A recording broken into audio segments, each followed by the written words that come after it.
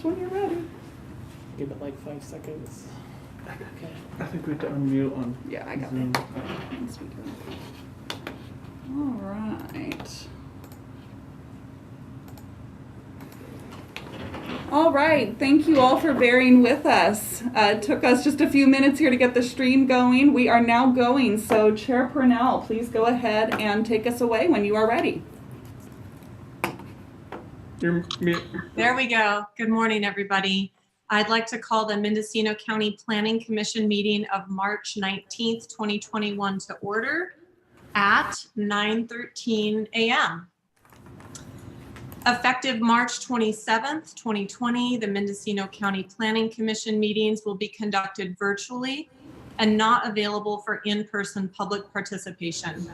Meetings are live streamed and available for viewing on the Mendocino County YouTube page at www.youtube.com/Mendocino County Video.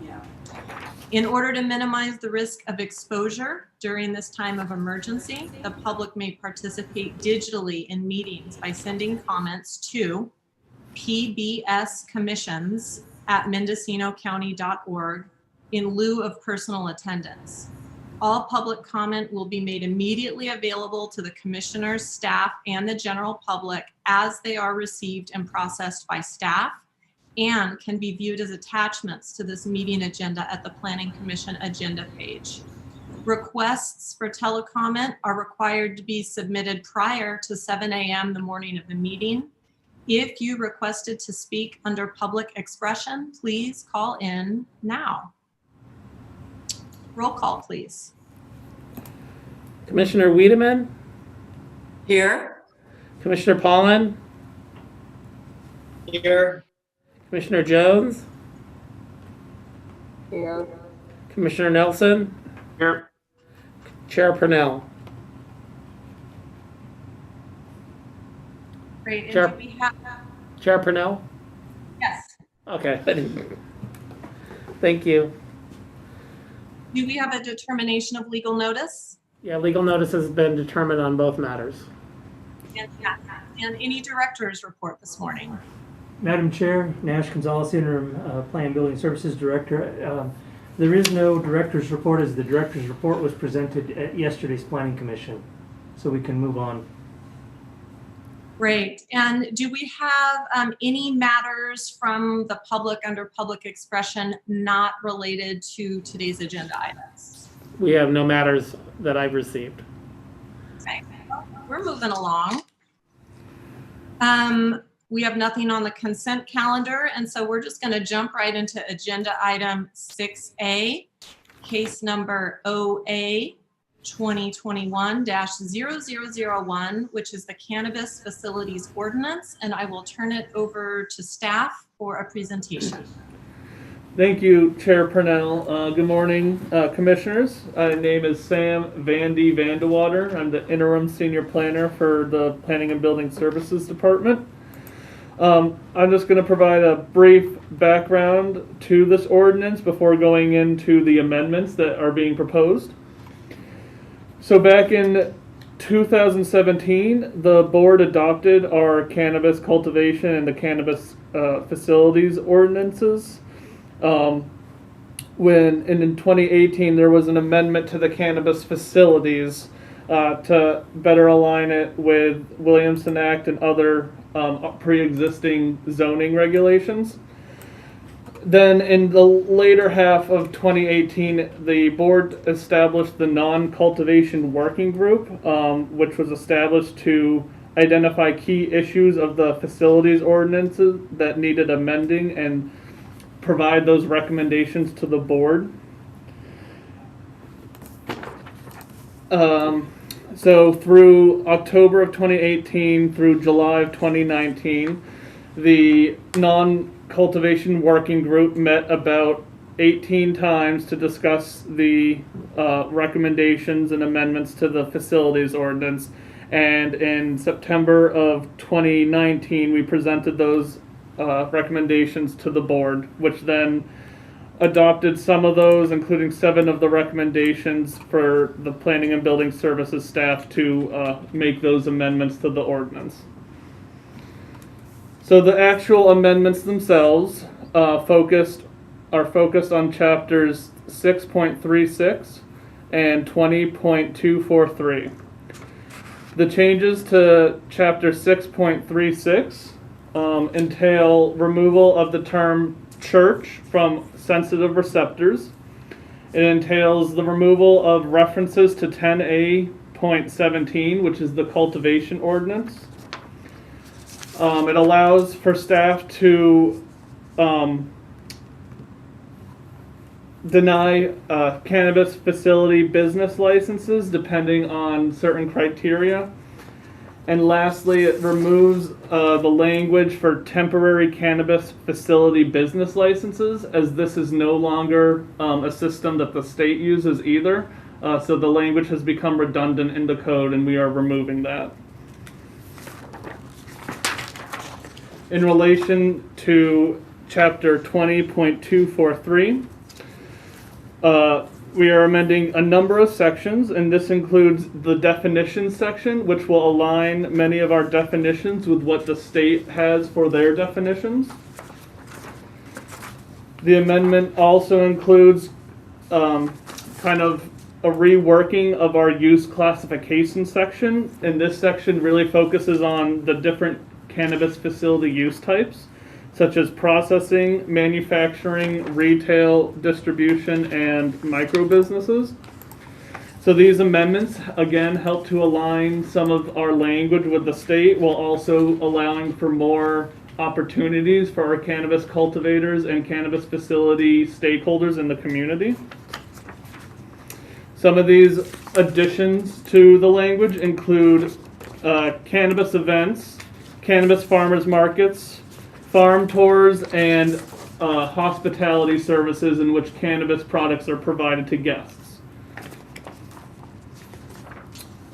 The following section is the general limitations on cannabis facilities, and again, this is more just aligning the regulations for the county with state language.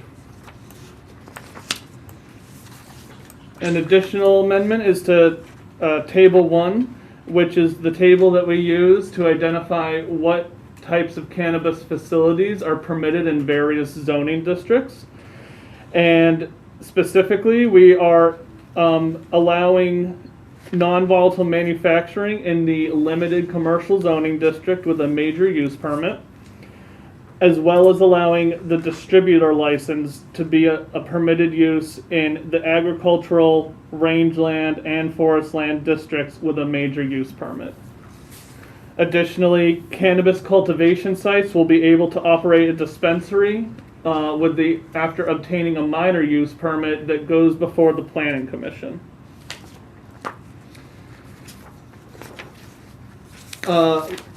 Lastly, we are adding a new section that speaks specifically to cannabis events, and this will allow property owners or the public fairgrounds to be used to host events in which cannabis and cannabis products are retailed to event attendees. And with that, staff is open for any questions and recommends approval. Commissioner Nelson. Morning, Vandy. My question is on page 3, the large paragraph in the middle. The third and fourth line from the bottom. On the third line, it starts picking and processing dash winery. And I didn't quite follow. Sorry, are we on the staff report or are we in the ordinance amendment changes?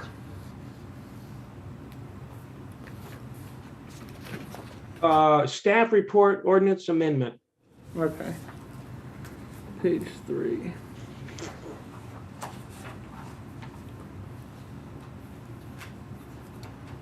I was just curious how winery got involved with cannabis. So one of the directions that we received was to look into possibly expanding certain facilities into additional zoning districts. And how we had done this previously was tying certain uses to existing uses. For example, dispensaries were tied to retail sales. Distribution at the time was tied to wholesale distribution in our zoning code. However, at the direction of the board with trying to expand, we kind of considered similar uses that allow, or existing uses that allow similar activities. And so for our consideration, the packaging and processing winery kind of does allow distribution in its own right. There are a number of wineries in the county that have large freights that distribute their product. And so even though winery is a permitted use in most zoning districts, we determined that a major use permit would be appropriate for cannabis distribution. All right, thank you. Do you have any other questions, Commissioner Nelson? Not at this point. Okay, Commissioner Jones? Yeah, I have some questions. This is in the ordinance itself, and forgive me for my late joining of this game. This is my first meeting on this, so if I cover stuff that you've talked about and you kind of all decided, that's fine. So on page 1 under D, I was just wondering if the last clause, as soon as such state licenses become available, is necessary, and maybe you want to strike that. And then moving on to the definitions section. I'm sorry, I'm starting to give direction. Bad Jones. I should be asking questions. Sorry. Let's see. So I guess I have a question on page 6 under definitions for cannabis farm. Is there any differentiation between outdoor and indoor grow there? No. Vandy, senior planner, no, for this definition, it's just specifically talking to any cultivation site that is registered with the county. Okay. And then,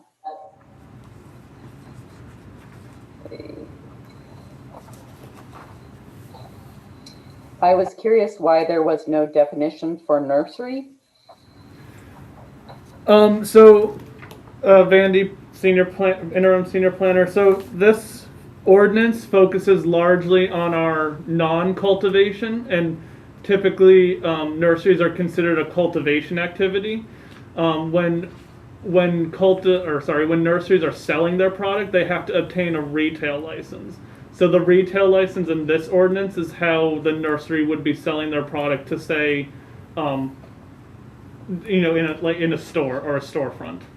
Okay. But the nursery itself is a cultivation activity. Okay, fair enough. On the next section, then I will have some questions as to why we don't have definitions in it. I thought these definitions applied to both ordinances. So that is fair. And then let's see. I had a question on page 13 at the very top, B. I just didn't understand the sentence. Cannabis consumption is not visible from any public place or area restricted due to age. Those two different pieces seem really distinctly, really different. And I was wondering why the or area restricted due to age, are you thinking about beer gardens or bars, or I'm not sure why that's added.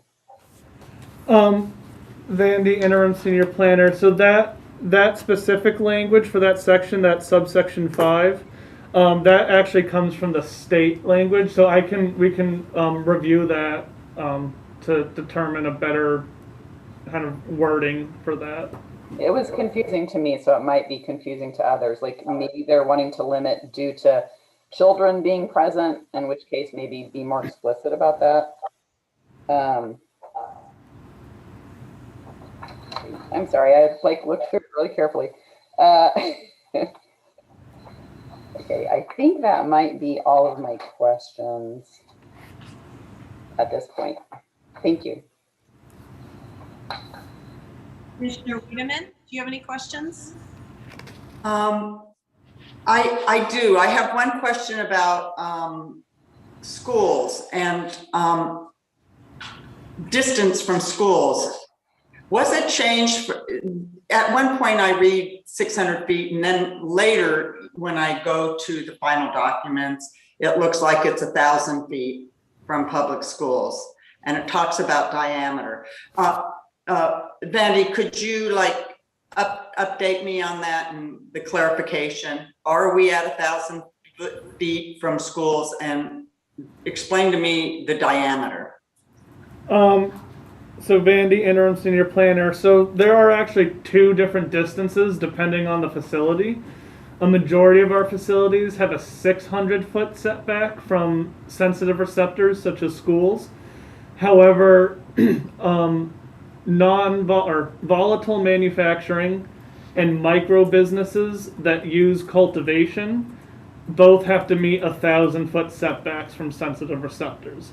So it really depends on the facility. I'm not sure what the diameter language you're referring to is, but the way we measure it is that, so you take the external building of the facility, and then you measure it to the nearest improved space that users would be at any normal business hour. So as an example, we would take the closest point of a structure for a cannabis retailer and measure it to, say, a playground at a school. And that would be how we measure that. And there is a process that we do allow applicants to obtain an administrative permit, and they can reduce that setback down to 0 with input from the sensitive receptor. Okay, thank you. I had one other question throughout the document regarding access, and from public, since we're dealing with a lot of manufacturing. When I read this and you go to the section, hold on, bear with me, section for public access, I believe it's off of a public road. Is that correct, Bandy? I'm sorry, I don't understand. I'm not sure I understand your question. Okay, let me go back to, if you want to go to another commissioner, it'll take me a minute to find my note on that. Okay, with the section. Okay, we'll move on to Commissioner Holland.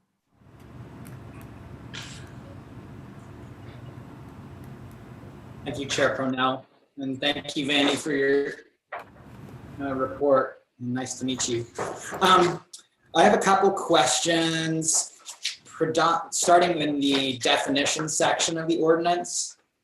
I believe you said that we kind of lifted or used a lot of the language from the state definitions in this section. Is that correct? Is that sort of the framework for how we came up with these? That's correct. Not all the definitions are state definitions, but a lot of the new ones in the red line are from the state, and then there have been amendments to existing definitions to better align with the state. But for the most part, yes. Okay. Okay, I just had a couple of questions. One of them so this is page 6 in section 4 under cannabinoid or phytocannabinoid. It says that it's a chemical compound that is unique to and derived from cannabis.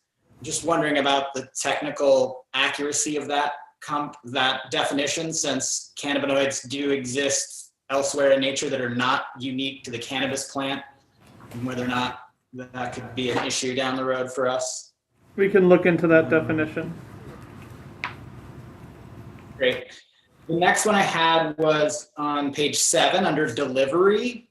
The second section of the delivery definition says that delivery also includes the use by a retailer of any technology platform owned and controlled by the retailer.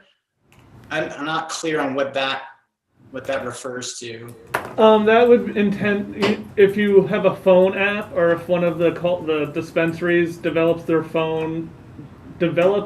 own phone application that you can download and, say, order products from their phone app instead of having to call in or another way. So that's just stating that delivery can be done through phone apps. So if somebody had a phone app that allowed you to place an order, but you still had to go in and pick it up at the retailer, that would qualify as a delivery usage? I suppose it could, but I think the intent was more, say you're at home and you open the app and you order something. Dispensaries are permitted by the state and the county to deliver, So you would order on your phone app and then they deliver to your front door, almost like DoorDash or Uber Eats, except with cannabis. Right. I guess I'm just curious because in that example, delivery would be a commercial transfer of cannabis to a customer because they're actually delivering it to you. I'm curious why the additional language around the technology would need to be included in that. I'm just trying to figure out a situation in which they wouldn't actually be delivering, but it would still be considered delivery because of the use of a technology platform. Well, so this definition has been existing in our ordinance since its inception, so I didn't really consider any of our existing definitions unless it was better to align with the state. But if it is something you'd like us to revise or review, we can certainly do so. I'm not stuck on it. I'm just curious. It struck me as I didn't understand it and couldn't understand why it was included in there. So, but I guess if you've been operating it and it hasn't been an issue, perhaps it won't be an issue. My next question was on page 9 in the definitions. There appears to be, at least from my reading of it, the definition of non-volatile solvent appears twice. And maybe that's... No, that's an error on staff's part. Thank you for pointing that out. You're welcome. And then my second question on non-volatile solvent is, are we using the definition of volatility as defined by the state in terms of what qualifies as a volatile solvent? Because according to some national fire standards, ethanol is a volatile solvent. I'm curious why that appears here as a non-volatile. This, I will say, is alignment with the BCC's regulations, so I'm not sure how that relates. But we took the carbon dioxide and the ethanol are both exempt from, or not considered volatile substances per the Bureau of Cannabis Control. Okay, great. I'm curious to know. That's all I have in the definitions. I have some questions in later sections. I don't know how we want to proceed through process-wise, if you want me to look at the use classification ones now, or if we want to tackle all those as a group later. Chair Purnell, should I just... Why don't we handle the use class? Are you talking about the zoning chart, table 1? No, I looked at just section 5. In general, it also outlines some of the use classifications. Commissioner Cullen, why don't you go ahead and just keep going as long as we're sticking to the facilities ordinance. Okay. All right. So moving on to section 5, page 12 of the proposed new ordinance. Section C, in the testing laboratories and research institutions. In subsection 2, that I'm curious why a testing licensee shall not hold licenses for other facilities or have an ownership interest in other facilities. What the rationale behind that restriction of a testing license? That's a state requirement by the Bureau of Cannabis Control, and it's to prevent, so testing is that's when people are So testers are testing the product that cultivators are sending to them and or manufacturers are sending to them. So the state doesn't want a conflict of interest between anyone who's cultivating and anyone who's testing to determine if the product is meets state standards for pesticides and other material. Okay. So it sounds like that's a state requirement. Yeah. Okay. My next was in section D, just below that on page 12. We're talking about, I'm curious about the consistency of naming this type of entity, of a retailer dispensary. It's listed in the heading as retailer dispensary, and then it's listed below in section 1 that dispensary has been redlined out and it's just called a retailer.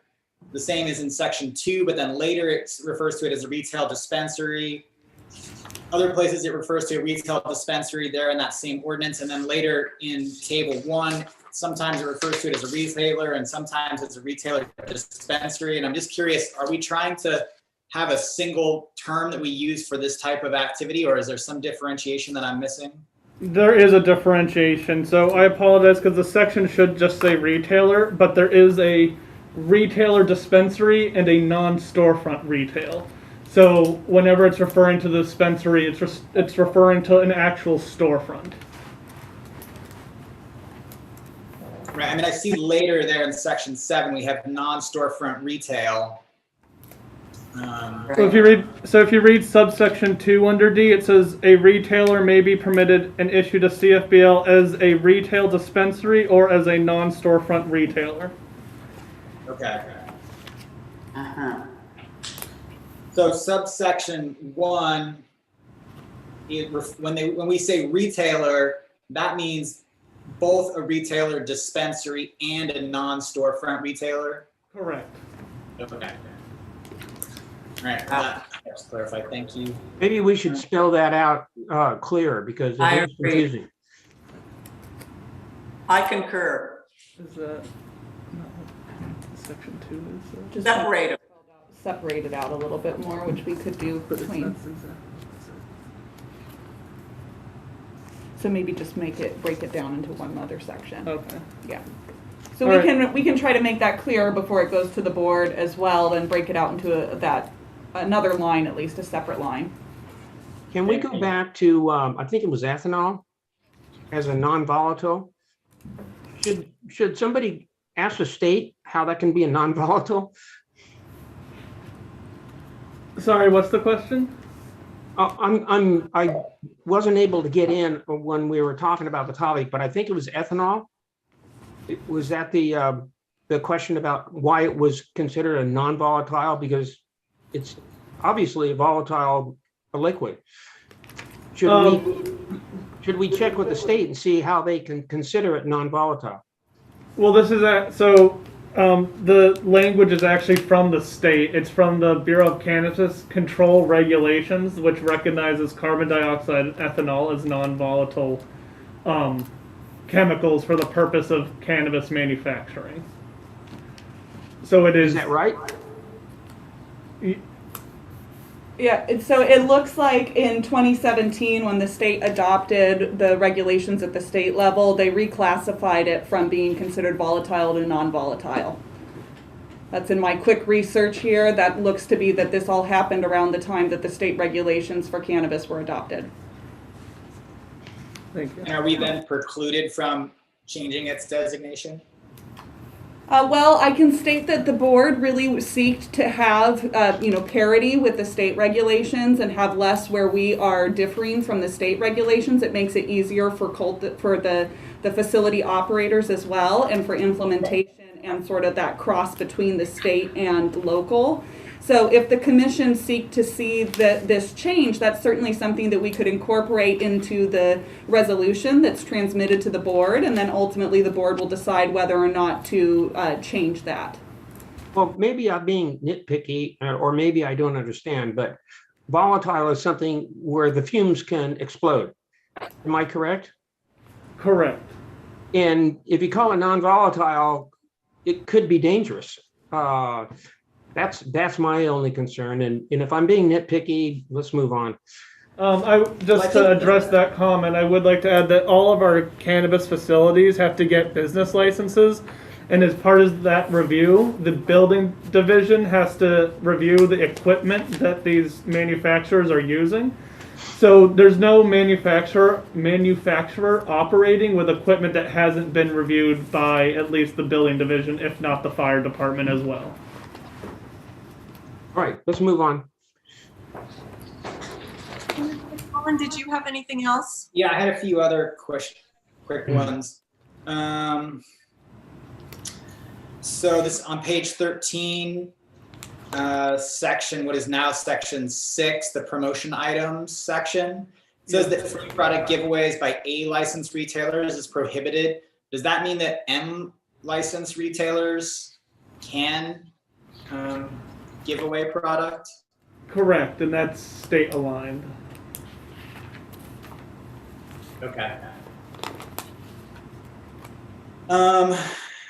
Section 7, subsection B, talking about farm tours. It's saying that farm tours are allowed but no more than one tour permitted per week. I'm curious the rationale behind that limit. Sure. So, a similar thing sorry, I'm trying to think of how to present this. So, we currently have in our zoning code allowances for people to use their homes as room and board, which is our vacation home rental regulation. And people are allowed to have vacation home rentals in our inland portion of the county if they're on a publicly maintained road. And we have, if they're on a private road, then they have to obtain a minor use permit because of the concerns with having private roads driven up and down by non-residents. So we limited the amount of tours per week to one so that there wasn't a heavy amount of traffic going up and down these roads. And if they wanted to do more than one tour a week, that they would have to obtain a permit, a discretionary permit, so at least that there's notice to neighbors who can, voice their opinions if they are opposed or in favor of a cultivation operating a farm tour. Commissioner Wiedemann, did you have a question on that point? Yeah, Vandy, I believe it's a major use permit for BSF off of a public road. It's major.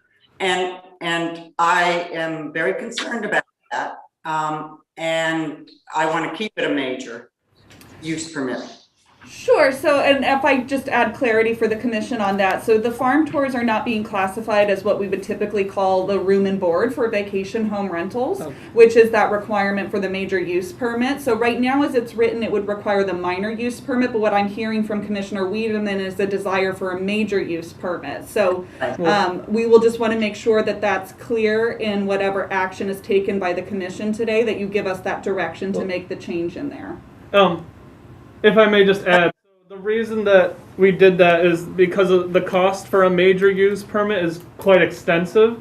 And so how we wrote it is that it's a minor use permit, but it is under the discretion of the planning commission. So all farm tours would be heard by the planning commission as opposed to the zoning administrator. We're just using the minor use permit to reduce costs. Okay, that doesn't work for me personally. Because, this is a business and, it's a conflict of interest because we have that for visitor serving facilities, right? Vacation rentals. And I think why should a farm tour be less, I'm just going to say scrutinized, right? And put neighbors at risk. I have a problem with that whole, that it's even off of a public road. But, and that said, 120.196.020B, adequate access. That's we need to keep ourselves, a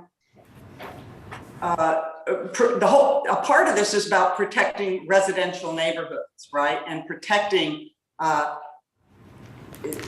influx of transient traffic. So I just want,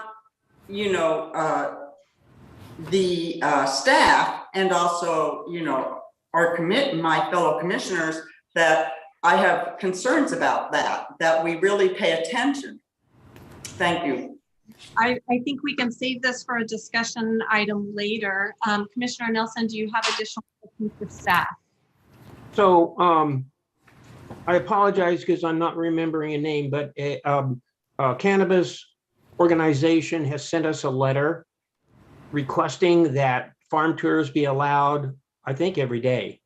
And I'm just wondering, are we going to go through that letter and scrutinize those requests, or how are we going to take care of that? It just came up here, so that's why it came to my attention. You're probably talking about the Mendocino Cannabis Alliance letter. I'm sure it is. Yeah. Julia or Matt, can you comment on the best place in today's hearing for us to go over that? I feel that now we should probably proceed with questions for staff. Yes, I would suggest that we continue with questions of staff, and then maybe after you hear public comment, because I do believe we have representatives of MCA also available on the line who may further, describe what's contained in their letter, and then we could discuss after that point, after we've heard public comment. Yeah.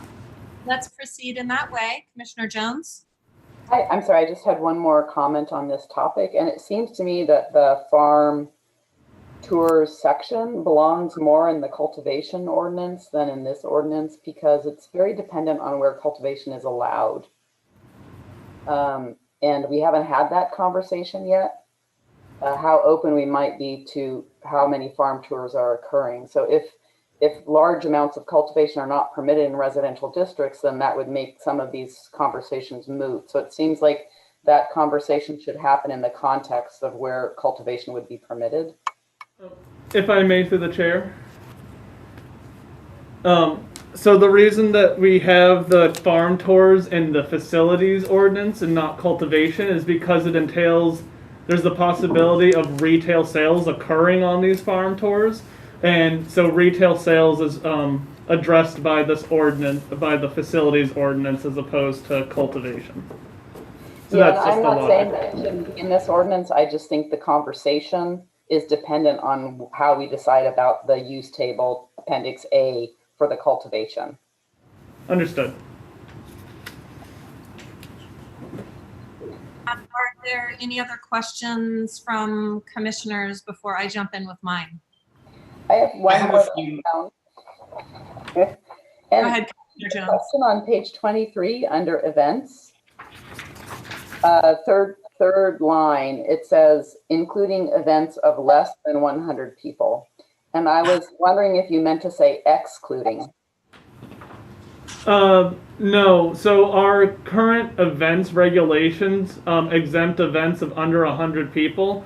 But due to the sensitive nature of cannabis and cannabis sales, we want just any event that involves cannabis sales to be permitted through a permit. Okay, maybe one way to get around this would be to define what a cannabis event is in your definitions.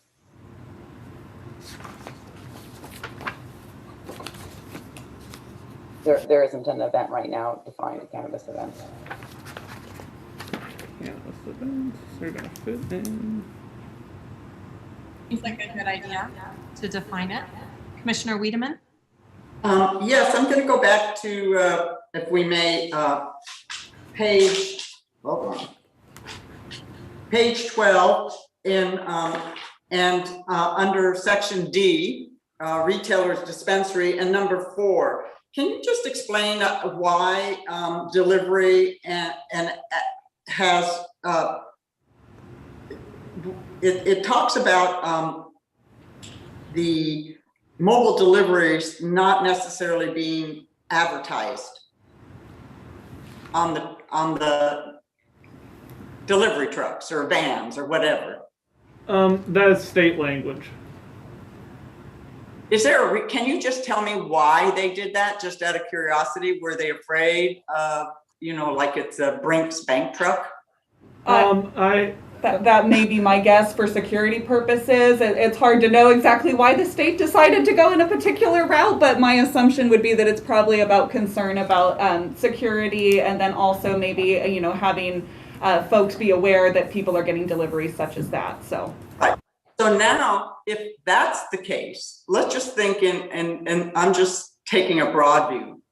If the state even is like afraid that there's this product that's moving around the county, going into, it's one thing, the public roads, the highways, and it's not marked because of fear that there could be a robbery or some vandalism. Why would we want to bring that into areas that are where people live and kids are? That's just, it's a psychological conflict in a way. So I just pass. Okay, commissioners, I'm going to jump in with my comments here. I am looking at the third page of the staff report under the environmental determination. And I was hoping that staff could share the justification for the last sentence here, that these amendments apply only to areas that have been previously disturbed. So I'm interested in the justification for that, but also interested in whether or not there is any situation where this ordinance may apply to undisturbed sites. And then how does that environmental determination translate to those undisturbed sites? So the logic behind that statement is that the ordinance, as I had previously mentioned, is tied to existing uses already. And so many of these uses can, if there's a structure already there, no use permit or administrative permit is required for some of these uses. And additionally, if there are construction purposes, building permits are ministerial, so they don't go under environmental review regardless, unless they are part of a discretionary action. So if we have, for example, a undeveloped commercial property that someone would like to do manufacturing in, they have to get a use permit, and so that building, the construction of that building, is included as part of that discretionary review. So if there is any construction, for the most part, other than outside of industrial and commercial zonings, most of these facilities would go under a discretionary review along with their permitting. Yeah, And the last sentence in there, it's really not something I think to spend too much time deliberating over, because really the idea behind what the entire ordinance is it's already tying the activities to analogous uses in various zoning districts. So the environmental analysis would have largely been already completed underneath the general plan and adoption of the original zoning ordinances and allowable uses within those areas. So I don't think I would focus too much on that last sentence about applying to areas that have been previously disturbed. Because as Vandy was saying, if you require a discretionary permit, we do have to look at CEQA under each of those discretionary permits. So where the general rule exemption would be, where I think we're trying to get at with this statement, is really speaking to the sites that do not require any level of discretionary review, and that CEQA evaluation was already completed at the time that we adopted the zoning ordinance of those existing tied analogous uses. Does that make sense? I follow. Thank you. Thank you. Okay. So, and I did just want to ask about the reason why churches were struck from the sensitive receptor sites. Was that a state issue, or was that a local decision? So the churches are not included in state language. That was adopted solely by the County of Mendocino, and the direction to remove church was a recommendation of the working group. It was also direction by the board, and it also, again, another recommendation from the working group was to align with state language, so that in effect is addressing several concerns of the working group and board. Okay, thank you. And then I had one final question. And I'm on page 23, back to that cannabis events section, the final page of our packet. Are there any restrictions on where cannabis events can occur? Is it assumed that these would be on farm sites? I guess I'm not seeing it in the zoning table, and so I'm wondering where we envision these occurring. So and previously we had intended to bring in the special event regulations that already exist in the zoning code and kind of amend those. But these cannabis events ties to that section of the zoning code, and in that section it allows events in any zoning district except for the R1, R2, and the R3 zoning districts, because those are our very high density residential zoning districts. So they're pretty much permitted in any zoning district adherent to these regulations as well as our special event regulations, and I believe it's chapter 20.168. Exactly. So it's 20.168.020, and that section of code is for temporary events and religious assembly, and it has varying permit levels that may be required depending on the number of attendees at an event. And so that's already existing. We're just building off of the provisions in the existing zoning code. And Great, thank you, and I do see that reference here. And as an added note, you will most likely be seeing amendments to that 20.168 in the next couple of months. We'll be bringing ordinance amendment up for that as well to kind of. Randy, could you repeat the section you just cited? 20.168. Thank you. And it's in part A of on page 23. If you look at that, it's in that first paragraph there in A. It calls out the specific section. Any other questions from commissioners for staff? Commissioner Pollan. Yeah, just again, on that cannabis event section, section A, subsection 4 and 5, it makes reference to a secure and secluded location. How is, I mean, I guess I can understand the definition of secure, but I don't understand what the definition of secluded would be in that situation. And I know that in one of our, one letter from the public, there was mention to wanting to make sure that these didn't have to happen behind fences or areas where it would be impossible to screen it. So I wonder if there is a definition of what secluded means in this section. There isn't. We can flesh that out. I believe the intention was that for example, if you have a music festival where alcohol is also sold, the cannabis, the area where cannabis retailing is occurring it does have to be like a fenced off, secluded area. It can't be, you can't just go from buying alcohol from one vendor straight into another vendor's space to buy cannabis. You have to actually, be let in, ID checked, and everything to enter into the cannabis space. So if an event is more than just cannabis retail, then it does require a separate secluded area.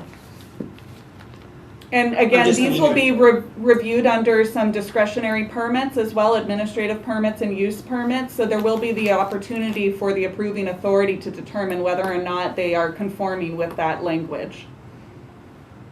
Right. I'm thinking of, alcohol areas at festivals in Mendocino County that are behind, a fence that is clear. You can clearly look through it and it's adjacent to the music area, and it's definitely not a secluded area. So I'm just curious, if there's some way to provide guidance for those bodies that are going to be making that determination later. And then I had one other question. Commissioner Vaughn, before we move off that, I would like to address something, if I may. I really want to put these types of events have to be located off of a public road. And I want staff to help the commission figure out, if they agree, how to do that. And it's when you say we go through administrative permits or the process as it reads, it's not very clear. So because it's up to discretionary, and this commission will change, you will change. And so I want to protect neighborhoods because these are commercial public events. Sure. Right? So one way you could address that, Commissioner Wiedemann, would be to add like a section 6 within here under subpart A or under A, and add, somewhere in the middle of there talking about limiting it only to like events may only be allowed if located off of a publicly maintained road. If the Good. I would like that to be done, and I don't know how the other board members feel, but I'm very strong on that. I hear you, Diana, but I think we should just limit ourselves to questions before we have the public hearing, right? Okay. Right. Because I have lots of things I'm strong on too, but I'm biting my tongue. Well, because Any other questions for staff before we open the public hearing? Yes, Commissioner Pollan. One other question. This is in section 6, the general limitations on cannabis facilities, subsection D, talking about that cannabis facilities shall be located in a permanent building. I noticed there was a red line strike through of cargo container. Does that mean that we used to allow these things to happen in cargo containers and no longer? What page? This is page 17.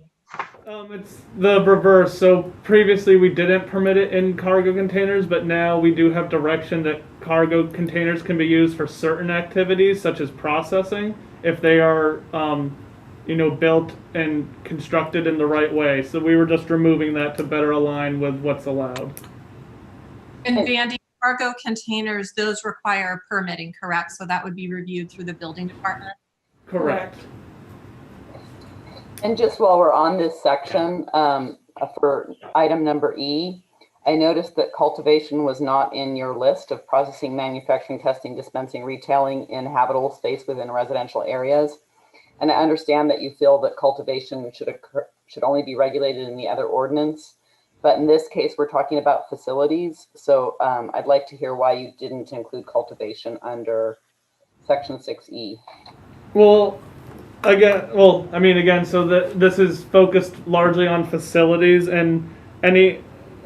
Yeah, I can address any cultivation activities and whether or not they're allowed within particular structures should be addressed underneath the cultivation ordinance. We've had this strong separation throughout the entirety of our regulations of keeping facilities entirely separate from the cultivation regulations. So does the cultivation regulation have a similar prohibition against cultivation within habitable space? It depends on what type of cultivation you are doing and whether or not you're under phase 1 or under phase 3.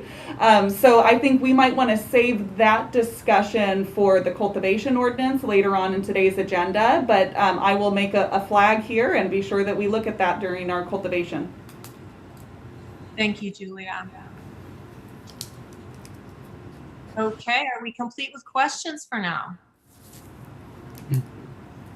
It appears so, and I think at this point we will open the public hearing. Julia, I'm assuming that we do have speakers today.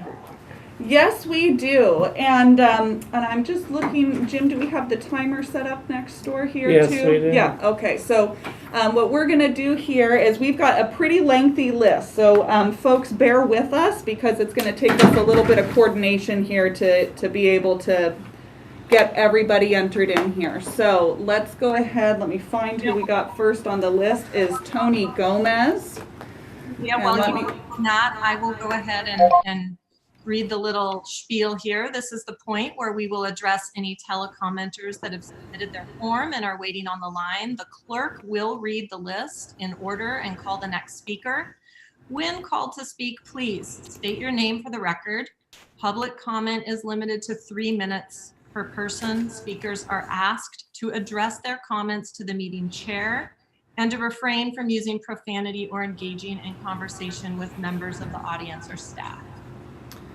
And if we could just wait one moment here, it does not appear that we have our timer up, so give us just a moment while we get that going here. But we do have Tony Gomez brought into the meeting, so please do not start your comments yet. Before we get too far, are these speakers going to be for either for one or the topic, or are they all mixed together? It's going to be only for the facilities conversation. Folks have signed up if they wish to speak under facilities and cultivation. They indicated that in their sign up. Thank you. Mm-hmm. So it does look like we are set to go here. So Tony, please go ahead and unmute yourself when you are ready. State your name for the record and know that you have 3 minutes. Okay, thank you, Chair and Commissioners. I'm just calling in today to speak in support of these amendments. I think it offers an awesome opportunity to our cultivators to diversify and bring in more streams of income. And I will keep it short. Thank you. Okay. All let's do is threaten to stop the timer. Okay. All right there. So now that's our first caller we have finished up with. So now we are going to move on to Susan Tibbin is our next caller. And I'm going to bring Susan over into the meeting here. All right, Susan, it is *6 to unmute when you are ready.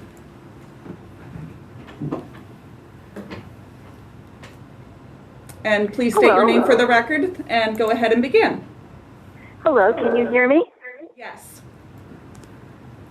Good morning, Chair Purnell, staff, and guests. Decades ago, the Australian scientist Maud Barlow predicted that this time now would be the decade of the water wars, and that time has come. But Mendocino County needn't engage in a war, but we do need to be vigilant. Our aquifer, statewide and particularly in our county, is sinking in many areas of the county. And the uncertainty of water conditions means that we need more time to figure things out, to do it right, to draw on historical memory. We need to draw on the historical knowledge of those of us who have stewarded the land for so many generations. We need more time, and Proposition 59 gives us that time to be wise and smart as global warming increases. So in terms of acreage, in terms of the 10%, large operations are the very antithesis of what we need right now. And we respectfully but urgently request that a 1 acre cap under individual discretionary review is what makes sense right now.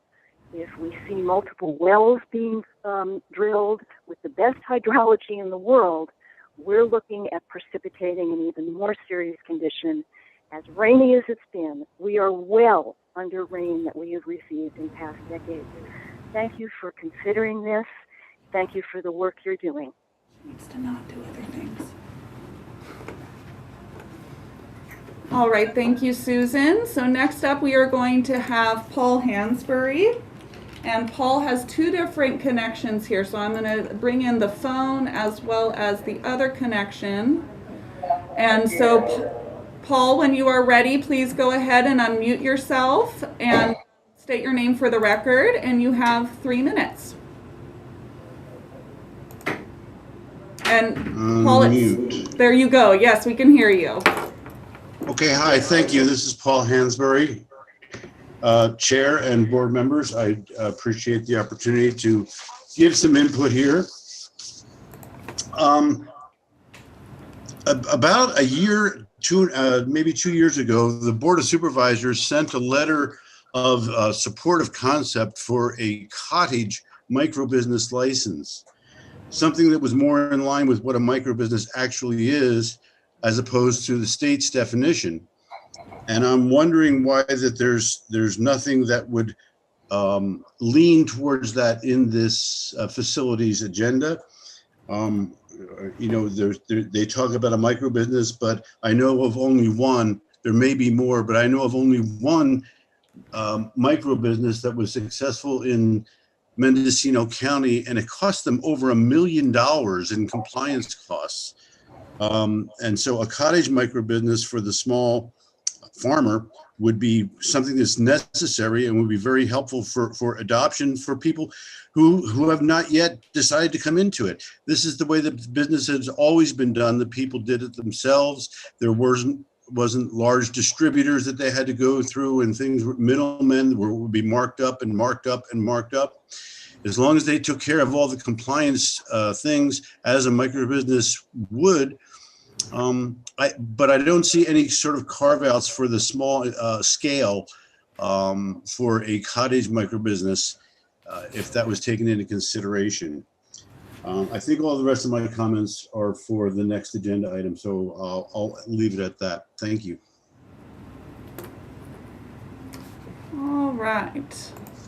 All right, so thank you, Paul. And let's see here. Next up, we are going to have, we have Brian Kanthak, and I apologize if I butcher any names on this call. And I would just like to also remind folks that we are limiting this discussion right now as really for the facilities discussion. And so I am not seeing that we have Brian here on the line. Let me look here in our other call-in users. I'm not seeing that, so I'm going to go on to the next caller, which is Greg Grand. let's see. I also do not see that we have Greg available on the line either. So then we're going to go on to our next caller, which is Jerry Munn. And just bear with me while I get them pulled up. We also do not have Jerry Munn available on the phone here. Let me just see if their number is up here. Now I do see it. So hold on one moment.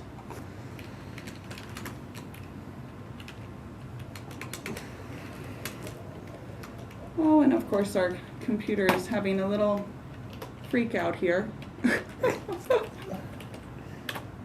Okay, now we're gonna go ahead and bring over Jerry.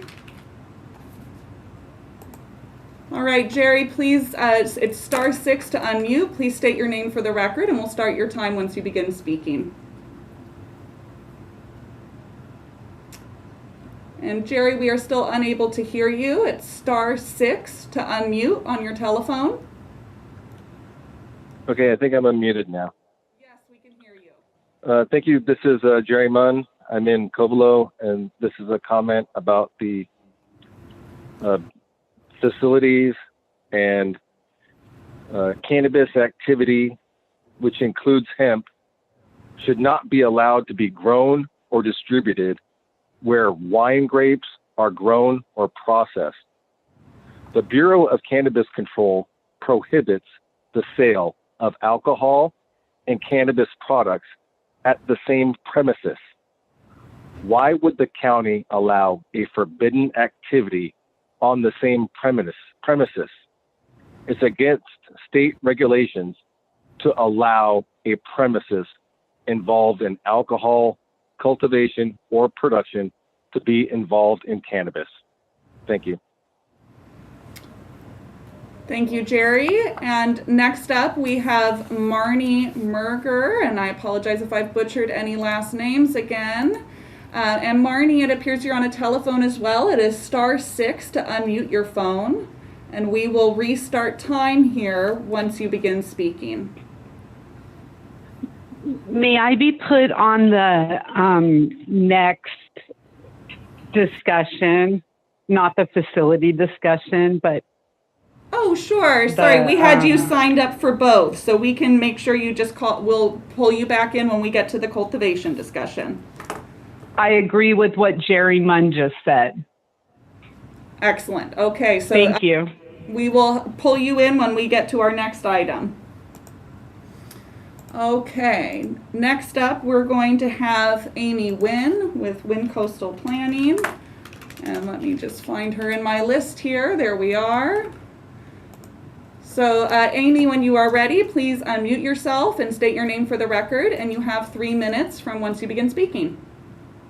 Super, thank you. Amy Wynn, Wynn Coastal Planning and Biology.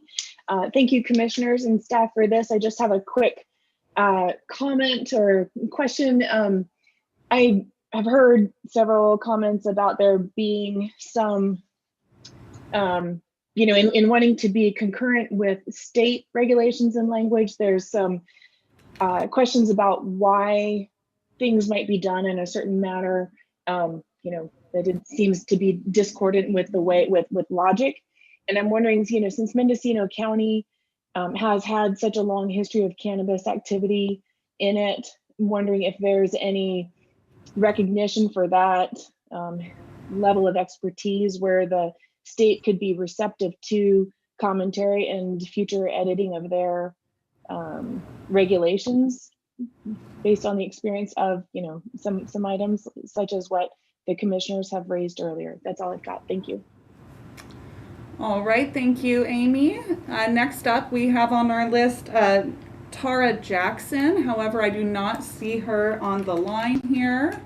So we are going to go on to our next caller then, which is Jackie Dixon. Jackie, we're going to go ahead and you can unmute yourself when you are ready, and please just state your name for the record, and you have 3 minutes once you begin speaking. Hi, this is Jackie Dixon, and I have no comment at the time. Oh, okay. All right, thank you. Okay, moving on to our next caller was, who signed up was Nicole. And I see Nicole Bayar, and I apologize if I butchered your last name, is also available here on the line. So Nicole, please go ahead and unmute yourself when you are ready, and you have 3 minutes. Hi, this is Nicole from Wind Coastal Planning and Biology. I have no comment at this time as well. Okay, excellent, thank you. Next up, we will have Asa Spade, who is available here on the line. So Asa, when you are ready, please go ahead and unmute yourself and state your name for the record, and you have 3 minutes. This is Asa Spade, Senior Biologist at Wind Coastal Planning. I have no comments about facilities at this time. Okay, thank you, Asa. Next up, we have Anna Ramirez. And I apologize for folks. It looks like we've got many folks that have signed up that may have not desired to talk on this particular item, but that's all right. So Anna Ramirez, please go ahead and state your name for the record and unmute yourself when you are ready, and we'll start your time at that time.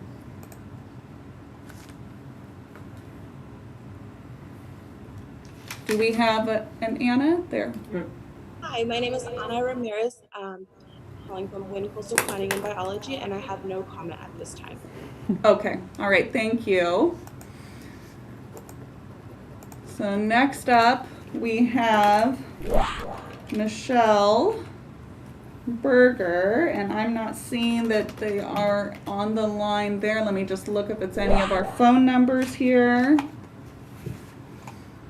And I do not see them, so we're going to go on to the next caller, which is Jacob Patterson. And let me find Jacob here. There we go. So Jacob, please unmute yourself when you are ready and state your name for the record, and you have 3 minutes. Hi, this is Jacob Patterson. First, I just want to say I'm very glad that my district is being represented by Marie Jones. I'm sure she'll cover this in detail. But secondly, I would like to agree with the other caller about micro businesses. In my experience in the past, micro businesses can actually be quite large operations, and there is a distinction about small cottage-sized micro businesses and what we might want to allow in different areas. I would just encourage the commission to potentially distinguish between larger and more cottage-sized micro businesses.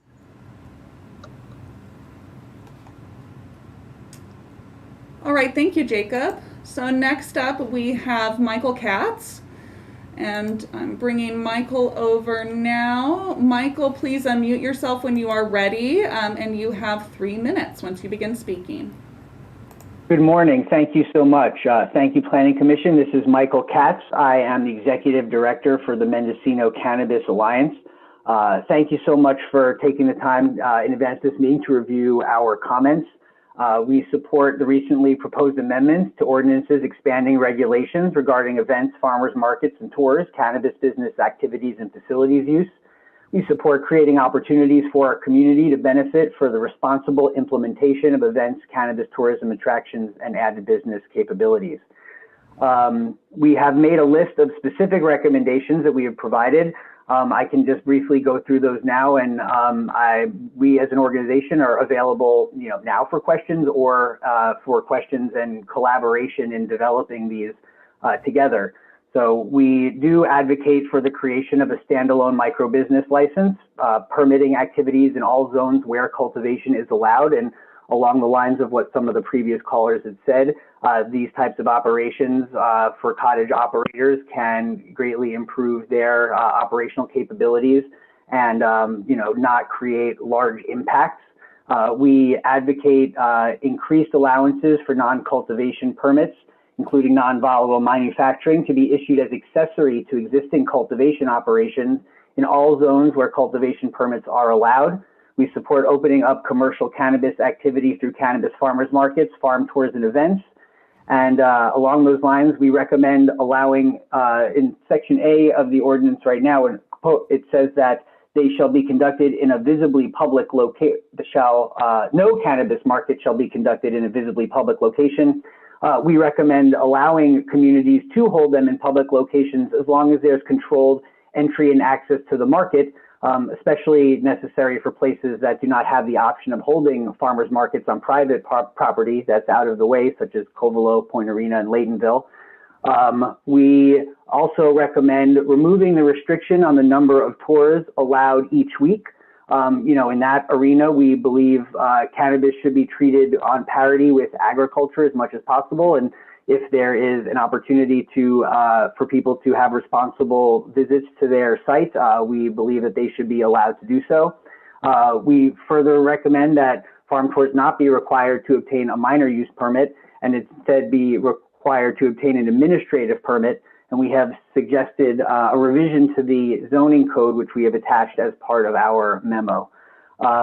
Further, we are, one of the things I want to mention regarding the alcohol consumption is that when you think about cannabis events, the state does allow both alcohol and cannabis together, but there needs to be a sequestration.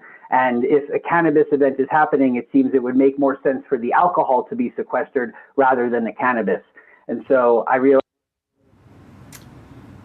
All right, and our next speaker is going to be Amanda Ryman. And Amanda, please unmute yourself when you are ready and state your name for the record, and we will begin your time once you begin speaking. Thank you so much. Hello, everyone. Hello, Planning Commission. My name is Amanda Ryman, and I am the Vice President of Community Development for Flow Cannabis Company. We are located in Redwood Valley, and we are a licensed distributor, manufacturer, and processor of cannabis. We would like to express our immense support for the proposed changes to the Cannabis Facilities Ordinance. First, these changes bring the county in line with the state around cannabis processing, and inconsistencies between the state and the county is often a roadblock and barrier for businesses that are looking to be compliant. Secondly, the additions of tourism-friendly provisions such as tasting rooms, farm tours, and farmers markets will not only help support the industry here, but will help foster recognition of the Mendocino brand and the farmers who cultivate here. Much like small wineries enjoy the personal relationship of visitors as a way to boost sales on site, but also to gain lifelong loyalty once the consumer heads home. We thank you very much for your consideration of this ordinance today, and we hope you have a good rest of your meeting. Thank you. All right, thank you, Amanda. So let me just flip. I got to go to my next page here. So next up, we have Blair Auclair, and let me find Blair in here. I do not see that we have Blair there, so hold on, let me check numbers here. There we go. Now we do have her. So Blair, when you are ready, please go ahead and unmute your phone. It is *6 to unmute, and know that you have 3 minutes once you begin speaking.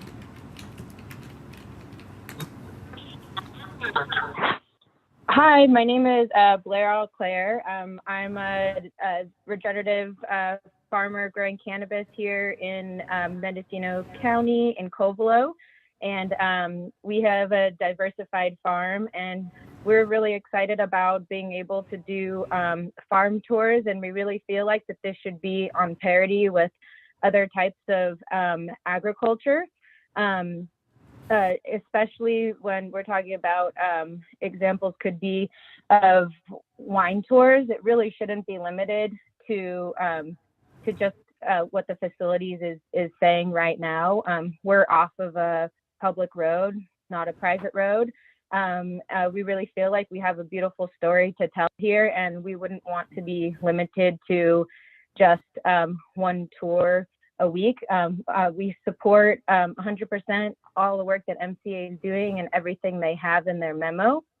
I think another thing that would be important to consider as far as farm tours is that agriculture is very seasonal, and that in order to really see the farm and its true beauty and glory would be, certain times of the year where you would want to be able to have more farm tours at one time, where other parts of the year there probably would be hard, like no farm tours. So I think that the cyclical nature of farming needs to be considered into that policy as well.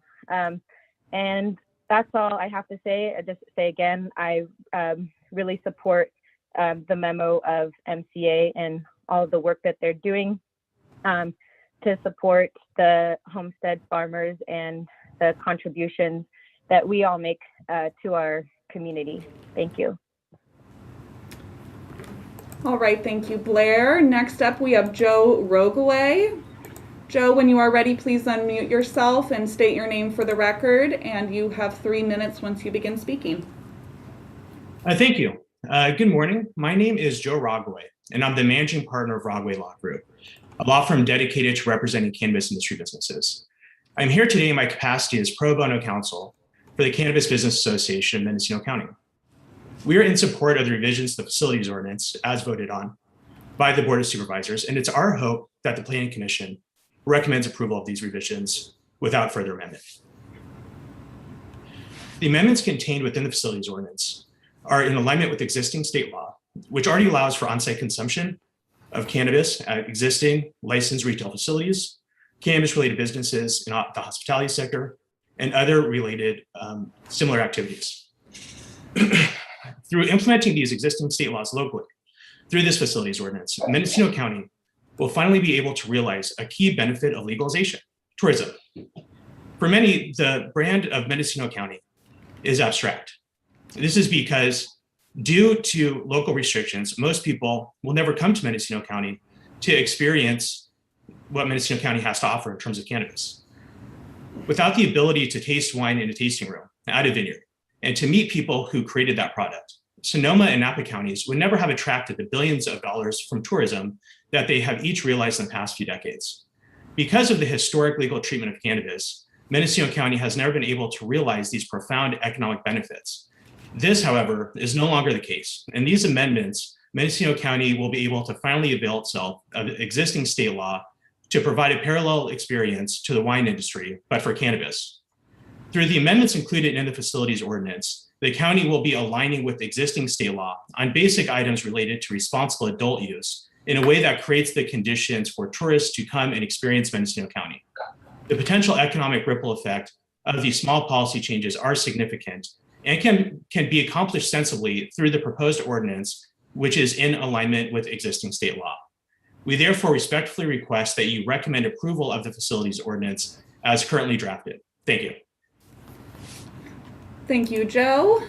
Next up, we will have Sarah Bodner. And Sarah, when you are ready, please unmute yourself, state your name for the record, and know you have 3 minutes.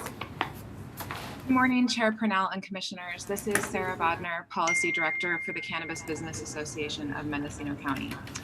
Joe, I think, just laid out our policy position well. I'll go ahead and introduce who we are. We are a professional trade association representing the collective interests of our licensed member businesses and family farms. And really core to our mission is normalizing the commercial cannabis industry to treat it like any other crop and help build a thriving, diversified local agricultural industry. We see these proposed changes as a huge step towards that end, and we appreciate the planning staff and the Board of Supervisors for bringing them forward. Thank you. Thank you, Sarah. And next up, we have Corinne Powell. Corinne, when you are ready, please unmute yourself and state your name for the record, and you have 3 minutes once you begin speaking.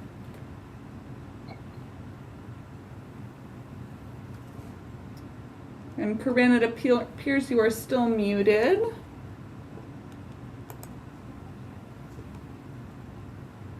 *6.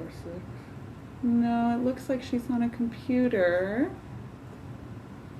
I'm wondering, let me just check here to see if there was another number to be looking at. I do not see that, so we'll come back around to Corinne. Oh, no, that didn't seem to be. So, okay, so we'll go on next to, we have Jude Tillman. Jude, I'm going to go ahead and please state your name for the record, and we will start your time once you begin speaking. And Jude, it appears you're still muted. The unmute button should be in the lower corner. There you go. Okay, thanks very much. Honorable Chair and Commissioners, good morning. My name is Jude Tillman. I am a member of the Mendocino Cannabis Alliance, which is our county's premier trade association. MCA supports the recently proposed amendments, and we're almost there in terms of reaching language that is in sync with state regulatory language and moves the economy forward in the way that the cannabis industry wishes to contribute to Mendocino County as a whole. Our simple adjustments to the recommended facilities ordinance language will help address some of the discriminatory and onerous hurdles that we no longer need to inhibit our cannabis businesses from conducting reasonable, safe commercial activities. I also want to emphasize before I mention the few items that I'm going to address that our suggestions are in keeping with our core mission of preserving the character and the culture of Mendocino County and remaining true to our core commitment and value of sustainable environmental practices. So just especially to focus on a couple items that came up in the discussion so far this morning with regard to farm tours, we're not talking about neighborhoods. We're talking about farms up in the hills, usually rural areas. And just like wine, these are a big tourist draw. They're very important for our cannabis businesses to be able to bring people out to see and demystify and decriminalize in people's minds the importance of cannabis farms and how well they can be done, how clean and respectable they really are. So farm tours should be allowed to have as many as they can without bothering neighbors, obviously, and you're out in the rural areas, you're not going to. Events, we should distinguish between events that are out in the public and keeping them secure and limited access to people over 21 and not being concerned that they're going to be disrupting the neighborhood, because we're talking about commercial areas and small communities need to be allowed to do those in public areas.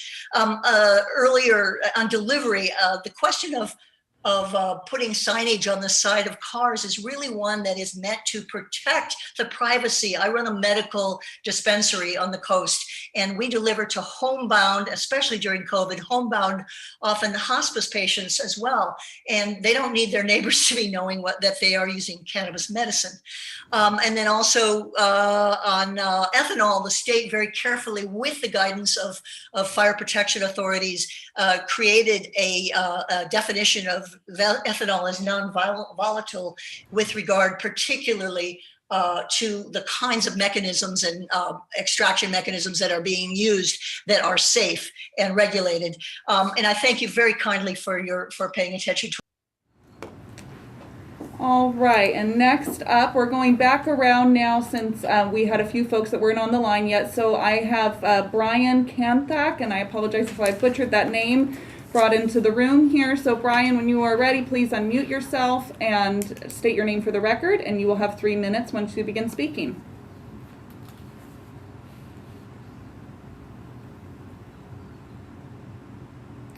Do we have there we go. Brian Kantak, and I'm calling in from Laytonville in Mendocino County. And Brian, I just recommend you. 1985. Brian, if you could please mute the audio that you have playing behind you, that would be very helpful.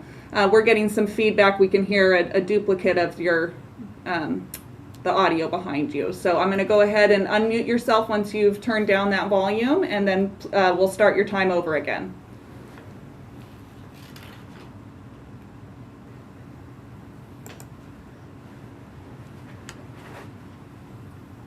Hello, yes. All right, there we go. That's Hello? better. Go ahead and begin with your comments. Perfect. My name is Brian Kantak, and I've lived in Mendocino County since 1985. I signed up to talk about I would like to talk on the next item, please. Thank you. Okay, no problem. Is that fine? Yeah, no problem. We will add you on to speak under the next item. Not a problem at all. So then next up we have, let me see if they're available on the line here. We have, nope, that person is still absent. Let's see if we have Tara. No, we do not. Michelle, no. So let me come back around and see if we have Corinne available here. She would be our next speaker. There we go. I see a hand raised. All right, Corinne, when you are ready, please go ahead and unmute yourself, state your name for the record, and know you have 3 minutes. Hello? Yes, we can hear you. Can you hear me? Yes. Hello? Yes, we can hear you. I have no question that you can hear me. We can hear you. Oh, thank you very much. Thank you, commissioners, for your attentiveness to these issues. I appreciate it very much. My name is Corinne Powell. I have been a permitted medicinal cultivator since the adoption of the 9.31 program in 2016. I was cultivating also prior to January 1, 2016. I wish to speak about the micro business license. It was introduced by Prop 64. It is a license which allows the license holder to operate within a 10,000 square foot premises the functions of at least 3 of 4 functions being cultivation, manufacturing, distribution, and retail. This is designed to help the small fry. There are hundreds of small cannabis cultivators who would benefit very much from the to have these 3 to 4 functions available to them and be able to take their product where it needs to go and sell it to whomever is the best buyer. Currently, we have a system whereby a cultivator by state law is designated to sell through distribution companies. Often those companies charge quite a premium for their services. I was recently quoted by a distributor $100 per pound of product to come to my farm. I believe that that's not what was intended. A micro business license would keep a little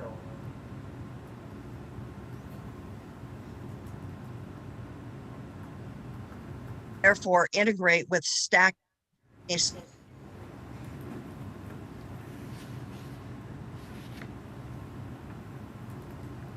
and commercial zones. I believe we should mirror the state and allow micro businesses in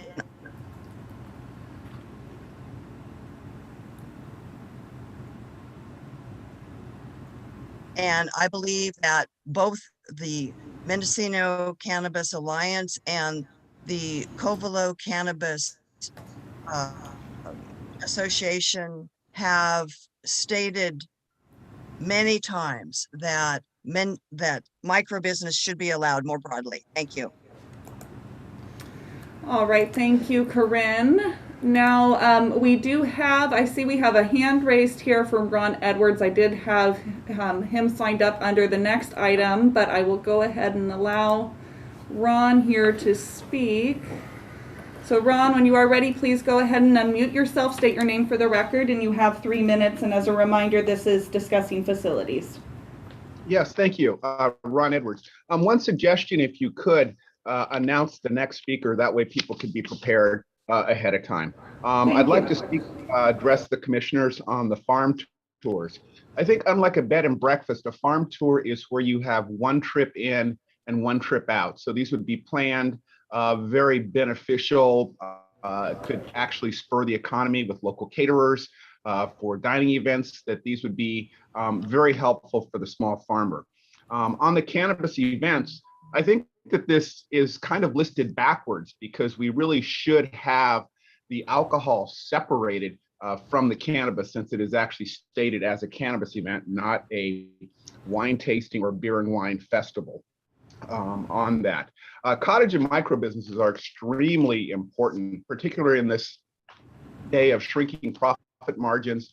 We'd like to see our cannabis industry set up a bit better to survive any type of downturn or glitch in the market, so that this would allow a more direct control of an individual business without having to have, it's where a smaller company could compete in a vertically integrated way on a small scale. And I wanted to address the delivery issue. And I think that this hits on several issues, and Jude mentioned it also, is that if someone is having some health issues, it's really important for their privacy and HIPAA that they could have their medicines delivered, and also for security. Do you really need to know that, hey, this house has had cannabis delivered, and that could encourage someone to break into that house? So I think that the privacy of products being delivered is really important, and thank you for allowing me to speak on these issues. Thank you, Ron. So now I would like to note for the chair, it appears we've had more hand raises that were not appearing on the telecomment request list for this. I'm going to go ahead and allow them to speak unless you would like me to handle that otherwise. How many do we have, Julia?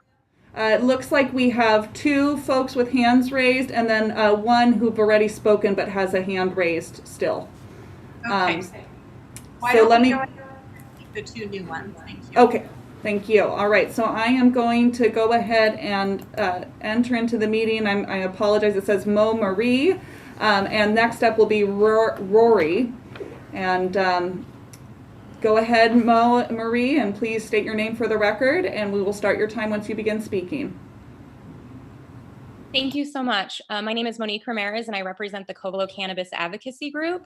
And we just want to offer our support to the MCA memo on the facilities ordinance. We feel like all of the recommendations are extremely important to consider and hopefully make changes, and so we can have a robust facilities ordinance.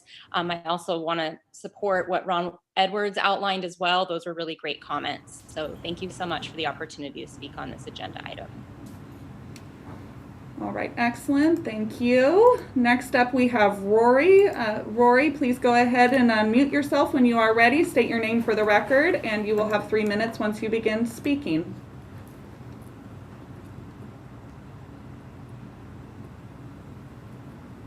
Rory, do we have you available on the line?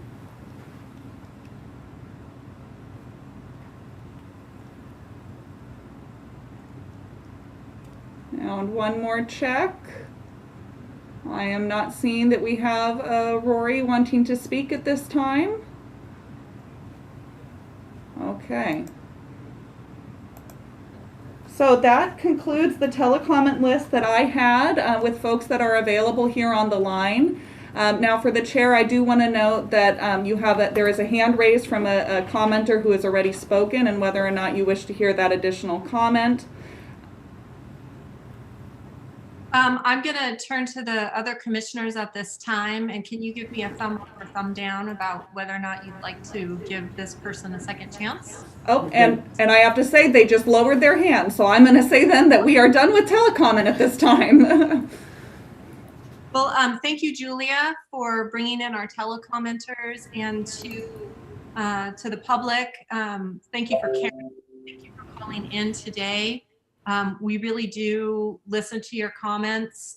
We really do read the comments, and they're very helpful in the process. So thank you for that.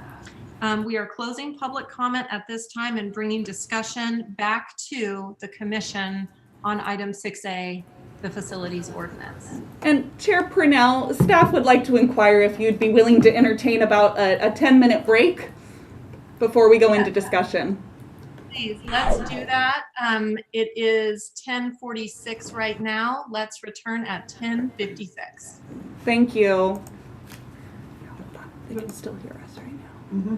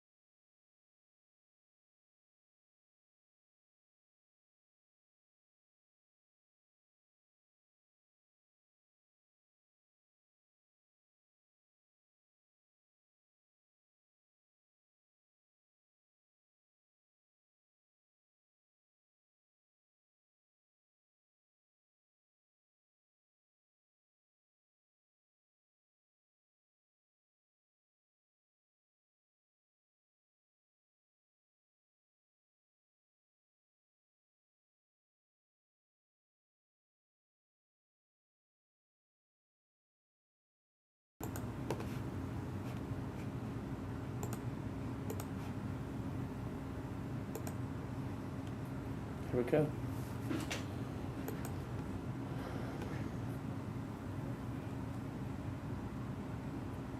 All right, commissioners, it is 10:56. I see cameras turned on with the exception of Commissioner Nelson. We'll just want to make sure that he is back before we continue forward. There we go. So Chair Purnell, please take us away. Okay, welcome back, everybody. We are at the point in the hearing where we are bringing discussion back to the commission on item 6A, the Cannabis Facilities Ordinance.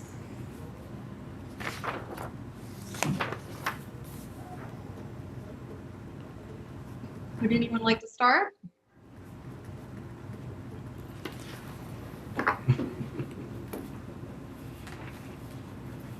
Okay, well, seeing nobody jumping in, I'm going to go ahead and cede the conversation then. There were a couple of issues that came up around cannabis farm tours, public and private roads as it relates to neighborhood protections. Is there any comments from the commissioners on those items? Yes, Commissioner Wiedemann. I could support this amendment I can support what's before us with an amendment, with being amended to make sure access has to be off public roads or via the major use permit definition of that we have already existing for, in this case, vacation rentals.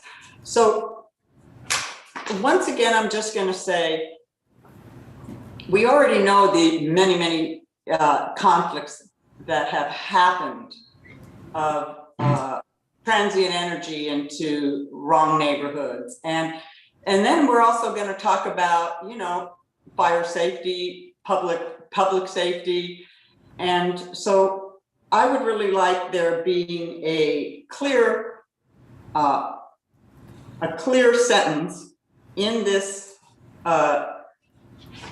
ordinance that we're looking at to describe that we need to either have a major use permit to allow, if they're not on a public road, that they need to go through a process. If I may, through the chair, so just to clarify, would that mean that there's no permit required if they're on a public road and a permit is required on private roads only? No, Vandy, they still are going to be needing to go through this ordinance, their permit process, right? If they're going to be a tourist, let's say if they're on a public road and they're having what we're calling cannabis tour. In order for them to even be they're already going to have to come through a process to get that designation, right? As a farm, not just a farm, a retailer. So this is just being very clear about what you heard from public input. We have for instance, we already have our scene way up a dirt road or something, and we want to show them the beauty of our ecotourism. Well, all those areas were established at a time where it was outside the system.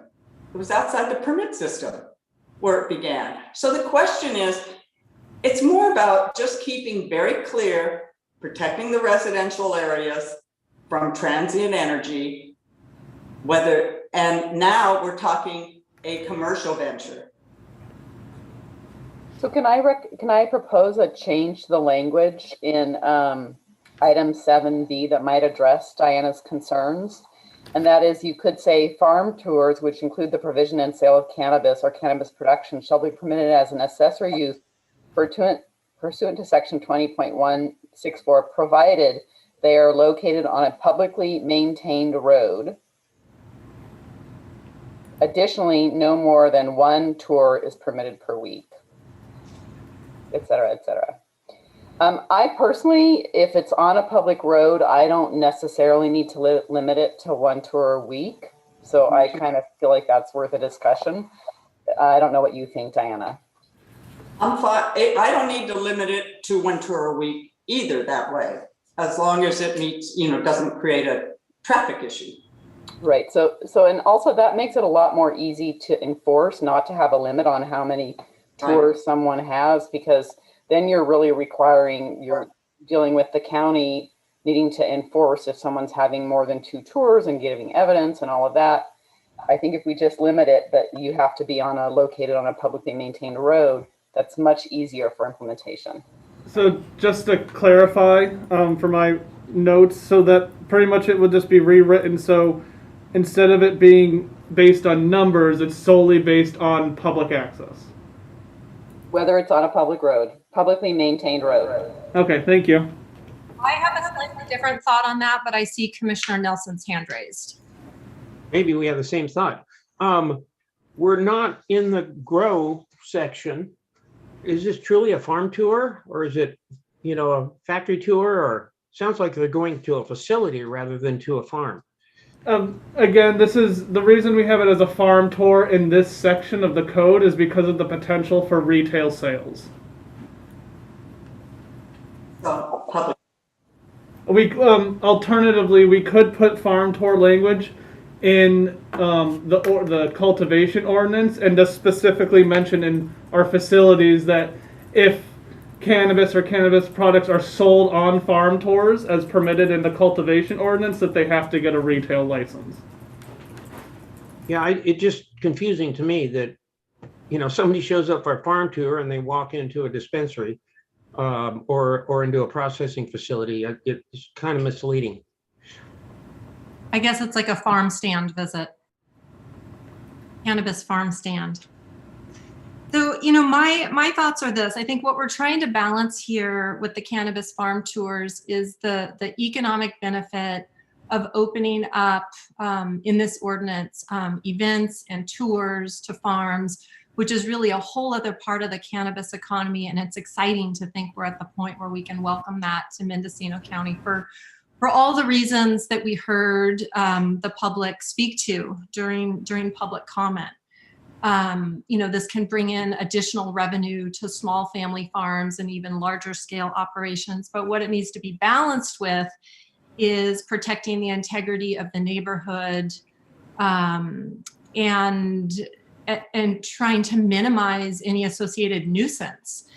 When I think of farm tours, I'm unclear based on the current language if we have 10 individuals showing up in 10 different cars, if we have a 10-person passenger van, or if we have like a giant wine tour kind of van showing up. And so I actually am feeling like I do want to put some numbers to limit this until the point that they apply for a use permit. And I could go with either a minor use permit or a major use permit. What's important to me is that permit is, that application is noticed and that there's a public hearing that comes before the commission.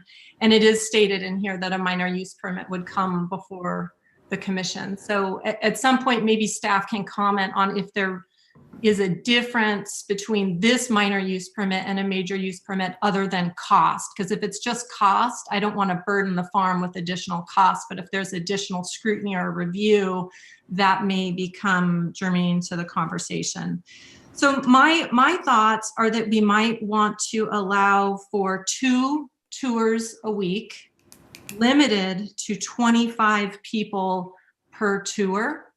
I'm just throwing that out there as a conversation starter, because otherwise, without those limitations, I don't know what we're actually doing to neighborhoods. And granted, if they want to do more than that, they can apply under a use permit process. So I give that to the commission. Everybody wants to talk. Go ahead, Marie. Oh, I didn't mean to start it. I guess part of the problem is in table 1, it's pretty unclear where this farm tour use would be permissible vis-a-vis zoning districts, because if it's considered retail activity, then it's only allowed in the RC, C1, C2, and then the I and P zone, which seems odd for farms. So I think that that piece just hasn't been thought through properly. And maybe one way to deal with it is to actually move this whole section on farm tours into cultivation, where we're actually talking about where cultivation is going to be happening, so we can look at those side by side. If I may through the chair, so just to note that section, subsection 7, begins by stating, notwithstanding table 1, these uses are permitted anywhere where the cultivation site is permitted. So that's the reason that they're not in the table. What page are you referring to here? That's 13. Thank you. Well, and I think that's part of the challenge, because we haven't talked about where cannabis cultivation would be allowed. So we're having the one conversation without the other at the same time. So we don't really know where farm tools will be allowed. Sure, I think, one way you can think about it too is that, you can talk about the concept of farm tours here and then discuss about where cultivation is allowed later on in our meeting agenda today. And with the idea that you're crafting this, thinking about, general regulations that would be protective of certain, I guess, neighborhood concerns and such, and so trying to be able to at least still move forward with some level of discussion of farm tours here, because the reason we do need to have a tie-in here, because there is a retail component. It cannot be solely underneath the cultivation ordinance. Commissioner Wiedemann. So I actually think if they're selling a product, retail, you're right. We're putting a lot of apples into one basket here, and it is difficult to differentiate. But what I can do as an experience of land use policies that got neighborhoods upset was, for instance, there's a small vineyard up Holmes Ranch Road in Anderson Valley. They started doing opening it up for tourists. Holmes Ranch Road Association, the neighborhood went berserk, right? In the sense that they were upset that they had all this traffic coming up, and even little echo buses, right, coming up for these tours. That is what we want to prevent, because so I understand there are these existing farms. Why can't they, if they have a product to sell, right? Or why can't they meet with a group like we have, like a farmer's market in an area that is off of a public destination? And what gives them the right to have transient energy, people from the city, bring that energy into residential or other neighborhoods just because they located someplace, and now it's before us to straighten it out, right? So I am, Commissioner Parnell, I can't agree with where you're at on this. It's important for me to be very clear. If we want to move ecotourism completely out of this document and put it into the cultivation document, fine, but it needs to be addressed. So Diana, can I ask a suggestion? What about if we modified that farm tour regulation to say that it would have to be located on a publicly maintained road and was not permissible in any zones that were zoned residential? That's fine. So would that solve your problem? So then people could still do it in ag or some of the other zones, but not in R10 or R5 or any of the residential zones. If I may, through the chair, that would literally ban pretty much all cannabis tours, because every zone in which cannabis is permitted is a residential zone by allowing a single-family residence as a principally permitted use. I was thinking more of just like RR2, RR5, RR10, R3, and RC. Like literally the ones that are zoned residential rather than that allow residential use. I could agree with everything up to RR10. And I agree that they should be, the farm tours should happen on a public road. I'm in concurrence with that. The RC, just based on my knowledge of the 3rd district, would rule out parcels that may be entirely appropriate for farm tours. I don't know what the RC zoning is in other districts throughout the county, but here in the 3rd district, I think we would want to include RC.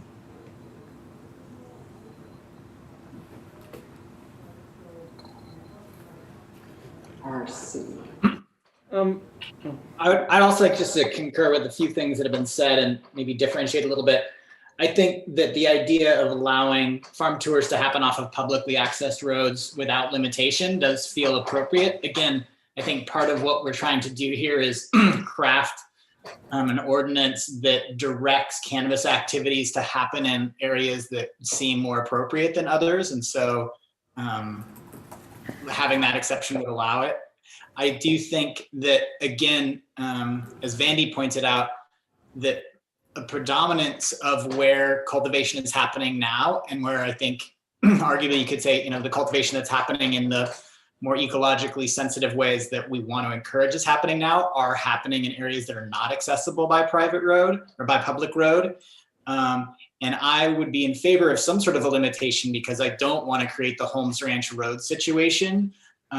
But if we limit it too much, I think we risk the situation where there's an incentive not to comply. And I don't think, again, we just need to be cognizant of that. Personally, I would think that a limitation rather than based on a number of persons would be on a number of vehicles, because I think in terms of what the impact to the actual adjoining neighbors is going to be is more on a vehicle miles or vehicles per day traveled type of issue. But I would think that having a limitation against commercial vehicles so that, if we say however many vehicles per week, it's not a tour bus driving up the road would help address that issue. I do think the one comment that came in from the public around the seasonality of this is appropriate, in that I think that it is different than a tasting room on Holmes Ranch Road where people are going to be going to that location year round, kind of no matter what's going on there. I think that if we're talking about a farm tour as opposed to a non-retail dispensary at a location, that is going to be a seasonal activity. And so having some sort of either a seasonal allowance or a greater allowance that allows that to happen would actually allow an operator to capitalize on that limited window of time when this could happen in a year. So again, just to recap, I would be in favor of no limitation on public roads and some sort of a limitation, which I think one tour per week probably is overly restrictive. It's not going to actually allow farm tours to exist if that is the limitation, would be my guess. So mine would be on some sort of a greater than one per week and on a vehicles as opposed to number of people limitation. And then Commissioner Collin, so there's sort of like the default of this listed under, what is it, 7B and 9A, where you can have, at this point it's saying one, you're saying maybe it's more than one, but then there's an alternate process to go through, currently written as a minor use permit, where they could have more. So are you having the 2 levels? Right. Yes. Thank you for that clarification. I would also be in support of, a threshold above the minimum through a use permit process. Yeah. Okay. That's where I'm at as well. Commissioner Wiedemann? I think a couple things. We have no way in this county to observe these tourism when it's happening. We have no way to do the surveys. We don't have the capability with staff. Okay, that's so it's important how we really frame this ordinance. and get it very clear. And when you're allowing what I'm calling it, farm tours can always have even overnight when you're reading into the next ordinance, visitors. We already have visitor serving facilities, meaning vacation rentals, that have to come into a major use permit. And they have to prove that that road is fire safe, and there's all these conditions. I am not willing to weaken that for this ordinance. Either we bring it in to be the same so that there's some consistency and logic to the way we do our plan. And if these existing farms, these existing marijuana farms can figure out a way, they're creative people, to have another friend who is off of a public road and work together in a collective style, I don't see the problem. But I don't want to weaken an existing, ordinance that we have. And we have no way, you're putting the burden on, it's not real, Commissioner Paulman, to say, oh, maybe we could limit. It's not, the whole part of us is to try to do this so we don't have to come back to it. I hear what you're saying about staff time and the resources that are available, and I agree with you wholeheartedly on that. It feels like, though, anything short of an outright prohibition is going to be hard to have any sort of meaningful oversight on. And I guess I want to speak to that issue of cannabis lodging as opposed to the farm tours, because I do think that there's a pretty clear distinction that's written into this current ordinance. And I would hope, and again, I'm much newer to this commission than you, and I defer to your wisdom on this one. And I also don't want to undermine existing ordinances by creating an alternate path here. But I would hope, and if it's not the case, I would hope we could modify it so that the cannabis lodging provisions are as stringent as the provisions that people have to have for a vacation rental on a private road currently. Because again, I don't want to create a non-parity in the system there. I think there's some congruence between Commissioner Purnell, myself, and Commissioner Wiederman. I don't think we've heard from Commissioner Nilsen yet, but I think that there's some general congruence already in terms of a quorum on this issue, requiring farm tours to only occur where there is a publicly maintained road. And in the R labeled districts except for RC, I wonder if maybe Commissioner Nilsen wants to join the conversation or has an opinion. I don't know that I can add much. I guess the one question that keeps popping into my mind is, if you have a driveway that's off of a public road, but there aren't any other residents on that driveway, would that be considered a public road? Some of these farms are, half a mile or maybe longer off of the public road.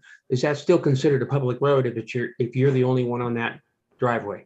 So if you're seeking parity with our existing ordinance, it's the exact language is it requires frontage on a publicly maintained road. And that would mean, so even if you're addressed as being on, say, Highway 128, but your parcel you access through an easement on an adjacent neighbor's property, that is not access off of a publicly maintained road. You would not be eligible under that. You have to have the frontage on the publicly maintained road. Or your parcel essentially has to abut the publicly maintained road. What if it doesn't abut the publicly maintained road, but you have a private road, you have an easement through another piece of property that doesn't have any residences on it? Then that's when it requires the use permit per the code. Okay, all right. Well, I concur with Commissioner Wiedemann that we need to protect residential areas. I'm not quite sure what a farm tour is. Is it a tasting room? Is it like a winery tour? And so are we allowing individuals to have a retail outlet where they sell and maybe sample the product?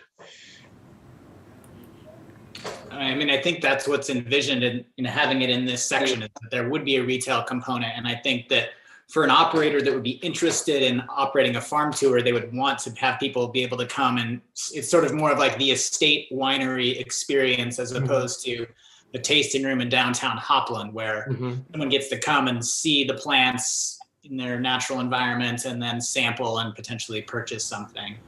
So I don't know if I'm way off base here, but I'm wondering if in some cases an administrative permit wouldn't be appropriate, in that staff could evaluate the conditions before they allowed them to have the permit, and the cost would be lower.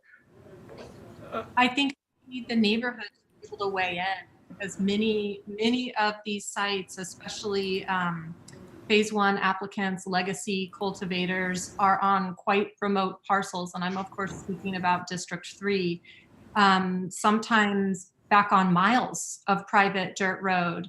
And going through a use permit process gives the neighbors an opportunity to weigh in. And I think that that's a really important part of the process, because it's not only, private road dues, road associations, de facto associations, but it's noise, it's dust, it's all kinds of nuisance issues. So I'll need to stand firm on the use permit issue. And given that it would be coming before the commission, I could go for either a minor or a major. Either one of those is fine with me.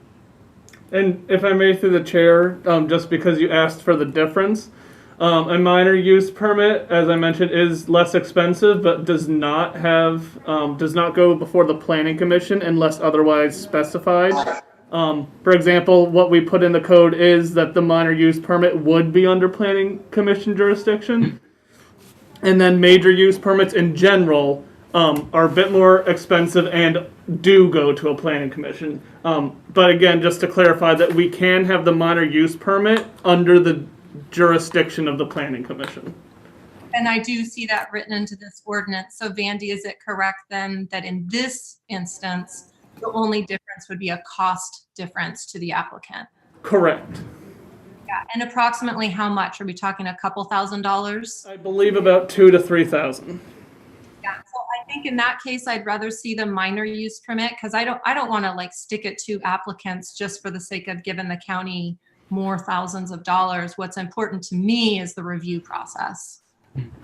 So one way to do this is to have a minor use permit, and then if someone appeals it to the planning commission, then we would hear it. Otherwise, it would be heard administratively. I think that's a more effective way to make sure that if neighbors are concerned, it doesn't have to be heard twice. In other words, it doesn't have to be heard by the zoning administrator and then the planning commission. They can just appeal directly. So if I may clarify, it wouldn't go to the ZA, it would solely go to planning commission, and if it were appealed, it would go to the board. Right, it's a difference, it's different. I still want to keep it a major use permit. They're major uses. This is a major use. Let's look at the bigger thing. You're bringing people outside the area up possibly miles of dirt road, right? Fire hazards, people could get lost. You may sell a product, you're showing them your farm. It's a major use. It's not a minor use. And I understand trying to keep the cost down, Commissioner Purnell, but the bottom line is it's basically kind of moving into a commercial venture. And if they can't afford $2,000,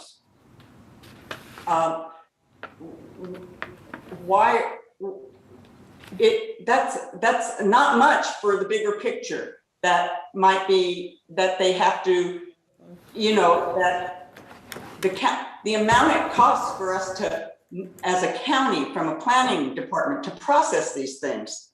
I think it's more important to be professional, come forward, pay the dues, and get the scrutiny these kinds of ventures, I think, require. A major use permit is $6,000 to $7,000. But they get everything in it. So I think I agree with Commissioner Jones. I think we're actually incredibly close to consensus. We may need to take a straw poll on whether or not we want to require the major or the minor use permit for farm tours. Staff, do you feel like other than the major or minor use permit issue, you have clear direction from the commission on this issue? Actually, I do not. So right now, my questions are if we want to go by number of people or number of cars, and how many tours are allowed as an accessory before. If you're on a public road, how many tours are permitted before it goes into the use permit? On a public road, my thing is there doesn't have to be a limit. It's on a public. Okay. Do we have agreement from 3 other commissioners on that point? And you could just show by a raise of hands. I see Commissioner Pollan, Nelson. I am not seeing Jones or Purnell in agreement with that. So I'm on the fence, so it doesn't matter. all right, but we will need we'll need a majority in order to be able to capture that. So Okay, so I would like to just modify it and say that it's not, that farm tours are not permitted in those R zones. And then I would be happy to support it. I have a problem of having farm tours on public roads, like, in my neighborhood where there's a public road and it's a R5. I agree. That's where I am too. Okay, so to clarify, I have farm tours on public roads have no limit, but shall not be permitted in RR. And then on private roads, it will just obtain a use permit regardless. yeah, we still have yet to determine if that's major or minor. We'll do that poll here next. Okay. I think you want to add R3 to the RR. Well, so cultivation is not permitted in RR3. So there Wouldn't be any anyway. Got it. Yeah. Right. We have no limitation on the number of tours, but will we be limiting the intensity of tours either by vehicle number or number of tourists? Like, are we letting giant tour buses in? Are we letting 20 vehicles show up at once? If it's on a public road and it's not in a residential area, does it create a problem?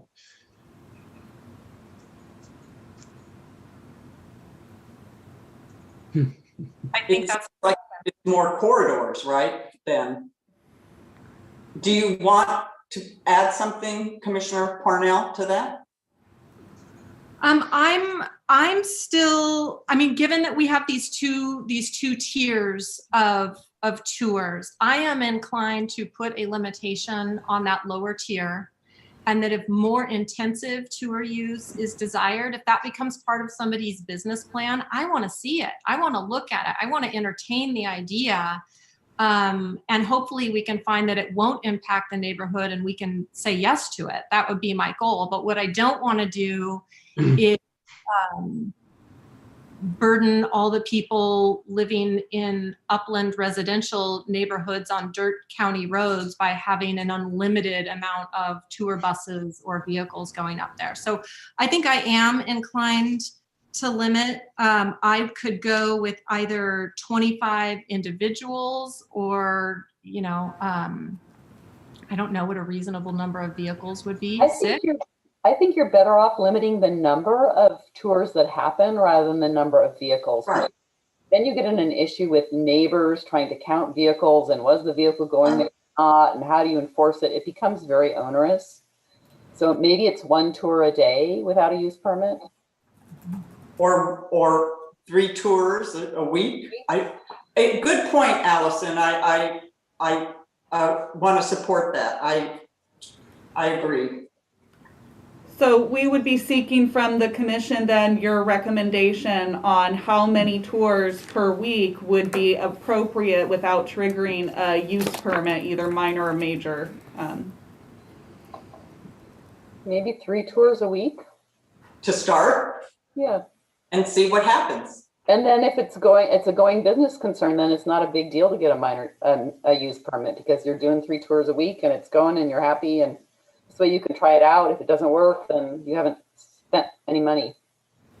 So I saw agreement there on 3 tours per week from Commissioner Jones, Wiedemann, and Purnell. Do we have, and Nelson? Excellent. All right, so we have a majority on that. A point of clarification, are we saying 3 tours per week on public roads or on all roads? I have on public. Only Okay. public. And So- that a use permit can be obtained for more. Correct. Okay. I'm still inclined to limit the size of the tours because if it's 3 tours a week and there's 100 people showing up for each tour, that will have neighborhood impacts, both in terms of car trips, BMT, parking issues, and then just like people clamoring all over a piece of property. So I think I'm still inclined to limit it to either 25 people or I'm just going to say 6 vehicles. And if they want to have more, that would also be the use permit process. So I heard 25 people or 6 vehicles. And maybe should we define vehicle as a non-commercial vehicle so it's not 6 tour buses? Yeah. Yeah. So if I may ask for clarification, is this an either or would the commission prefer one to the other? I think we should check and see if we have a quorum, because I'm not sure that Nilsson and I agree. Okay, so we have Commissioner Purnell suggesting 25 people or 6 vehicles, non-commercial vehicles. Can I see a raise of hands of who is in agreement with that? I'm seeing 3. I have a question. Could we do it in the sense of if it's 3 tours, no more than 25 people per tour, or 20 people per tour, and forget the vehicles. I don't know. Maybe you don't want 20 vehicles, Commissioner Purnell. No, I think 20 is fine. And I don't know how long the COVID reality is going to go on, but people may need to travel independently. And I don't think it's necessarily up to us to dictate what type of vehicles that go there, but just somehow put a reasonable limit on tour size so that we're not burdening neighborhoods. Because even though these are larger parcels, they're not RR parcels, they're still neighborhoods. Right. I agree. As a point that just came into my brain, the planning department does regulate parking requirements, and any retail or like commercial activity such as this will have parking requirements. We can enforce parking through alternative ways as opposed to solely just this ordinance. Okay, great. So let's straw poll again. Do we have the support for limiting to no more than 25 people per tour? Show of hands. So I'm seeing 4. 4. All right, so that is 25 people per tour. So that's 3 tours of no more than 25 people per week on a publicly maintained road. If you wish to do more, you are subject to a use permit, and or if you are located on a private road, you are subject to a use permit. And I was thinking 25 people per tour. Yes. Yes. And also, don't forget the R zoning. Yes, I have that. And no RR zonings. Okay, and then can we have a straw poll about major versus minor use permits? So I would first like to see who is in support of a minor use permit being required. All right, I'm seeing 3, and then for a major use permit. I don't really care, sorry. Well, what I can... Here's the thing for me, I want it to come to the planning commission. Well, and not all minor use permits come to the planning commission. But so, if I may clarify, that our regulations in this ordinance would require every minor use permit for a farm tour would come before the planning commission. Oh, thank you. Then it could be the minor. That's fine. Okay. So really, then we're going to be really busy. So then I see we have 4 in support. We'll keep it as written in the ordinance then, that it is a minor use permit under the jurisdiction of the Planning Commission. So they'll pay minor use permit fees, but the hearing procedure will be to bring it in front of this body. And just so I'm clear, did we decide that all farm tours on private roads will require a minor use permit? Correct. Wait a minute. We're just dealing with, excuse me, I'm gonna backtrack. I just thought we were dealing with the public. Okay, so we have that road done. Now, what are we doing with private roads? From my understanding, it's just that all farm tours on private roads will require a minor use permit under the jurisdiction of the Planning Commission. I think the major. Because it's private road. It's not a public, it's not the same. Again, the review process for both minor and major is the only difference between a minor and a major is the cost in the hearing body. And we have already, all right. Okay. So is there agreement then amongst the commissioners with what we've stated here regarding minor use permit required for all farm tours, and that minor use permit will be reviewed by the Planning Commission? That will be for all farm tours on private roads. Correct. Thank you. I think I forgot to say private roads. Yes. I just like to be on the record personally of saying that I think that having some farm tour amount before we go to the minor use permit would be helpful. Again, I mean, we talked about, I think Commissioner Jones brought up this idea of testing the waters without having to spend money on it.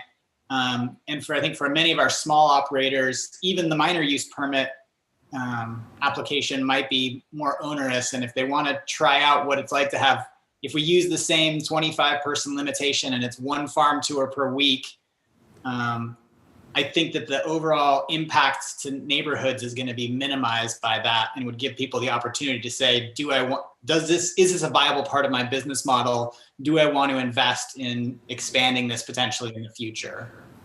So I would normally agree with you, but I think one of the challenges with this is we're doing this with a CEQA exemption, which is essentially saying that these changes in regulations will not have any CEQA impacts.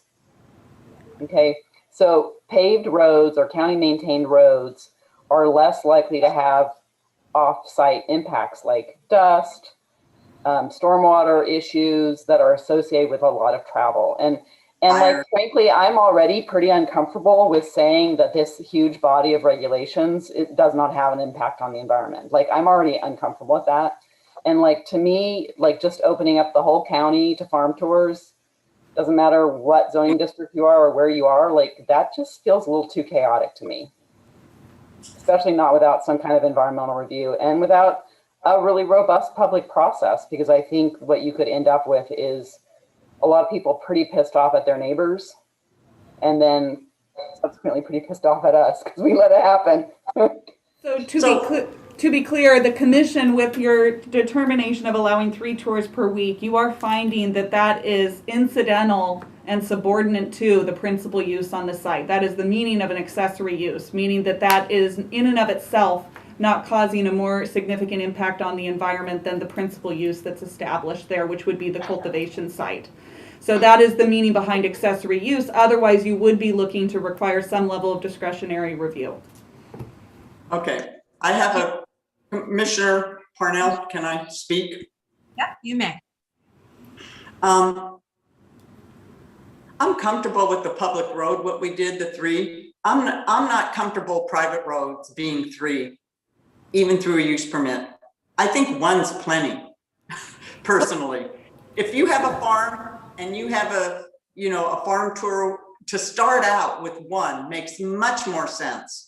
And maybe when it comes to the commission can regulate it. I understand, but I don't think it should be an automatic that they get 3 farm tours a week. And what staff was staff was not envisioning that 3 farm tours per week would be applicable to private roads, because essentially what the commission is saying is any farm tour, regardless of the number, requires a minor use permit under the jurisdiction of the Planning Commission, and the commission will set how many are appropriate for that particular site based upon the site-specific review as to what that land can support and what is appropriate for that area. I think that leaves it pretty open, you know, in the sense of, I see, that leaves it open in the sense of conflict. If one farm gets 3, another farm gets 1, you know, I think we need to, in this moment, to define, are we doing 1 tour, start there? I don't know. I don't know the answer. I'm just saying that's a question for me. On the public roads, I feel like there's less impact all the way around. On going up private roads, we're creating, we're just crossing lines is how I feel. And so I'm thinking we need to either define it and limit it to start with. I don't know. I pass. I think what we're doing is we're leaving the farm tour impacts on private roads up to discretionary review, and we'll be able to review it on facts, findings, all of the site specifics, and be able to make that decision in the future. Some of these parcels may be barely off of a public road. Some of them may be many, many miles back in the boondocks. And I think until we can look at those site specifics, it may not be in anyone's best interest to put artificial limitations on it. But I also want to bring us back to where we are in the agenda, because we have an enormous day ahead of us still. We are actually on our easy quick ordinance right now. We have the big one still in front of us. And so I feel we've been very thorough on this issue today. Staff, can you confirm that you have what you need from us on the issue of farm tours? I do, as long as the commission is in agreement that private roads will solely just have the use permit discretionary process, then yes, we have direction regarding farm tours. I think we have agreement on that, but with Pollen not approving, and that's fine. I'm not approving either. Okay. So then what we could do is, without having a majority of the commission, what we can also do is essentially pose this as something that the commission was not able to reach agreement upon, and memorialize that within the resolution of your recommendations to the board, stating how you debated back and forth on this subject. And we can describe the concerns from Commissioner Pollen and Commissioner Wiedemann as well as to how you were not able to reach consensus on that. I would be consensus if we would just say for the beginning 1 tour. That's what was originally asked. No, Diana, you're confusing 2 different things. So private roads would still require a use permit. Whether we allowed 1 tour or 10 would depend on the conditions of that property. But if we if we say it's 1 tour for a use permit, then there's no point in doing a use permit. Then you're just limiting it to, I mean, I disagree with you, and I anybody. Okay, so let's do what your agreement. Let's move it on. Okay. So I have a big issue with the definition of a micro business being 10,000 square feet. That's actually a state requirement. It's a state requirement that you define a micro business as 10,000 square feet. Correct. So I guess my next question is, are people comfortable with table one with regard to micro business? It just doesn't seem like micro to me. It seems like huge. I would just like to note that so micro businesses are permitted anywhere a cultivation site is. That's one of the notwithstanding statements in the micro business use classification on page 18. But the micro businesses permitted per this table are those that don't have cultivation unless they're in the industrial zoning district. Okay, so is it state law that a micro business is required to be allowed anywhere there's cultivation? No, I was referring to the 10,000 square feet. The state law limits micro businesses that have cultivation as one of its components. That cultivation cannot exceed the 10,000 square feet. Okay, so the opposite is not true. Then micro businesses are not allowed anywhere there is cultivation.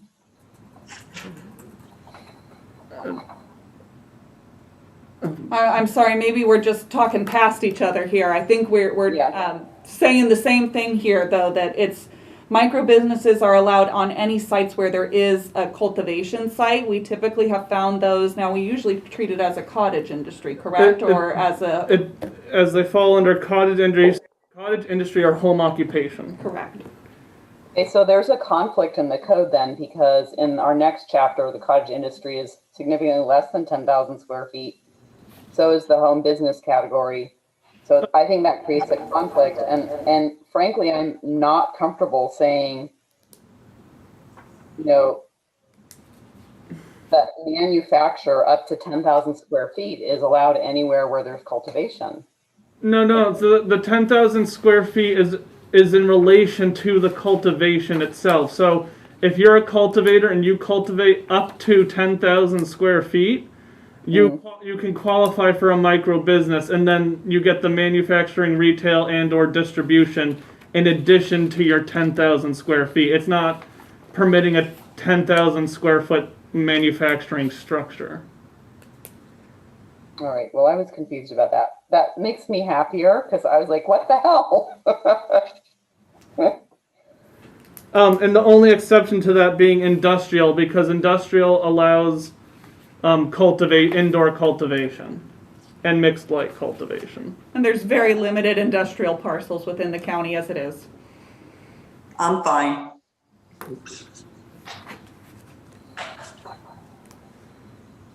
Okay, great. So we have clarity on that issue then?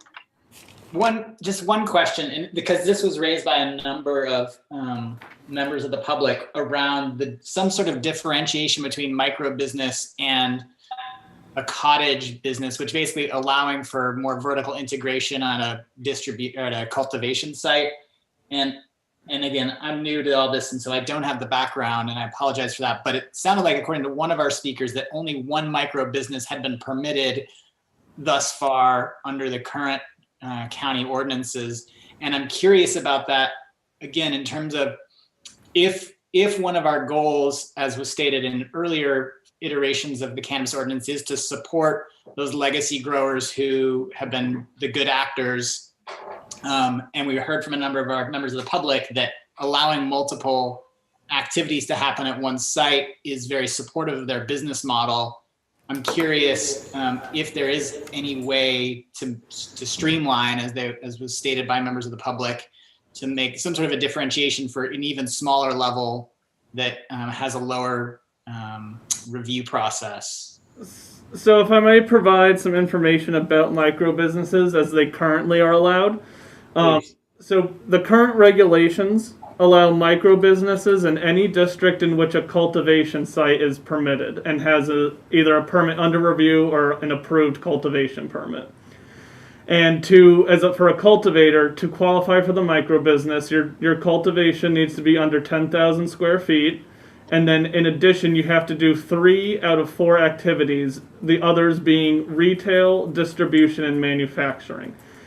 And the way the planning department permits these is that the micro business has to fall under either the home occupation regulations or the cottage industry regulations.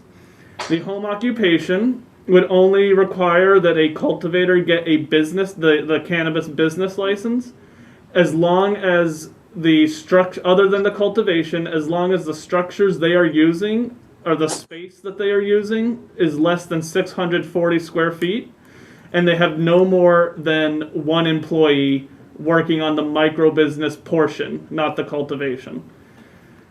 If they want to expand upon that, they can do the cottage industry, which in addition to the business license, they have to get a use permit, and that would allow up to 2,000 square feet of space other than cultivation and up to 3 employees.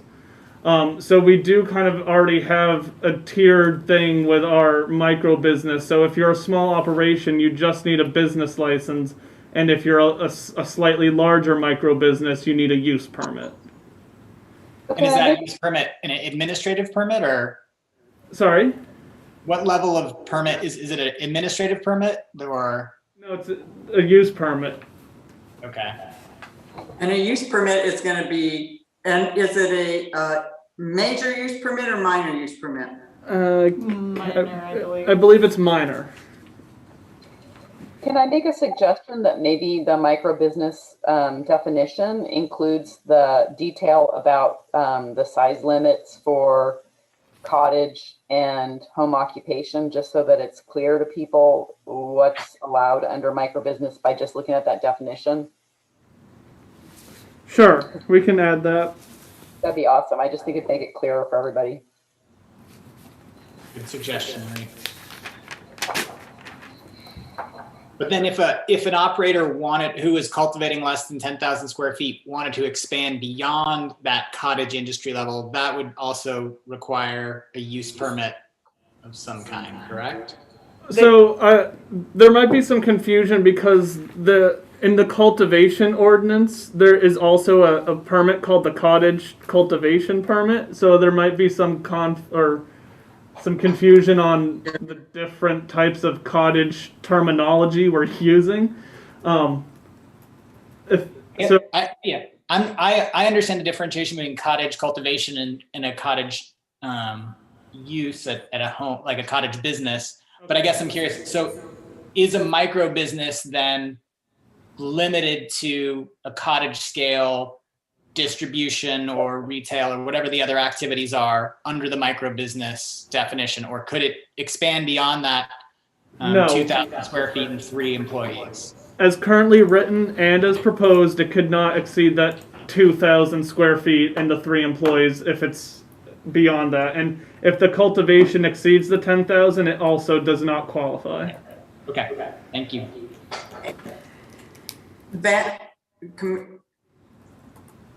Yep, Commissioner Wiedemann.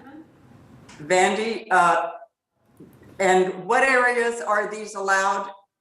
Because my chart, I'm a little, just for clarification, what zoning areas are these micro?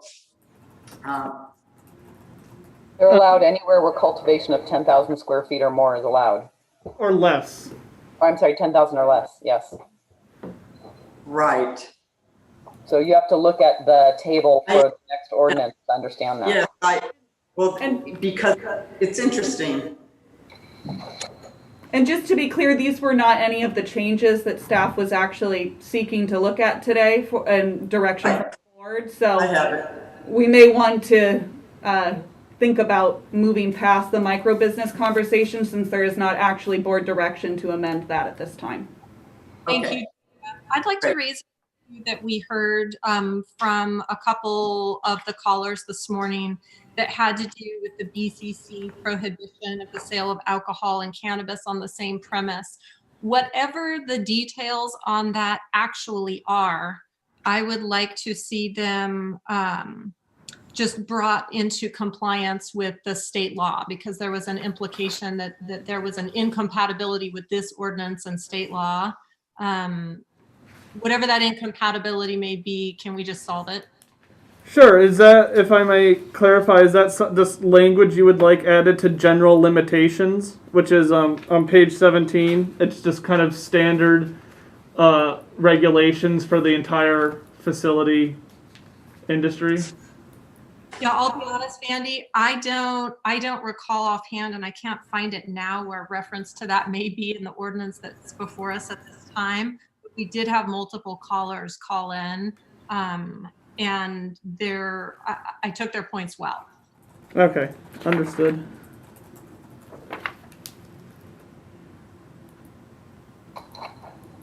Any other commissioners have any other issues on the facilities ordinance? I have one, although it may be a moot point, and that is on page 1 of the ordinance under item C, how you measure the distance for new cannabis facilities with neighboring uses. and it talks about measuring from the point of the use to the point of the facility where users are typically present. I have a problem with that because someone might have a larger parcel and they may have plans for something in the future that might be closer to the facility. Would that limit their ability to then expand their school or their facility or youth serving facility so that it's closer to the marijuana fields? Because then it would create a non-conforming condition. Well, it would really be whoever establishes the use first. So if the cannabis facility was able to establish before the school expanded and submitted any plans to the department for expanding, then the cannabis facility would have the right to remain where they are, and it would be under the sensitive receptors acknowledgement that they're constructing or doing whatever their project is within proximity to the cannabis facility. So they would still be allowed to go forward, but they would be closer than this ordinance would normally allow. So it would create a non-conforming use. I just think it's messy. I think it would be much better if you're measuring to the property line, because you just have the potential of creating problems later that if you could avoid by simply saying 1,000 square feet from a property line where youth normally congregate, you don't have this ability to result in non-conforming uses later that are non-conforming structures that are problematic. Marie, this one's already a little bit messy because there's already the AP process for setback reductions. And I know in my district, we've actually seen a cannabis facility go in less than 600 feet from a park and youth serving facility just because they applied for that AP and were granted. So that is not a firm line, very blurry line. And if I may, again, this is not something that we actually have board direction to seek changes to, that section of the ordinance. The requested amendments were rather focused. So I do want to just back up one step, if you don't mind. We've just been joined by our new cannabis program manager, Kristen Nevedal, and she would just like to address the comments about the concern of the consistency of the ordinance with the state law as it relates to the sale of alcohol and cannabis. Yeah, hi there. So in the state law, the regulations state that the premises is the area where the cannabis sales and consumption is occurring. So during an event, you could have on a parcel alcohol sales and cannabis sales and consumption, but they would have to be completely separate with a non-alcohol and non-cannabis area in between. So think of it like having an event open to the public with an area that is like a beer garden on one side and then an area that's a cannabis area on the other side. And all cannabis sales and consumption must be screened in a manner to ensure that that cannabis sales and consumption area is not visible by the public or any attendee at the event who is under the age of 21. So I just wanted to make sure that that was cleared up because I knew that there were some questions about that. And I'm happy to answer additional questions if you have any. Thank you, Kristen, for that clarification. And I'm just wondering if you see any conflict in the ordinance amendments as proposed with state law. Not that I'm aware of at this time, no.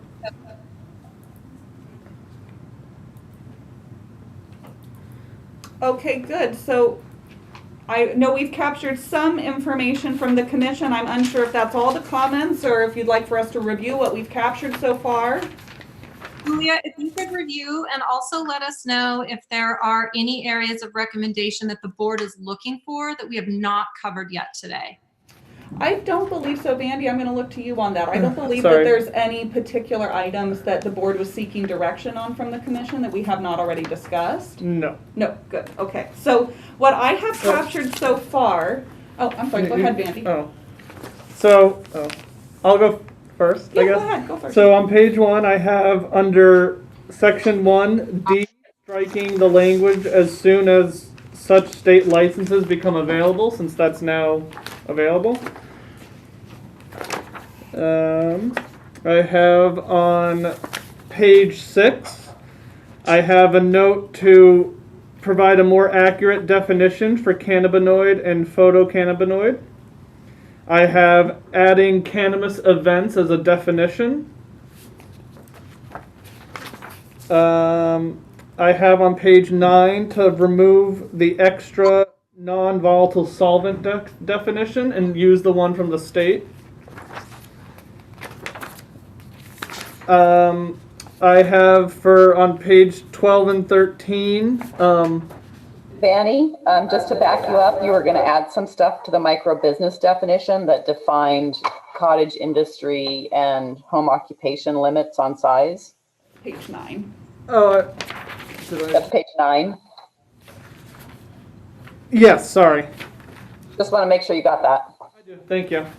So then page 12, I have under D2 to just make more clear that there's the retail license is the bigger term, and that under that there is retail dispensary and retail non-storefront. I have on page 13 and 14 really is focusing on the farm tours and that whole discussion regarding public and private roads and permits. I have on page 17, item B, just to clarify that, because that was staff error and not updating the setback language. And I believe for my edits, that's all I have.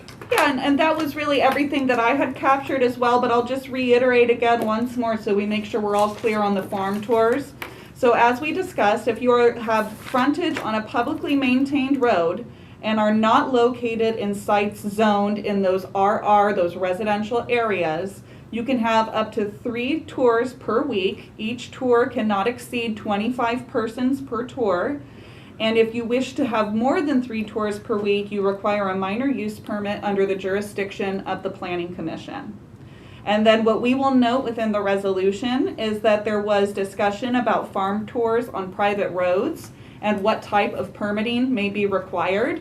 And what we will note is there was not able to reach a consensus on what type of permitting should be required and whether or not there should be any allowance or limitation on the number of farm tours that could occur on private maintained roads. And that's to reflect the comments from Commissioner Pollan and Commissioner Wiedemann. And then we will really pose that to the board as a discussion topic for them to weigh in on as well.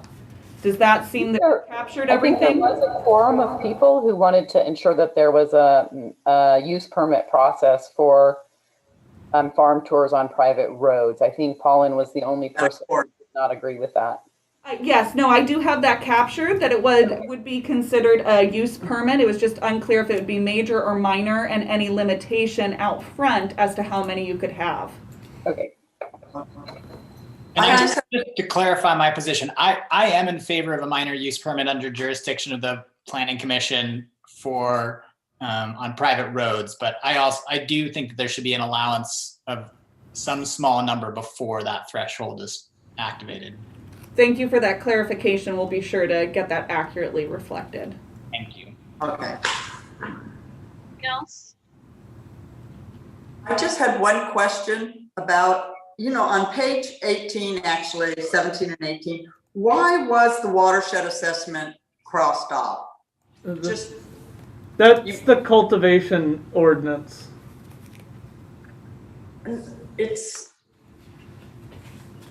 No. Page 17, you said? Yeah. I'm not seeing where anything is struck on page 17 related to water. Okay. Sorry. Yeah, that's the cultivation. Okay, got it. Okay.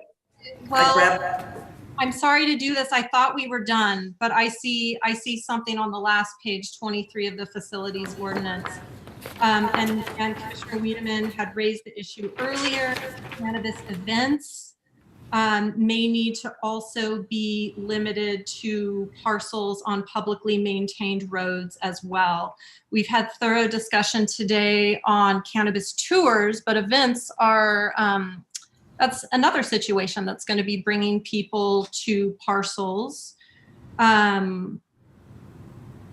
I guess I'm not sure what permitting process is required for those events. I guess it's pursuant to section 20.168.020, isn't it? So, just as a quick overview, so any cannabis event of less than 1,000 people will require an administrative permit.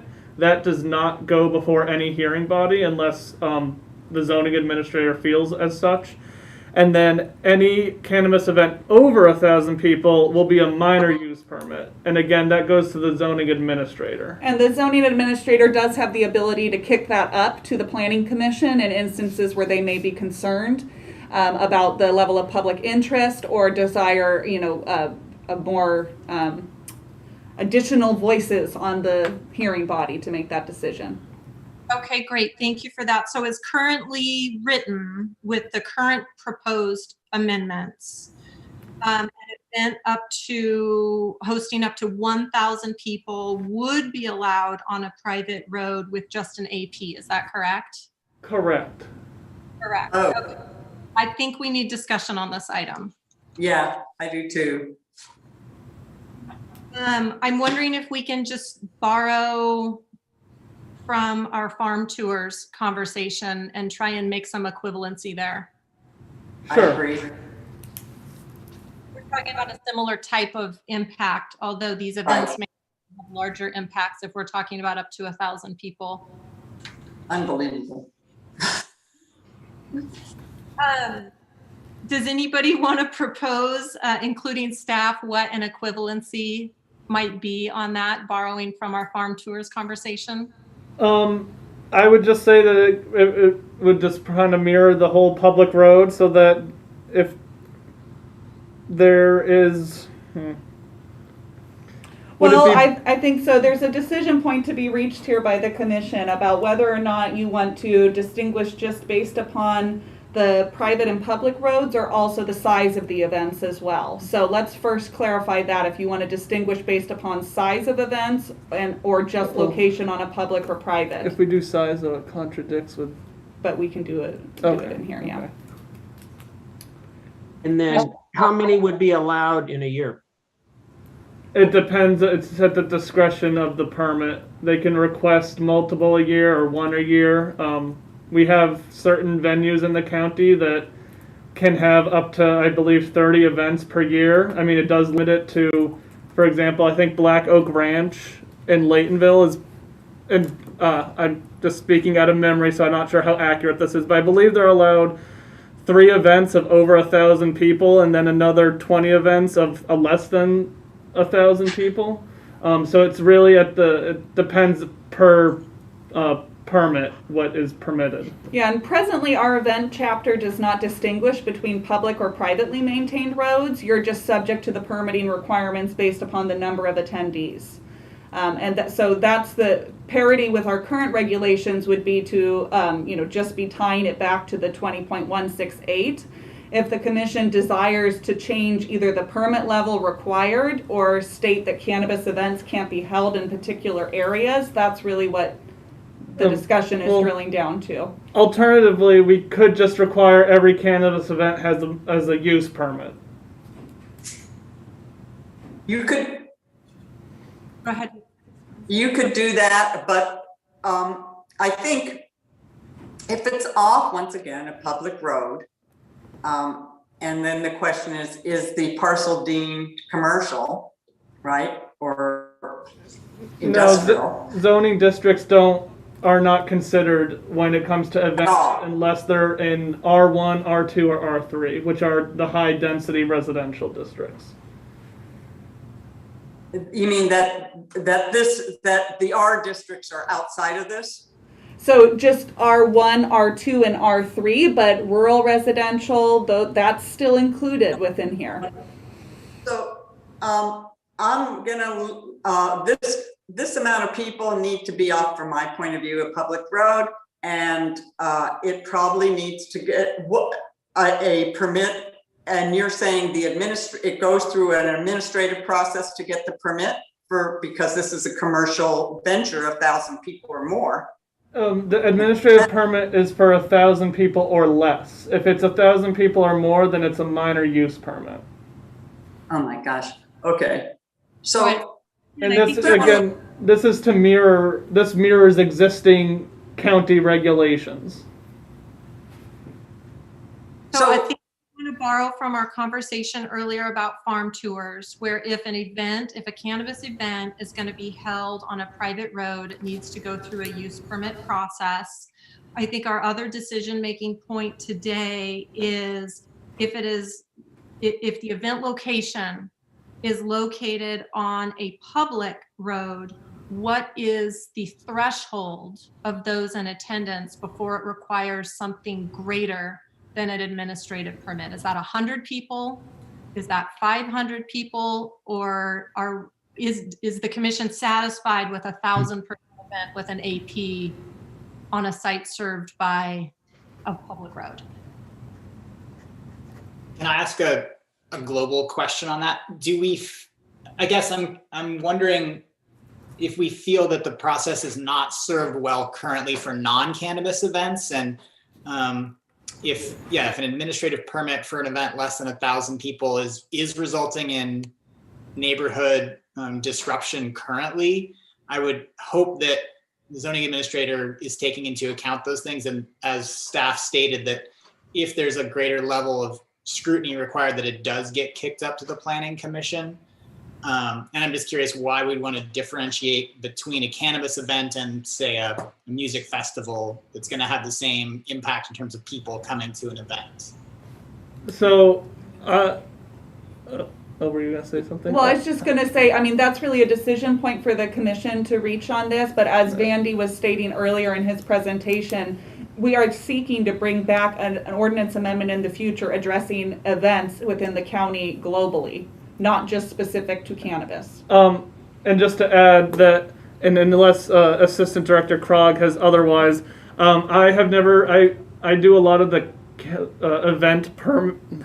I do a lot of the event permitting in the county, and I haven't really seen any issues with the discrepancy between an administrative permit and a use permit. The biggest issues I see are events that are just unpermitted in general. Okay. So the issue again is just for me, it's the private road versus public access on an event that size. And because we have fire, the climate's getting drier, all the reasons we talked about yesterday. So I think that needs to be differentiated. So one route sorry, go ahead, Matt. Deputy County Counsel, through the chair, I actually want to echo Commissioner Pollan's comments, because I think that's really relevant at this point in the conversation. I think setting up a different regime for a cannabis event, separate and apart from an event on apples or pears, or anything else that could happen, is probably not something I would recommend doing in this ordinance. And I would go back to Mr. Vandewater's comments on, we're doing a special events update later this year. So there should be a relatively low gap in time where we have this potential issue of fears of these types of events, but realistically, those issues are already present regardless from that special events chapter. I think handling it here now and creating that different standard is probably something I'd recommend against. Great, thank you for that, Matt. And let me just confirm with staff that if we were to proceed with this AP for events up to 1,000 people, presumably these events are subject to parking requirements, environmental health concerns, and other types of oversight that would otherwise limit where these events could take place. Correct. So as part of the administrative process, we would refer the project and the event request to various agencies, including, for example, the fire departments, the sheriff's office, emergency services, fish and wildlife, if it's in a environmentally sensitive area. And then the permit would be conditioned to adhere to whatever recommendations all those referral agencies provide to us. Great, thank you for that. I think I know that I have confidence in those other agencies and in doing the appropriate site review, so we don't wind up with massive events in small neighborhoods that are out of whack with what the site can support. If I just may through the chair, so if we can just get direction, does the commission want all events that are on private parcels to have a use permit, or are we just going to stick with what the current of special event regulations are?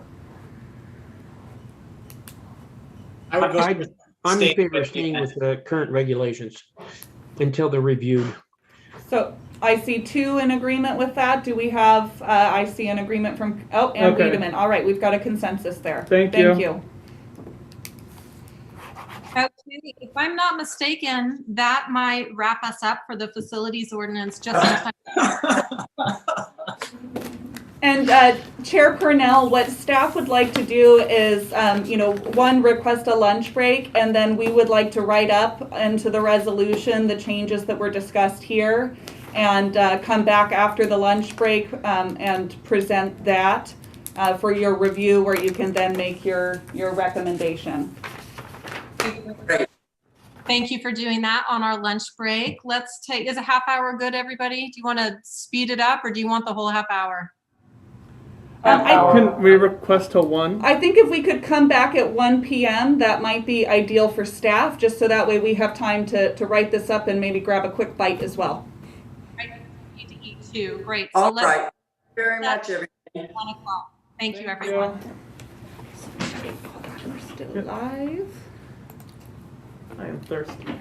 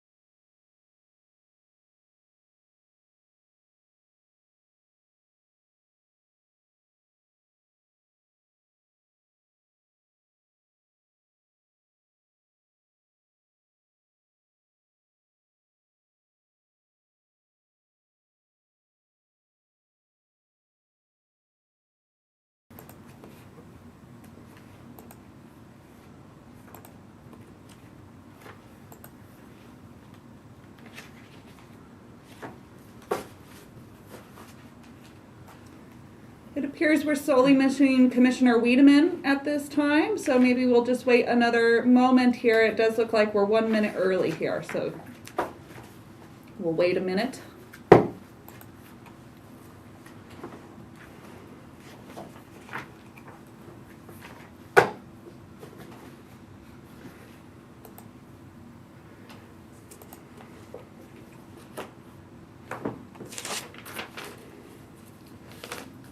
Did somebody email from anyone? I did. Okay. Oh, sorry. I did, so I'm taking it all off.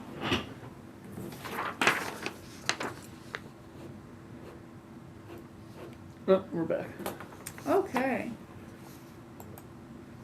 All right, it does look like we have all commissioners back. It is 1 o'clock and we are still streaming here live. So Chair Purnell, we are ready whenever you are.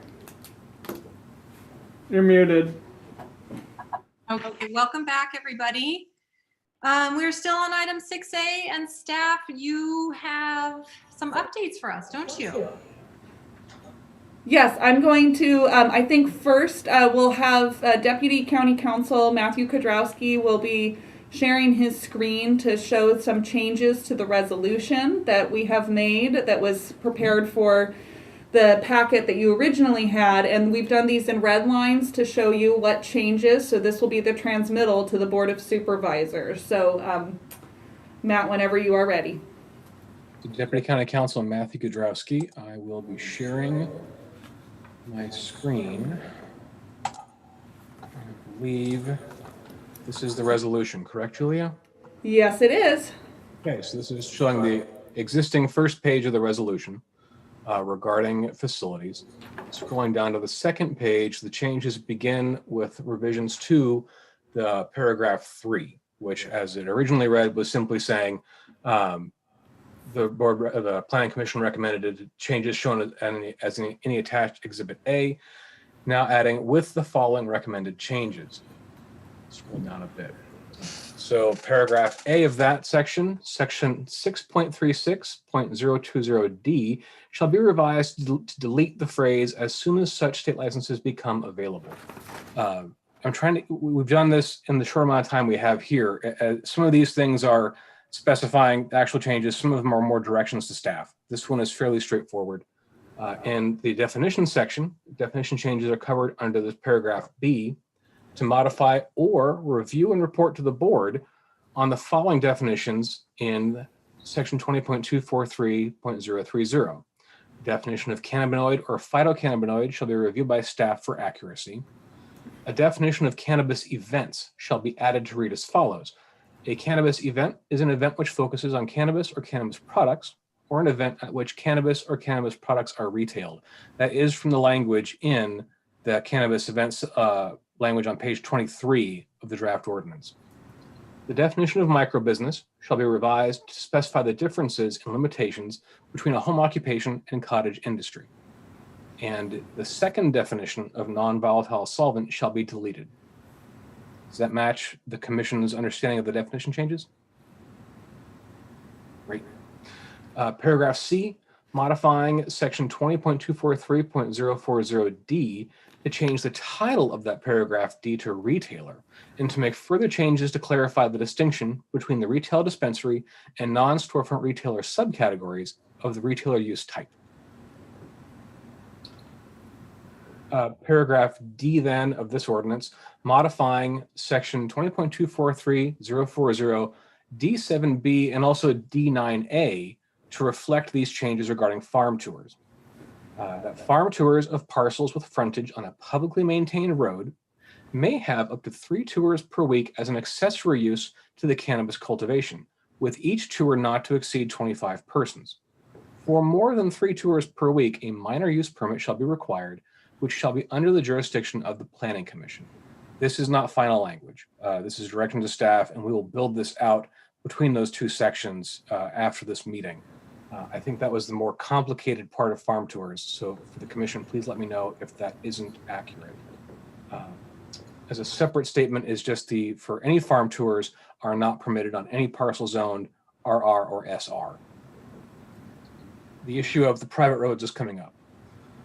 So the last thing for an agreed upon change is modifying section 20.243.050B to align with the setback language of section 6.36.020C1.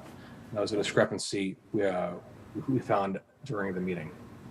Lastly, then, is this new paragraph 4, in which the commission recommends that farm tours of parcels without frontage on a publicly maintained road be subject to a use permit, but we're unable to agree on the type of use permit to be required and whether or not there should be an allowance for any number of farm tours on such parcels as an accessory use.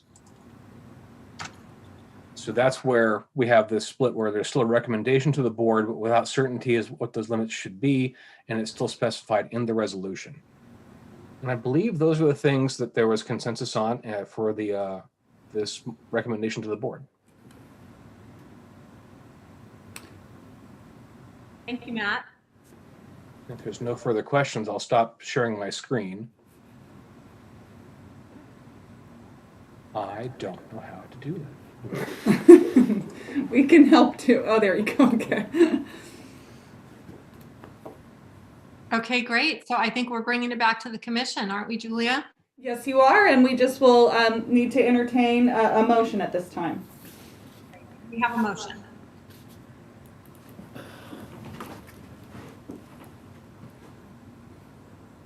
I would move that we approve the resolution as amended and presented to us by Deputy County Counsel. I'll second it.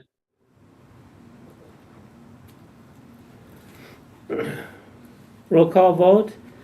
Commissioner Nelson. Yes. Commissioner Pollan. Yes. Commissioner Wiedemann. Oh, but it appears you're on mute, Commissioner Wiedemann. Yes. Commissioner Jones. Yes. Chair Purnell. Yes. The motion passes unanimously, 5-0. Thank you, Chair and Commissioners. Have a good rest of your day. Great, thank you. All right, thank you, Andy. I just need to let the board know I am having a little bit of a technical problem here. And for some reason, my iPad cannot hold its charge. So I'm backing up with my phone in a moment. So you may lose me. Okay, thank you, Commissioner Wiedemann. And if your iPad goes out on you, just call in and we'll look for you on phone. Yes, okay, great. Thank you. I would also just like to let the commission know that I have a previously scheduled meeting at 4 that I cannot get out of. So I'm going to have to leave the meeting at 4. Actually, Okay, 3:55. that's good. And this is actually a great time to talk about our timeline for today. And I'm going to ask staff to weigh in here. Our next item is item 6B, which is the Cultivation Ordinance. I know that we have over an hour of public comment. We have staff presentation and undoubtedly commission discussion on the item. And staff, I was hoping that you could share with the commission the importance of getting as far along as we can today on these items in order to get a recommendation to the board. Absolutely. So Julia Krog, Assistant Director. And so with the board's action on January 25th, 2019, they requested that this item, that they received the report and recommendation from the Planning Commission within 40 days of that meeting. Now, here we are on March 19th. We are obviously past that 40-day timeline. And they have, there has not been a pressure because they knew this meeting was upcoming. But I do not believe that you will be able to extend this item or continue it to a subsequent agenda. It would likely end up then just being forwarded to the board with or without the recommendation from the Planning Commission. So I encourage the Planning Commission to get through as much as they can and then try to entertain a motion prior to the departure. And it sounds like we may lose quorum around 4 p.m. today. So. Great, thank you for that, Julia. And with that, let's hear case OA 2021-0002. Turning it over to you, Julia. Thank you, Chair Purnell. Yes, Commissioner Pollan, did you have a question? Yeah, I noticed that on the Board of Supervisors agenda, I believe it's for the special Monday meeting of next week. There was an item, basically an urgency item that would, I wasn't clear on what it was. It sounded like it was extending perhaps the time frame by which consideration on this ordinance would be heard. And does that have any bearing on our deliberations here today or the timing of it all today? No, it does not. And I will explain as part of the presentation. Thank you. All right, so this item before you today is for the Planning Commission to review and consider a recommendation to the Board of Supervisors on adoption of Mendocino County Code Chapter 22.18, which would be titled the Commercial Cannabis Activity Land Use Development Ordinance, as well as corresponding changes that would need to be made to Chapters 10A17 and 20.242 to remove any duplicative permitting process that is currently in there, and I will explain that further as well. So I'm going to give you a little bit of background, and I did share with the commissioners prior to this meeting some of the board packets that had been done in the past related to Phase 3, so they did get some primer on this. But taking us all the way back to April 4th of 2017, the Board of Supervisors first adopted ordinance number 4381, adding chapters 10A17 and 20.242 to Mendocino County Code. As part of that ordinance, there was adopted a ministerial program for Phase 3 of the cannabis program, which would be applicable to new cultivation activities.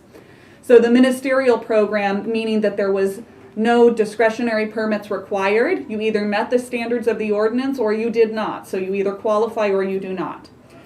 After that time, there has been direction received from the board on May 14th, 2019, December 10th, 2019, as well as February 2020, June 2020, August 4th, 2020, and October 13th, 2020 about moving to a discretionary permit process for Phase 3 of the cultivation program. I do want to briefly pause here to address the question from Commissioner Pollen about the items scheduled on the board agenda for the 22nd. That is an urgency ordinance that would be seeking to place a temporary moratorium on the opening of the current ministerial Phase 3 program. So this is necessary to prevent the current ministerial program from opening up on April 1st, which is its projected opening date at this time.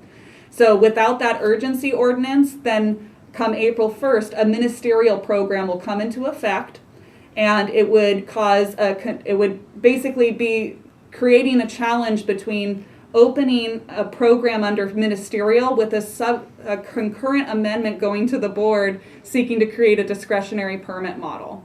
So the urgency ordinance is really to put a moratorium until this discretionary land use ordinance is in place. That is the purpose behind it. Are there any questions on that before I move past that point?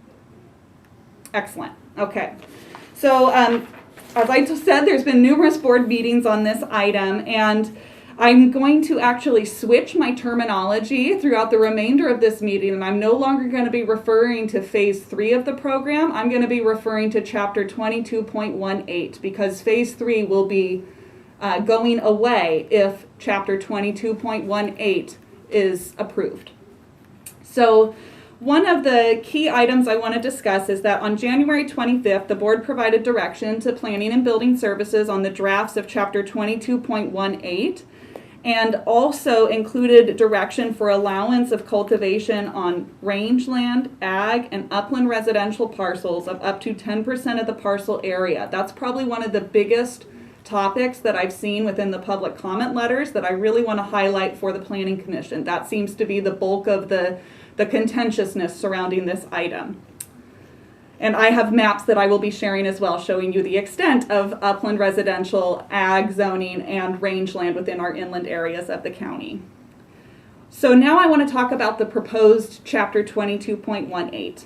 And the proposed ordinance is intended to regulate cultivation of cannabis as a land use issue and review it under existing standards within the zoning code. And specifically, that would be Division 1 of Title 20, our inland areas.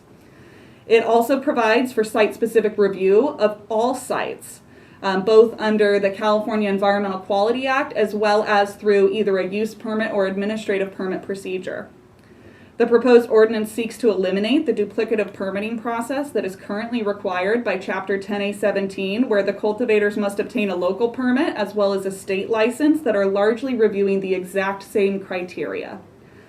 And it also seeks to align the local definitions with those utilized by the state. This is in an effort to create more consistency, specifically for the cultivators. It's rather confusing when you have two different sets of definitions between the state and local.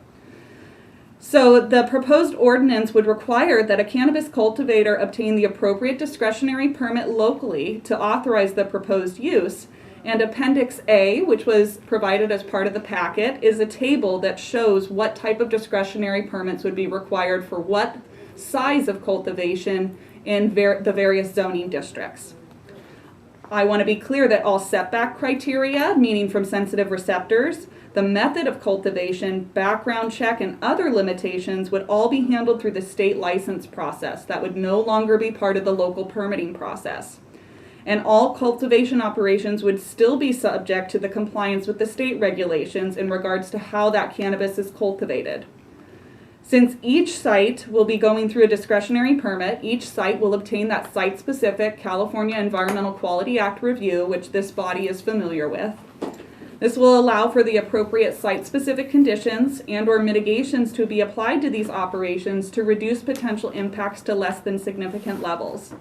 And I do want to pause here for a moment to highlight to the Commission and the public the memorandum that staff prepared that's dated March 16th, 2021, which really seeks to explain how there is still afforded protections to neighbors and also to the environment through this discretionary permitting process. I think there was some confusion in the public comment letters I read that felt that since there was not clear, strict standards described within the ordinance, that there was a loss of all the neighborhood protections. But rather than having strict standards spelled out within the regulation, it allows for more site-specific review, where a location of a site in a particular area may be insignificant, whereas on another site it would be incredibly significant about having a certain setback distance between the property line or between an adjacent sensitive receptor or use. So it allows for greater flexibility by the decision-making authority in determining what are those appropriate mitigations to ensure that nuisances are kept to a minimum and that neighbors and their environment is also protected. And there's a specific finding under the use permit findings, which are required for this ordinance, that really gets at the general welfare, the public health, and the safety, and ensuring that there will not be a nuisance created by the activity occurring. And that would be a required finding for any cultivation application that would come forward. So now to continue through with the ordinance, I do want to highlight the section in 22.18.030 regarding allowable cultivation and exemptions. So presently proposed is to move the exemptions criteria from 10A17.030 into Chapter 22.18. The Commission also has a choice here to decide whether or not they wish to recommend that the exemptions stay where they are in Chapter 10A17. That is still an option on the table here today. But if you choose to have it remain as it's presently written in Chapter 22.18, there are a couple things that I want to highlight for the Commission. So one of the changes is that there are sections in 10A17.040B through K, which are included in the staff report, that have not been transferred over into Chapter 22.18. And the primary reason for that was because there's really this movement, and with the direction from the board, to move away from getting into the sort of nitty-gritty on how that cannabis is cultivated and relying more upon state standards and regulations there. So there's less of this additional local specific requirements beyond what's required by the state. And then the second item I want to highlight in relation to exemptions is that presently, as written in the draft ordinance, these are the pre-January 1, 2020 setbacks, and as is highlighted in the staff report, the setbacks in the current Chapter 10A17 were intended to increase after January 1, 2020.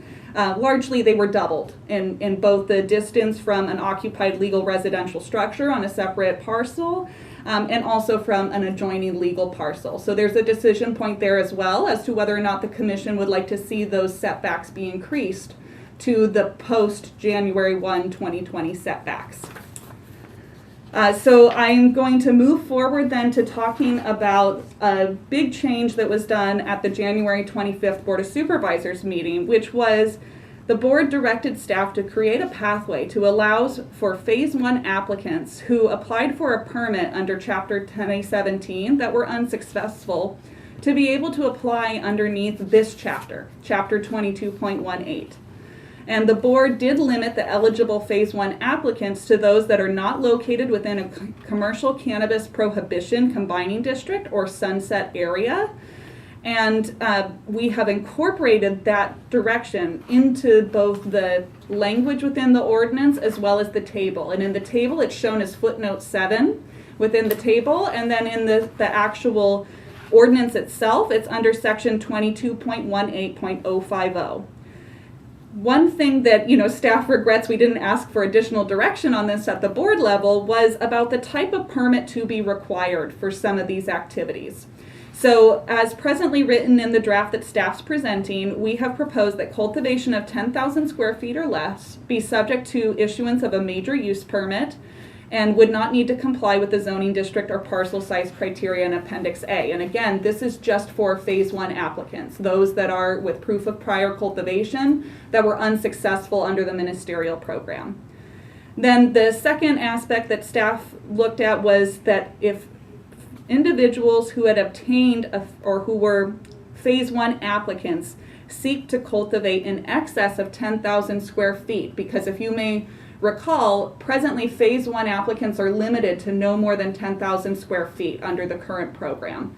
So if they wish to cultivate above 10,000 square feet, staff's recommendation is to ensure that that only be allowed in conformance with Appendix A and the zoning district. So no longer having an exception to the zoning district standards, including parcel size and the zoning district category itself. So meaning if you want to go above 10,000, you must comply as you would if you were a new cultivator coming into the county. Now, with this direction that was received, staff also wanted to inquire with the Planning Commission, and you may consider providing recommendations on this front, as to whether or not there should be a further limitation on the Phase 1 applicants that can apply under Chapter 22.18. As it's written right now, it's very broad and open, essentially saying if you qualified under 10A17, you're able to come into this program. Staff has given you a couple points that you could consider, such as if you had a Phase 1 permit that was denied due to tree removal violations, that you would not be eligible to come in under a Chapter 22.18 permit, a land use permit. If you were unable to pass the required background check, if you did not have adequate proof of prior cultivation, if your legal parcel was established after January 1, 2016, which was a requirement of the Phase 1 and Chapter 10A17 ordinance. That is not a requirement in Chapter 22.18. Any parcel may be, any person may seek to apply for an application on any legal parcel. There is no longer a legal parcel date that must be complied with.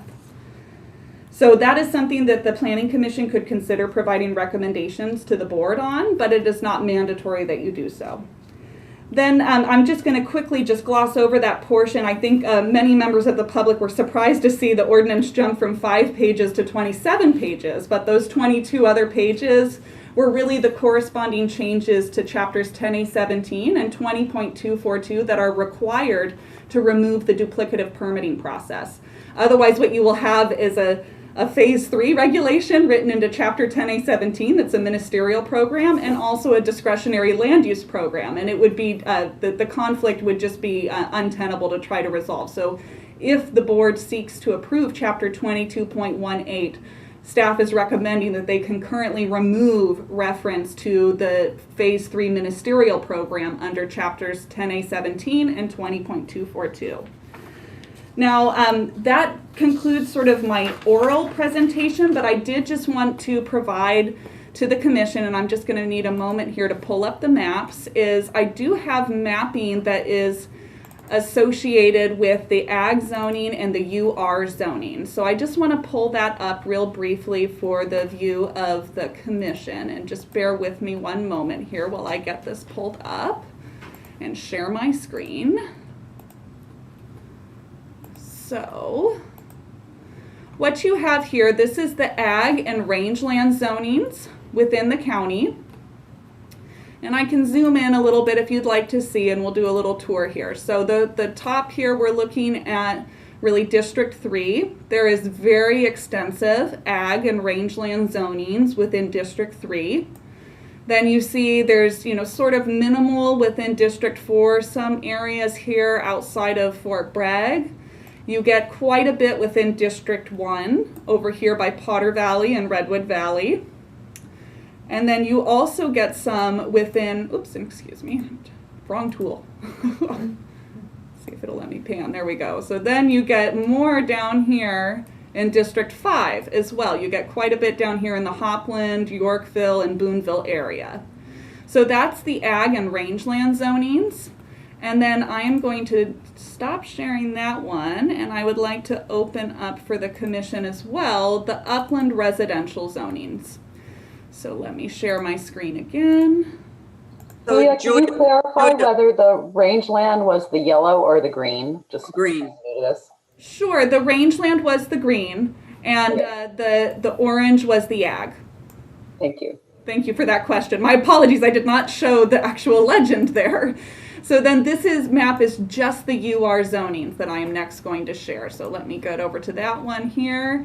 And the difference in color is minimum acreage requirements. In the UR zoning, you can have anywhere from 20 to 40 to 80 acre minimum parcel size requirements. And oops, I'm sorry, this tool is not doing what I would like it to do. Okay, there we go. So you can see more so that we have more limited areas of upland residential here.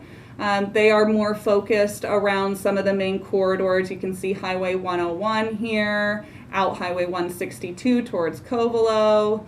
Then you can also see that we have down in the... Julia, what is the green? What is the blue? Oh, the only differences there, those are, if you'd like to see, this is UR 80 is the red, which there's minimal of. UR 40 is the blue, and UR 20 is the green. So you can see in here we've got quite a few of the UR 40s in this area of Hopland, outside of Ukiah, outside Calpella, near Redwood Valley, and then you have some more of the UR 20s up as you move up the 101 corridor towards Willits and on towards Laytonville. So I'm going to stop sharing my screen now, and then I know that there had been a question as well about the acreages, so I would just like to read these off to you. In the inland area of the county, we have 56,902 acres approximately of agricultural zoned land. We have approximately 718,609 acres of rangeland, and we have 97,433 acres of upland residential. And with that, that concludes my presentation, and I am available for any questions. I have all the documents available here if it's helpful to pull up the table, which I think is going to be the bulk of the discussion as well. I am more than happy to pull that up onto the screen at any point and we can talk through it. So I'm available for any questions. Chair Nelson. So that looks like a lot of ground. Do we have any way to determine how much of it has water and how much of it is not so steep that would be impossible to farm on? I mean, of course, once we would look at a more parcel specific basis, yes, we could. But I do want to call attention to within the ordinance itself, there are some standards about and required findings that must be met. And I just want to call your attention to that page. So allow me to flip to it real quick. So under the required findings on section 22.18070 and part B, this is on page 6 of the draft ordinance. There is limitation about not having cultivation sites on slopes that exceed 15%. Now, I know that doesn't necessarily address your concern of wanting to see what areas are over 30% in slope, but this could be something that is looked at on a site-by-site basis, and the commission could consider providing some recommendations on incorporating specific standards related to that. A follow-up question. If you're applying for a permit in forest or rangeland or upland, do you have to have proof of water? Yes, you would need to demonstrate that you have access to adequate water and utilities as part of your discretionary land use permit. It's a required finding under Chapter 20.196. All right, thank you. Additional questions for staff? Julia, I assume that same requirement exists whether it's a use permit or an administrative permit? Yes, that's correct. We actually wrote in a section within the code here, and if you look underneath, and I just want to make sure I get to the right portion here. We are requiring that if you are going through an administrative permit process, that you are still subject to the required, and this is underneath section 22.18.060, which begins on page 5, but the section we want to look at is on page 6. And if you look under, it says, notwithstanding the provisions of Chapter 20.192, the following modified procedures for administrative permits shall apply to all land use permits for commercial cannabis activities. And it's the first portion A is subjecting you to the permit time period for a use permit, which is 180 days, whereas an administrative permit is 30 days processing. And then additionally, that a public hearing is required in front of the zoning administrator. And in addition, there is another section within here that requires, under the required findings section, which is the section just below it, which is 20.18.070, that whether you're applying for an administrative permit or use permit, you're subject to the same required findings, and you're actually subjected to the use permit findings regarding adequate utilities and water and services to the site. And a quick follow-up question on that one. The public hearing as required by 22.18.060 in that subsection B you just mentioned, does that trigger the notice of adjoining property owners in the same way that a use permit would? Yes, it does.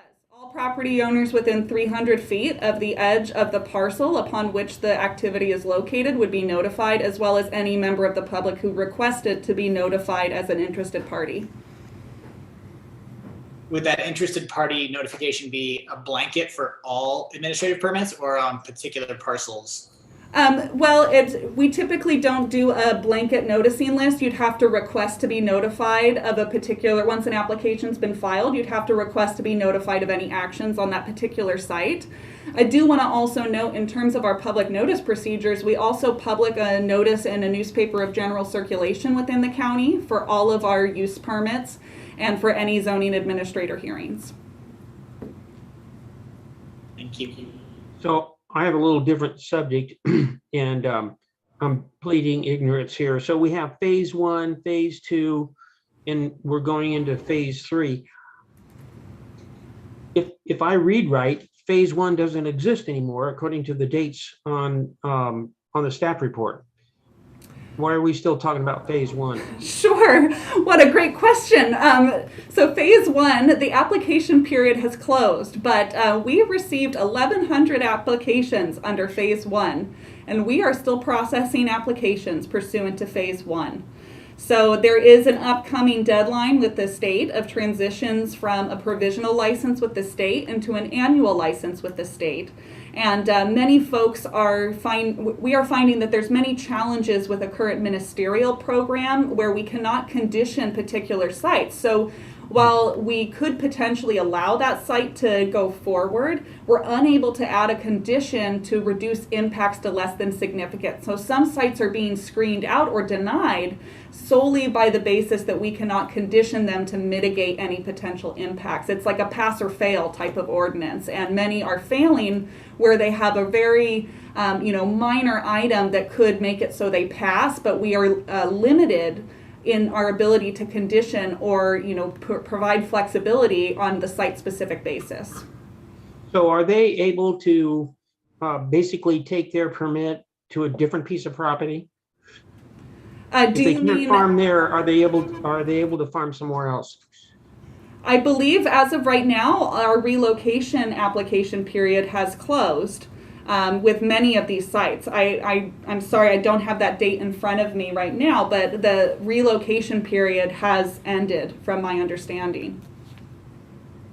So a portion or a significant portion of those 1,100 applications aren't going to get permitted. Is that true?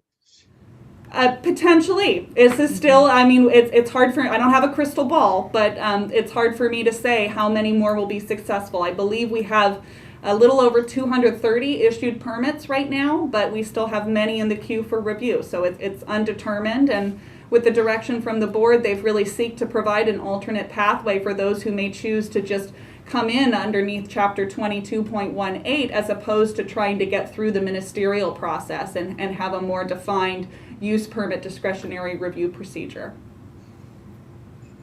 Thank you. That helps me with the big picture. Let me see if my other question is pertinent here. Oh yes, and my staff just let me know relocation period ended on May 4th of 2020. So we are no longer allowing relocations. So that may make this unimportant, but on page 16, BI, an existing cultivation site shall not be transferred to a legal parcel located within the forest land or timberland zoning districts. Is that correct? I guess that's still relevant. Yes, that's the current regulations, and we have no direction from the board to change those at this time. So it's really a pretty, our changes to Chapter 10A17 and 20.242 are solely limited to areas where we're removing reference to the Phase 3 program. The rest of the ordinance will remain as is for Phases 1 and 2. Thank you. Do other commissioners have questions for staff? So, oh wait, go ahead.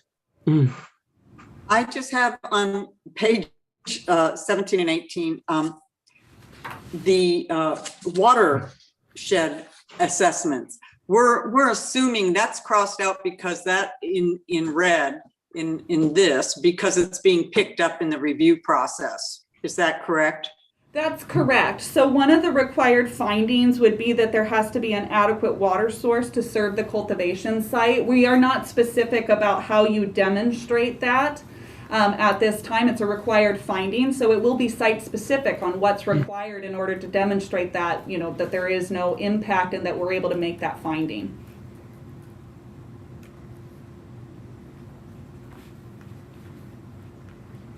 Commissioner Nelson, did you have something else? No. Okay. Anything from you, Commissioner Jones? Couldn't get my mic on.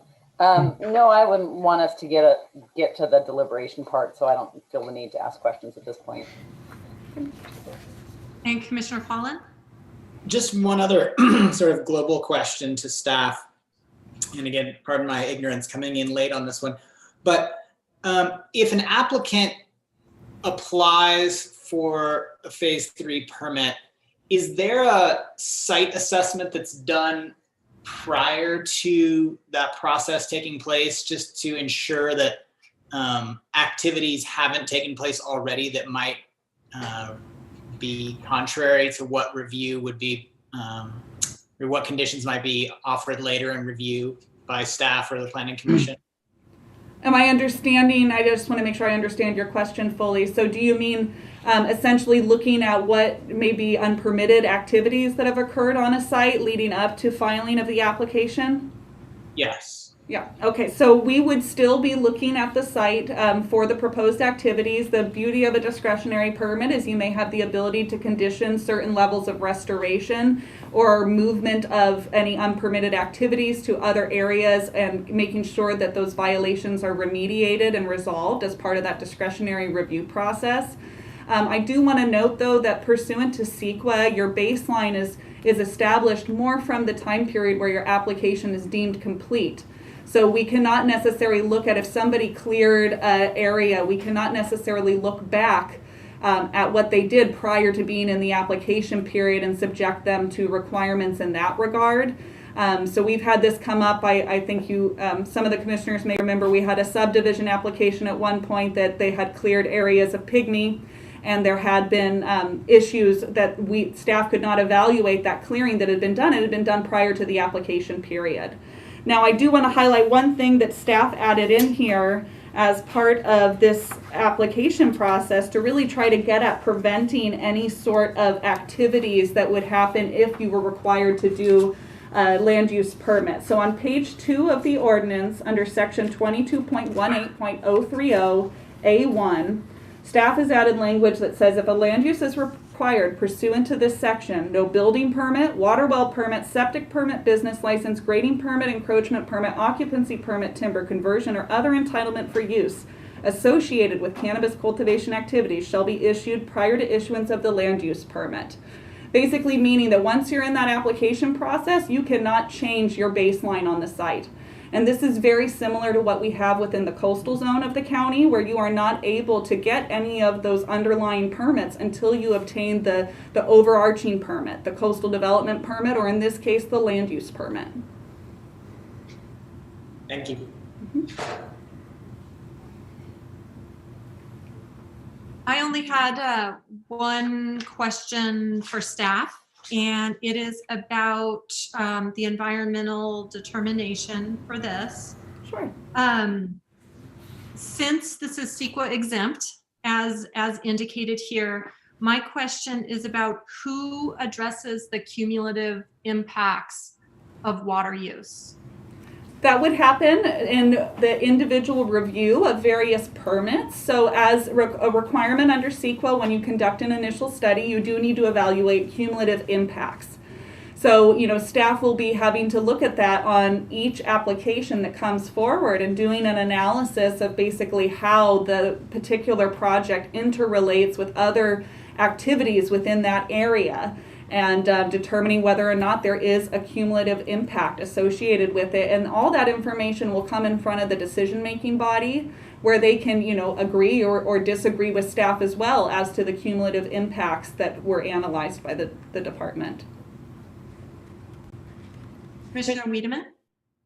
So is the county going to, then the county is hiring, for lack of a better term, a hydrologist type of study to overlook at the water capability of these neighboring, let's say, we have several applicants in a same area. That burden is coming on the county rather than the state? I'm just curious. Well, that's a great question. So typically as part of a discretionary process, we will refer an application out to various agencies with jurisdiction or who may have a greater understanding of certain resources than the county itself, our planning and building office. Right. So we may be referring it to the State Water Resources Control Board, California Department of Fish and Wildlife, as well as maybe our county water agency as well, and receiving their comments. There is also can be sometimes a requirement for the applicant to prepare a study that will inform the local process, and then that would be something that becomes part of the record and in front of the decision-making body when they're deciding whether or not they're in agreement about the level of impacts associated with the project. Okay, thank you. Would that process be the same or similar to a subdivision? Yes, it would. Very similar. That's the nice thing about this. I actually think it's very beneficial for the commission. This is really kind of like your bread and butter that you guys see pretty often on all your other projects. I mean, really, we're talking about taking what is currently a ministerial program and bringing it into the discretionary world. So you have more of that ability to look at each site and provide that site-specific review, evaluate the environmental impacts, the nuisance related to neighboring uses, and really determine what is appropriate for particular areas of the county. Can I ask a follow-up question on that, Julia? Mm-hmm. And it might be hard for you to determine this, but sort of based on the outstanding 800 to 900 applications that are in the queue for phase 1, what percentage of those permits would the planning commission be looking at if they were phase 3 applicants? Yeah, unfortunately, I really can't speak to that. That's, we have this total unknown workload coming in front of us. And it was the same with phase 1. We really didn't know how many applications were going to come in the door until you open the door and let them in. So, there may be, it could be that we get half of them. It could be that we get none of them. They may want to try to finish out that phase 1 process and see if they're successful before they consider going in any other direction. So I wish I had a better number for you, but I really don't. Commissioner Wiedemann? And those applicants, along with the new applicants, they're going to be going to the cannabis planning committee, right? Is that not, it's going to be taken out of your workload, and maybe I'm wrong, and it'll go into, I believe her name's Kirsten Nielsen? She's sitting right, I've got her right next to me here. She's just a little off camera, but it's Kristen Nevedal. She is our new cannabis manager. And, we are still, I want to be clear, the current individuals working under the cannabis program, they are planners. So their title is planners. So right now we will be internally figuring out sort of the workload distribution between the folks that are working on the typical zoning entitlements versus those working on the cannabis permitting program right now. Obviously, there's a backlog of those phase 1 applications that still need to be worked through. So there might be, kind of all hands on deck. But ultimately, yes, the plan would be to have certain planners that are really focused on processing just those cultivation activities. On that same topic of workload, Julia, I'm wondering if you have a sense of whether or not the minor use permits, which show up primarily in the RR10 and UR zones, if those will come before the commission or the zoning administrator. I believe, as presently written, they would go under the zoning administrator, and the zoning administrator could decide whether or not to move those up to the planning commission level. But as it's written right now, it's just underneath the typical, the way that it's already written within chapter 20.196, which are that minors go to the zoning administrator with that option to kick it up to the planning commission, and majors go to the planning commission. Okay, so default is it'll stay with the zoning administrator. Yes, exactly. Great. So 1:45, we're going to lose one of our commissioners in 2.25 hours. And you said we have about an hour of public comment. Well, yes, it's time to move on. Okay, let's get to public comment. All right. Well, then we are going to switch gears here, and we've got 49 attendees on the line. I do know that not every individual wants to speak. So are we set to go for our timer too? Let me go. Yeah. Oh, there we go. We got it. It's ready coming up. Okay, perfect. So I am going to go in the order of my list. So folks, you can certainly raise your hands, but I'm reading off a list in front of me, and that's the order that I'm going to be calling names in. So I'm going to start off with Tony Gomez, and second up will be Susan Tibbin, excuse me. So let me go ahead and get Tony brought in here. And so Tony, please go ahead and unmute yourself when you are ready and state your name for the record. All right, hello. Thank you, Chair Purnell, members of the Planning Commission and staff. My name is Tony Gomez, and I am a project analyst for Bilderberg. Bilderberg is a planning and construction firm operating out of Trinity County. And over the past month, I've had an opportunity to work with several phase 1 businesses as they navigate the confluence of CEQA and cannabis. And I have seen the frustration and confusion that has built up over the last few years of having their farms put through the ringer. I have met business owners and community leaders who are tired of having their livelihood treated like a beta test for the real cannabis program in front of you today, also known as phase 3. I want to recognize the great work of MCA and the other grower collectives who have come together to produce a list of recommendations for your consideration. And I want to emphasize 2, which I feel are really incredibly important. The first is 1.8, which would allow for a prioritized review of land use permit applications from phase 1 applicants with complete phase 1 applications, Appendix G checklists, and project descriptions. Applicants who submit an Appendix G checklist are clearly active and motivated to work with the county to receive their county permits and annual license with the state. Rather than having growers reapply to either phase, please consider the due diligence of these projects to date and prioritize their review. And then 1.9, the recommendation for sufficient staff resources must be in place prior to the launch of phase 3 in order to ensure that when applications for new cultivation sites are accepted, that there won't be a negative impact to the processing of phase 1 applications. The commission working with the county needs to build and implement a strategic hiring plan which seeks to attract great talent and retain good people. And I'm hopeful that this is something that Kristen, our new program director, is prioritizing. But I think we need to be very clear about the timeline for hiring new staff and the time that it will take to review the Appendix G checklist coming in from phase 1. And even if an extension to provisional licenses is provided through legislation, no one wants their business to live in perpetual provisional limbo. Local CEQA review and permit approval for phase 1 applicants should be seen as a mandate, not an optional activity. And these business owners are the backbone of Mendocino community and deserve your ongoing support.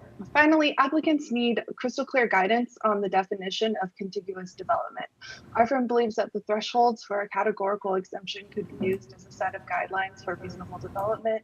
This would bring clarity to who is and is not eligible to use the checklist and remain in phase 1. Thank you for your consideration. All right, thank you, Tony. And next up, we are going to have Susan Tibbin, and after Susan is going to be Paul Hansberry. And Susan, when you are ready, please unmute yourself. It is *6 to unmute on your phone.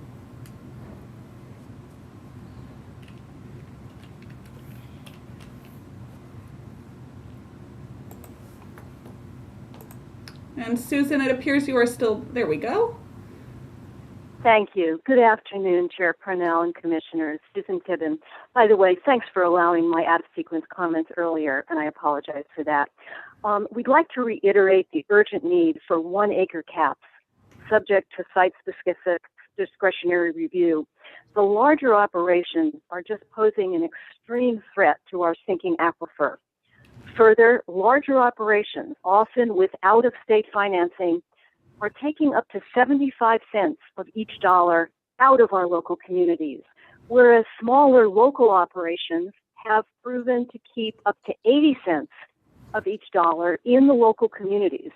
The tax receipts from larger operations look tempting on the front end, but not when those operations are beholden to their stockholders, often out of our local community, and not when 3/4 of every dollar is leaving our local community. You know, when our water runs out and huge entities leave our area, we'll see structural unemployment. We, the smaller generational artisanal operators, are here for the long haul. So let's be wise and secure 1-acre caps and give ourselves time to do the right thing. Thank you very much. All right, thank you, Susan. And next up, we have Paul Hansberry, and after Paul is going to be Brian Kenpak, and I apologize for if I misspoke your name. So Paul, you are up next. When you're ready, please unmute yourself and we'll start your time. Oh, and let's just see here. Let's get our time reset. We can.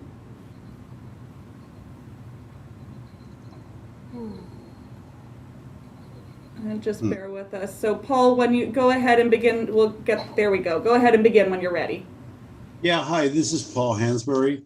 A couple of things. One of the things that was just somewhat alarming to me, if I understand it correctly, is that when they're talking about the discretionary review concerning water, that it would be based on their site specific, and the cumulative was not really addressed, which speaks again to this 10%. That if these larger, corporate grows come in, well-financed grows come in and take the water, it sounds to me like it's more of a first come, first serve and would edge out a number of different people. A couple of other things. I'm looking at this draft, and in section 10A.17.040, A, 2, and 5, there's a little semantics thing going on there. that on January 1st of 2020, this setback shall be increased to 200 feet for all permit applications, but shall not apply to renewal of permits originally issued before that date. And I'd like to note that I've been confused by application versus permit. So if you don't have a permit issued, if you only have an application, then does that language apply as well for as far as the setbacks?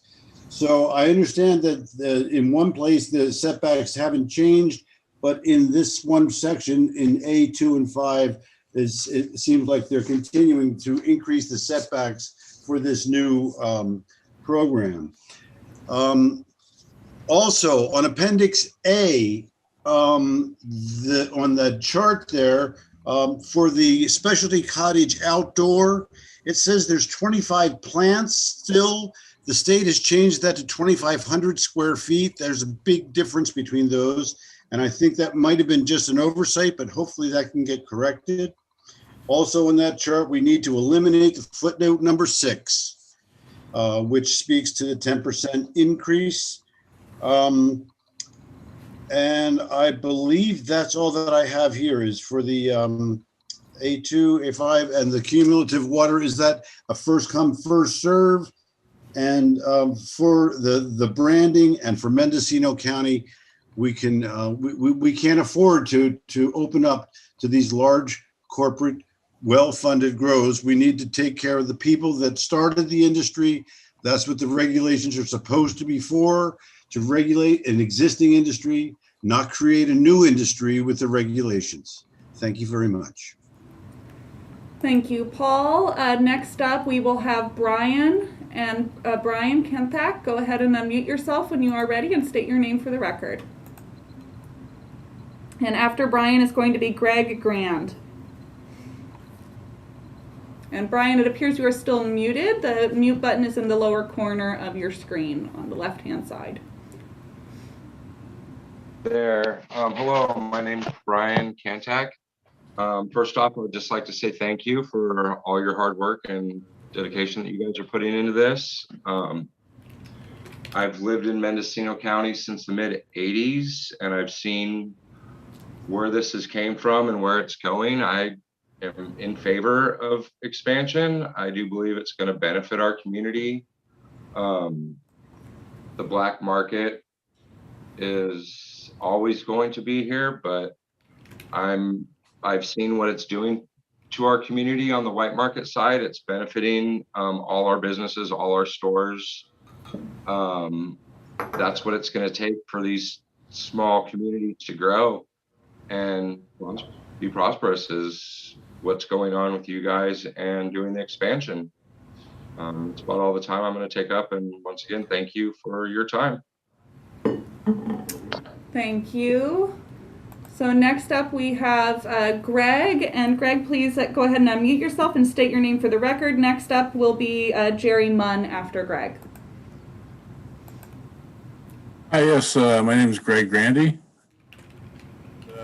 Myself and my wife have moved to the Laytonville area about 38 years ago.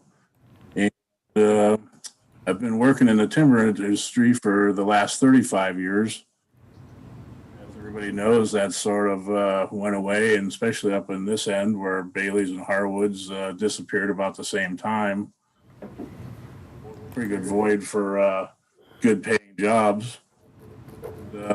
Anyways, as luck would have it, I did find a job with a cannabis company doing some purchasing, and we decided to give each other a try. And I've been working for them now for over 3 years. And really like the way they handle things, and I really do favor both 6A and 6B, and I believe that the 6B should be used to market the name of Mendocino County, and 6A should be used to market Mendocino County, the place. It's a good step for our future in this county. Thank you. Thank you, Greg. And next up, we have Jerry Munn. And thank you, Jerry, for unmuting yourself already. After Jerry will be Marnie Merger. Thank you, commissioners. I just want to start with hemp is marijuana, and Business and Professions Code 26054 states a license holder shall not sell alcoholic beverages or tobacco products on or at any premises land under division. In addition, Section 5026 of the Bureau of Cannabis Control Regulations, Title 16 of the California Code and Regulations section provides, quote, a premises shall not be in a location that requires persons to pass through a business that sells alcohol or tobacco to access the licensed premises, or that requires persons to pass through the licensed premises to access a business that sells alcohol, tobacco. Commercial cannabis may only be cultivated, processed, stored, or sold at a licensed premises. Due to the restrictions on licensing and permissible activities, premises may not be licensed with both a license and a cannabis license. Businesses that produce wine grapes should not be allowed to cultivate cannabis. On expansion, I'm opposed to the proposed 10% expansion. There's no reason expansion should be considered with Phase 3 land use ordinance. Why is a Phase 3 not the same canopy size as Phase 1? The county should be focusing on getting current applicants and new applicants permitted. The evolving cannabis industry does not have a supply issue. The issue itself is regulation. The Bureau of Cannabis Control and the CDFA have both said, quote, we're building the plane while we're flying it. Regulations have changed at the state level several times and will continue to change. We need to ask ourselves, who is supporting expansion? It's international corporations and investment firms. As a community, we need to keep corporate cannabis out of Mendocino. Thank you for your time. Thank you, Jerry. And next up we have Marnie. And Marnie, I apologize. It appears I had gotten your name mixed up here. So when you are ready, go ahead and unmute yourself. And you have 3 minutes to speak. And it is *6 to unmute if you're on your telephone. And after Marnie will be, let me scroll down my list here. Looks like Michelle Berger. Go ahead, Marnie. Can you hear me? Yes, we can. Okay. Thank you for listening. I strongly request that you do not combine any expansion with Phase 3. Phase 1 and Phase 3 size requirements should be the same. Since 2017, the maximum canopy size has been 10,000 square feet. Some Phase 1 growers wanted to scale up, and the answer from the county has been a resounding no. No, the maximum is 10,000 square feet. So how could the county even consider giving new applicants more cultivation canopy? The Mendo County Planning and Building Services, along with the Board of Supervisors and CDFW, have shown that they don't have the ability in getting Phase 1 legacy cultivators through the permitting process. We began in 2017. It's now 2021. And we're here, and county applicants still don't have county permits.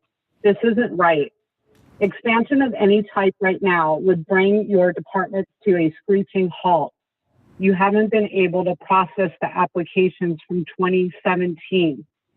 My suggestion is open phase 3 applications after phase 1 legacy growers are through the permitting process. Then open phase 3 and have phase 1 applicants that had to move to phase 3 be first in line. Create a clear path for this to happen. I've heard these large corporations recently saying that 10,000 square feet isn't viable. Well, $5,600,000 of tax money collected in 2020 from current cultivators says differently. You are the voices for the whole of Mendocino community members, and I know you want to do what's best for them. I appreciate knowing that you're not the voice for self-interest and not the voice for interests of your corporate buddies or vintner friends, and not the voice for the few corporations and their lobbyists. The community is speaking loudly, saying no to expansion. The county's focus should be on getting phase 1, then phase 3 applicants permitted, not on expansion.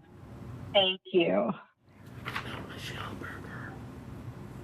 It's listed as Michelle. Okay. Thank you. All right, thank you.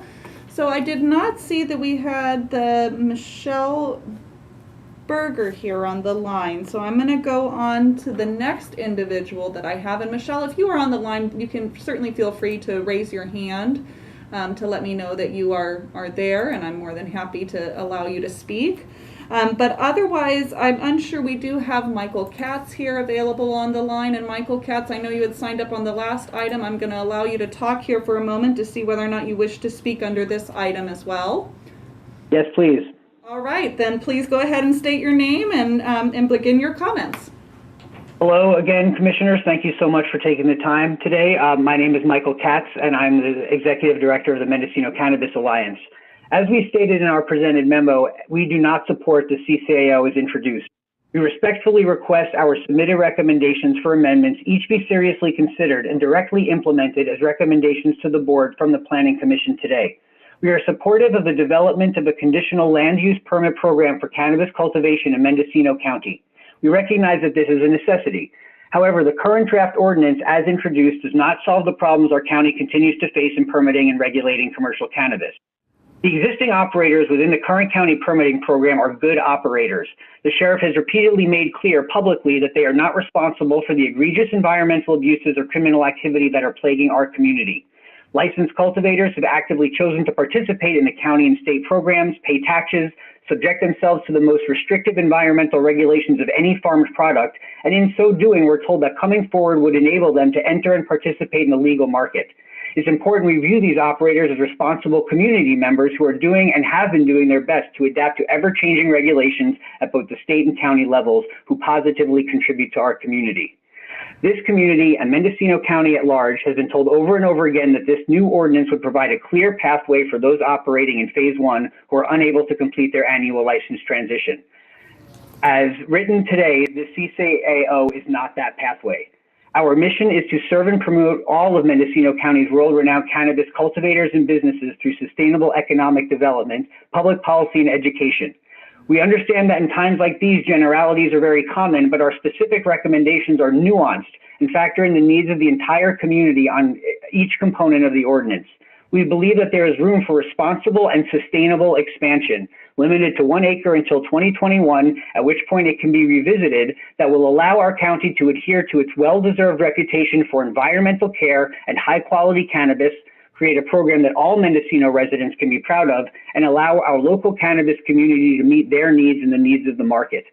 Our recommendations comprise a holistic proposal to regulate commercial cannabis cultivation that simultaneously would provide a pathway for A, existing operators, B, new cultivation sites, and C, expanded cultivation activities, all with an emphasis on sustainability and the protection of our environment, natural and cultural resources, and way of life.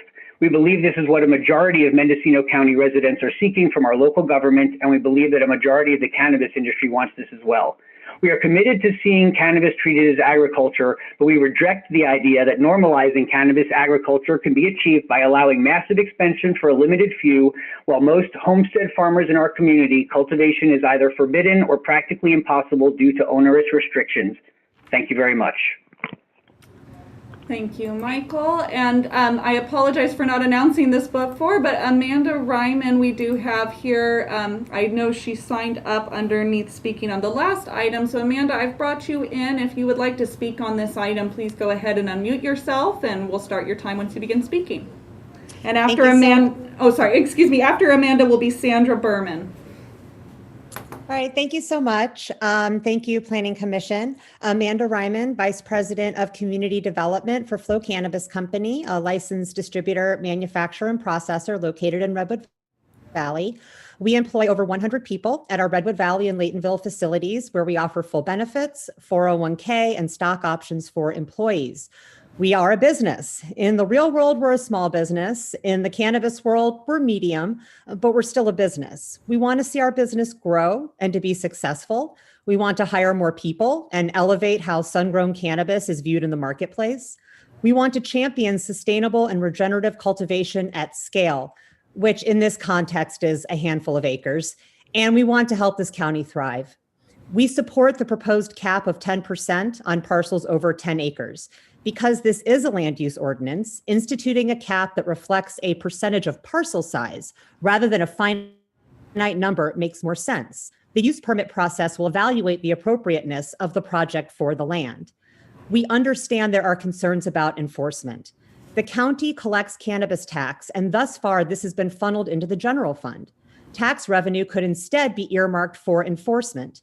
And if larger projects are able to be licensed, they will add to this tax base for enforcement, as will the additional parts of the supply chain that arrive to support them. We understand there are concerns about environmental impact. We would support restricting permits on rangeland to sites that have already been cleared for prior use to avoid unnecessary development of wildland areas. We would encourage the county to enforce reporting requirements for water and energy use on permitted farms. We also support the creation of best practices for all agriculture in Mendocino County to protect the regenerative brand of the region. We also believe that the greatest threat to the Phase 1 farmers is the discontinuation of business operations while transferring from one program to the other. The use permit process does not allow activity to commence until the state license has been awarded. For these farmers, this lapse could be fatal. Therefore, we can establish an early activation program like the one is being considered in Lake County. This would allow applicants the ability to do some activities on their land while their application is in process, but they would not be able to build permanent structures, grade land, or other activities that require special permitting. We could also allow Phase 1 operators who have completed Appendix G or shown proof of sequel progress that satisfies CDFA to continue operations while their Phase 3 applications are in process, as long as certain inspection milestones are achieved. We believe that Phase 3 is the right step forward for Mendocino County, and we appreciate the careful consideration of the Planning Commission. Thank you very much. Thank you, Amanda. And next up we have Sandra Berman, stumbling over my words. And after Sandra is going to be Ron Edwards. And hello, Commissioners.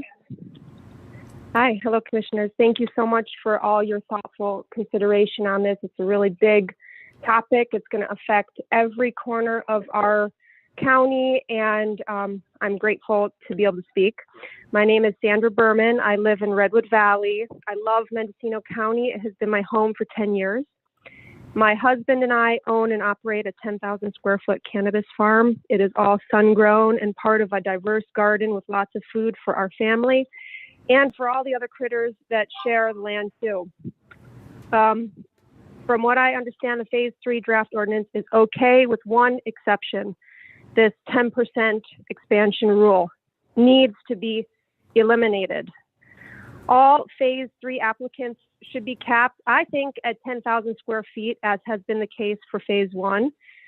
It is my understanding that the county has not been able to get even one Phase 1 applicant to an annual state license. So I'm not clear why Phase 3 is even on the table yet. I know we're understaffed. It seems like just trouble to be adding more to everybody's shoulders. Cannabis is not a drought tolerant plant. There will be a lot of well drilling if our county goes through with this 10% rule. I have heard many concerned residents talking about greenhouses going up and trouble with their neighbors. The 10% rule will not help. I have heard the comments of Round Valley residents specifically worrying about safety. The 10% rule will not help. I could go on and on.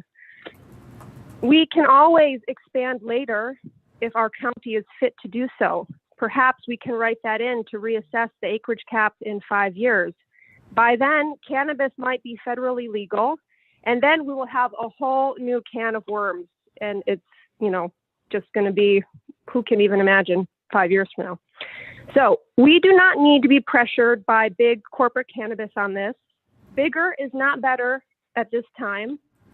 And I want to just thank you all again for all your thoughtful consideration on this. Thank you. Thank you, Sandra. And next up is Ron Edwards, and after Ron Edwards is Michelle Penaloza. Thank you. Thank you, commissioners. Welcome to this ever-going cannabis thing.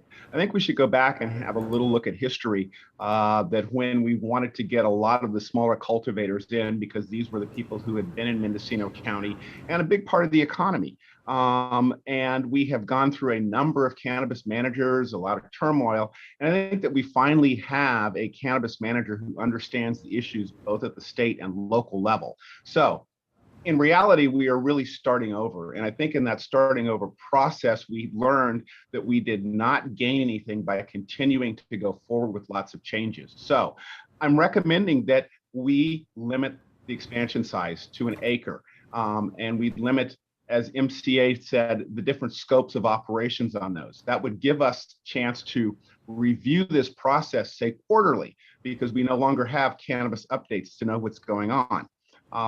And we all know that we're not trying to tilt this, but the reality is larger operators have almost unlimited funds that they can fundraise. Some have raised 11 million, some have raised more. And most of these organizations in the beginning were saying they wanted to work with the small farmer to make them successful, but now they are really competing with those small farmers. So we really should be looking at this and giving the small farmer a chance to get through the process with a priority for those phase one operators. The load, and I could see it on the commissioners' faces, when you're looking at facing 800 applications that you might have to review, even if it was down to 400.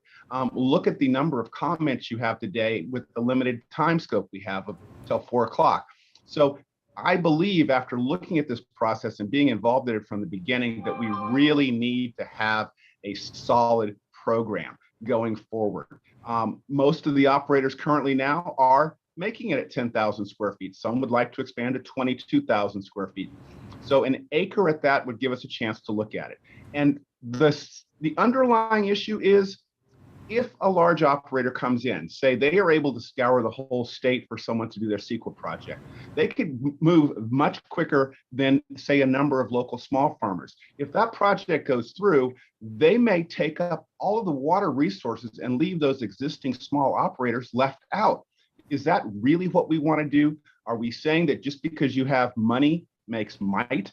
That's really not the history of Mendocino County. Mendocino County has been there for the small farmer. So we need to have some type of process so that we can look at these phase one operators first. And if their CEQAs go through and everything works out, then we can slowly expand. This way, we're not just blowing up and then find out a year or 6 months from now that we're right back with a program that doesn't work.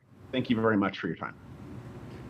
Thank you, Ron. And next up is Michelle Penaloza, and thank you for unmuting yourself. And then next up is Colin David Harris. I do not see them on the line, but Colin David Harris, if you are listening, please call in. And if they are not available, then Del Potter will be next. And please go ahead, Michelle. Thank you so much. My name is Michelle Penaloza, and thank you for the opportunity to speak. We are still dealing with the negative ramifications of a previous Board of Supervisors rushing to implement an ordinance without due diligence in consideration of state law. And here we are again with a different grouping of supervisors, this time attempting to jump in front of current state law by authorizing a 10% expansion footnote folded into the phase 3 ordinance for certain zones in our county. Some supervisors continue to blame the failures of phase one on cultivators when the onus rests on the county, which has still yet to communicate with any permittees in good standing or not regarding any needed changes for CEQA, which ask applicants to submit sensitive documents into literal trash cans. These same supervisors, alongside large business interests, continue to conflate the failure of this ordinance and process with the issue of expansion, as though the current dysfunctional process will be rescued from failure by increasing the amount of canopy and the amount of work of already burdened staff. Why is phase three linked to expansion? What does 10% expansion have to do with a functional program, infrastructure, and implementation? Now, without evidence, supervisors in favor of expansion claim that there's no viable path open for 90% of small farmers, that in order to compete, we have to put forth this 10% expansion. I keep hearing small farms aren't viable.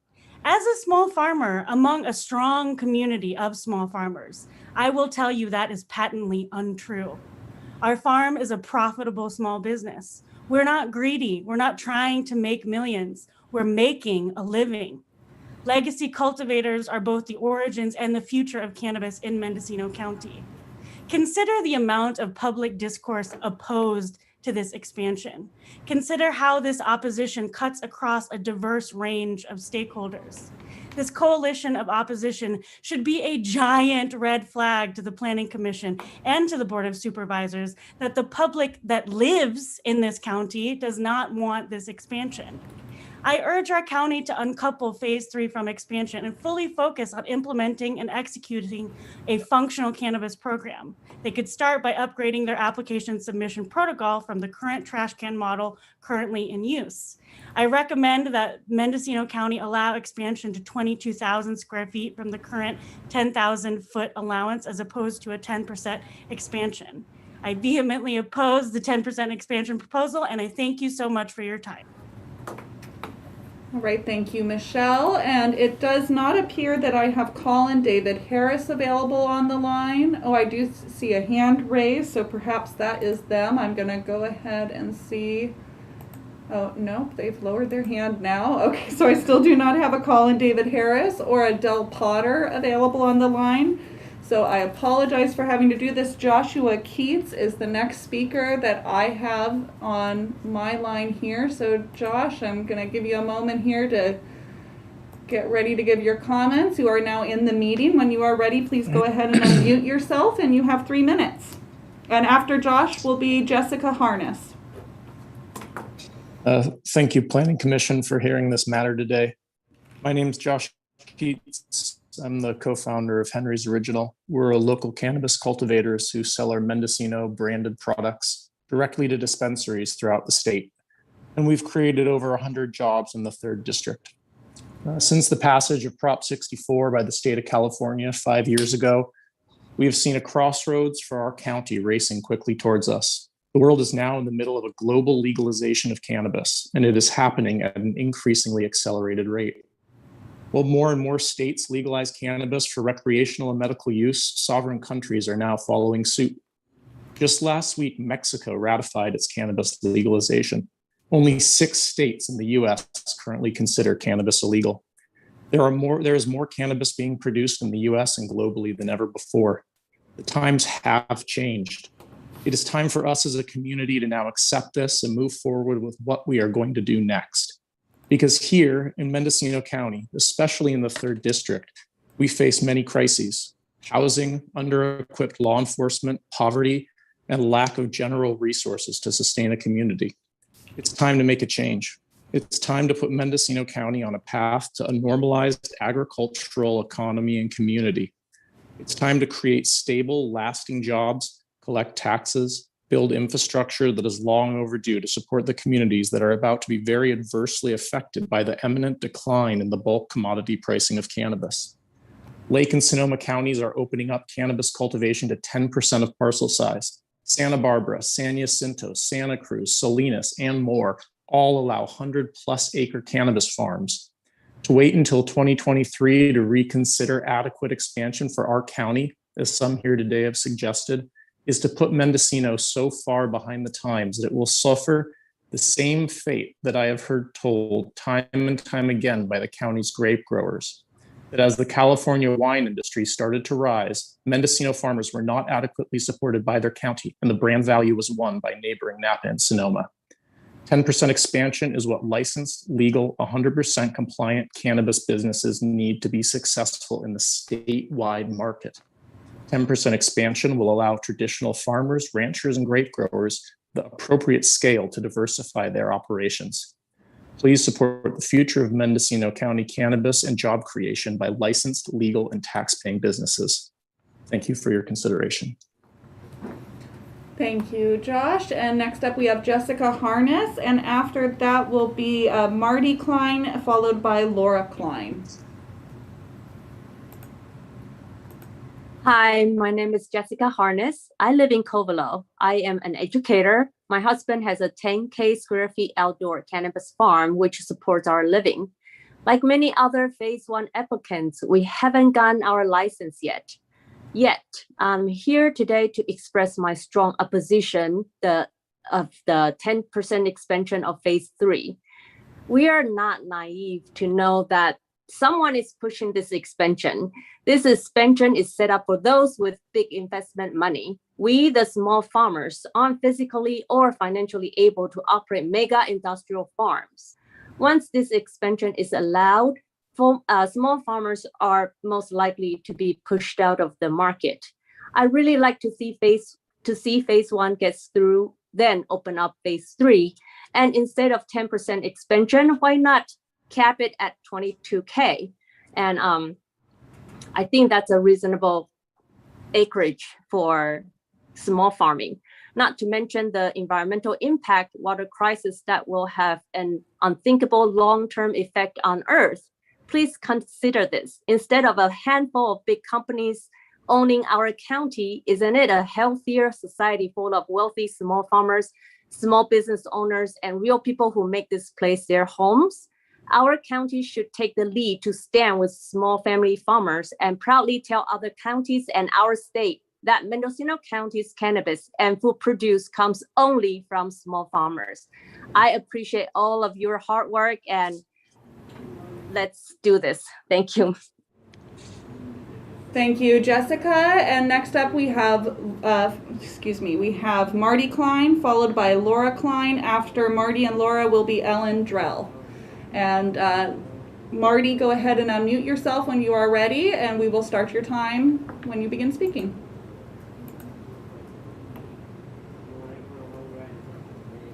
Laura and Marty, do we have you available on the line here? The unmute button is in the lower corner.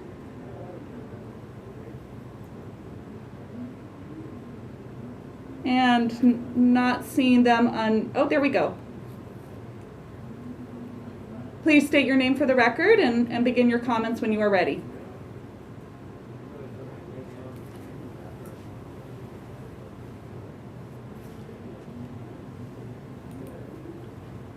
Okay, I'm not seeing, maybe we have a phone number that we need to be connecting to that, so we will come back around to Laura and Marty as we're unable to hear them at this time.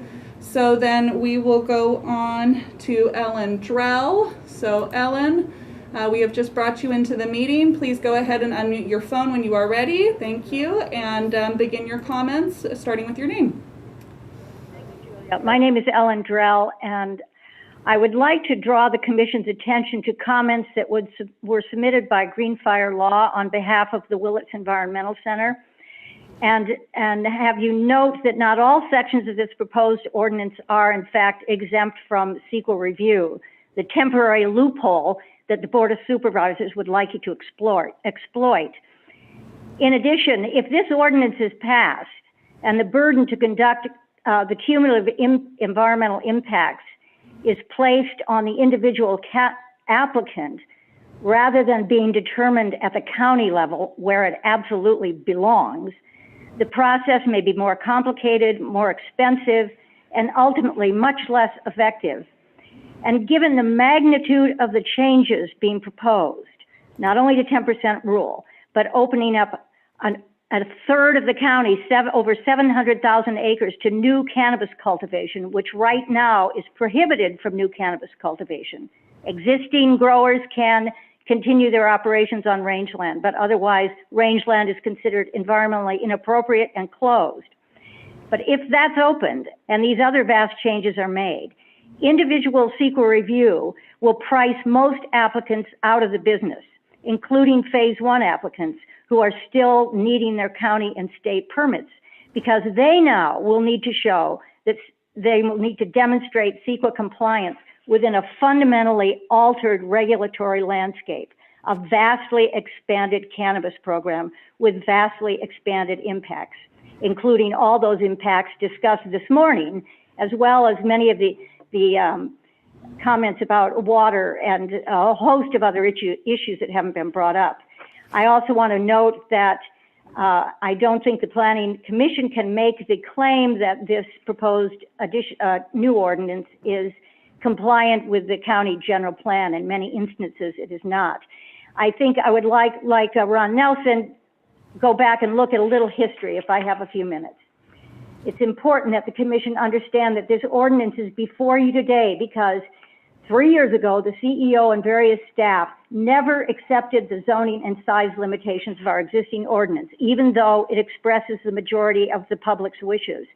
These entities never thought that small growers would bring enough money and taxes into the county and that only large, well-financed operators could fill the county coffers.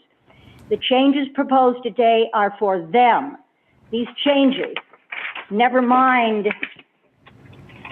the effect on small growers, will assault the environment, especially our scarce water resources, run counter to the people's vision, and will likely drive the small growers out.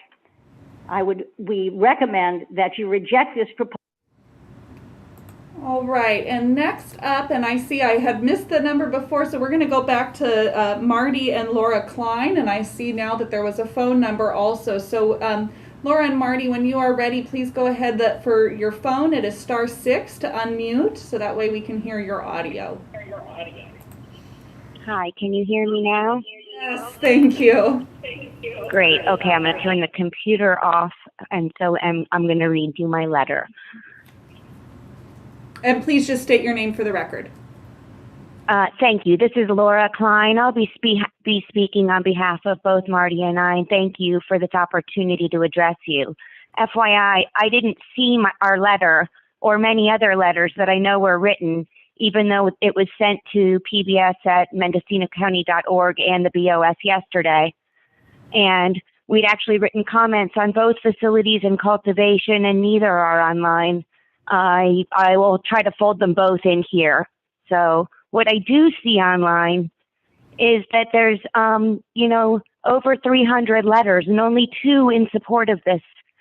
And most of those letters are opposed to the phase 3 as it's read now. So here goes. Here's my letter. Dear honorable commissioners and supervisors, my husband owns a 10,000 square foot all outdoor commercial cannabis farm on rangeland in Covelo. We've been permitted by the county and provisionally licensed by the state since the cannabis program's inception, as well as participating prior to that in the 9.31 program. We oppose the 10% expansion. Jacob Zune and Associates has worked with our farm for many years, and we have a 5-inch thick file with them. All kinds of biological assessments, required documentation from CDFW, CAL FIRE, Regional Water Board, CDFA, etc. We have passed on-site inspections by Cal Cannabis at the state level. We've had the county ag department out there. We've had building and planning out there, et cetera, et cetera, et cetera. We've passed everything since 2017. Our consultants have always maintained, even this week, that we should be able to get through the phase 1 and attain our annual license once the county and the state work out the CEQA pathway. We sit stalled along with over 1,000 other farms waiting for the county to work out CEQA. As I said already, we oppose the 10% in expansion here today. There are a myriad of issues from economic to environmental To name a few, the lack of water amid the drought, the fires, California's cannabis market is already oversaturated. There's no ability for interstate commerce yet. There's over 1,000+ farms, including ours, and we're all just here in this limbo. We support the Covelo Cannabis Advocacy Group's memo. It aligns with what farmers who've been working at this for the past few years, some even for decades, need at this time. Let's do it right this time. Let's find a compromise that reviews and expands incrementally as needed. Like the state, we can reevaluate in 2023 or when the borders open up. And that was time. And so next up, we do have Sheila Jenkins, and following Sheila will be Patricia Vargas. And I apologize for some folks because some individuals are not on the line, so I'm having to jump around a little bit. So my apologies for not giving you longer warnings. So Sheila, I have just brought you over into the meeting. It is *6 to unmute your phone when you are ready to begin. Yeah, afternoon, Commissioners. Sheila Jenkins. The cannabis industry has been allowed to run roughshod over our investments and our neighborhoods, and the county has ignored our pleas for help. They have treated our once beautiful lands like sacrifice zones. Painful for many of us, our properties are our only asset. The latest assault are the hoop houses spreading like cancer. I was told by staff that the approval for these came from the head of the planning department. He has misinterpreted our existing ordinance, which allows for 10,000 square feet of canopy, to allow instead 10,000 square feet or up to 14 hoop houses. So a big block of white plastic that sticks out like a sore thumb was not the intent of our ordinance. Canopy did not mean white plastic, but rather green plants growing outside. These are eyesores and should be removed. The county takes action that destroys our views, which then lowers our property values to cater to the greed of these growers who generate in the process a mountain of plastic waste destined for the landfill. This makes no sense. Cannabis grows just fine outside. This is why we do not want the county to have discretion to make every decision for us with this vaguely worded ordinance. What are they considering to be a nuisance, I have to ask.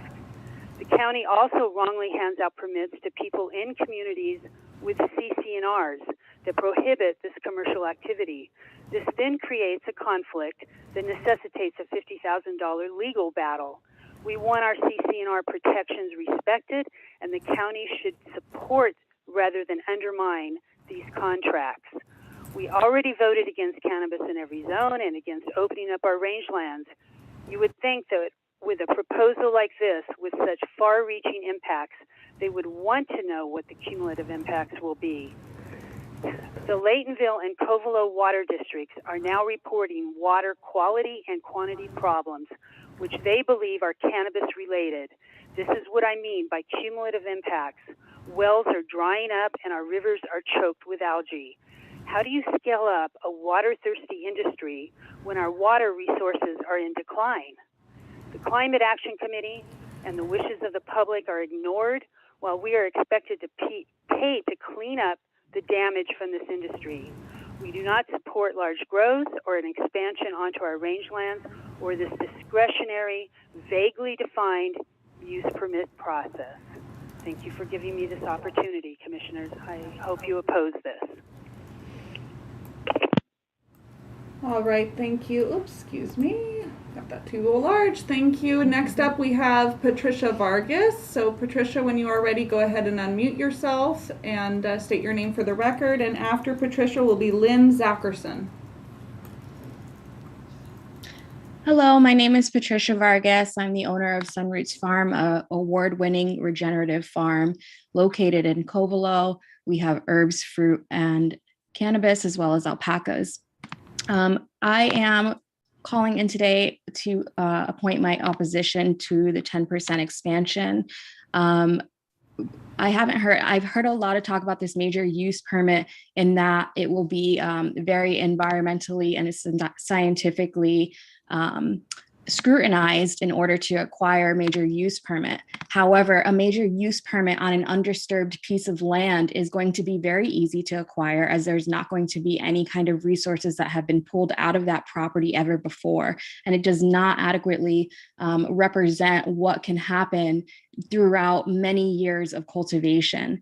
As a cultivator, someone who's been cultivating for over 20 years, food and medicine, I can tell you 100% clear that 10% expansion over 1 acre of growing, the amount of pest and the amount of disease that will come onto a grow site in that scale will be completely detrimental. That is the reason that vineyards as monocrops need to use pesticide and non-organic chemical sprays and fertilizers in order to control and manage the scale that they have. This is detrimental to soil. It leaves soil as dirt without the ability to retain and store water. During a water crisis and wildfire crisis, in order to allow expansion at this time it's frightening. As someone who has been cultivating for a long time, as a world traveler, seeing many locations that are in the process of desertification, it is so unwise to allow this level of expansion. Cap it at 10,000, cap it at 22,000 square feet, or 1 acre as MCA has proposed, but do not allow it to go any further than this.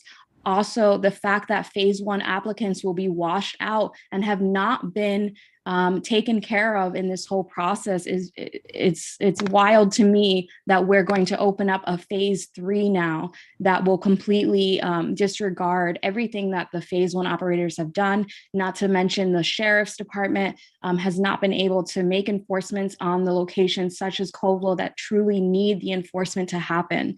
We're in a crisis here. We need your help, and I thank you for all your time, and I thank you for your position on this and to consider it wisely. Thank you. All right, thank you. And next up we have Lynn Zackerson, followed by Alex Cummings. Lynn, go ahead and unmute yourself when you're ready, and Alex, I'll be bringing you over shortly.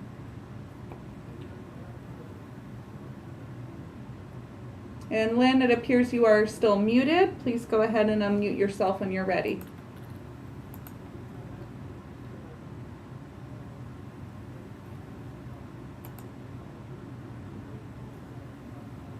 There we go. Hi, thank you so much. My name is Lynn Zackerson, and I am a licensed cultivator in Covelo.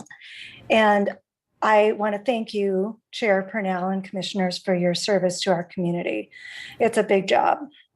I am so proud to hear the articulate comments from my neighbors and friends and fellow farmers. It's very heartening. I grew up in Minnesota in a family of dairy farmers.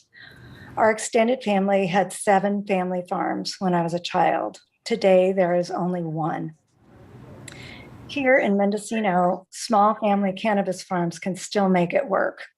Farmers like me in phase 1 generated over $5.5 million of tax revenue for the county in 2020, surpassing the goal set for the year. And I believe it was the only tax stream in the county that even met its goal for 2020. Phase 1 has been challenging. I know that everyone shares that experience who's been in the program, both the farmers and the staff and everybody working with it. But what we have done is we really have an environmentally rigorous community regulations, and we have licensed farmers that have had to go through the LSA process, administrative permits, water board review, etc. And with that, though, we have this community of hundreds of farmers that are growing responsibly. And not only the cultivating, but we have licensed processors and distributors. I work locally. The whole chain, the whole circle is local for me. And it's a very profitable business model. And I think it's working for me as well as other small farmers. over 300 letters to this body around this issue is huge. It's a huge amount of community input, whatever the issue is. It might be unprecedented. Overwhelmingly, there's opposition to expansion of the cultivation canopy. These letters are written by individuals, farmers, civic organizations, environmental organizations, business owners, law enforcement. They are thoughtful letters. They are researched letters. They are,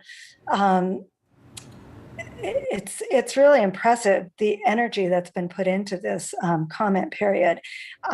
It's really not NIMBYism, and I hope that point is well taken, that it's not just people saying, I don't want it in my backyard. I think there's important points being made. Thank you very much for your time. And all right, and next up is Alex Cummings, followed by Dennis Hunter. Thank you, commissioners. My name is Alex Cummings. I'm a small licensed farmer in Covelo. I'm just calling in to express my opposition to the 10% expansion in Mendocino County. We're not opposed to phase 3, but in its current iteration, this phase 3 creates an unequal system where there's a structural imbalance that's built into the system. If certain distributors who have a business model that can't afford to pay market rate for cannabis have a problem, then they should consider getting into a different industry. We have been working diligently to obtain our state annual license and will continue to do so. With the support of this commission and the Board of Supervisors, we hope to be able to make that happen quickly. We thank you for considering all of our opinions today. Thank you. Thank you, Alex. And next up, we are going to have Dennis Hunter, followed by Dennis Slota. So Dennis, please go ahead and unmute yourself when you are ready and state your name for the record. Yeah, thank you. This is Dennis Hunter. Thank you, commissioners, for allowing me to comment. I'm the co-founder of CannaCraft. CannaCraft employs over 300 people in the cannabis space. Around 30 of them reside in Mendocino County. I grew up in Mendocino County and still have a family ranch in Willits, which I cultivated on in the early 90s. The phase 3 cultivation ordinance will allow me to once again set up a cultivation operation in Mendocino. This will help support my cannabis business in California. There are many property owners in Mendocino County that would like to participate in the cannabis industry that were not eligible to apply in the phase 1 cultivation, because at the particular time, they may not have been growing cannabis on their properties at that time. I understand that this subject can be controversial for some, but I think it is easily forgotten how regulated, legal, licensed, tax-paying cannabis companies operate. Arguably, it is more regulated than a lot of other industries. There is a massive amount of reporting and compliance that must be followed. I think it is also important to think about the economic impact of commercial cannabis. In neighboring Lake County, with less than 100 farms, cannabis contributed more taxes than what the combined property taxes equated to. There's a great opportunity in Mendocino County to support local businesses in a thriving industry. I urge you to continue the good work and allow responsible, regulated cannabis farmers to thrive in your county. Thank you. Thank you, Dennis Hunter. And next up, we have Dennis Slota, followed by Mark Glom. Hello, I'm Dennis Slota. Thank you, Chair Purnell and Commissioners. Following are facts related to this cannabis expansion item. A large number of permits were issued illegally by the Agriculture Department in their haste to issue permits and collect fees. The Planning Department admits they do not inspect whether land use conditions are implemented. Cannabis code enforcement is intentionally severely understaffed. The sheriff reports he is overwhelmed and undergunned by the current cannabis community. The county proposes a major expansion that exceeds current state standards of 1 acre maximum, and rather than hire more enforcement, hires a cannabis lobbyist to head the cannabis program. In view of these facts, the public is concerned more illegal permits may be issued, and that the planning department's site-specific CEQA analysis and land use conditions are essentially a paper exercise to collect a fee, and the grower will simply do whatever they want with no consequences. Because the public has absolutely no confidence in these three departments as currently configured to protect the public interest, we insist on a fully transparent process posted online in real time so the public can monitor the functions of these departments. Following our changes, the public who decisively defeated Measure AF require decouple Phase 3 from significant cannabis expansion. No expansion until the public and sheriff are convinced that the existing condition is under control. An annual cap on the total number of permits by zoning and a cap on the total number of permits allowed countywide. Cumulative effects and CEQA analyses posted online for each permit. Code enforcement and planning cannabis environmental analysis be independent of the cannabis manager. All permits, especially AP and minor use, be legally noticed public hearings, not necessarily involving the Planning Commission.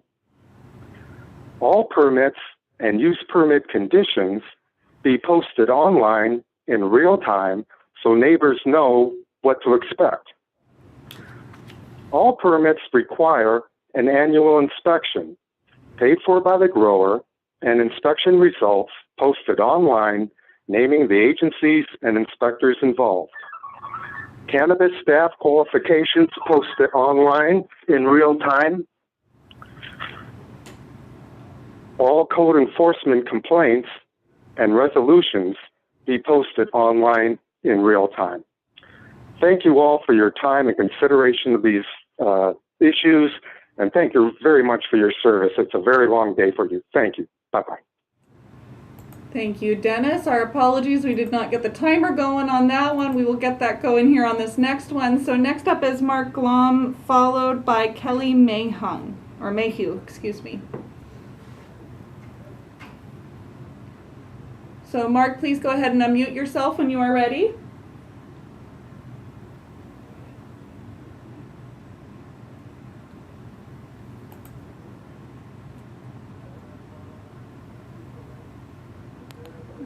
Do we have Mark on the line? Give it one more try here. My meeting, so we can continue meeting past 4.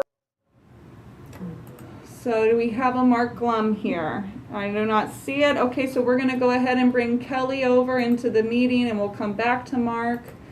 Kelly, go ahead and unmute yourself when you are ready. It is *6 to unmute on the phone.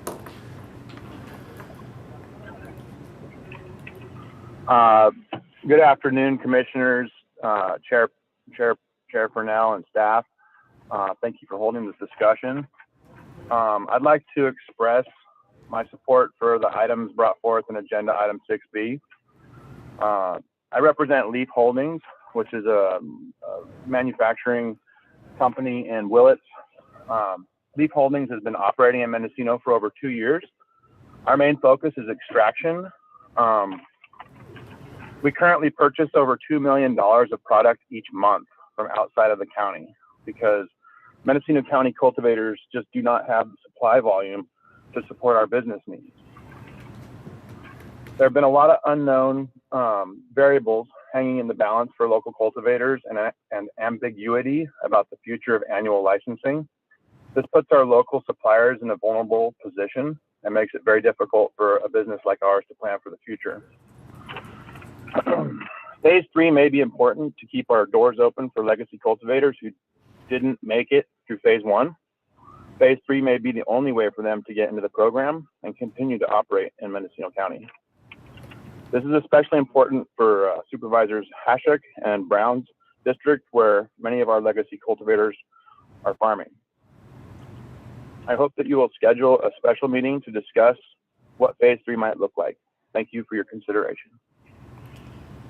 All right, thank you, Kelly. And next up, we have Jonathan Wenzel, followed by Jamie Warm. And give me, oh, and it does appear, hold on, we're going to go back to Mark Glom here. I do got a hand raised. So we're going to go back to Mark Glom, and then we will come to Jonathan Wenzel, will be next.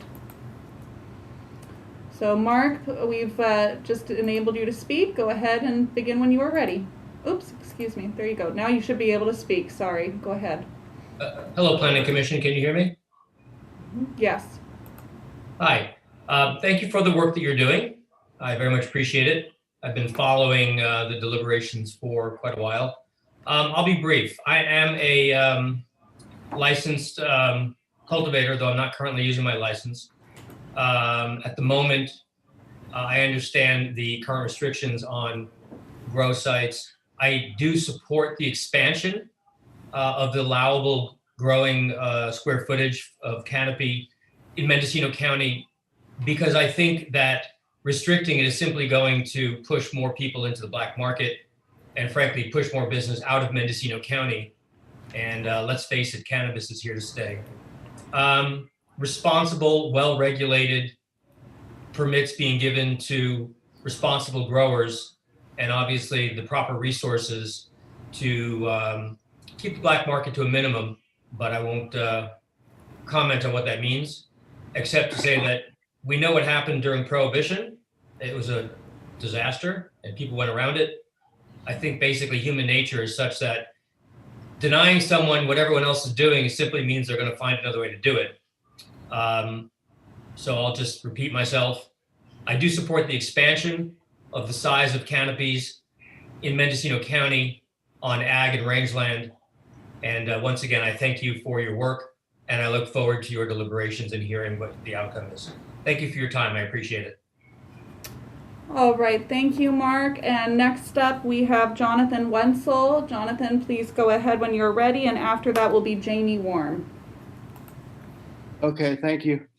Yeah, I'd just like to note, thank you to the Mendocino County Planning Commission for all the work you've put in, all this diligence, all your concentration and efforts. And it's really inspiring to have everyone in the community kind of coming forward and giving concern. And it's great to see people caring about something. That's really inspiring kind of in general. A little bit about myself. I'm a 5th generation California rancher, the great grandson of the Humboldt Creamery family. And we are a diversified family ranch of vegetables, free range beef, olives, sheep grazing, and a 50-year-old vineyard. We are on rangeland, and I do support phase 3 expansion. As a student of microbiology and soil science, I have found that sustainable methods can be implemented across scale. We have taught this and continue to have this as a point of reference for our farm. I have not seen cannabis taking up more water than vineyards.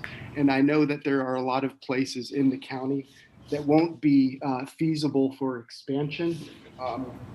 And that's unfortunate, but it is a reality. One of the things that kind of has struck me is sort of the amount of land around us that is expanding into this new cannabis market that some people have been mentioning. And in Lake County alone, I was told there's going to be 750 acres this year coming online. In Santa Barbara County, there are already 100-acre farms. Salinas, same thing. The Flats of Arcata, same thing. And I'm really just looking at this in the future to stay relevant. And I think, I hate to bring up this analogy, but the sort of functional advertising that's made the Napa wine region and the Sonoma wine region relevant and made their businesses sustainable. All of this is necessary for money that needs to circulate in the county correctly. And as much as we don't want things to change as far as our traditional markets, I think it's important to take a sober view and a glance at what the future can hold. So I am for Prop Phase 3 expansion of cannabis cultivation. I want to thank you all for holding this panel. I want to thank our community. And yeah, that's where we are. Thank you. Thank you, Jonathan. Next up is Jamie Warm, followed by Devin Jones. Hi there. My name is Jamie Warm. I've been a cannabis cultivator in Mendocino County for 15 years. And I co-founded and operate Henry's Original, and I sit on the board of directors of the Cannabis Business Association of Mendocino County. And at Henry's, we employ about 150 W-2 employees that pay taxes. They raise their families in Mendocino County. And I want to express my immense support for Phase 3 with 10% of parcel size.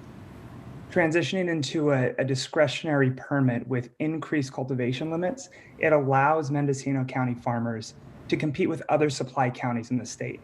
We're talking Salinas and Monterey, Santa Cruz, Santa Barbara, Ventura, San Bernardino, San Jacinto, Coachella, and our neighbors, Lake County, Sonoma County, which are also cultivating 10% of parcel size. This is not radical. 10% of parcel size is sensible cultivation limits commensurate to our neighbors and to other producing counties. I'd like to briefly describe and give a visual of what a cannabis, really a compliant cannabis farm in Mendocino looks like. At Henry's, we row crop our cannabis in ag zone parcels with clean green organic certifications. Our sites look like vineyards, and we cultivate very similar to vineyards. Similar trellis systems, we use vineyard tractors, we use nitrogen fixing cover crops in the winter. We flail mow in the early spring, spread our compost, and spade the cover crop and the compost back into the soil. Then we plant a native soil right after the last frost. Our water comes from off-stream permitted stock ponds that utilize rainwater catchment, just like the vineyard ponds you see in Ukiah and Hopland valleys. We've taken our cannabis knowledge of the past and integrated the most sustainable and compliant farming practices that we have access to. And Phase 3, the Phase 3 ordinance with 10% of parcel size is what will bring the industry into the light. It will increase the safety with centralized processing facilities. It'll bring cannabis cultivation into valleys where resources exist and farming should happen. It'll raise the bar to put a new and much needed image on the Mendocino County cannabis farming experience and culture. Let's align ourselves with increased safety, professionalism, and economic development that is sure to come and is necessary for a healthy county. Thank you. Thank you, Jamie. And next up is Devin Jones, followed by Shane Osborne and Micah Flaus. Good afternoon. This is Devin Jones, Executive Director of the Mendocino County Farm Bureau. Mendocino County Farm Bureau has been engaged on the development of the county cannabis ordinances for several years. The process has been ongoing, constantly changing, and frustrating to say the least. Phase 1 is broken, and the county is now looking to add one more layer of complexity with Phase 3. Farm Bureau understands that limiting cannabis cultivation permit capabilities to those with proof of prior cultivation is a double standard, and that Phase 3 is the proposed pathway to allow for new permits. However, there is a significant lack of confidence in the county's ability to move forward with Phase 3 with any different success than Phase 1, as well as concerns with the further conversion of agricultural and rangeland properties due to permanent cannabis cultivation infrastructure. The lack of confidence is connected to the fact that punting environmental review and site-specific mitigation through a use permit process is only as good as the verification of compliance. The communities in our county that have seen the proliferation of cannabis cultivation under the guise of legalization have zero faith that the county can provide the oversight required to ensure compliance with any terms included in an ordinance or a use permit.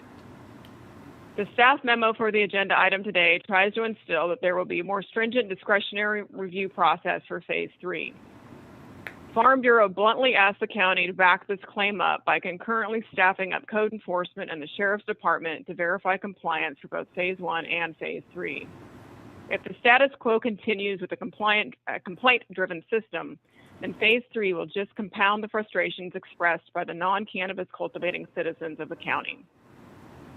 As an agricultural organization, Farm Bureau is also significantly concerned with the further allowance of the conversion of agriculture and range zone lands for indoor or mixed light cultivation types under Phase 3. Phase 1 was supposed to not allow for any new cultivation on rangeland. However, there are hoop houses and greenhouses that have gone up on rangeland throughout the county where they were never present before. The loss and degradation of range and agricultural lands is not something that should be taken lightly. Driving indoor permit types onto ag or rangelands does not seem advantageous to lessening the environmental impacts of Phase 3. In conclusion, Farm Bureau is not against the permitting of cannabis. However, permitting is a very loose term in Mendocino County. The goal should be to move cannabis cultivation from the black market to the legal market. The reality has been a non-enforced program that has already led to the expansion of cannabis cultivation without adequate resource protections and the boom of the gray market. If the county does not have the resources to commit to adequately implement and provide oversight to Phase 3, then the county should not move forward with this process. Thank you. Thank you, Devin. And next up is Shane Osborne, followed by Micah Flaus.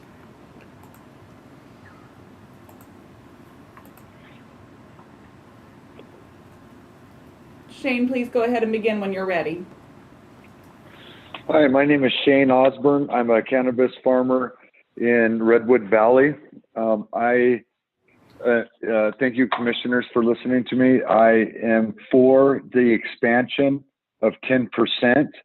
I believe that due to the economies of scale that we would be able to achieve with an expansion is going to be vital for the survival of our farms.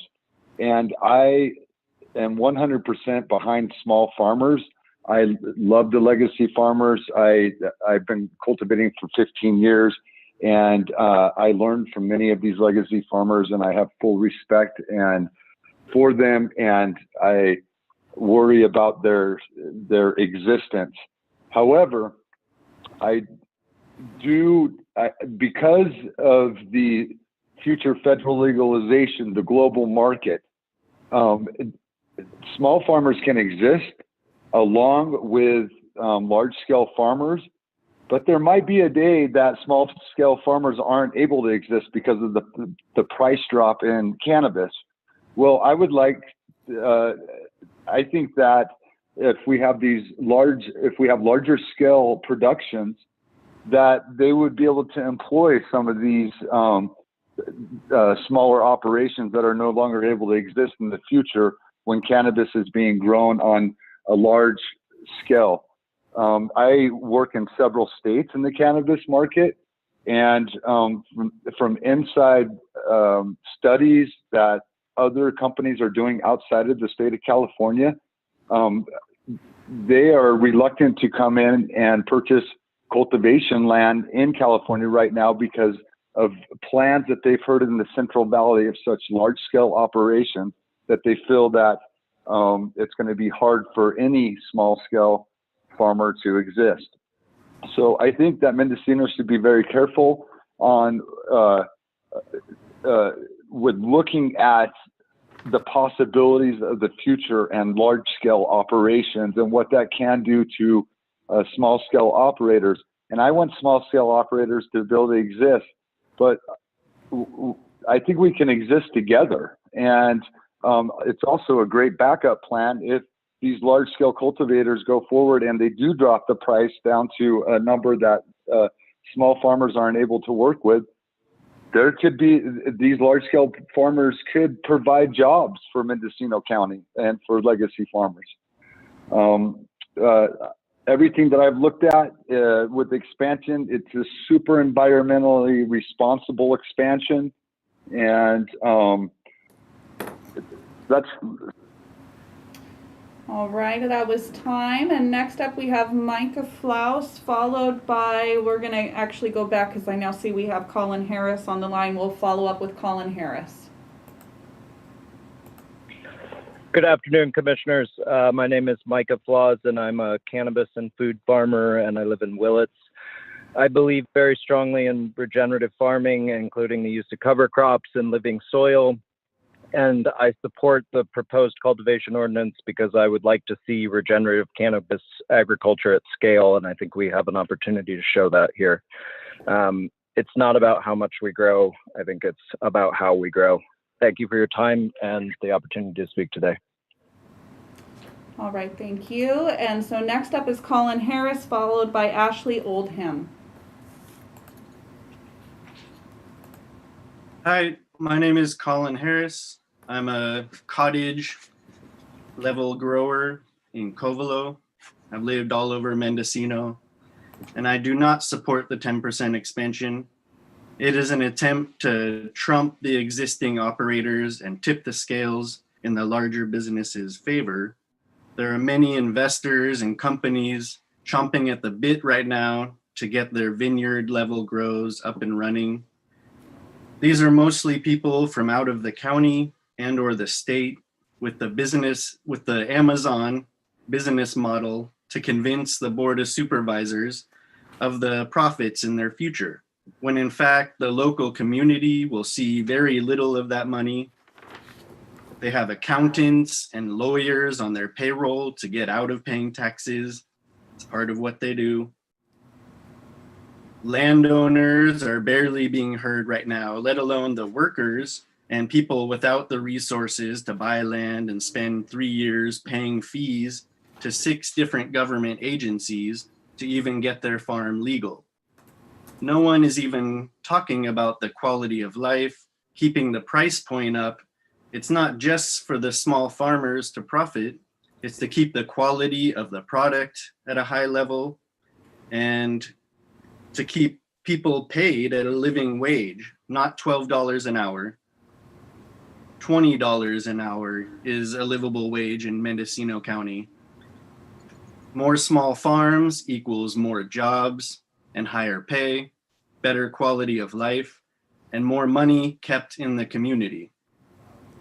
Those that think the winery model is the business model to emulate and that vineyards flipped into large acreage grows have probably never worked on the ground with their hands in the dirt for $12 an hour, been worked to the bone, had injuries where they can't continue working for large scale people if those jobs are provided in the future. They use more chemicals, and there's large pest infestations that affect neighbors. There's lights from greenhouses that shine like right through people's windows.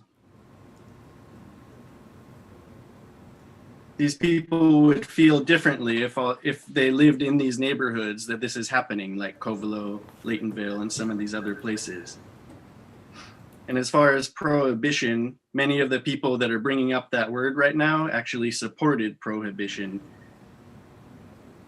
And Mendocino was much more friendly to cannabis before legalization. Thank you. All right, and next up we have Ashley Oldham, followed by Monique Ramirez. Hello, this is Ashley Oldham. I apologize ahead of time if my connection's poor. I'm driving in a rural area, not the best service at the moment, but just to take a minute to introduce myself, I am a second generation legacy cannabis farmer. I was born and raised in Mendocino County, and the county and the culture is very near and dear to my heart. It's been my home my whole life. I would like to speak today in support of the 10% expansion. Beyond being a cultivator, I have been doing procurement for distribution companies for quite a few years now. And because of that, I've really seen a lot of farms and a lot of operations all across the state of California. And I have to say that there are some really large scale farms out there. A lot of counties, as many of us have spoken on before today, has already allowed for expansion of pretty larger size grows. And even our neighboring counties, Sonoma and Lake, are allowing for this 10% expansion. And I personally feel like I don't think that the small farm model is going to, if we don't allow expansion, I don't think Mendo is going to be able to hold a viable space in today's market. I think it's really important. I think that the expansion would be great for our economy. As somebody mentioned earlier today, Lake County, when they allowed expansion, they did more in cannabis taxes last year than all the property taxes in the county combined. that's really huge and not something that should be ignored. I also see a lot of jobs coming in. You know, Mendocino County could really use to have, you know, stable jobs with benefits, and I think allowing this expansion is going to do that. And cannabis is an agricultural crop, and I think that it should be treated like that. And, you know, I'd like to state that although Mendocino County is on a rural residential parcel, which would never be, you know, allowed for expansion, but it isn't about me, it's about the county as a whole. And I believe wholeheartedly that expansion is the right move. Thank you. And I appreciate your time and all the efforts that the Planning Commission is putting into this. Have a great day. Thank you, Ashley.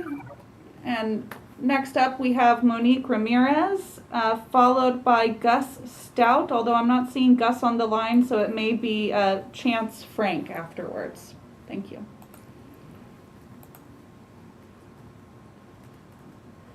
Monique, if we have you, please go ahead when you're ready. Can you hear me? Yes, now we can. Gus will be after me. Monique Ramirez, 3rd District.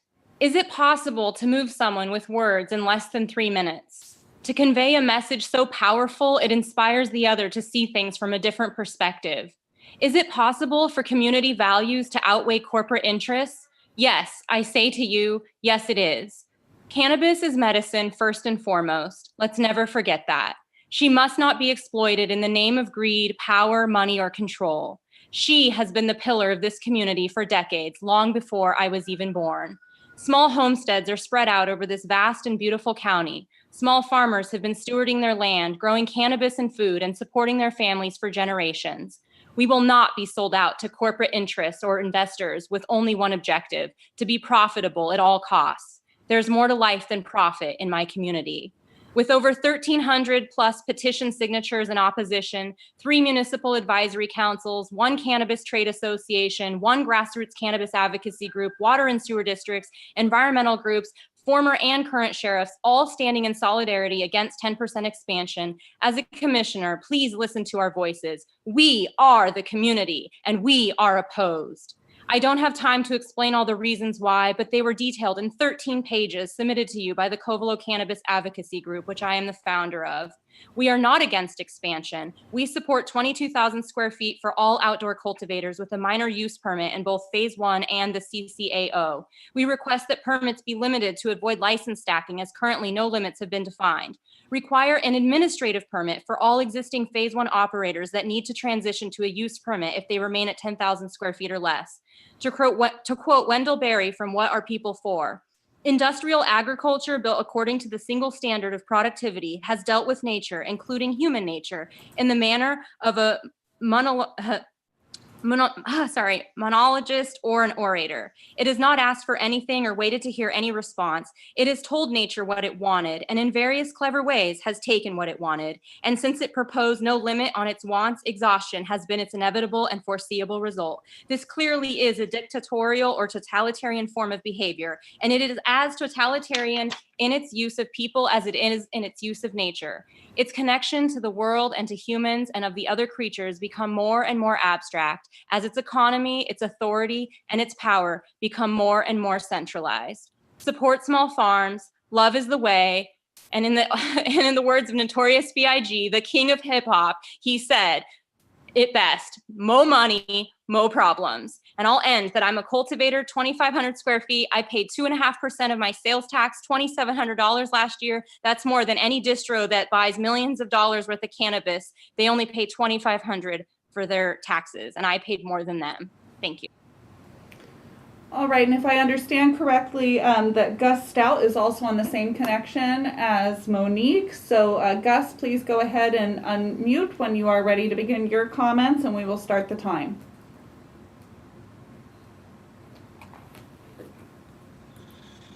Hi, my name is Gus Stout. I would like to say that I support CCAG's memo. I feel that 22,000 square feet is a good amount to expand to. 10% seems ridiculous. That where is the water going to come from to water these plants? There's just a lot to go into there. But CCAG's pretty much explained it. Minda was the first to say no to GMO, and I think that we should be the first to say no to large-scale grow. And I would also like to say that Mendocino County's environment and our ecosystem is very fragile, and once you do the damage, you can't go back. So let's choose ecology over economy. Thank you for your time. All right, thank you. And I want to thank all of the callers that have called in so far. It's my understanding that we still have over 20 people on the line to hear from. It is 3:18 p.m. We may be running out of time here, folks. So in the interest of time, I would like to ask the callers, if someone before you has stated a point that you're in agreement with, to just keep it as brief as possible, to allow everybody to speak, and to also give the commissioners time for deliberation. I do want to take this chance to check in with the commission. Commissioner Jones, did you say that your time constraint of 4 o'clock had been lifted? Yeah, I did cancel my very important meeting because this seemed like a more important meeting. Thank you for doing that, Commissioner Jones. And Commissioner Nelson, I did see your hand up. She just solved my problem. Okay, wonderful. I'm supposed to get a COVID shot at 4:45. So I don't, So yes, go, Commissioner Nelson. That brings my point back. What if we took a dinner break and then came back? What? I'm not on. How do I get, can we get us on so I could see everybody? Sure. If I could ask our co-host to stop sharing screen for a brief moment here. Okay. So what I'm suggesting is if somebody has to go, can we take an hour dinner break and come back and continue afterwards until however long it takes? We used to, when we're working on the general plan, we used to go to 10 o'clock. Wow. I hope we don't have to go till 10 o'clock, but I'm willing to take a dinner break and come back. Can the other commissioners do so as well? I can do so. I would just ask all the callers to, if someone's already made your point, don't feel a need to call in. We've already heard it. You're kind of running us down, and our brains have limited capacity to absorb and process. And the later it gets, the worse our decision making will be. So, you know, if it's not a new point, we've heard it. You don't need to say it again. And we read the letters. And we read all the letters. We read the letters. Right. Okay, great. Well, I think we've solved the problem with the exception of our actual biological brain limits. So, Commissioner Parnell, when do you go and have your vaccination? We're going to, if we're not done by 4:30, we will recess at 4:30 for an early dinner, and then be back at 5:30. Does that work for all commissioners and staff? I see Julia with here. Okay, plan. You guys are awesome. All right, let's go back to public comment. Can we take a 5-minute bio break real quick? Yes, let's do that now. So the time is 3:21. We'll be back at 3:26.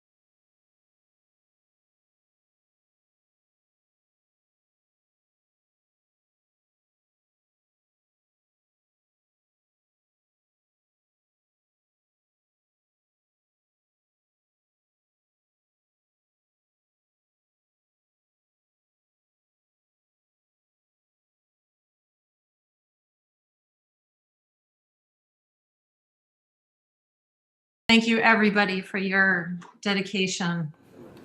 So, commissioners, we're having a little trouble here with our stream.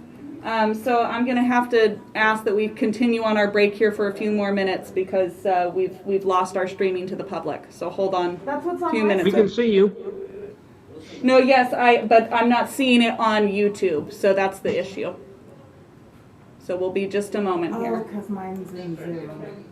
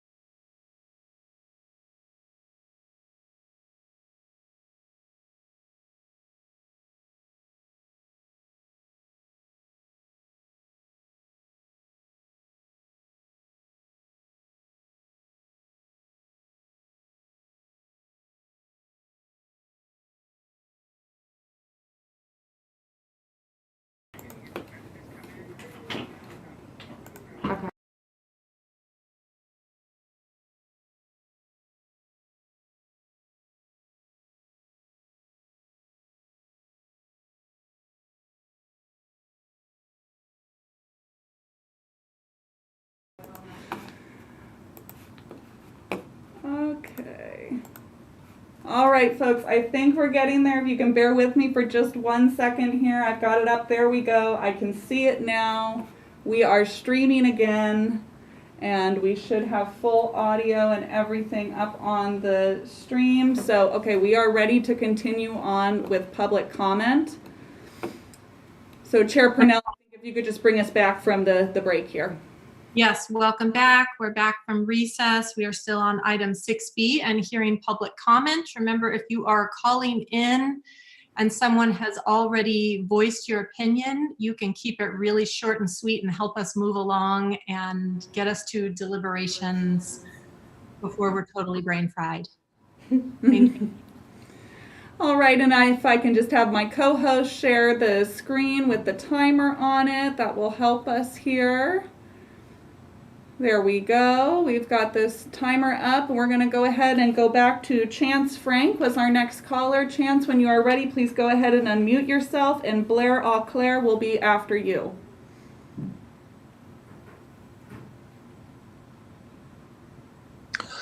I want to thank everyone here for taking the time to participate. I moved to Mendocino over 18 years ago to trim for 2 weeks, and I'm still here. I fell in love with this county, the people, the culture, and the world-class cannabis. I used to own a retail shop downtown Ukiah for 16 years, and I've been involved with cannabis since my first trim job. I'm now the co-owner in a local cannabis farm. I'm in favor for expansion. I don't want Mendocino to be left behind. We need to be able to expand and stay competitive in this rapidly growing market. We need the jobs, we need the tax, we need to expand and be responsible while doing it. I believe there's a spot for heritage growers, even if they don't expand, but the county needs the ones that can expand responsibly to do so. There is room at the table for both large and small farms to eat. Holding us back as a whole is only holding back the county when we should be leading the way. I understand the fears of this expansion, but I'm more scared of what happens if we don't. I'm in favor of expanding. Thank you. Thank you, Chance. And next up is Blair Auclair. And Blair, when you are ready, please go ahead and unmute your phone. It is *6 to unmute, and after Blair will be Joe Rogaway.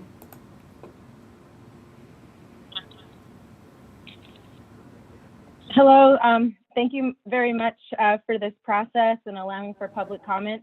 I will try to keep this as brief as possible, but I really feel like this is about our lives, our livelihoods, our homes, our homesteads, and so I am quite passionate about this issue. I would like to say I'm in favor of phase 3 as an ordinance, but not as it is proposed. I would like to definitely recommend that the commission listen to the suggestions by MCA and CCAG. I currently have grave concerns about the ordinance as it stands, and that it favors big money and makes it more difficult for small producers to continue. I think that we need to be looking at the problems of phase 1 and how phase 3 can help fix that, not just allowing big corporate grows to come in. I did send in a memo, but it was not included for some reason. I submitted it before 5 p.m. yesterday. I had started a petition on Tuesday about against the 10% expansion. In less than 3 days, we had 1,164 people as of 4 p.m. yesterday who signed the petition. Currently, there's about 1,332 people who are against expansion. I think it is also important to note that the municipal advisory councils of Covelo, Redwood Valley, and Round Valley, and Laytonville are all against this 10% expansion. I'm deeply concerned about organizations like CBAMC, who I will quote one of their representatives who on a radio show on KZYX on Thursday, saying, "This is not really about small is beautiful. This is about small is no longer viable, and an acre is not enough to sustain a legal cannabis farm." I would highly disagree with that. Our 10,000 square foot garden is more than enough to sustain our family and multiple employees. You could also look at small agriculture across the country and the booming of small organic vegetable farms where people are able to make a living on vegetables, where we're talking about $1, $2, $3 per pound, even less on products, and they're able to make a living and have employees. So I'm concerned about the business plans and the business practices of these companies who don't think that even less than an acre is a good business model. I strongly believe in sustainable economic development. And even if we open the acreage to 1 acre of an increase, that's 4 times of what we're allowing now. And I think it's really important that we look at what this development will look like in a sustainable manner and see what the repercussions are of that. And I just really... All right, and next up we have another caller, and I apologize, I just have to do my renaming here.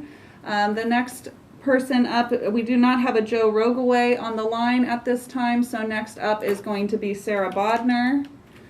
And Sarah, I'm going to go ahead and bring you over here and allow you to talk, and it's *6 to unmute.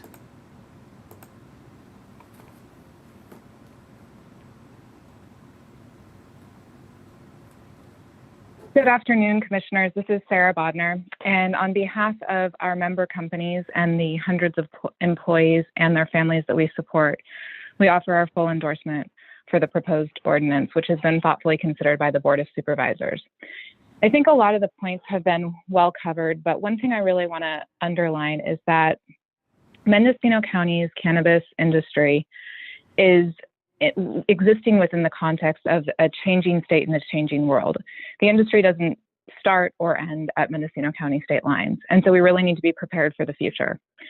We would love to see cannabis treated with parity with other agricultural crops, and we're not really in favor of an arbitrary cap at all, but we understand that taking a moderate approach, aligning with what neighboring counties have done, makes sense at this time. We support the 10%, and we support moving forward in a way that makes sense, not just to benefit the licensed operators in Mendocino County, but all 90,000 people in Mendocino County who can benefit from a thriving, regulated legal cannabis industry. Thank you for your consideration. And I would like to add that if this commission might be able to weigh in on a workable definition of contiguous, I think the Board of Supervisors could really use some help with that for our phase 1 operators. Thank you. All right, and I'm unsure if we've had several folks that have asked to speak on the first item and maybe wanting to speak on the second item as well. So next on my list, I had Jude Tillman. And Jude, I've just added you into the meeting in case you wanted to speak on this item, and after Jude would be Charles Sorrenti. Thank you, Julia. I have no comments at this time. Thank you. All right, thank you. Then next up, I looked for Charles Sorrenti. I do not see that we have Charles available on the line. So next up would be Lincoln Fish, and there is Lincoln. I'm going to add Lincoln into the meeting, and after Lincoln would be Thomas Wegesser, and if Thomas is unavailable, next after that would be John McCowan. So Lincoln, please go ahead and unmute yourself when you're ready, and you have 3 minutes.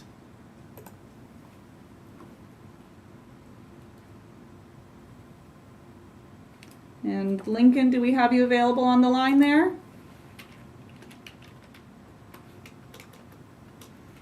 I am not seeing Lincoln unmute, and I am not seeing that we have Thomas available on the line. So next I'm looking for John McCowan, who I have found here. John McCowan, you have just been brought into the meeting. Please state your name for the record, and you will have 3 minutes once you begin.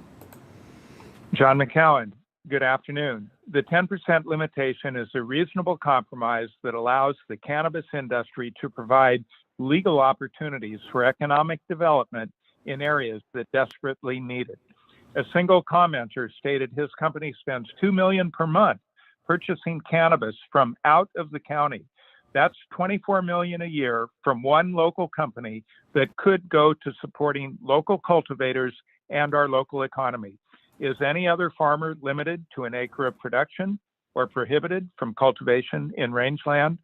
Environmental concerns will be addressed by the use permit process, which is not quick or easy. Standard conditions should include prohibitions on trucked water and strict limitations on hoop houses. Enforcement is a separate issue that must be addressed by the Board of Supervisors. I urge you to adopt a statement to the board recommending allocation of sufficient resources for planning staff to process permits, code enforcement to respond to neighborhood nuisance complaints, and the sheriff's office to shut down the outlaw growers who make no pretense of compliance. Thank you.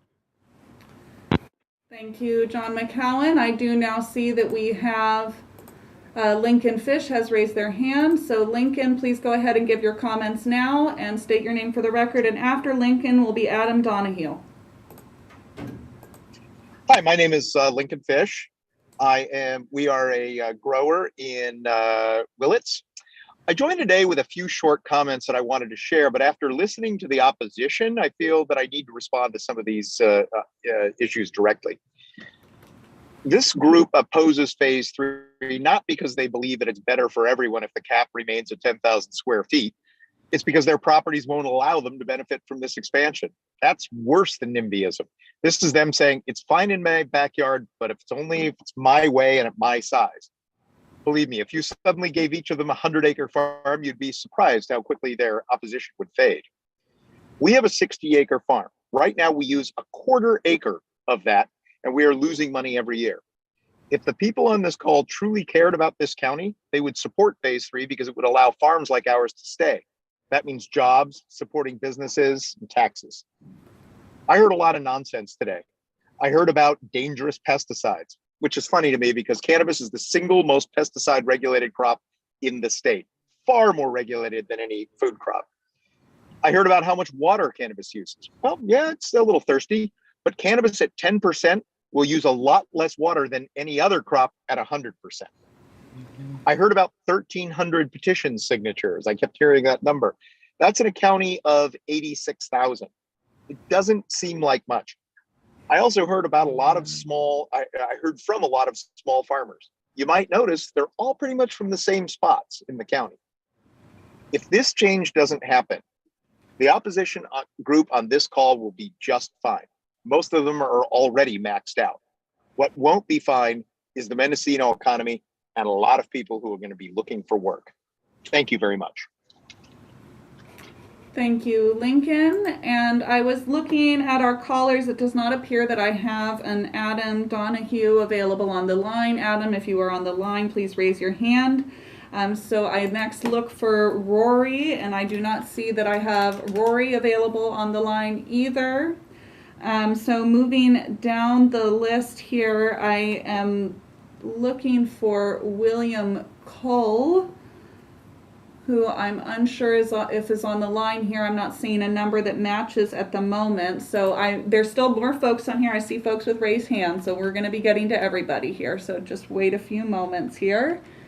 And I am not seeing that person is available either. So we're going to go ahead and go over to Keith Schuster.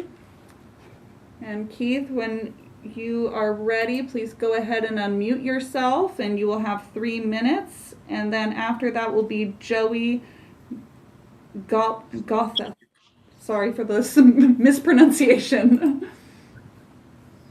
Hi, my name is Keith Schuster, and I'm the owner of Healing Herb Farms. We have 2 cannabis farms in the Valley of Willits. I've been cultivating since the 931 program, and throughout the whole entire time, we've been focused on growing our business to become a viable industry here in the county that can provide jobs and create revenue and all that good stuff. And we've been moving towards all that, and we are totally in favor of the 10% increase of the phase 3 expansion. We're set up for it. And I just want to not waste too much of your time, but I'm in favor of it. And most of the people hit all the points, so I won't waste a bunch of time. But I also do want to address, I understand the legacy growers and the cottage growers are really concerned about this expansion, but the state of California is moving forward with or without Mendocino County. And we have 160 acres of land that's been in my family here in the Valley since 1963. We love the land. We're taking care of it. We want to continue to create an industry that will be there and hopefully for the next generation, create their economy. We're lacking industry and economy in Mendocino County, and this is happening with or without us. So we would like to move forward. Thank you for your time. Thank you, Keith. And next up, we will have Kahlo Stout, and just finding Kahlo here. And after Kahlo will be Malila Gordon. And Kahlo, please, it's *6 to unmute on your phone.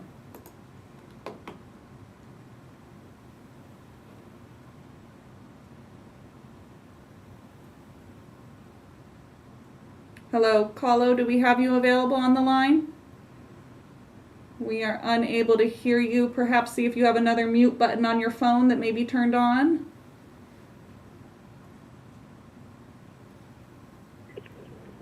There we go. I'm hearing a little audio. Yes. Hi, which car? His name is Kahlo Stout, and he'd like to say something to everybody. Little fun. Which car? Which car? Hi, lovely people. Hi, small farms. I was small farms.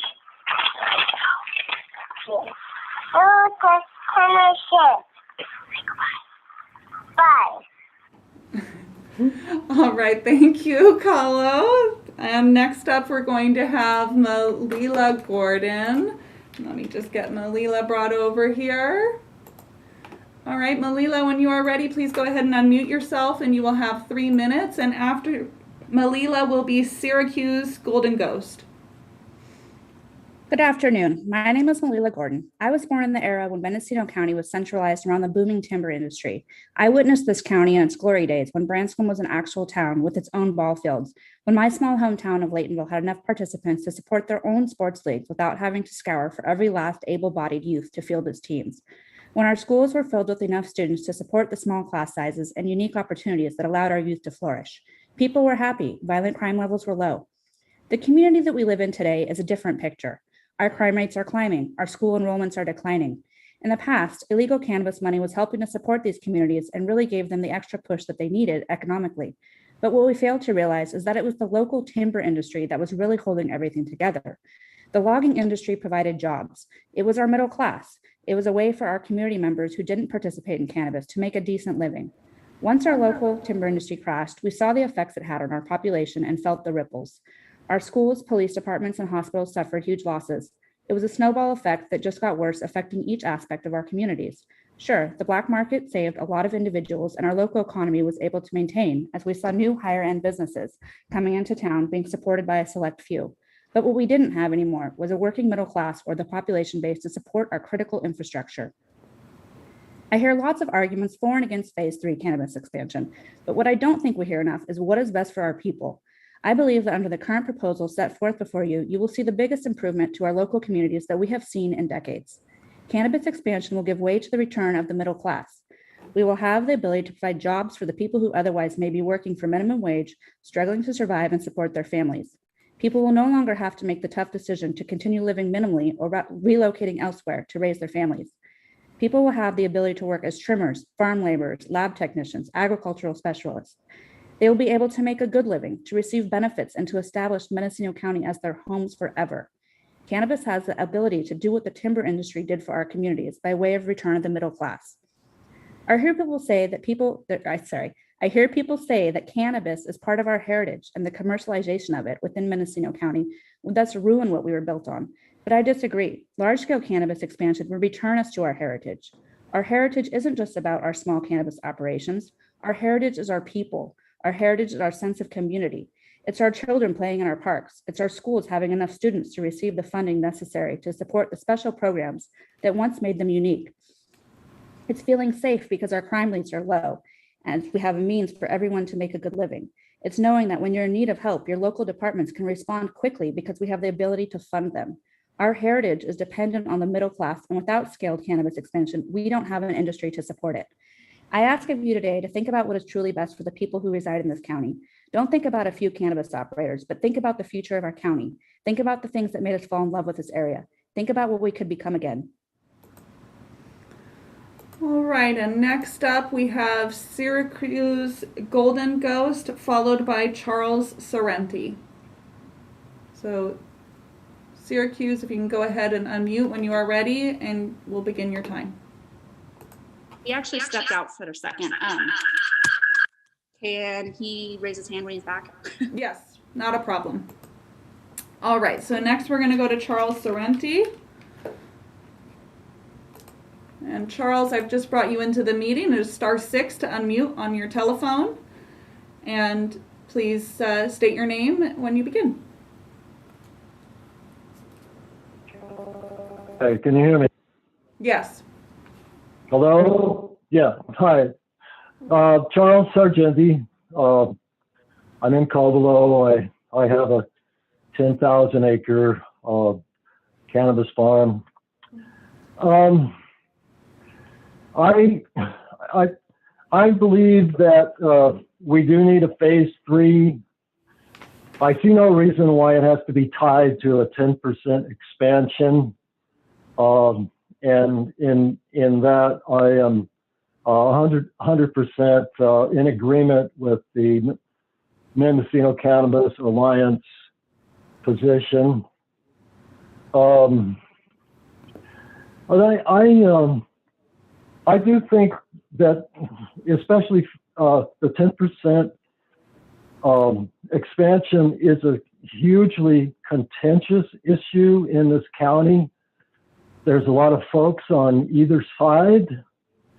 And I think that the best way to resolve this is not through what we're doing now. I really think the best way to resolve it is our democratic process, and that we can,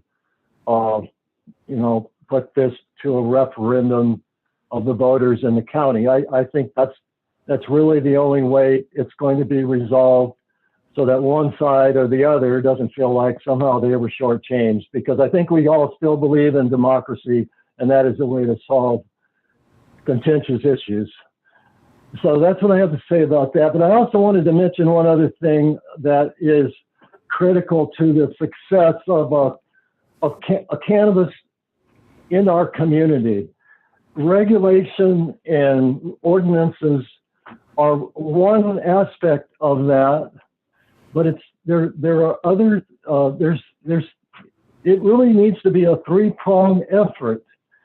As long as we have a sheriff's office who is underfunded and cannot address the criminal aspects of cannabis in Mendocino County, we are still going to be stuck with a really horrendous problem.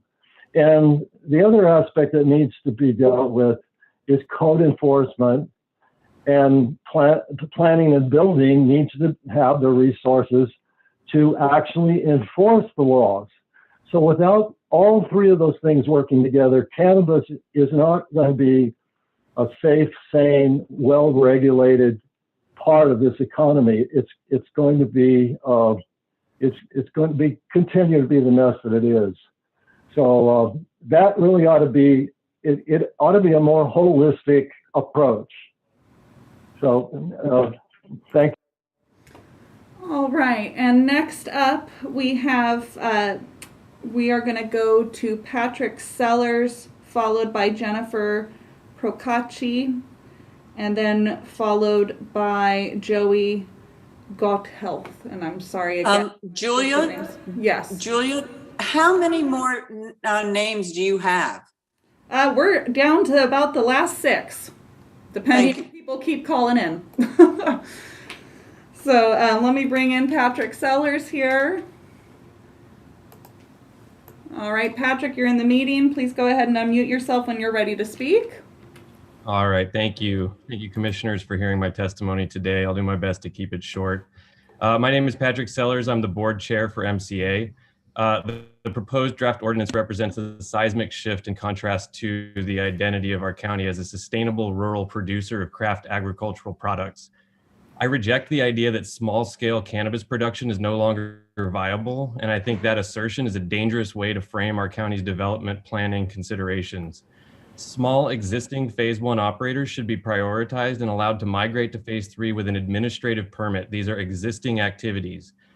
New small-scale cultivation should be allowed in all zones where row and field crops are allowed, so that homestead farmers should be accounted for. Our general plan is clear that these zones are in fact agriculturally appropriate. The Appendix A zoning table should be amended, and we have provided an alternate version for your consideration.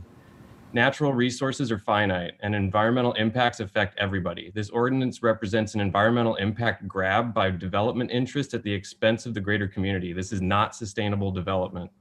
Our recommendations represent a common sense, balanced alternative proposal. Please recommend that this ordinance be amended to limit expansion to 1 acre, provide a real viable pathway for existing phase 1 operators, and normalize cannabis agriculture the Mendocino way by allowing small-scale homestead operators the opportunity to thrive and give back to our community. Thank you for listening and for all your hard work for our county. Thank you, Patrick. Next up is Jen Procacci. I'm so sorry if I'm butchering names. Please go ahead when you're ready, and after Jen will be Joey. Thank you. You actually pronounced my name correctly. Good afternoon, commissioners and staff. Thank you for hearing us today. My name is Jen Procacci. I co-own and operate a permitted cannabis farm on rangeland in Cobolo. I support the memo submitted by CCAG, and I support capping expansion at 22K. It is imperative that we do not ask phase 1 applicants to reapply under phase 3, and instead find a solution that will accommodate the majority of existing applicants. I hear environmental protections being presented as a reason why we must move forward with phase 3. However, we must already prove our water source to the county, CDFW, and the water board under phase 1, and there are already restrictions on the slope we may cultivate on and a prohibition on removing oak trees. We don't need a land use permitting process to implement these environmental restrictions. They already exist. They ask us to cease operations of our businesses, which will happen in the application process of a land use permit, and reapply under a different set of standards under phase 3 after investing tens of thousands of dollars in licensing fees, land improvements, and business investments is appalling and unethical. The intent of phase 1 was to give legacy cultivators a foothold in the regulated market before opening up to outside interests and new cultivators. Mendocino County must find a path for the 800 plus cultivators who applied in good faith under phase 1 before moving forward with phase 3, especially if workload and staffing is a concern. On the subject of proposed expansion, only big ag and corporate cannabis will be able to comply with the regulatory demands of expansion. 10% will not benefit the everyday permitted cannabis farmer in Mendocino County, but it will forever change the fabric of our community, potentially for the worse. Small cannabis cultivators like myself will lose our competitive edge as the Mendocino County name and reputation is co-opted by big business, who will be able to produce huge quantities of cannabis and sell it at a low price. Small homestead cannabis cultivators will be losing their farms and going to work at factory cannabis farms for minimum wage. How depressing. No small farmer wants to go work for a big business. If existing companies such as the ones we've heard from today who are pushing for expansion cannot pay the premium necessary to purchase from Mendocino County cultivators, they should reassess their business models or go elsewhere where there is a glut of low-priced cannabis available for purchase. There is plenty of grade A cannabis being produced right here currently in Mendocino County. I doubt they care as much about bringing opportunity to our county as much as they want to use our name and reputation for producing world-class cannabis. It is a sad tale of woe that has played itself out in agriculture over and over again. Now we have a chance to do something different. We do not want to become like Southern California and the Central Valley. Thank you for hearing us today, and please oppose this. All right, thank you, Jen. And next up we have Joey, and after Joey we are going to hear from Sheriff Matt Kendall, who's waiting on the line, and then we'll come back to other public commenters as well. So Joey, I've just allowed you to unmute yourself. Please unmute when you're ready and give your comment. Hi, this is Joey Gottheld. I'm calling, I'm from Covelo. I'm a licensed farmer.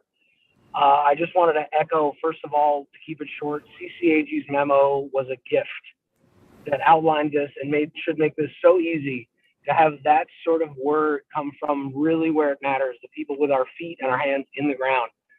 The environmental things that would go on with the 10% expansion would be terrible. Just to reiterate, I oppose the 10% expansion. But I wanted to just echo some of the things that have been said and really mainly comment on some of the lies that are being told to you guys from the corporation representatives that have been on this call. I think the conversation has long been that everybody's afraid that this expansion might hand the county over to corporations. And there's people saying, no, it's not going to. But the only people we've heard in favor of this so far on this call have been representatives of these corporations. And the fact that they're trying to say that there's no product available, that we're not able to produce enough product for them, is an outright lie. They're not willing to pay a fair market price for the small farmers of Mendocino County to be able to live off of, survive, and thrive. The small farm here is extremely viable. If you ask the small farmers here, they'll tell you.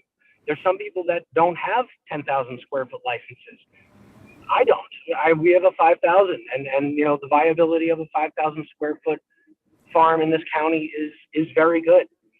It's unfortunate that there's these big corporations coming in trying to pay low wages that are forcing this conversation to even be had, in my opinion, honestly. The closest metaphor I can give you to what's going on with them is the owner of a company complaining about not having anybody to hire when all of his workers go on strike because he refuses to pay them a living wage. There's workers. You're just not willing to pay them what they need. We're all still viable. We get the prices that we need from other people. It's unfortunate that they have to be outside of the county largely. But it's a work in progress here. We oppose the 10%. And I hope you guys stand with us and listen to reason, listen to the people of your county who know best. Thank you very much. All right, thank you, Joey. So now at this point, I'm going to ask my co-host to stop sharing screens, and we're going to go ahead and turn back to the main meeting here and hear from Sheriff Kendall. So Sheriff Kendall, thank you for joining us. Thank you for having me, Julia. Members of the commission, I just wanted to take a few minutes to speak to you from the perspective of enforcement. I honestly, the only thing that I can come at this from is from my perspective of, working here in the sheriff's office for the last 31 years. And I can tell you that there are things that, honestly, I'm sorry that you have to make these decisions. I would not want to be in your shoes.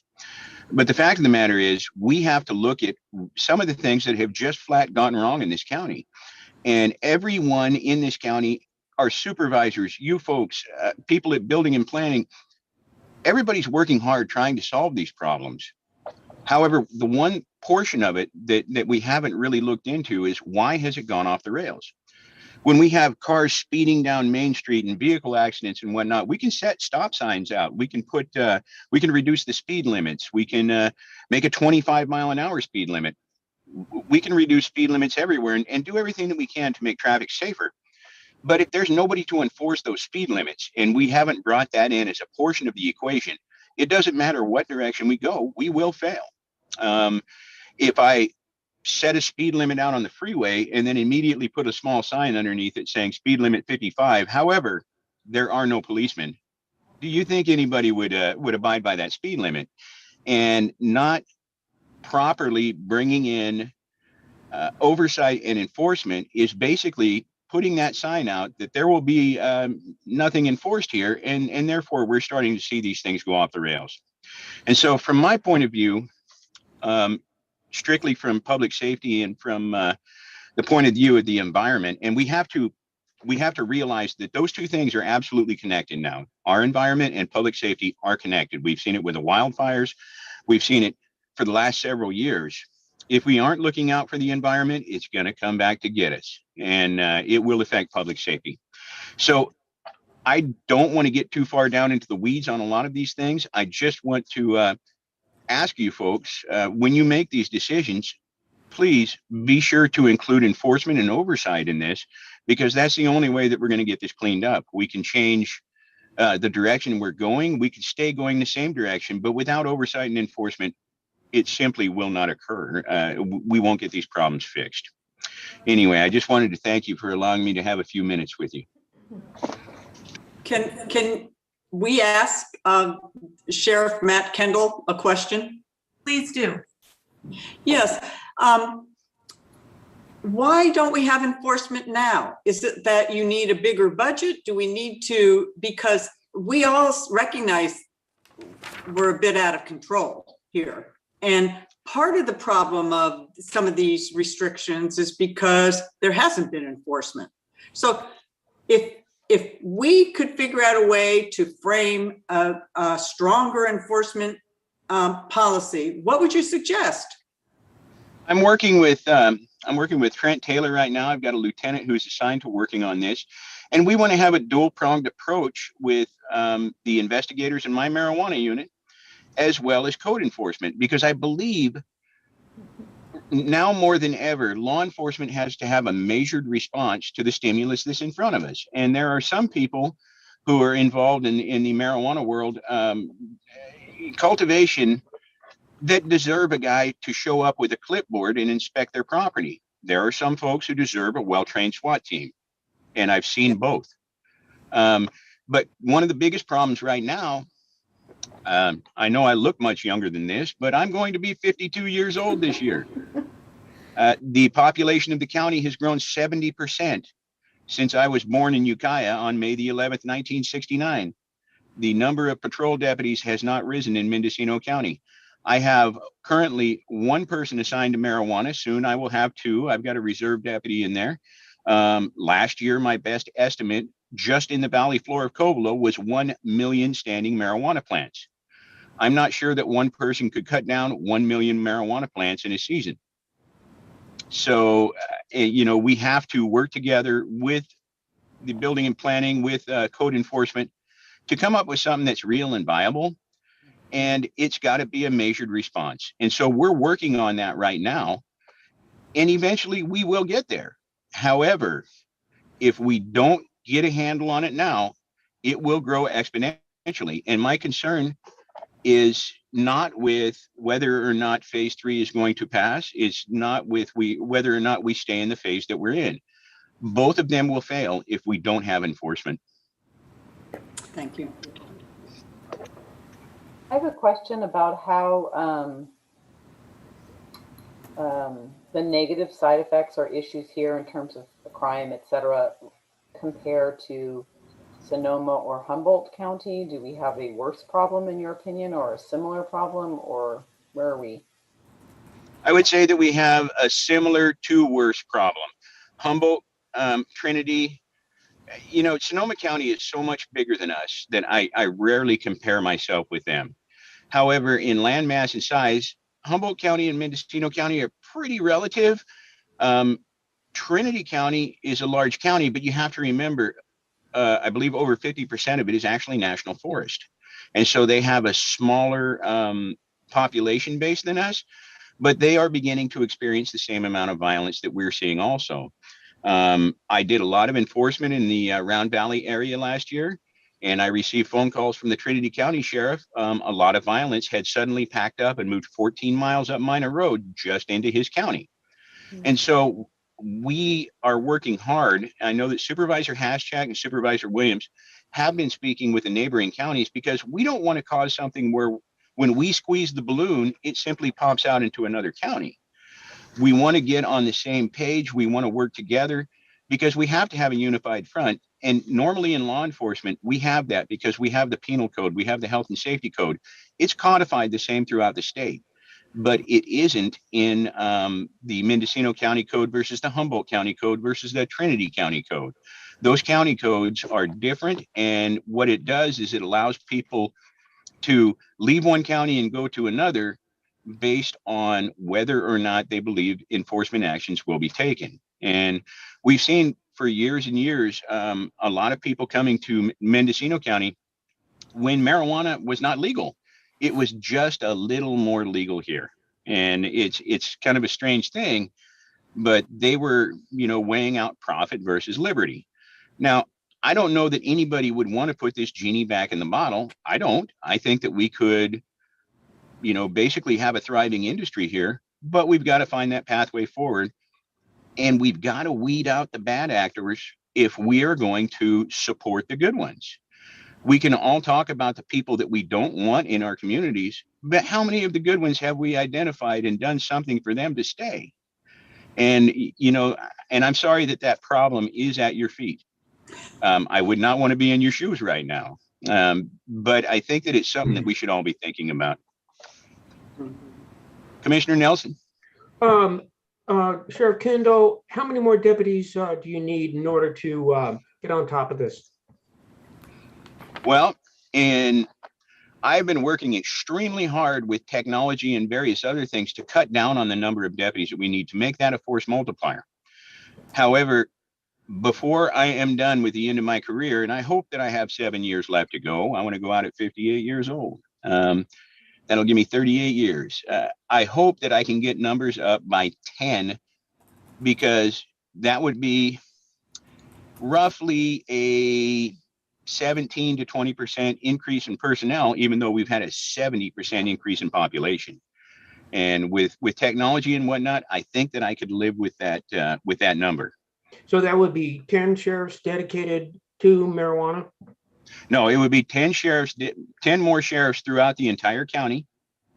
And out of that, I would be able to almost double my my investigative units, because I would wind up taking 5 deputies and putting them into the investigative units. Thank you. And then 5 would go out on patrol. Yeah. Commissioner Paulin. Sir, you're muted. Sorry about that. Thanks. Do you have any sense on relative levels of crime and violence in different zoning districts, and where, if this was in your lap, which I know it's not, and you're glad for that, where you would like to see further cannabis development happening? Well, I can tell you that there have been a lot of really good points made on this today. We have a lot of cannabis growing in areas where it doesn't belong. And I hear people saying that they can't make a profit selling it at this price. But I've been to a lot of cannabis grows, and people are growing cannabis in places where it wasn't meant to be, and it's out of habit. People originally went out to the hills and put it in places where you and I would not grow corn or any other row crop. And they grow it in grow bags or above ground raised beds. They bring in soil, they truck in water.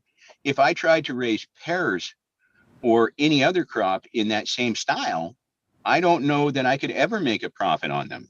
Because if I put a pear tree in a bag full of soil and started trucking in water to it, my goodness, what would my profit have to be? And so, well, and this started because of habit.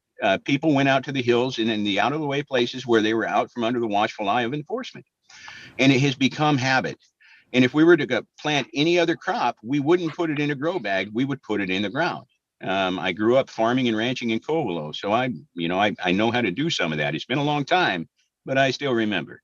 And so when I think about the areas that have the biggest problem right now, of course, Round Valley has the biggest problem, but Round Valley is a very good indicator of what will happen to all of our small communities if we don't get a handle on this. Because what I'm seeing right now in Redwood Valley, Potter Valley, Hopland, Navarro, Boonville is exactly what I was seeing in Round Valley 3 to 5 years ago.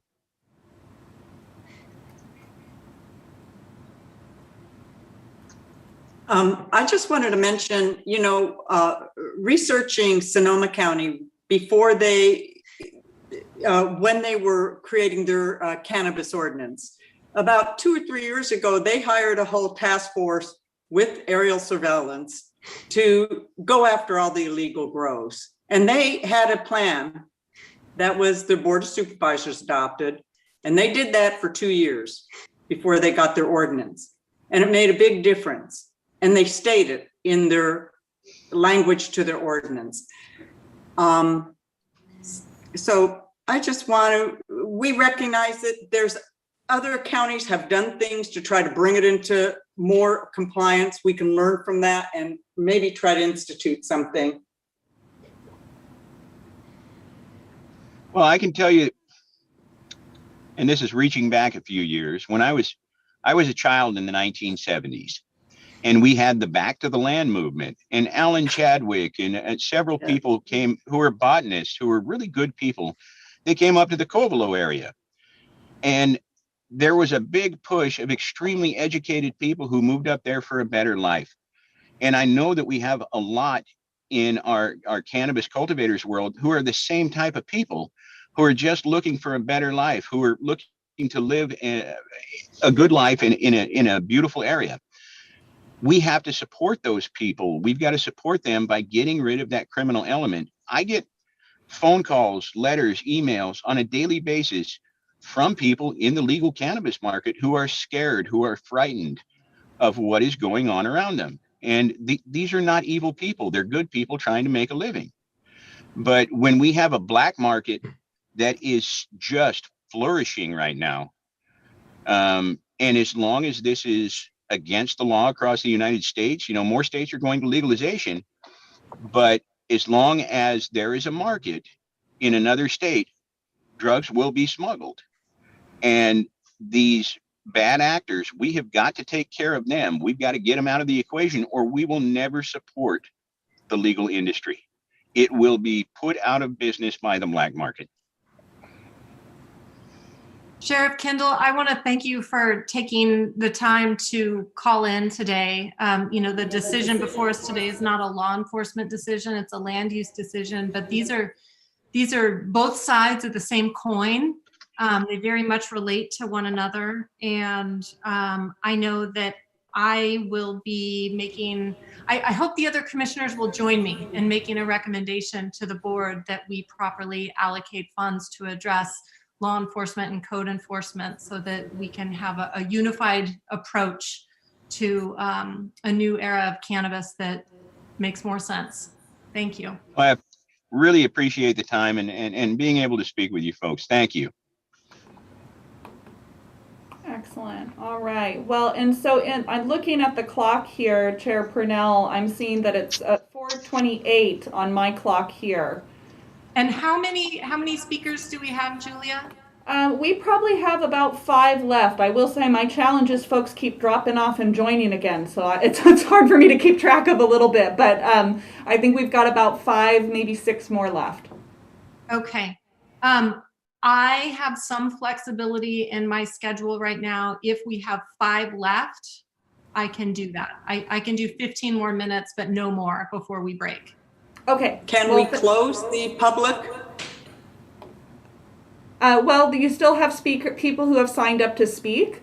So we'll want to hear those folks before any closing of the public hearing. So if my co-host could share the timer screen again.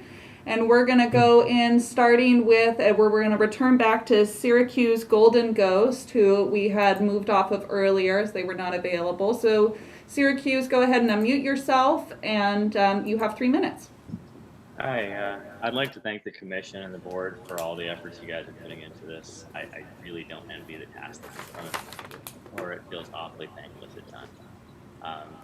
I rarely speak in public, but issues at hand have really been bothering me for some time now, so I'm going to make this exception.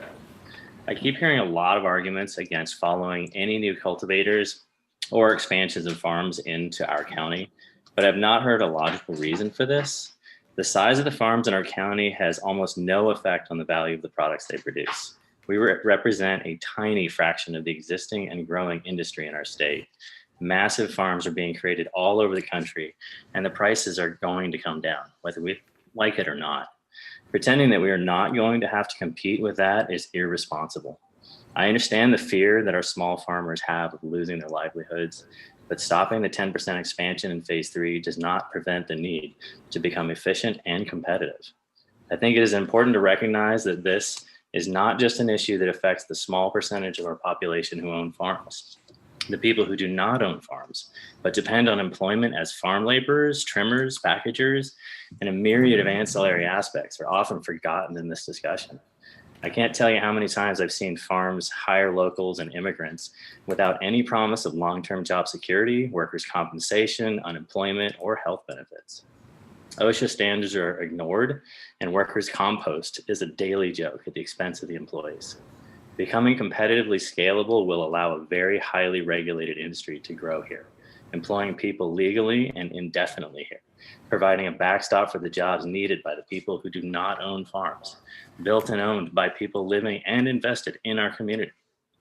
I cannot express enough just how important it is to differentiate between the jobs that are being provided on a very temporary basis, under the table with no longevity or security, and the jobs that we really want to see here. Time and again, I hear horror stories of abuse by bad operators, perpetrated on employees who have no recourse because there isn't even a record of their employment. A scaled operation under phase 3 will be a different animal, with an in-depth review process and easily regulated standards. These are the type of farming jobs that we should be working to promote because our community needs this and deserves this. Thank you. Thank you. And next up, we're going to have Ingrid Song. Sorry if I butchered the last name. And then after Ingrid, we're going to go to Josh Kinkanian. Hi. Hi, commissioners. Can you hear me? Yes. Okay. Sorry, just a moment. I also do not speak that often publicly, so I'm going to read the letter that I sent to the commission. As a cannabis business owner in Mendocino County with 2 state provisional licenses in phase 1, I'm writing today in support of phase 3. I'm a business person with a background in retailing who is married to a legacy farmer. I ensure we run a completely legal farm from taxation to track and trace to environmental compliance. And the current caps on cultivation canopy limit our ability to take advantage of current market demand and to support our farm and community for the long term. We support phase 3 for the following reasons. The regulated market is growing and changing quickly, and we in Mendocino are losing out to key partners in the supply chain to growers in other counties in the state. By limiting scale, we are limiting our name recognition and the legacy value of Mendocino as the destination for the finest cannabis in the world.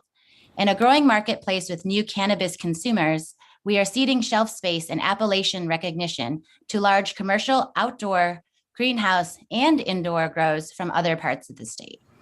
This issue will continue to be exacerbated when multi-state distribution and federal legalization become a reality. Number 3, we want to be the Napa Valley of cannabis. We cannot support this destination status without expansion of our cultivation footprint. And 4, most importantly, we want to create a stable business model that will create long-term jobs for our community. We want to be here in 20 or 30 years, representing the best that Mendocino cannabis has to offer for our community, our business, and an independent, sustainable agricultural model. Thank you for your time. Thank you, Ingrid. And next we have Josh. Thank you for unmuting. Please state your name for the record. And after Josh, I'm going to just have to check in on a couple of folks that we have not yet seen come up. So, Josh, go ahead. Hi, supervisors and commissioners. Thank you for your time. My name is Joshua Konkanian. I'm a small-scale regenerative cannabis farmer in Redwood Valley. We grow from seed. We are award-winning, world-renowned for our farming practices, and we are in opposition of the 10% expansion. We have interacted with a lot of the folks who are pro-expansion. They aren't necessarily cultivators, they're more distributors, and the legacy farmers and cultivators in this county aren't being offered fair prices from them, although I will say that there is not a shortage of cannabis right now, and we are seeing fair prices with other small distributors and small dispensaries and processors and manufacturers that we work with, and I don't necessarily feel it's necessary to expand so vastly and in such a short amount of time. I could be willing to compromise to an acre and see how it goes from there, because it's very dangerous to go to a 10% expansion, and we could be risking a lot of economic problems in this county. And I think we owe it to the small legacy farmers like ourselves who've been going through the 9.31 program and have been jumping through a lot of the hoops and regulations, all to make a modest living. You know, we're not out here making millions of dollars. We're a small, honest family farm, raising our children on this beautiful land and trying to take care of our watershed and growing food as well and herbs for our communities. And I just feel like we really could benefit from a slower growth. I mean, our farm alone is growing very slowly. And like I said before, I mean, we're a world-renowned farm. People want our cannabis around the world and would be paying a premium for it if we could get it there. We just need honest distributors to help us do it. And we've been finding our way. Like I said, even with some of these pro 10%ers throwing lowball prices at us. And also when things got legal, I don't want to name any names, but one of these large distros was driving down the price with their VC money. It was making it very hard for us to get to the shelf for a period of time, which along with legalization in itself was made things difficult, and it was unnecessary to go through that. Again, I don't think these guys are playing very fairly, and I don't expect them to, but I just want you to know that I'm with the small farmers and everyone who's advocating for the small farmers, the real small farmers who... All right, that was the last that I have that I'm able to match up numbers with. Now, there are 2 callers in here that their numbers are not popping up in our list, but it may just be that they were written down incorrectly. So I'm going to unmute and see who we have here. So the first person I'm going to be unmuting is an area code 503 number. So if you wish to give comment on this item, please unmute your phone. It is *6 to unmute and state your name for the record.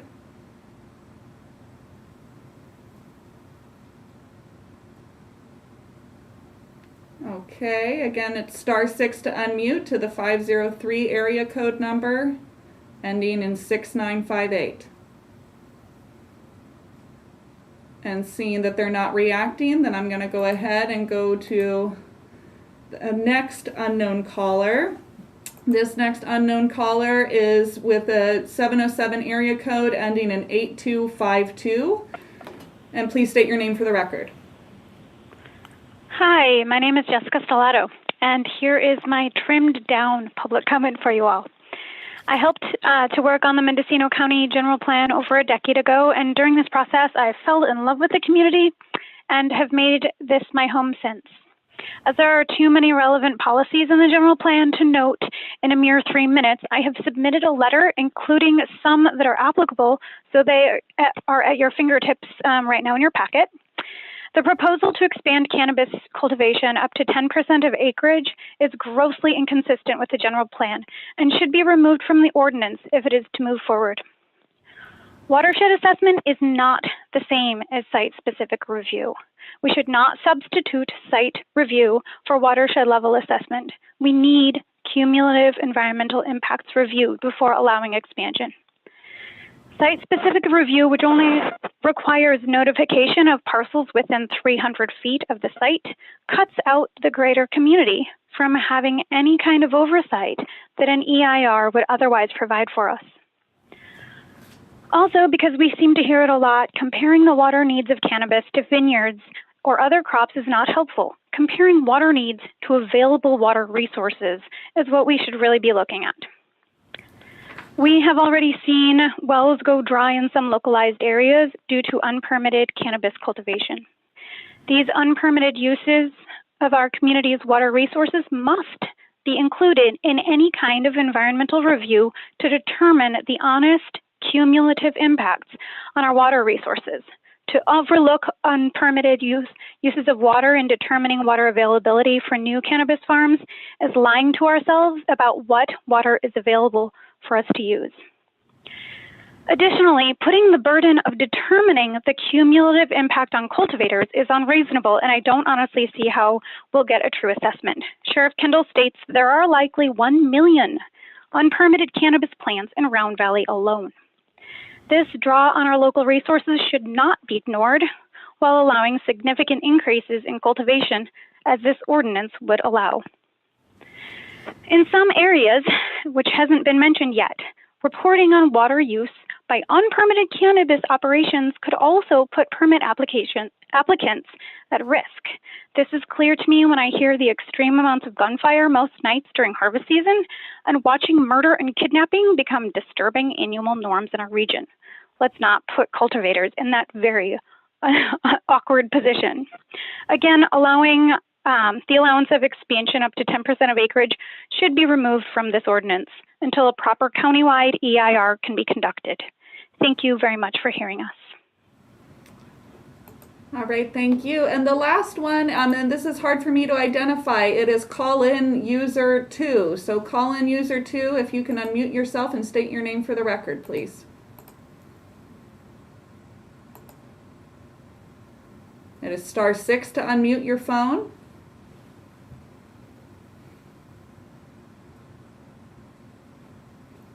Hello? Yes, now I can hear you. Okay, I'll be really short. Can you still hear me? I turned off my speaker.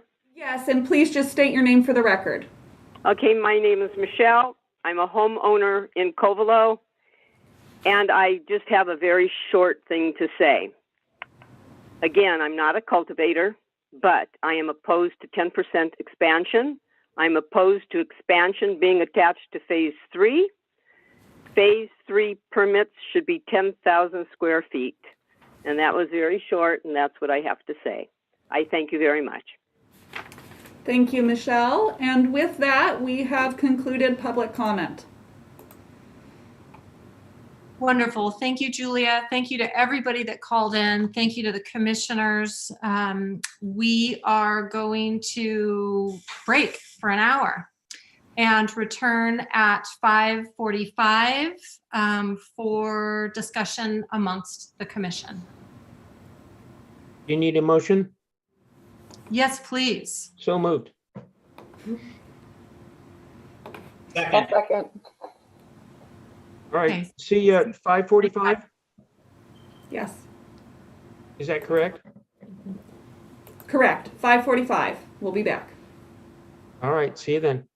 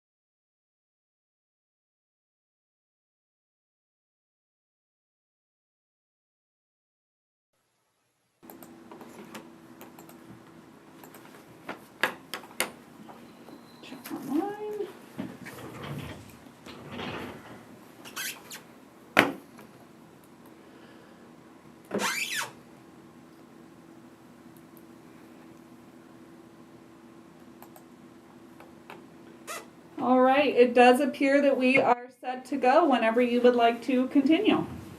Thank you, Julia. And we are back from our dinner break to continue our discussion on the Cannabis Cultivation Ordinance. Discussion is now with the commission. And I think Chair Purnell, I would just recommend that you formally close the public hearing. I'm having actually trouble remembering if we did that before the break. No. Okay, I think we did, but in the event that we did not, I would like to take this opportunity to close the public hearing and now bring discussion back to the commission. Commissioner Nelson. So how do you want to proceed? You want to go page by page? You know, one thing I remember is there was a setback item that staff mentioned.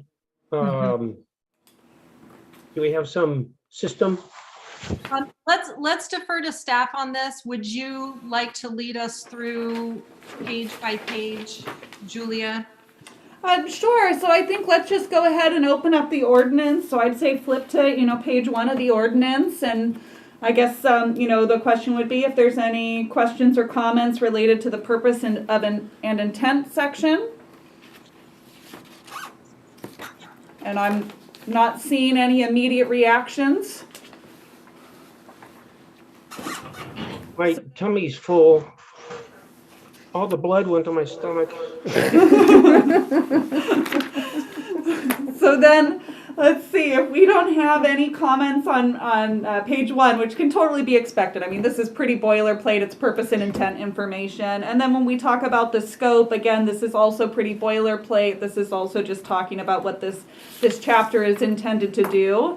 Then we get into the permit required and exemptions section. And this is where the commission may have additional comments. So as I mentioned at the beginning during my presentation, there are, with the exemptions here, there is always the option to leave it in chapter 10A17 where it presently resides and strike it from this chapter at this time. It may be revisited at a later date, or the commission can also look at page 2 of the staff report where I highlighted 2 different items for their consideration. So the first being about some of the standards from 10A17.040 B through K that were not transferred over into this ordinance, and then also about cultivation setbacks from occupied structures on adjacent parcels and parcel boundaries. So I'm wondering it seems to me like this should be developed in such a way that it's most efficient for staff. You're the ones that have to work with this on a daily basis. Or what are the pros and cons? Well, there's not, for staff, it's really, this exemption language is nearly identical to that contained in 10A17.030. So, for us, it is not a major hurdle one way or another, whether or not to keep it in proposed to keep it in chapter 10A17 or to include it in chapter 22.18. So, it's really kind of 2 different kinds of apples, I guess I would say. Commissioner Jones? I have a couple of questions on page 2. One, I was wondering, is a well permit typically not allowed unless you have a use permit associated with it? Or are we treating cultivation differently than we would any other kind of ag use by not allowing a well permit? Sure. Typically, I don't want to speak for environmental health, but what I have seen in my time of processing discretionary permits is that with the exception of the coastal zone area, I have seen that well permits have been issued while going through an entitlement process, but the concern always comes whether or not there's environmentally sensitive resources around that well site such that maybe it shouldn't be utilized if you're going through a full CEQA review. It may have more impacts to, like, say, trench out of that well to where your cultivation site is. So staff's intention is really to ensure that when we are reviewing the land use permit, we're reviewing all the environmental impacts associated with that cultivation site. But I did see in public comments concerns about the water well permit being part of that. So there could also be, in the coastal zone, we often allow test wells where you just do not put the full infrastructure down into that well to actually making it a pumping, functioning well. So that could be an option as well, because it could be filled back in then, and it still allows you to at least pursue some of your permitting. I believe the concern was about with obtaining your state license, and I don't know if, Kristen, you have any input on that. I mean, I think either way it wouldn't be a conflict with the state regulations. I think the purpose of the list in section A1 is to ensure that folks don't engage in development of any sort in relationship to cannabis before their cannabis permit is issued. So, yeah, I'd like to just say that I think we should allow test wells, because you could go through this very long, onerous permitting process, and then at the end of the day not have any water on your property, and that seems kind of silly. I concur. Do you mean, I'm sorry, go ahead. I concur, because they allow that, like when we do permits in the coastal zone, and because it's an expensive process and a long process, it's really helpful to have like what would be a well permit, right? So that if they can't find water that's going to meet the needs, that's what you need to know right up front. Absolutely. And aren't they going to be required to prove that they've got water? Yes, they will. Yes. So it's kind of their option. If they want to spend a lot of money and have a dry well, that's one thing. It'd be smart to drill test wells. Do you mean allow or require? I mean allow, just allow test wells. Yes, Yeah. folks Because may the way have this is written right now is you're not allowed to get any well permit until you're completely permitted. Oh, I understand what you're saying. So if I'm hearing, then it would appear we have somewhat of a consensus. I've heard at least 3 commissioners state they're in agreement with that, and I'm seeing 2 more thumbs up. All right, so with that, then staff will make a note here to basically say, with the exception of test wells, we'll figure out how to capture that into this language here too. Okay. And that was what we heard from the. I'm sorry. Can I just qualified patients and all that follows, is that really relevant anymore? Yes, it is. It is still relevant. Okay. So I would say put it all in 12.18 or 22.18. Have it all in one place. Me too. And then page number? I'm fine with that as well.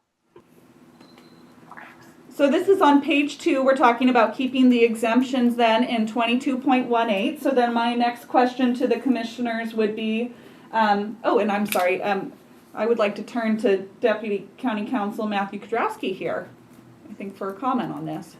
Deputy County Counsel Matthew Kudrowski, a brief note.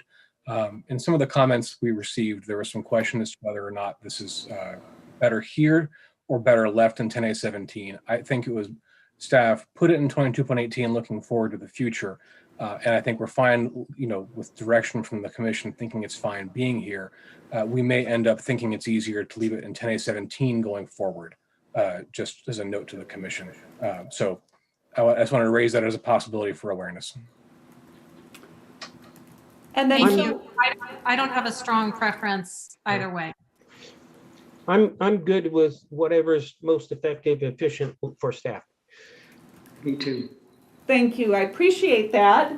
And so with that in mind too, my next question would be about the, in the staff report on page 2, I had noted, item 1 and 2 underneath the allowable cultivation and exemptions, and seeking some direction from the Planning Commission on that. Do you think it would be worthwhile to include the language that is contained in 10A17.040B through K, which is listed on page 3 and 4 of the staff report, has all those various requirements, if you think those should be carried over from 10A17 into this chapter?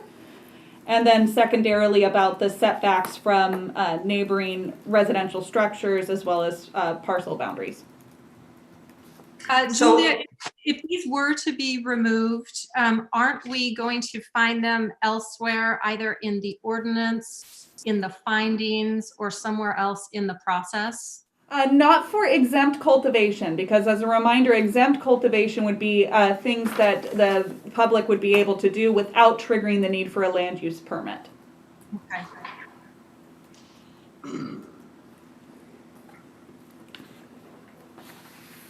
I don't care where it goes. Whatever's easier for you to administer. Hey, wait, I got my hand up. Yes, Commissioner Weedham. Yep. Well, I would like them, I think they need to be addressed and in. We don't have to go through each one, but I also want to make sure in these use permits that it's back to the old, access, private access, that, and public access, that we have, when they come from the major use permit, that's not the issue. A minor use permit may not be an issue.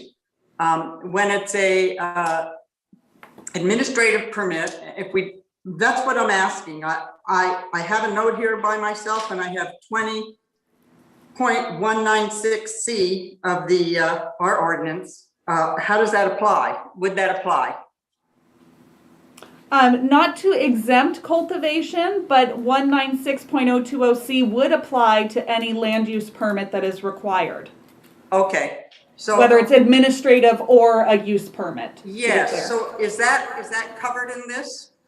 It is covered within the remainder of the ordinance, but not, again, the exemptions are those that are exempt from needing the land use permit. So these are very small, personal sort of grows or for medicinal purposes. These are not the larger scale commercial grows. These aren't the commercial. Okay, fine. Yeah. No problem. But even then, I think what we're seeing in, what is it, B through K? Yeah, in B through K is we're seeing a host of neighborhood protections in there, and I would hate to lose those, especially since they've been in place and people are used to playing by those rules. Sure. So, and that may be even more reasoning to keep the exemptions then just in chapter 10A17 at present. So that way we're not having to carry over all that information here into 22.18. Okay. It sounds like the commission is a little bit flexible on that. I might just state then that my recommendation to the commission would then be that we remove the exemptions out of 22.18 and keep them within chapter 10A17 where they presently are, for the sake of, just simplicity. Sounds good. That's good. Okay. I'm seeing thumbs up. I've got a quorum of thumbs up, so that's good. So then we are past all of that initial section then. We're now on to page 4 of the document, of the ordinance, and we're looking at definitions. And so I'll just... Can I just ask the question of Kristen and or County Council on some of the exemptions under, I don't know what it's qualified as, but the personal growth exemptions listed in subsection C. I know that was part of Prop 64 that allowed for up to 6 cannabis plants, and I'm curious, that allowance is restricted later on to where that can happen, to within 1,000 feet of a youth center, or that it has to be inside of only an indoor grow where it's less than 10 acres. Is that permissible under state law for the county to restrict personal cultivation in those ways? It's not commercial. This is Kristen, and Prop 64 allows a local jurisdiction to restrict but not to outright ban personal cultivation. So you can further restrict it, but not outright ban it, is my understanding. And I don't know if County Council would like to add to that, but that is my recollection. Deputy County Council Matthew Gadrowski, that's the same for me. And is the restriction on cultivation within a mobile home park, as listed in section G3, I guess people are allowed to do cultivation inside of a mobile home unit on an indoor scene. We're not functionally prohibiting it for any individual there. Is that correct? Because I guess I mean, it seems like a functional prohibition. If you live in a mobile home park, the fact that you're probably likely to have somebody living within 100 feet of a mobile home under separate ownership. And so maybe that's not going too far, but it does seem like a functional ban for people living in that area. Deputy County Counsel Matthew Kudrowski, that would be for outdoors or using mixed light, which is still a fairly open to the environment. So there is the ability to grow, I think, certainly in a structure. Yeah. Thank you. Any other questions on the exemptions before we move on to definitions?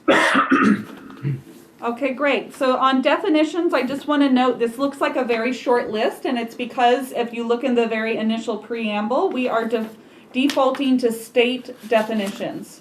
And this was at the direction of the board. This is something we have been continually working on throughout 10A17 as well, is to really align the definitions with those of the state. It just creates a lot of conflict for the cultivators where you have differing definitions. So the only definitions that remain in here are items that were either not defined by the state or where they are pertinent to this particular ordinance, such as like the state has a definition for department, but that's referring to the Department of California Department of Food and Agriculture. We'd like department to refer to our office. So you'll see where there's a few changes such as that in here, but there's nothing significant in terms of definitions, but I'm happy if there's any questions or comments on any of the definitions.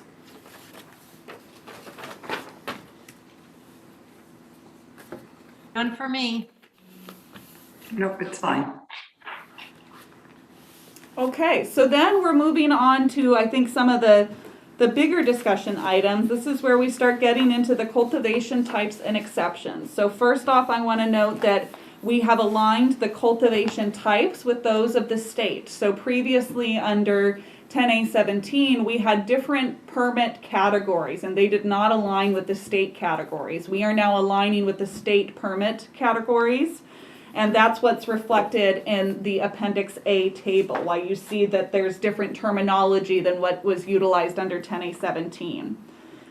Now, we do have in the second paragraph under section 22.18.050, it says, notwithstanding the limitations of Appendix A of this chapter, that's how it begins. This is where we start talking about phase 1 applicants coming into the process. So you heard under subpart A, eligibility, the parcel upon which the land use permit is requested cannot be located within a commercial cannabis prohibition district or sunset area. That was direction received from the board to require that, so that these would not be going into areas where the community has already spoken that they do not wish to see cultivation continue. And then in terms of what permitting would be required, this is, somewhat of a decision point for the Planning Commission here, or where you can give staff direction. Staff has initially written this that any cultivation of 10,000 square feet or less for phase 1 applicants would require a major use permit. Cultivation and is exempt from the zoning and parcel size criteria contained in Appendix A. And then if you wish to exceed cultivation of 10,000 square feet, then you are subject to the zoning district and parcel size within the table. So I'm unsure if you have any comments on that, whether you feel a major use permit or another type of permit is more appropriate for cultivation under 10,000. I'd like to see an AP for that. And my reasoning for that is that these are phase 1 applicants that have already been through some level of scrutiny, are in good standing, and have decided to jump ship from phase 1 and reapply under phase 3. These are going to be smaller grows in the county on already established cultivation sites. And I just really don't want to clog up the Planning Commission with major use permits for folks that have already been cultivating under the program for years already. I trust staff to handle this through an AP. Commissioner Wiedemann? I want to know, is there a timeline on this for the phase 1 to come in and be done so that it doesn't keep going and going and going? Like, is that by, the year, 2023, no more? If they haven't gone through the process, they're done. And that ties into what body hears these things. So that's one question. And may I just go to another question is, even though I don't want to clog up the, planning commission either, I just think we're talking, I guess maybe it goes through a minor use permit. And a minor use permit in some places, that's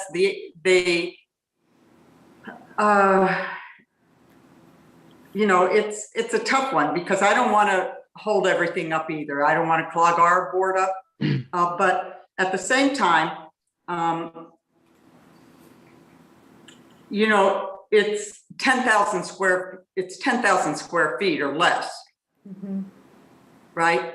Maybe you could cut the difference, just an idea. I don't know if we're looking for consensus yet or not, but maybe, because if you look at the Appendix A, 5,000 square feet seems to be like a pretty decent cutoff where you could maybe just do an AP for phase one, and then maybe from 5,000 to 10,000 you can do a minor use permit. I don't know how many people are under 5,000, or if staff has a sense of like where the majority of applicants are. Is that even something you have an idea about? I do not have that information in front of me at the moment. I apologize. I did not pull together that data for the phase one applicants before the meeting. No reason to apologize. I wouldn't expect you to. Commissioner Pollan? I would feel a little reluctant to cut that number down to 5,000 just because we heard from so many people here in the public today that are in the phase one program who are in that 10,000 square foot range, and it feels, it doesn't feel equitable to penalize those people who want to move into the phase three system. I would also echo Commissioner Purnell's sentiment that I want to trust the people that were in that process to go through an administrative permit process because staff has vetted them. I guess the one thing that I would say maybe as a caveat to add to that would be that those people are not expanding the use. If someone wants to, have a new or expanded use, that would seem like that would trigger a review under Appendix A. But if they're just continuing what they've been doing and they've already jumped through all the hoops, I'd like to let those people, give them the gold star for doing all the hard work and being the guinea pigs that they were to get it going. And I think that's covered under B2. Anything over expansion over 10,000 square feet, they're subject to Appendix A, essentially the new rules. I'm comfortable with sticking with the 10,000 AP. I'd see. You see that in Chart A? Is that what you're saying, Commissioner Parnell? You're saying you're seeing. I'm saying that under B2, where it says cultivation in excess of 10,000 square feet is subject to the provisions of Appendix A of this chapter, zoning district and parcel size. So there would be, if really this, as I read it, this paragraph is really for phase one applicants who hit the dead end. They're jumping ship. They're reapplying in phase three. There may be other pathways for them, but in this case, they're reapplying under phase three. They're going to stay under 10,000 square feet and try and resume their permitting process through this new pathway. And that if they want to expand, they will be subject to the zoning district and size restrictions in Appendix A. I don't know if that's clear. I have a question about this also, phase one. Is there a way at the planning department that you can let people fill out like a one pager to automatically enroll into phase three if they were in phase one, rather than to have to reapply and get at the back of the line and start over again? That way they would at least hold their place in the line in terms of permitting approval. That could be direction that we received from the commission today that we can bring forward to the board to create essentially allowing the phase one applicants the first bite at the apple in the processing of permits and possibly looking at an alternate form. Now, if we're looking at an alternate form, I would just say there will be other amendments I have to make in here, because right now it actually says that you're required to submit all the application materials for a typical use permit, which we do have that on our website. So we would have to amend that. It just seems like there, oh, go ahead. If I could just follow up, there just seems to be such a frustration level to make people start over. And let's say that they've been in line now for a year and they're, you know, really wanting to get legal. And so they haven't been growing for a year, and then to make them start all over again and get to the bottom of the line just seems not fair in a way, because the regulations wanted to do something that they weren't quite able to do. The people were there trying to get through the process and couldn't because the regulations wouldn't allow you to do conditions on them. So it just seems fairer to me to let them, you know, have a single, like a one pager that says, yes, I want to apply under phase 3. And then if you need additional information from them, you could ask for it. I just don't know if that's possible, but that's what I would love to see.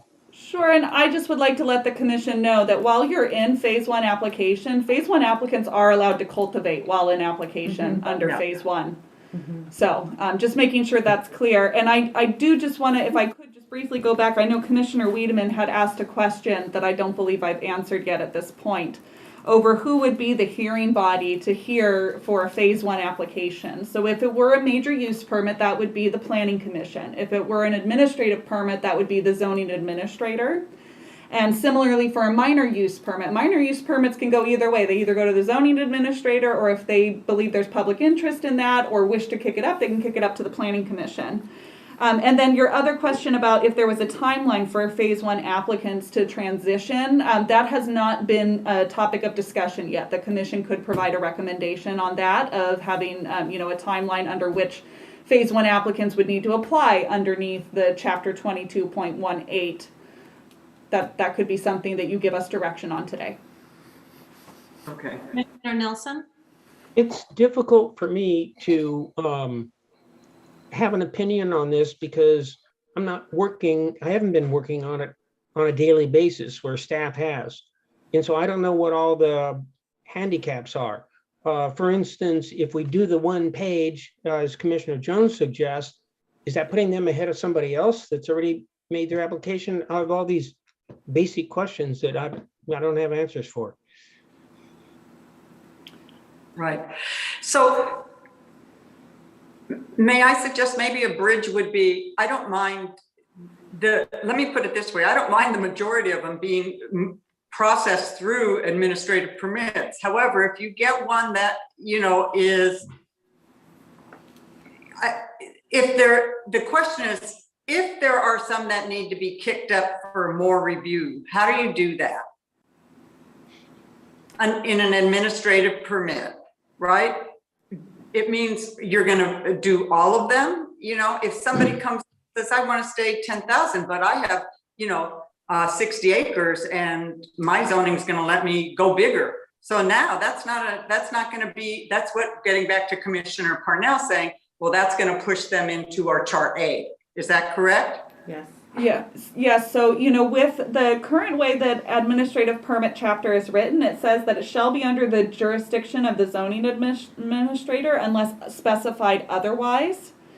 Right. So if the commission pleased, and I may look to county council on this as well, I would believe that we could write into this ordinance requirements that, or a procedure by which the zoning administrator could elevate that permit to, say, maybe the planning commission or something, if there were concerns related to that project. I mean, to be something we'd have to write into the ordinance here, because that does not exist already within county regulations.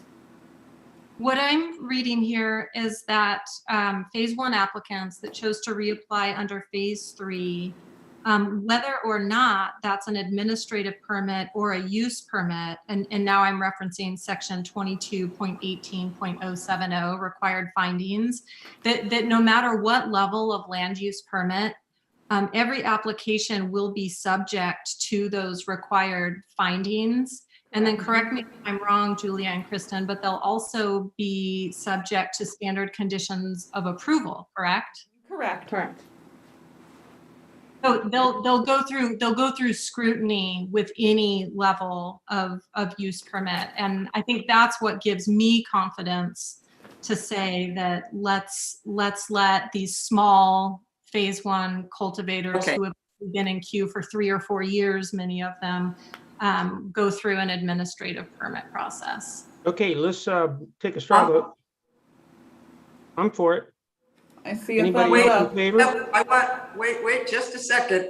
That's fine. You know, there's always a fly in the ointment. What was that? I'm teasing you. Oh, yeah. I just want to say, when you refer to 22.18.070, I just want to make sure that there is an adequate access road to some of these. That Your is turnout fire. Yes. And if an administrative permit can make sure that happens, that's great. If we have it in the writing someplace, I'm supportive of that.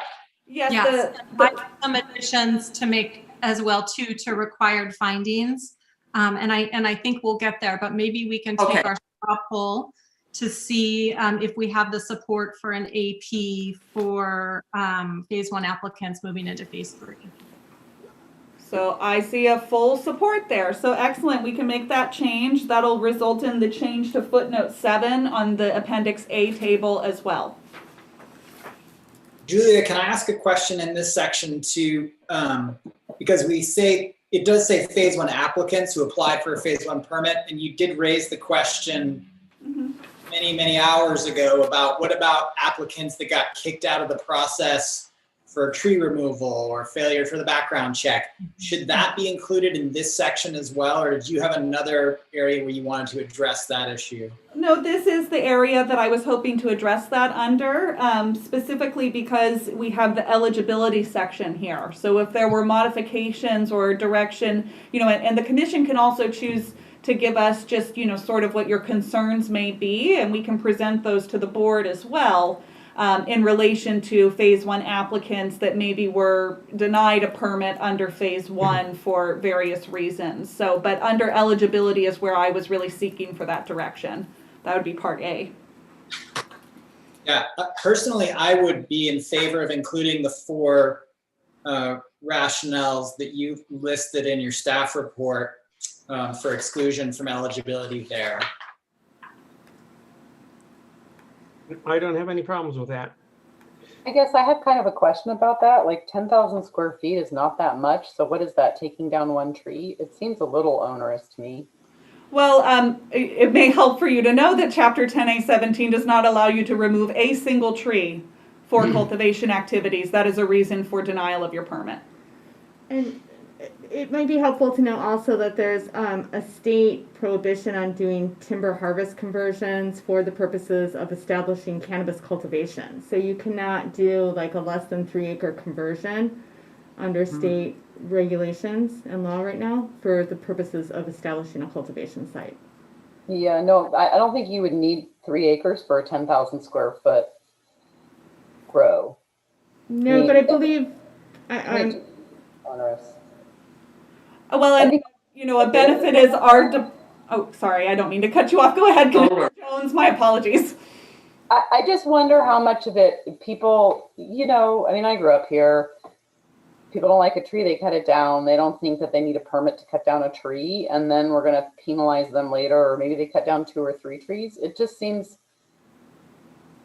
I don't know. It would be different if it was an acre. Yeah, then I could see it because that's a lot of trees. But 10,000 square feet, how many trees are you going to cut down for 10,000 square feet? I guess you could have to cut down a lot if you want a really sunny patch. But, all right, I'll shut up. Well, and I would just like to let the commission know, also in, was it October? I think it was 2019. All the years are running together at this point, but I think it was 2019. And the board designated our director as the authorized reviewer of less than 3 acre timber conversions within the county. So we review every single less than 3 acre timber conversion exemption that comes through the county here. We are required to sign that. I have to say I have reviewed some where folks have been proposing to do it for cultivation activities, and I unfortunately told them we could not approve those. There's one more that I would like to add to reasons for denial, and that is non-responsive parties. That may be covered elsewhere in the ordinance, but It is. What was that? I think it is. It ties in with the timelines. Okay. It's written someplace. Let's ask the staff. Sure, and so this might be, I know we have a section within the facilities ordinance that speaks to that. I do not believe that we actually have it within here.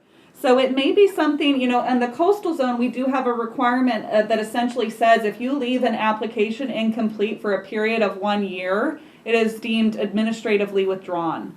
And that is something that we've seen, actually, it proves quite handy at times when you have situations where folks are shining you on and there may be a code enforcement related matter or something in conjunction with that permit that we're working on. So that would be, I just want a little clarity on what would be the non-responsiveness as related to phase 1, because we would have to think about, how were they unresponsive during the phase 1 process and sort of define that a little bit more. And not to say that the commission has to define that, but we could give that as well to the supervisors to think about that. They may also defer to staff, and we may bring to the board some recommendations from staff on that.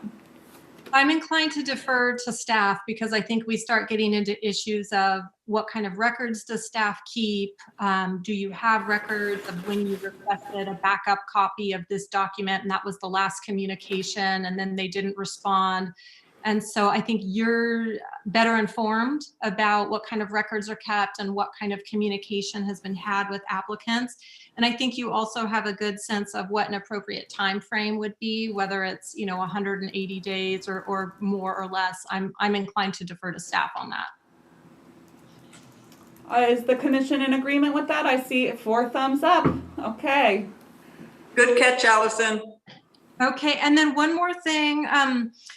Does anybody know if the county's background check is more stringent than the state's background check? In other words, is it possible that under phase 1, an applicant did not make it through the county's background check, but under phase 3, they would make it through the state's background check? I believe, and now I'm going to do my best to speak here from my understanding of the background checks, and that I understand one of the issues at the state level may be that they do not look at some of the conditions related to paroles, but I am speaking from memory, and I don't know if Kristen has some more detail to add on that. I mean, at the state level, any applicant applying for a license at the state level is required to disclose all convictions, felony convictions. And then there's a rehabilitation program that may be applied at the discretion of the licensing authority for certain convictions that an applicant may have been charged with in the past. So it's a pretty rigorous screening, and it's not just the applicant, it's all owners, so anyone who holds more than 19% share in the application or the operation itself. Officers of the board are included, CEO is included in that level of scrutiny as well at the state level. Okay, I think my only comments on that is that I wouldn't want somebody who got sifted out under phase 1 but could make it through the state's background check in phase 3. I wouldn't want to sift them out, if that makes sense. It does make sense. I understand that. So I will capture that into the recommendation to the board if there is consensus from the commission on including that. I'm seeing 3 thumbs up, 4, 5. All right, thank you. Okay, so then I think we've talked through then, thank you for that. So what I've captured on the cultivation types and exceptions is in terms of eligibility, the commission is in agreement with the 4 bullet points contained within the staff report on page 4, with the exception under the background check to craft. So if somebody was maybe denied a permit that would be able to pass the state background, that they would be eligible to come in under phase 1 or under, Title 22.18. And then also adding to that non-responsive parties with a deference to staff on what exactly that non-responsive parties may really include, and we'll discuss that with the board at a future date here. And then additionally, that it would be a land use permit required as an administrative permit for phase 1 applicants under 10,000 square feet. And so I think that was all of the items under there, unless I missed something. Okay, great. So then we're moving on to application process.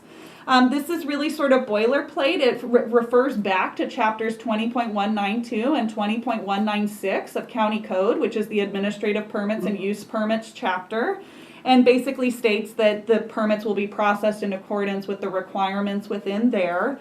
And I do want to note that there is, at the very bottom of page 5, it's the sentence, it's the last line, and it says the department may prepare a guidance document regarding additional documentation that may be required to accompany the application. And this is, I will tell you as staff, and when folks have heard that this program for discretionary permits was coming, I get asked almost on a daily or weekly basis to provide them what documents they'll be required to provide up front. So we want to make sure we have clear guidance to the public on that once there is a defined program. Now, if we're now on page 6 here and looking at the change to the administrative permit process that I had mentioned previously, which is essentially now going to require that if you get an administrative permit, the timeline for processing would be extended from the 30 days that is contained in 20.192 to 180 days, which is what's contained in the use permit chapter. So everything would be subject to the same timeline before it would be deemed approved. And then additionally, that a public hearing would be required, and it would follow the notice procedures that are typical for a use permit. So that way adjacent landowners would be notified. Is there any comments or concerns or questions on that? I'm seeing Just a quick one again, and again, sorry for coming late to the game on this one, but currently phase 1 applicants are allowed to keep cultivating while their application is pending, but phase 3 applicants are not, right? They can't cultivate until that's approved. And what we're saying here is that if somebody applies, the county has 180 days to respond before that administrative permit. That's their time frame to respond, and the people cannot cultivate during that time. But phase 1 growers who maybe are applying under phase 3, would they be allowed to continue cultivating during that 180-day window? Well, a quick comment on that. This is Deputy County Counsel Matthew Kudrowski. I want to refine that language on whether phase 1 were technically allowed to grow. I think it was really more in the context of there is no provisional permit to grow under phase 1. It was more of an acknowledgement that we may not be, it's a nuisance to grow without a permit, but if you have the embossed receipt and you've signed an affidavit acknowledging you're going to grow in compliance, that won't be considered a nuisance. So that was definitely a position that was taken, acknowledging that there is a history of cultivation in the county. Other counties don't have that kind of problem.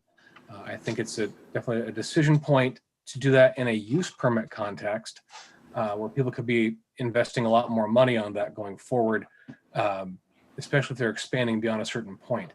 I think it's, I'll look to Julia for any thoughts further on what to do with people who are actively in the process.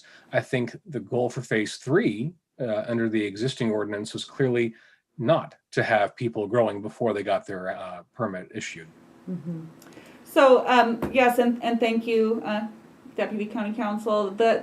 I think it's really going to ultimately be a policy call, probably made by the board as well, on how to handle that. And then also as a reminder, it's a dual sort of license or permitting structure. So it's also about what is the state going to allow. Mm-hmm. So there's still some unanswered questions on that front. I don't feel like I can give you an absolute definitive, because those decisions are not made by your staff, the staff here. Those are more policy calls, as well as what the state may allow in regards to their license procedures. Commissioner Wiedemann. Yes, I have just a little bit for clarification for myself.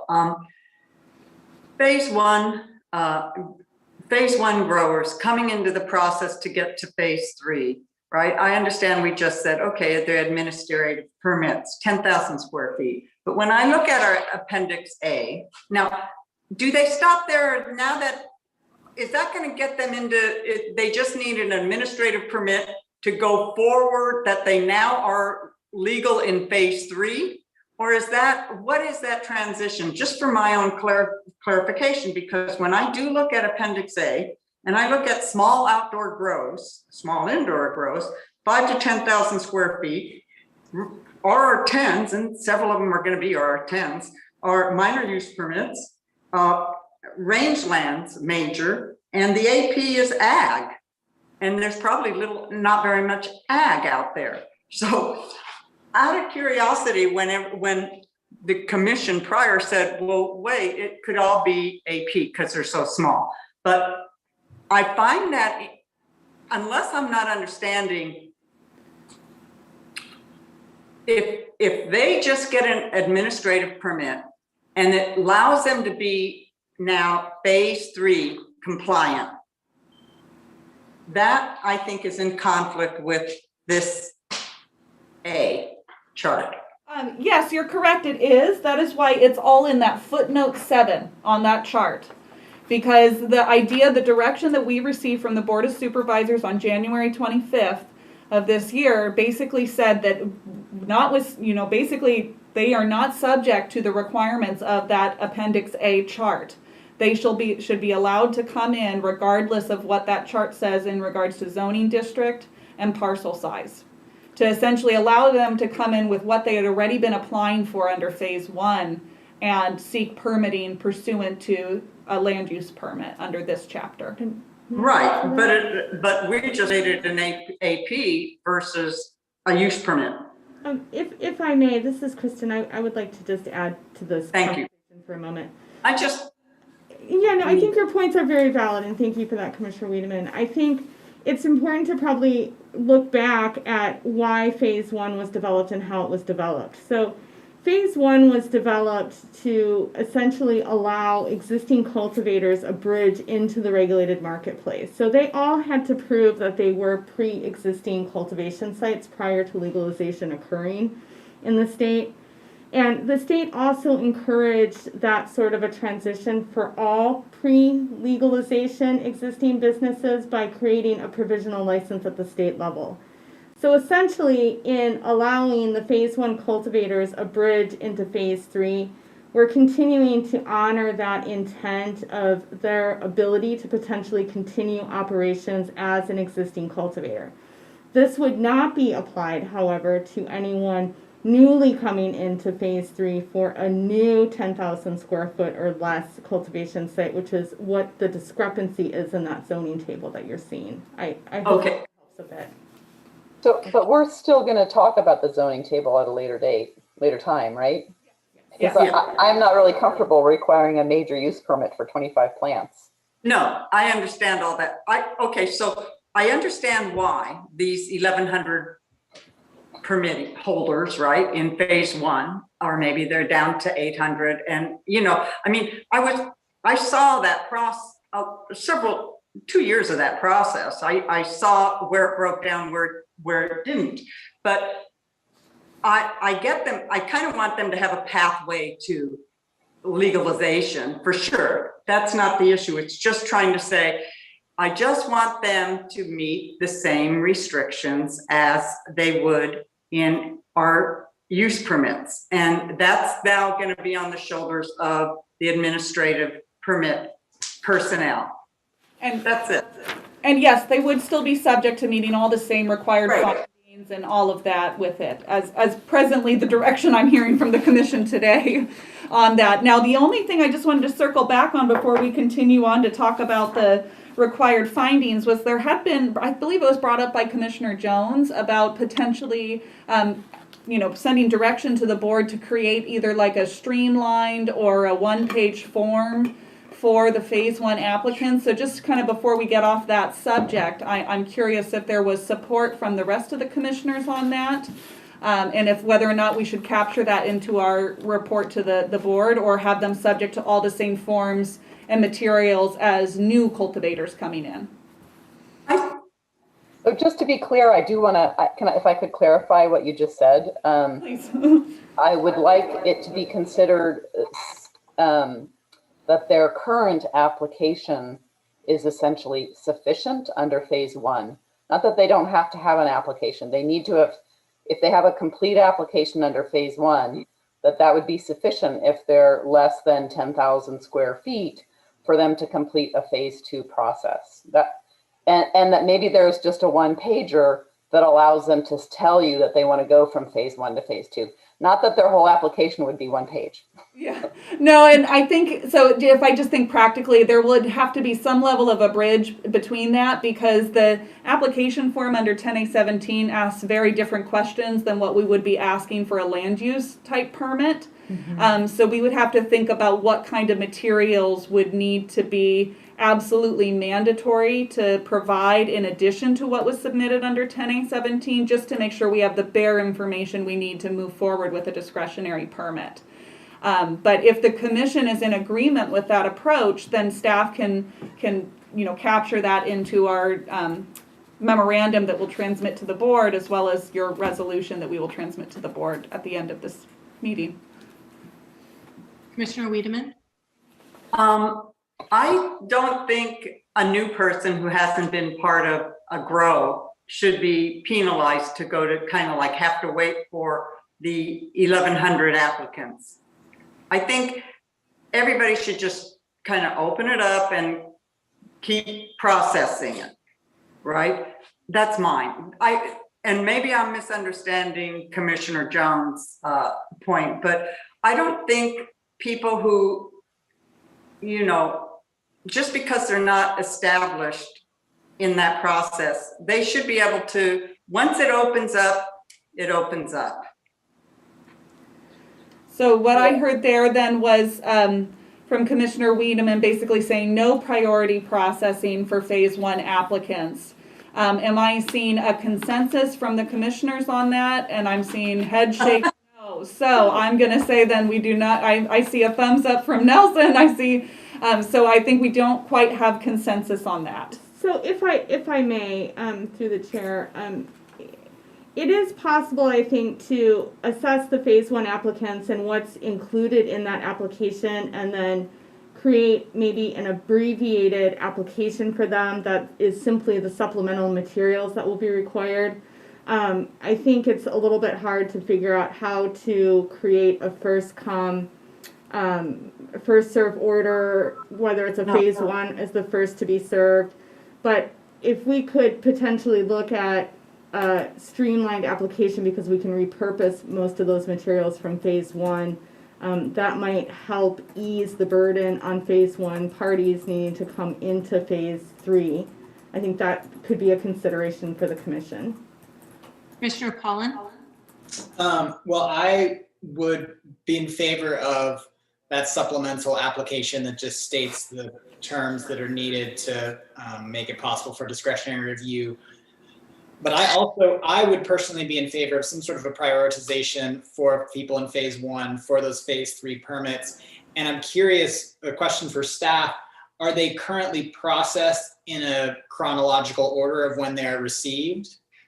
So yeah, typically how we handle use permits is we do, when first come, first serve in terms of when you submit your application. Some are deemed incomplete in the first 30 days. And then, so others may jump in front of those if they were complete. So it's just about when you file a complete application as to where you fall in the processing line, if that makes sense. Right. So given that, it would seem to make sense that potentially one solution there, if the commission was in favor of a prioritization for phase one applicants, would be a staggered application window. For the first month of the program, only phase one applicants would be eligible to apply for the phase three permits. It would give those people the chance to get the first bite of the apple. And then after that, then it's opened up to whomever. And if phase one applicants decide not to apply in that first month, then they're just there in the queue with everybody else. But it does give the people, again, the chance that we heard a lot of frustration from people on the phone about how this process has been proceeding. And I think we have to give those people some due consideration who are wanting to come into phase three and have some more security at this point. Commissioner Nelson? You're muted, I think. Muted. I had to find my There you cursor. I guess I'm curious, do we have a list of applicants for phase 3 already? No. We do not. It's Okay, an so we're really not workload. putting any phase 1 people in front of phase 3. We're just giving phase 1 applicants the first bite at the apple, like Commissioner Pollan mentioned. Yeah, I'm okay with that. we're talking about an early enrollment window, which I'm extremely supportive of. No less than 30 days, something between 30 and 60 days feels right. Because we have to remember these are the legacy cultivators that came out of the shadows to show proof of prior. They have been, now there are some people who have just sort of disappeared down the rabbit hole of phase 1 and have been using that as cover. But for those that are in good standing with the county and have been actively working towards, I don't need to be I don't need to be convinced. Yeah. Is everybody for it? I'm feeling for these folks, and I think we need to do what we can for them. So then let's do a quick little straw poll on that. So I heard two different things. So let's start with the first one, which was, is the commission in agreement for an abridged application for phase 1 applicants to come into the permitting system? I'm seeing for and support. Okay. Then a 30 to 60 day application, sort of period for phase 1 applicants only. Is there support from the majority of the commission on that? I'm also seeing for and support. Okay. So I have captured that into the direction from the commission.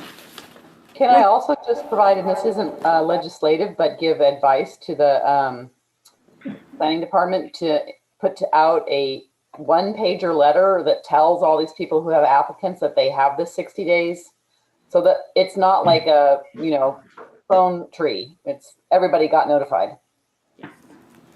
Yes, we can do that.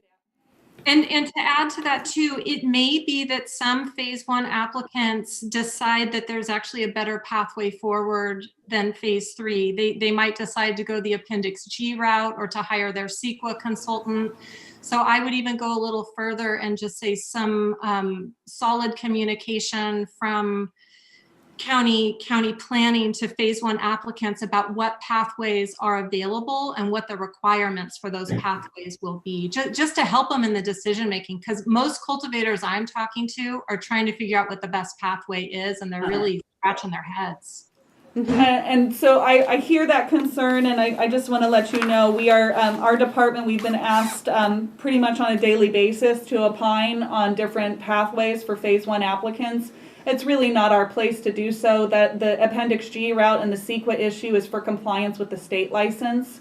So I'll be honest, I'm a little bit resistant to doing that, because we're then going to be directing folks to go down a particular pathway.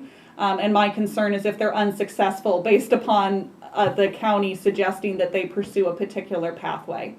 So I have a little resistance to providing folks with that definitive direction on which way to pursue. I do think we have quite a bit of information out there, and we're really encouraging folks that they need to make that informed decision with the assistance of potentially an agent or just coming to that decision on their own. Okay. So I think then we are at required findings at this time. So again, the required findings for use permits are applicable to both administrative permits and use permits. And then there's the additional findings A through E contained here. I think we probably have some additions to this. Would anybody like to take a stab?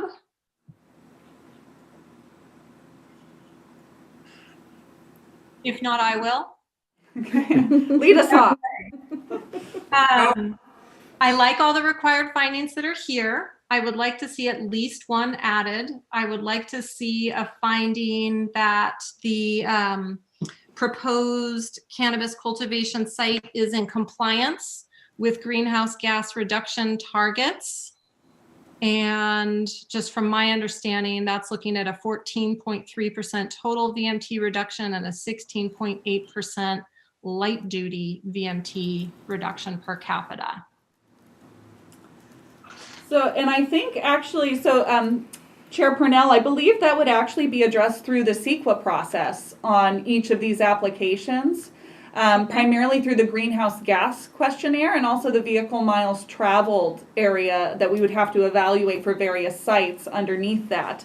But I see Kristen is scrolling as well. I think she's looking for something in her notes here. Yeah, it's additionally a requirement in 2023 for all cultivation, nursery, and processing facilities via the state. So come 2023, all of those facilities will have to record and account for their greenhouse gas emissions and then meet state requirements, whether it's through their energy source and or purchasing carbon credits. Okay. So can I get clarity? Are they going to have to be net zero by 2023? It says here, beginning January 1st, 2023, all indoor mixed light tier 2 greenhouses of all sizes, all nurseries using indoor or mixed light tier 2 techniques shall ensure that the electrical power used for the cannabis activity meets the average electricity greenhouse emissions and intensity required by their local utility provider pursuant to the California Renewable Portfolio Standards Program. If the licensee's average weighted greenhouse gas emissions intensity is greater than the local utility provider's greenhouse gas emission intensity, the licensee shall provide evidence of carbon offsets. New licensees shall report the average weighted greenhouse gas emissions intensity used during their licensed period at the time of each license renewal to the state. Yeah, so I'm not sure that's saying net zero. It's what it's saying to me is that your greenhouse has to be average in terms of how much energy it uses, which is definitely not net zero because marijuana cultivation is a huge contributor to greenhouse gases. The typical 100 square foot indoor grow uses as much power as 10 homes. Yep. So just for clarification, you would like a net zero requirement on all cultivation or cultivation utilizing lighting, or is there a differentiation perhaps? My own take on this, and I'm not sure if we're ready to have this conversation, is I would like to get rid of tier 2 in Mendocino County entirely. And I would like tier 1 to try and, maybe by 2023 have 100% sustainable sourcing, which isn't that hard. All you have to do is buy your power from Sonoma Clean Power. So I think then let's bring it back here to the required findings. So what is the what required finding, if any additional, would the commission seek to have in relation to greenhouse gas? As I said, I believe part of this is addressed through the CEQA compliance, but if there's something specific, I'm more than happy to capture that. I don't have anything there. Nelson, go for it. So on item D, is that sufficient? How do they prove that they've got water? Do they have to drill a well? I have that question too, Greg, and I was looking at the language that's actually been struck from 10A17, which goes into detail about how surface water, groundwater, and community water will be proven. And I'm wondering if that language is going to show up as part of standard conditions of approval, or if we need to revive that and pull that back into this document at this time. So for any land use permit, whether it's for single family residence or whatever it may be, we ask for a letter if you're in a district that demonstrates they have the ability to serve that particular site with whatever service is being provided. That, in my opinion, that does not need to be captured in here. That's a requirement already that we ask for regularly within our land use permits. In terms of determining whether or not the water source is adequate, we'll be relying upon any information we can put our hands on related to the anticipated water usage for cultivation sites. And there is some information available out there. It also is going to be something that will ultimately be a determination by the approving authority as to whether or not they agree that that is sufficient to provide water to that site. And it may be with the recommendation from the Environmental Health Department. It may be with the recommendation from another resource agency, or specific information provided by an applicant. So if the commission would like to see more detail, though, I'm open to any suggestions. So what you're saying then is that the administrative process has tools to determine that they've got adequate water. Correct. Okay, I'm good with that. I'm good with that. I have a finding. So after E, I would still like to see that any of these parcels or permits are in compliance with 20.196.020B, which is once again adequate access. I guess in Commissioner Wiedemann, I do have it captured. If you look, it's above all of those findings, and it's in that first preamble sentence. It says you must meet all the findings required by 20.196.020.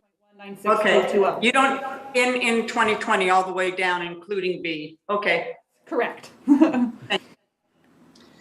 But related to that, I think that we might want to think about negative impacts to private roads. And I have some suggested language here for consideration.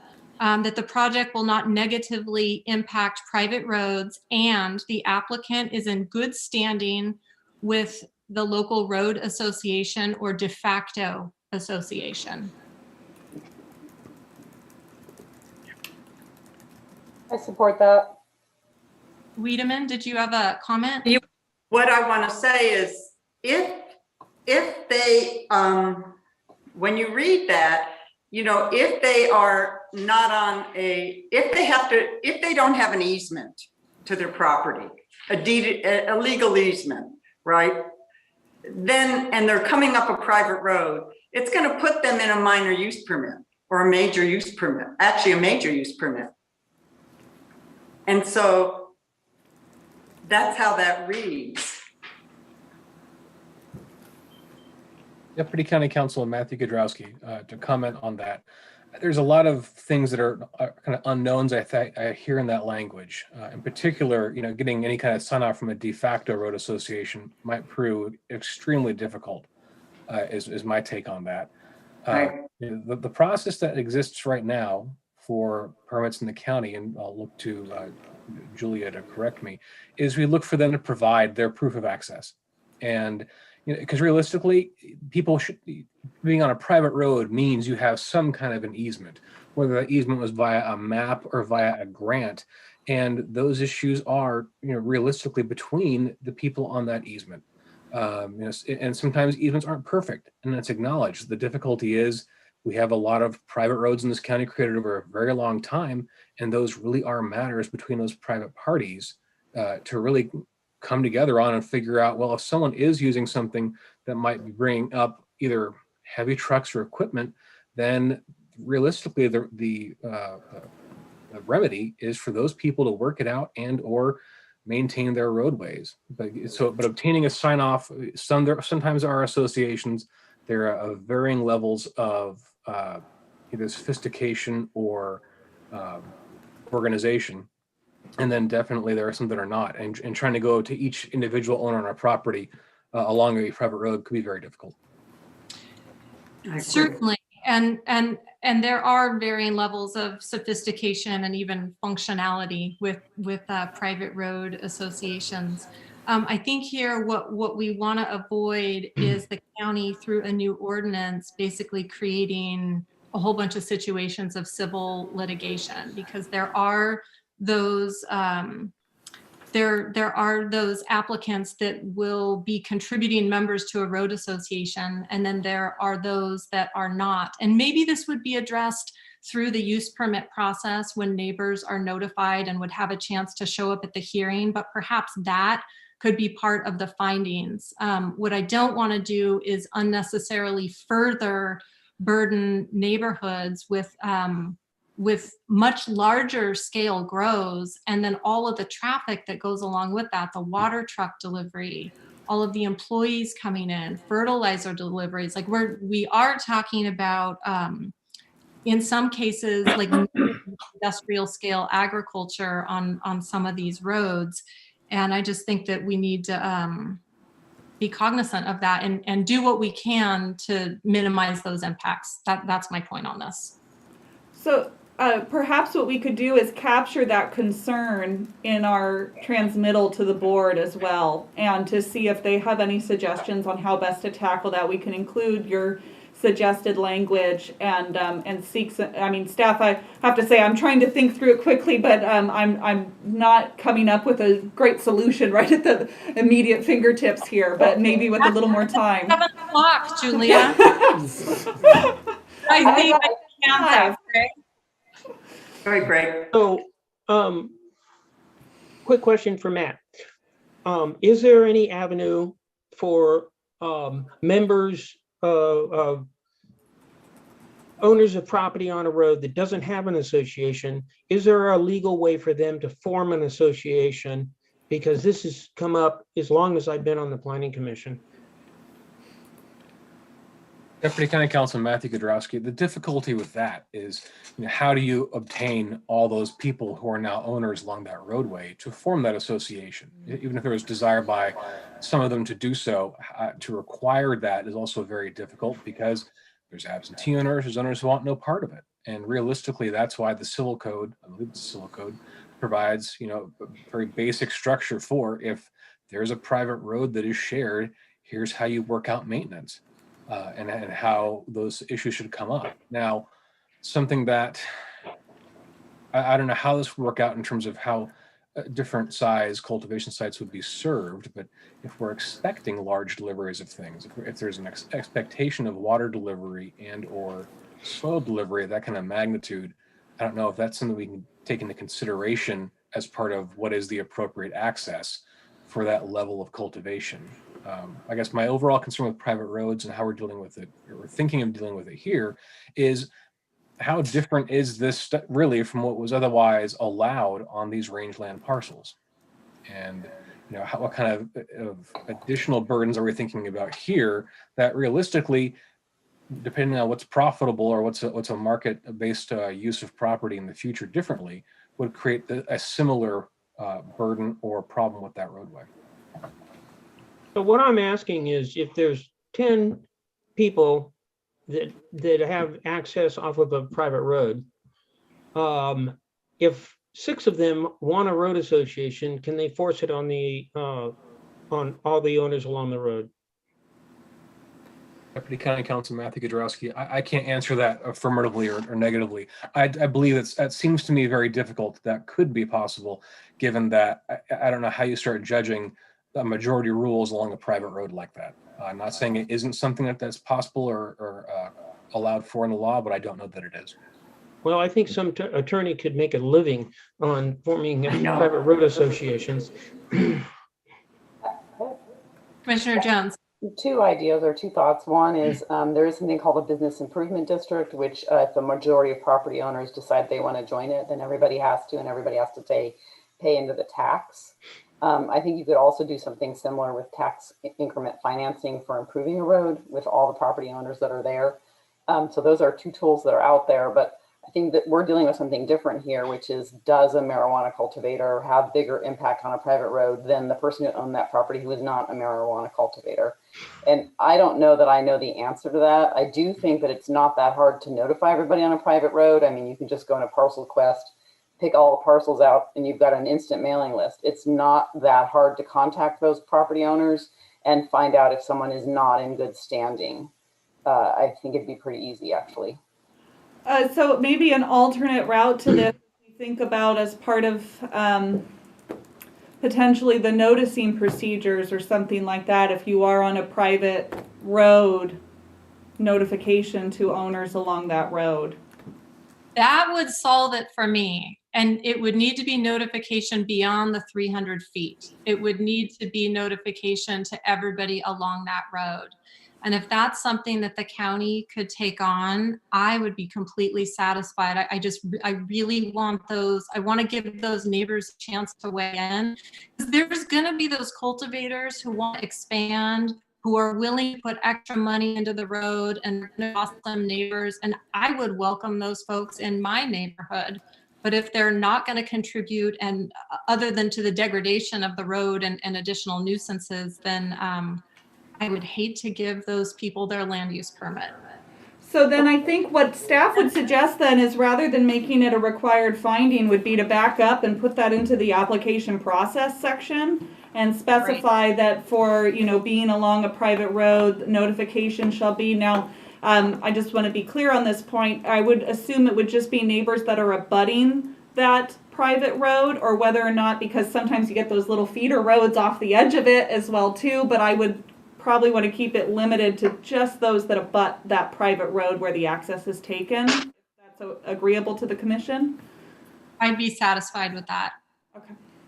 I would like to say something, just to be, and it's not about road associations or paying for the road, or in the application, in these permit processes, it says the applicant has to state if they have a legal easement. It's either a legal easement to their roads. And I think a lot of people kind of gloss over that, and they think I have access to my property. And sometimes they go down, through other people's property because it's a private road, but they don't have a deeded easement. But actually, when you read the application of ours, it refers to, and it says, you have to, you have to say you have, a legal easement, a legal access to your parcel, which is an easement. A lot of people have prescriptive rights. There's a big difference. And that's all I'm talking about. I understand people can do the road and the pavement and work as hard as you can with your neighbors to get everybody to be good faith neighbors. But I just want to make sure, that's why I'm suggesting, what's already in here, that we just follow. I just wanted to make sure that, yes. Commissioner Jones? So I just like to note that it's 7 o'clock and I'm totally pooped.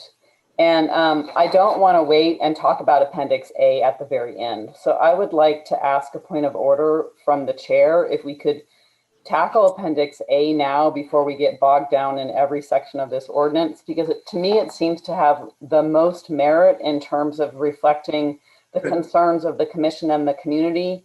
I think what happens when you get tired is you just end up talking about stuff that for longer than you need to, like roads, for example. And even what I'm saying right now, I'd just really like us to get on to Appendix A. And then if we have the time and the bandwidth to go back and cover all the rest of this stuff. That's a great suggestion. Let's do that after we hear from Commissioner Nelson. So have we come to a conclusion to Commissioner Parnell's suggestion of notifying all? Is everybody in agreement that we're going to notify all the owners along the main access? I heard consensus. All right. So let's turn to Appendix A. Okay, well, would it be helpful if I pull it up on the screen, or would you like to just talk through without it up on the screen? Let's not, I'd like to see people's faces first, if that's okay. No problem. Commissioner Jones, why don't you lead us on this one? Oh, you're too kind. I'm the newbie. So it was really interesting for me to hear all of the people's comments, because this seems to be the place where all the divisiveness hits our community the most. And I guess I have kind of 3 general concepts around cultivation. One is the really small types of cultivation, and I would basically consider anything less than maybe 2,500 square feet outside to be small. I think should be an AP no matter where it is, because it's too much brain damage for people to do more than that. And it's not necessary because it's such a small amount of cultivation. On the other end, I'm pretty uncomfortable with 10% of a parcel area without any sense of what is a maximum. And I don't know if the right number is 10 acres or 5 acres or 1 acre, but to me, it feels like there should be some kind of maximum, because if you had a 400-acre parcel, then you could do 40 acres of marijuana, which to me seems problematic. Like, can I just finish? And then the other piece for me is the indoor growing. I think that the idea that you could have 10% of a parcel as an indoor grow is wrong in any zoning district. I'm also against the tier 2 lighting requirements just because of the greenhouse gases. So I'd actually like to see tier 2 just prohibited. And I'm really concerned about indoor grows that are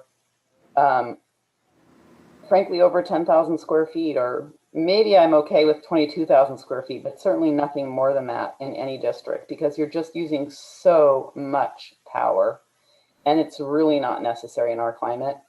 And I think it's not sustainable. It's ugly growing, in my opinion. So those are my 3 main points. And if I got them all, I would feel like this whole day was worth it. So can we take them one at a time, because I'm on overload? Yes, let's do that. And are you wanting to take those one at a time, Greg? Yes. Okay. So what's the first one? So the first one I heard was cultivation under 2,500 square feet and have to be an administrative permit across the board. Yeah, I have no problem with that. Did I just to clarify, was that 2,500 square feet outdoors, correct, Commissioner Jones? I'm flexible on that. If people really want it to be 2,500 square feet indoors, I think that's okay. But once you get a building that's larger than that, having it be an administrative permit, I think, is problematic. So the one challenge that I see is, unfortunately, that our specialty outdoor says less than or equal to 5,000 square feet. So there's some divide in the middle there. And go ahead, Kristen. Yeah, so I think what we could do is break this up into specialty cottage. So the specialty cottage tier is 2,500 square feet or less for an outdoor license type or permit, a mixed light tier 1 license type or permit, a mixed light tier 2 license type or permit. But then for indoor, that specialty cottage is limited to 500 square feet of indoor. So you could consider an AP across the board for any specialty cottage license type. Yeah, so those are those first 3 columns. That makes sense to me. Okay. Thank you for that. I forgot about the error on that table. And Kristen, maybe you just said this, I'm starting to get tired too, but didn't the state just update it from 25 plants to 2,500 square feet? Correct. Yeah. It's like 25 plants if they're not contiguous, or a maximum canopy of contiguous canopy of 2,500 square feet. So then, just to clarify, this is going to be the specialty cottage outdoor, the specialty cottage indoor, and the specialty cottage mixed light tier 1 and 2 in all zoning districts is subject to an administrative permit. Do we have consensus on that? Seeing a thumbs up from folks? Just a quick point of clarification, though. The specialty cottage outdoor looks like currently is not allowed in industrial or the Pinellayville industrial, the PI. Yeah, no, and that would no, stay. Go ahead. And that would remain a non-permissive use. Specialty cottage outdoor would be a non-permissive use in those 3 zoning types? Correct. Yes. Well, then yes. So then that was a consensus I heard. So with that, we are capturing. Yeah, I need to clarify something. Are we talking about the first 3 columns, or are we talking about beyond the first 3? Just the first 3. Okay, great. I'm cool with that. So that's an AP across the board on all of those.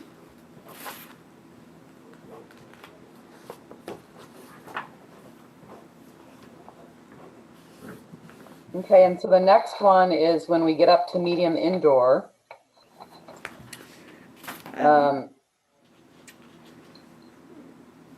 guess really thinking about the medium indoor and the medium mixed light tier, can we just go with 1 and eliminate N2? So medium mixed light 1 would be 10,000 to 22,000 square feet, and medium indoor would be 10,000 to 22 square feet. And I think all of those have to be major use permits, because those are big structures and I don't really care where they're going.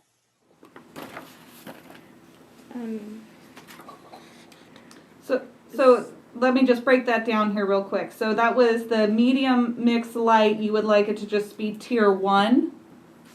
You're right. So in other words, tier 2 wouldn't be permitted in Mendocino County at that size. So before we go on from that point, I would like to get a straw poll because there was a couple things baked in there, whether or not other commissioners are in agreement to limit it. We're talking about the furthest over to the right, those two, the very last column, that tier medium mixed light tier 1 and 2, and striking that basically tier 2 would not be permissible. Can you clarify what's the difference between tier 1 and tier 2? Give me a minute and I will. Give me just a moment and I'll pull it up. Thank you.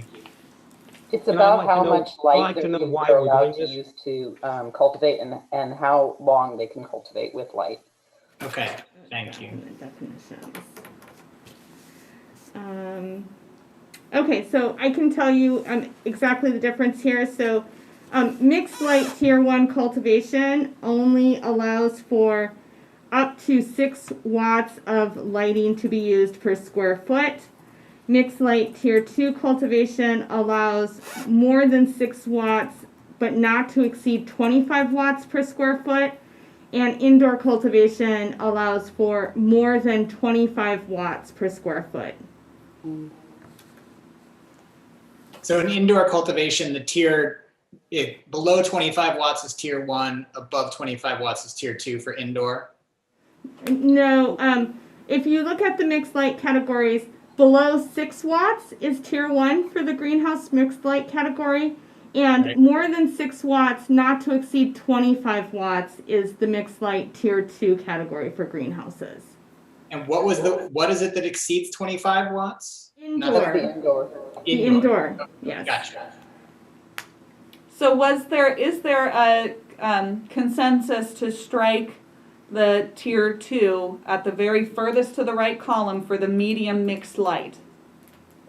No. I'm seeing a no. I'd like to know why. Well, maybe one way to go about this is, because my main concern is the greenhouse gases, is to require for these larger cultivators that they have a 100% climate neutral energy source. So they could either have solar panels on their property, or they could buy their power from a green source. That would be another way to address the problem. I can get behind that. I don't know if it's legal for us to require them. I guess that's a question for the attorney. Can we require them to use a certain type of energy or not? I don't know. Deputy County Counsel Matthew Godrowski, I'm not sure that would be a reasonable cutoff necessarily. There are certain issues we're talking about throughout this conversation that may just be things that in the resolution we say that the commission requests that the board consider these certain things. And so if there were energy considerations related to the tier 2 issue, that's one thing we could think about doing there. But in terms of getting to that level of granular detail based on this table, I think that might be a bit much for right now. I'm going to concur with that. I'm not prepared to strike tier 2 because I just don't I can't understand what that's going to mean for business, and I don't think we have the time tonight to really go into it. But I appreciate wanting to reduce greenhouse gas emissions. So maybe that's the way to do it, is to just talk about either for the larger grows, 10,000 square feet or more, either that they figure out some alternative energy source, or that those grows need to be either a light tier 1 or 2 and not indoor. That would just be my way of wanting to word the resolution to the Board of Supervisors. Yeah, I'm okay requesting the Board of Supervisors to consider the possibility of alternative energy sources. Yeah. They do that now all in the coastal zone. You have to come up with the alternative energy. It's mandatory. Commissioner Jones, you're in the dark. Can you put a light? And I'm not saying that intellectually by any means. I will try and turn on every light in my house. I'm sorry. It's my camera's kind of crappy. I don't know why. She's reducing her greenhouse gas contribution. Yeah, thanks. We get the message. Did you want to lead us through the next item? I think you had another one in there as well. Yeah, so my next one is medium outdoor, and I'm going to preface this by saying that the 10%, like for medium indoor, I think the 10,000 to 22,000 square feet should be a solid number, irrespective of parcel size. So we don't end up with an indoor grow that's 60,000 square feet or 200,000 square feet in our county. To me, that just seems so unsustainable. I'm more open to having a larger acre size for the outdoor, but I don't really know what the number is because I'm not a farmer. Maybe Greg has an idea working for the ag scene, what the upper limit of acres should be for a marijuana cultivation facility in Mendocino County, irrespective of how big the parcel is. So, some of the thoughts that have been going through my brain are that if, say you have an 8,000 acre ranch, 10% is 80 acres. You're not going to find 80 acres that's less than 15% on any of our rangelands. The reason they're rangelands is because they're steep, and the other, limitation is water. You may have an 8,000 acre ranch, but you only have 5 springs. So I think the perception is a lot worse than reality, I guess is what I'm saying. And so I think the 10% is workable, just because of the limitations on it.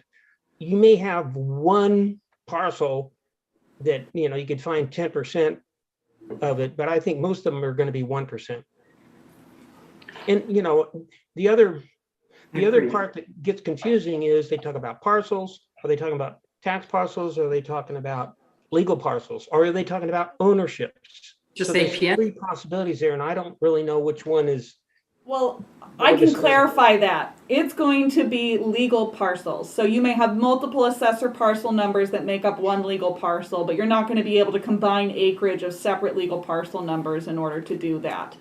So, and then I do just want to make sure it's very clear that 10% of the parcel area is only for outdoor cultivation. It does not apply to indoor or mixed light. So you could have all 3 on your property. 22,000, right?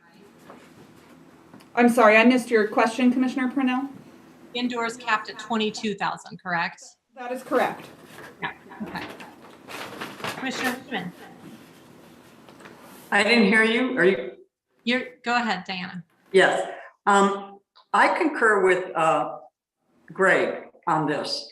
I talked to several people, and with some large holdings, and they're interested in getting into agriculture. I mean, in marijuana, cannabis. But basically, when you start really looking, that number, when I first saw it, I said, oh my God, that's 600 acres. Somebody could have a 6,000 ranch. And then I started going deeper in what really is that about? And you said it perfectly, Greg.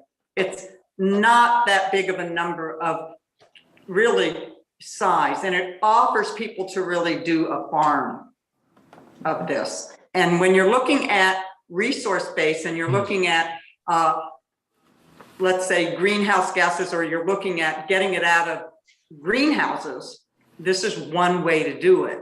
So I don't have a problem with that. And if we have faith in their discretionary permit process,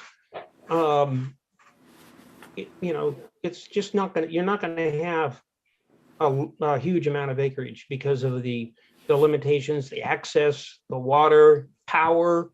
You may have 8,000 acres up in Covelo, but there's no power. And the required findings. Remember, your required findings. And that's going to be a major use permit for sure, or a minor use permit, and that's a lot of hoops, a lot of scrutiny. Commissioner Jones? So I do, if we're going to leave the 10%, I do want to make sure that in the ag district that does get jumped up to a major use permit automatically. And I guess, little diversion, my niece is getting her master's and looking at the habitat impacts of marijuana cultivation illegal grows in public lands. And people grow marijuana on incredibly steep slopes, like 40-degree slopes, almost, 100%. Like they don't grow it all. So the idea that they're not going to grow it because it's steep is not realistic. I understand that the ordinance is not allowing them to grow it on a slope of more than 15%.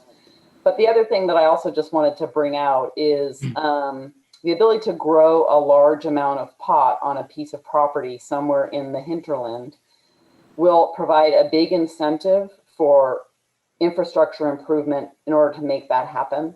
If you have a large ag parcel, you have to look at the unintended consequences of something like this. You have a large ag parcel that has a 40 acre area where you could grow and it's 8 miles out and there's no road improvements, then the economics are going to be there to do all those improvements. And they have to have a road. So they'll put one in. The economics are going to be there for them to do all that development. And to me, that's where you're starting to get away from the idea that this does not require CEQA.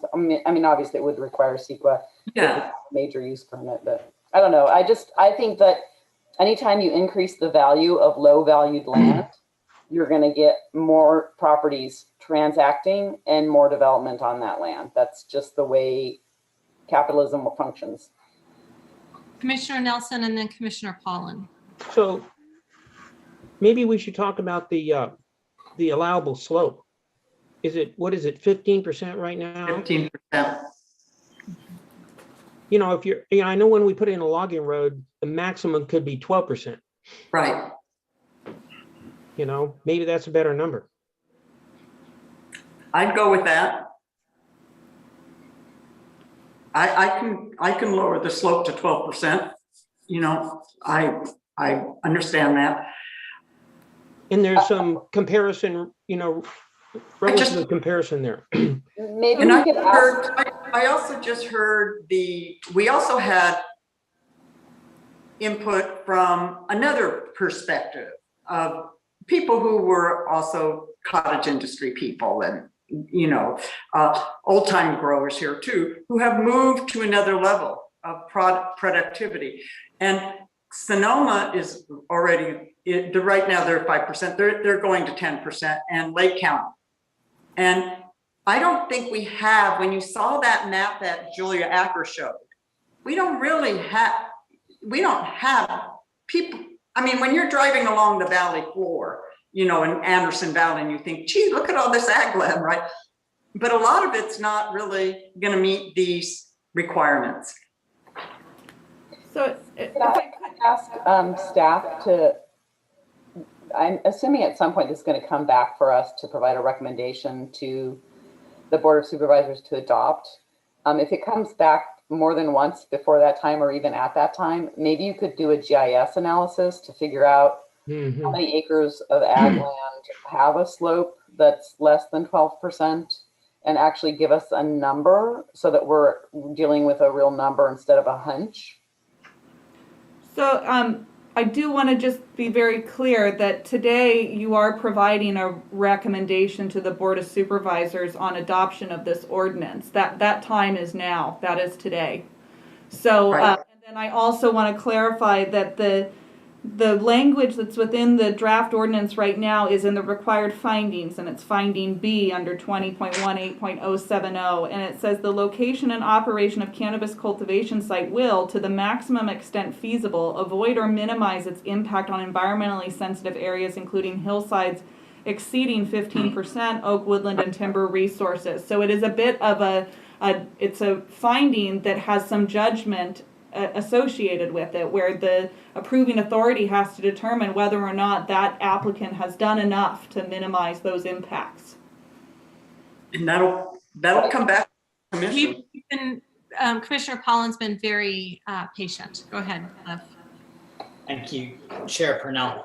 Well, I guess just a couple thoughts on that last comment that you made, Julia. It does feel like that finding is rather permissive. It's not a shall in there at all. It's to maximum extent possible, avoid or minimize. I mean, there's still a lot of wiggle room in there.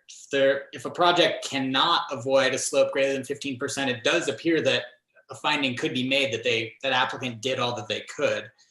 The same is true for required finding C, where they would avoid or minimize odor and light. You know, it's like those, there's no bright line there that we can really draw upon. I guess I just wanted to speak to Commissioner Jones's original second point about these last two columns and whether there should be a major or minor use, and about the 10% cap, because I do think the 10% cap is by far the most contentious issue that we've faced. And I think Commissioner Nelson is spot on that in rangeland, I think the perceived threat is greatly larger than the actual impact is going to be.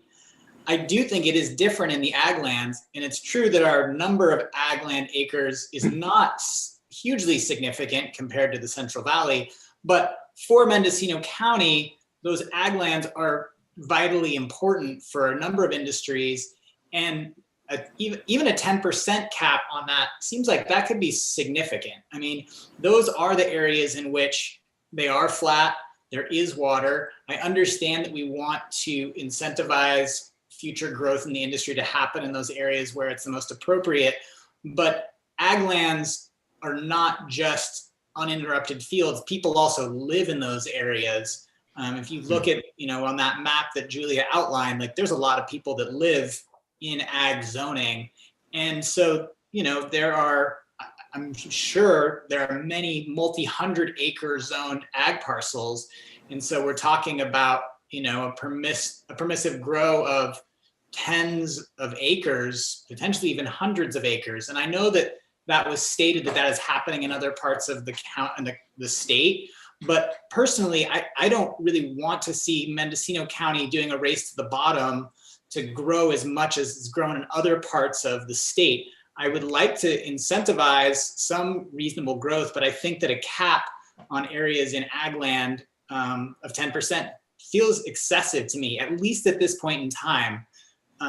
I think we're likely to see, and none of us has a totally clear crystal ball, but if we look at other parts of the country and other parts of the continent that are ahead of us in the curve of cannabis production, there has been an overproduction in response to venture capital and other financial incentives moving in that has resulted in a glut of cannabis production in other places. And then the unintended consequences that Commissioner Jones talked about are there indefinitely, regardless of whether that production continues on or not. So I personally like the idea of, at least in the ag lands, not having a cap of 10%, maybe capping it at 1 acre, as was suggested by a number of people that are legacy growers, with the understanding that Mendocino County always has the opportunity in the future to expand that cap if it does feel appropriate. It feels a lot harder to back off of that once that's already been approved, because I think the land speculation forces that are going to be at play are going to respond to what the potential maximum output could be given the new ordinance. So I would be in favor of reducing in ag land a total permissible cap of outdoor production to, I'm going to put the number out there, an acre. I'm not fixed on that number, but putting that out there. And then also making sure that the indoor production in both rangeland and ag land and mixed light production, all the things that are happening, not sun grown, not in the ground, are restricted to smaller square footages of the 22,000 square foot cap. So again, I really don't want to see Mendocino County's ag lands looking like central Spain, where you have hoop houses from, horizon to horizon, because that's what the economic forces are pushing for. And then, sorry, I'm just saying a lot because there's a lot going on and I don't want to butt in a bunch. But my other question and thought is, Commissioner Jones suggested a major use permit for all activities in those last two categories. And I could get behind that, but I guess my other question is whether a minor use permit with the condition that it must come before the Planning Commission would be sufficient or not for us to provide the level of oversight that we're looking for while reducing the financial burden for the applicant. I don't want to just create a hoop that's higher, a bar that's higher just because we can, if we can provide the same function with a minor use permit, presuming that we do have to have authority to review it. I would just say, Commissioner Paulin, that one of the challenges the county faces is they don't have sufficient funds to pay for sufficient staff to process the quantity of permits they get. And the way they get that money is by people paying permit fees. So every time we give somebody a break on a permit fee, what we're really doing is making the timeline much longer for them to get that permit approved, which I think is actually counterproductive. So I would argue that these larger projects, because they do take a lot of time, and also they generate a lot of revenue for the person who's going through them, they really should be major use permits, because that's how much time it takes the staff to process them. Otherwise, I loved everything you said, and I'm 100% behind you. And I'd like to weigh in at this point, because I haven't had a chance yet to weigh in on the table, especially with regard to acreage caps. I think, I represent the 3rd district, and I think you heard loud and clear folks from Covelo and Laytonville and Willits today, and there were, I think, 302 letters that came in, and in there we heard from the Laytonville MAC, we heard from the Round Valley MAC, Covelo Community Services District, the Water District, like the most formal entities that can possibly exist in these unincorporated communities weighed in, saying this will be detrimental to our water resources, to our ag resources if we proceed with a 10% cap. And I'm in agreement with the rest of the commissioners and anybody else who has expressed the sentiment that on rangeland, the site conditions are going to severely limit the total amount of acreage. I don't think anybody should be fooled into thinking that because they have a 100-acre rangeland parcel, they're going to be able to grow 10 acres. I hope nobody is thinking that way, because it's not going to make it through the system that way. Even with that, my concerns about the 10% cap are that I can't get behind it. I don't support it. I stand behind all the residents of my district at the 1 acre cap. And especially in light of the fact that this is being done on a CEQA exemption. I'm not opposed to opening this up to greater acreage cultivation, even a couple of years in the future. But at this time, and representing my district, I need to stick with a 1 acre cap. So for all districts. Can I If go? staff, Wait. Yes, Commissioner Wiedemann. One thing I wanted to get back to Commissioner Paulin, which I appreciated some of the points you were making. How we can protect ag land is we look at prime ag. We don't have a lot of prime ag in this county. And maybe that's a way of looking at soils types that do prime ag. We save that for something else other than marijuana, because it's going back to the science, right? Marijuana doesn't necessarily probably need prime ag land, right? So if we're looking at like land for perpetuity, right? So we could do a soils-based thing. We're obviously are not in that timeline right now, but it's a good point to look at for the future. I think the process to even get these permits to grow on these larger scales, even though people say we don't have a CEQA, individuals have to do EIRs through this. You have to do all these environmental impact studies. You have to deal with fish and wildlife. You have to deal with water, so you have to deal with roads. You have to deal with, so I do think there's some oversight. I don't want to just blanket it and say nobody's dealing with these impacts, because my understanding is the county didn't do a CEQA, but the individuals are going to be doing it because the county didn't want to pay the money, the $1 million to do the CEQA. They wanted to put it on the individual applicant. So Deputy County Counsel Matthew Gadrowski, just briefly to that point, I mean, this is a statutory CEQA exemption for this period of time. The state made its policy decision that if a fully discretionary process was done, that her point was to get this individualized review on these specific sites. So I just wanted to kind of clarify that's the issue on the CEQA front for right now. More, and then just the fact that it gets to any kind of burden on those applicants is, there's a policy decision to make there, but at the same time, right now the policy of the state was to encourage that. That's why the statutory exemption we're looking at uses is there. Thank you. Thank you very much for that clarification.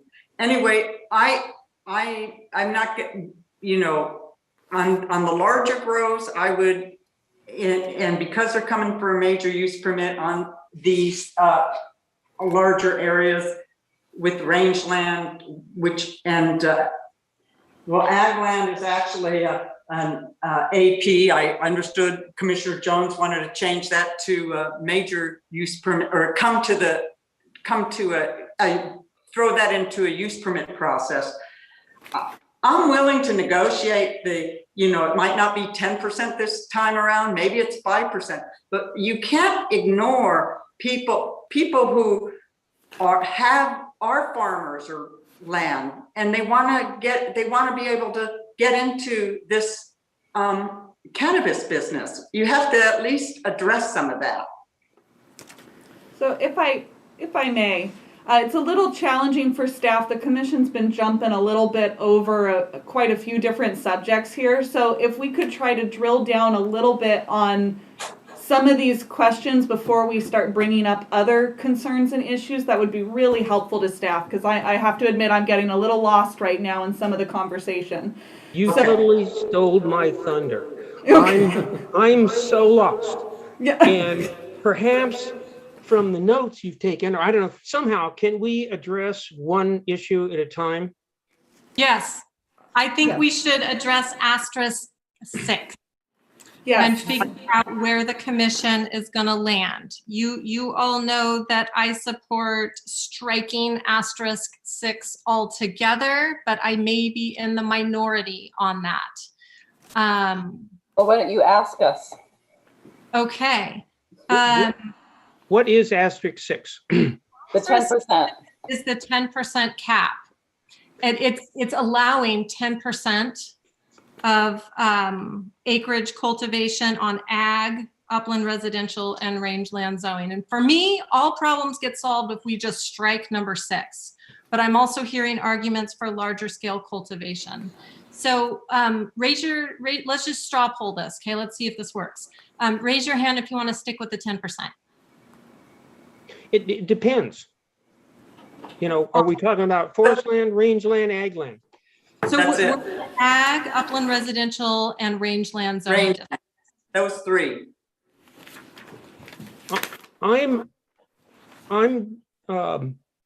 Would like to see the 10% on forest land and rangeland. I don't know about the others. I might be convinced. So forest land is not even in the equation. Yeah. Okay. So it's rangeland, upland rural, upland residential, and ag. Yeah. Okay. So raise your hand if you support the 10% in ag. Okay. I don't know. I want to talk about it some more. Okay. Go ahead then, Commissioner Nelson. So when we say ag, I don't remember what ag was on the map. Is it all the valley floor? Is it what's in production now?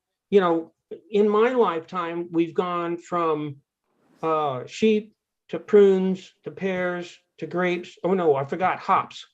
And so in order to make a living, you have to have an opportunity. If all the hops went to Oregon because we couldn't compete, and right now we're competing pretty good with grapes.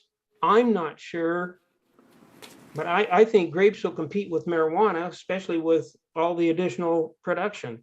So it seems a little arbitrary and out of our system to dictate what you can grow. So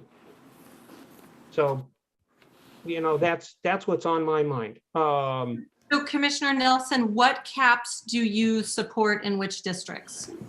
Well, I support the 10% in rangeland. And I guess upland residential. And you support no caps in ag land. That's what I heard. Well, I'm waiting to be convinced about ag land. Okay, so ag's a question mark. Okay, and I'm just going to go in order of who's on my screen. Commissioner Polland, would you like to state where you're at with the caps? I would like to have a 1 acre cap in rangeland, upland residential, and frankly in ag. And the reason, Commissioner Nelson, why I do support it there, and I hear what you're saying in terms of it does feel counterintuitive to our agricultural capitalist system that we're in. But to me, it feels like agricultural production of cannabis on a scale greater than a single acre is in some ways, it feels different than grape or pear or hop cultivation.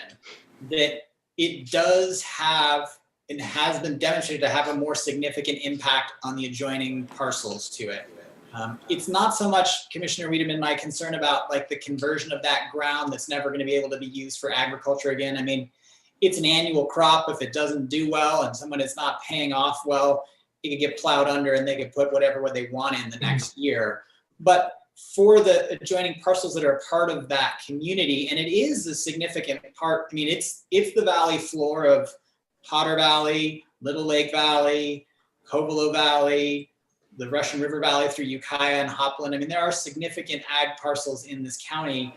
For all of the neighbors that are in those areas, they're going to be impacted by, I mean, even a 1 acre per legal parcel could be some pretty significant odor and impacts. It's a much more intensive agricultural impact than grape production or pear production. And so I would be in favor of a cap of 1 acre in that. With the caveat that it's always possible to revisit it and come back and change it. And you can still, I mean, given what we've heard from people out there, you could still make a pretty good amount of money on 1 acre of cannabis if the market stays anywhere like it's anticipated to. So that's where I would stand on caps right now. Commissioner Jones? So where I'm at on this is the 1 acre cap on the ag and the urban, I'm sorry, the UR. I'm sorry, not the ag. I'm so tired, God.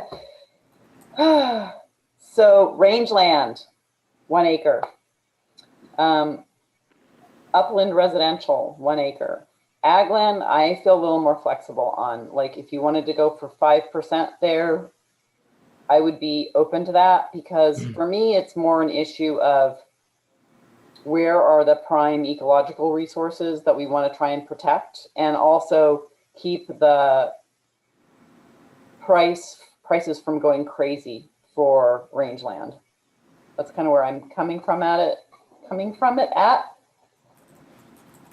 Yeah. Thank you. And Commissioner Wiedemann.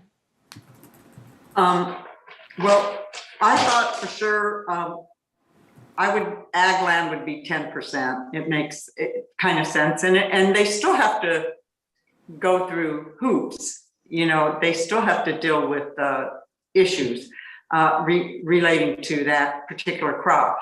I could be flexible for rangeland, 5%, because I don't think I guess the point for me is, how do we get, there's so much illegal grows taking place. And a lot of the people, let's say the garden variety, when we call it, what are they calling the long-term people who've been growing pot? What are they? Legacy. Legacy growers. Legacy growers today. And I just kind of think, I'm trying to get the stuff out of the hills too, where it shouldn't be. It's in tons of areas where I feel like it's in conflict, even though it has worked out because it's been there I've been here 45 years, and I probably know some of the people began this stuff. So it's kind of like, I just want to get it into, more transparency and kind of tie things together in a more clear way. I want the communities to come back. So I'd go 5% for rangeland and like I said, keep 10% for ag and upland rural, I could go 5%. Okay, and I'm at a 1 acre cap across the board. So staff, where do you feel that leaves us? We may have consensus. I'll join you guys with the 1 acre cap across the board. So we have 3 people with a 1 acre cap across the board. So I think. So what don't we need more for yeah. our? Yeah. So what I've heard is I do not believe, and I'm just going to say it bluntly, I do not believe that this commission is going to reach consensus on this item. So what I think is ultimately going to happen is staff will prepare in our transmittal to the board discussion about the discussion had here, where the various commissioners were falling. We can note that there was, support by 3 of the commissioners for a cap at 1 acre. And then just, really kind of describe the deliberation that's happened here within that report. I'm not ready to give up yet. Okay. Greg. I want to make a proposal. We do 1 acre in ag land, which is mostly Potter Valley, right? Potter, Little Lake. Hopland. Yeah. So we do 1% in ag land, and we do 5% in the other 2. I can't do 5% in rangeland. Okay, that's fine. Do you want to just, I don't care how it goes forward because we have other things to go for. Okay. Let's move on. We agree on the other part of my proposal was that it would be a major use permit for ag, for the 10,000 to 1 acre and the 10,000 to 22 square feet for the indoor and the hoop houses. Yes. I couldn't hear that. I'm asking for a major use permit for the last 3 columns under ag. Sure. Is that consensus? Did I see 4 on that? Apologies. Yeah, you saw 4. I saw 4. Thank you. All right, we've got that captured. A major use permit for the across the board for the last 3 on your right-hand side on the table. These are for all the medium outdoor, medium indoor, and medium mixed light tier 1 and 2 for the ag district. Right. That's the change. Okay, captured. Do you guys want me to keep going or does someone else want to take it over? Keep going. Okay. So my next question is in nursery, and it's just that there's no size limit on nursery, which struck me as odd. And it seems like we should at least have like a 10,000 square foot size limit or a 22,000 square foot size limit on the nursery. And I would actually, I don't believe there is a cap at the state level on nurseries. So that is why staff was seeking parity with the state, and it's really based upon the site-specific discretionary review to determine what's appropriate in that regard. So somebody could have a commercial nursery where they're growing for other cultivators that could be 5 acres? Yes. If they get the approved land use permit. I'd like to see then in the ag zoning that nursery requires a major use permit. Yeah, me too. Yeah. Given that there's no size restriction on it. Right.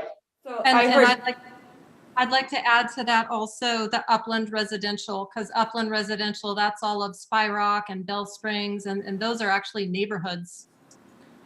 So is there a consensus then to change the nursery permit required from in the ag and UR districts from administrative permits to major use permits?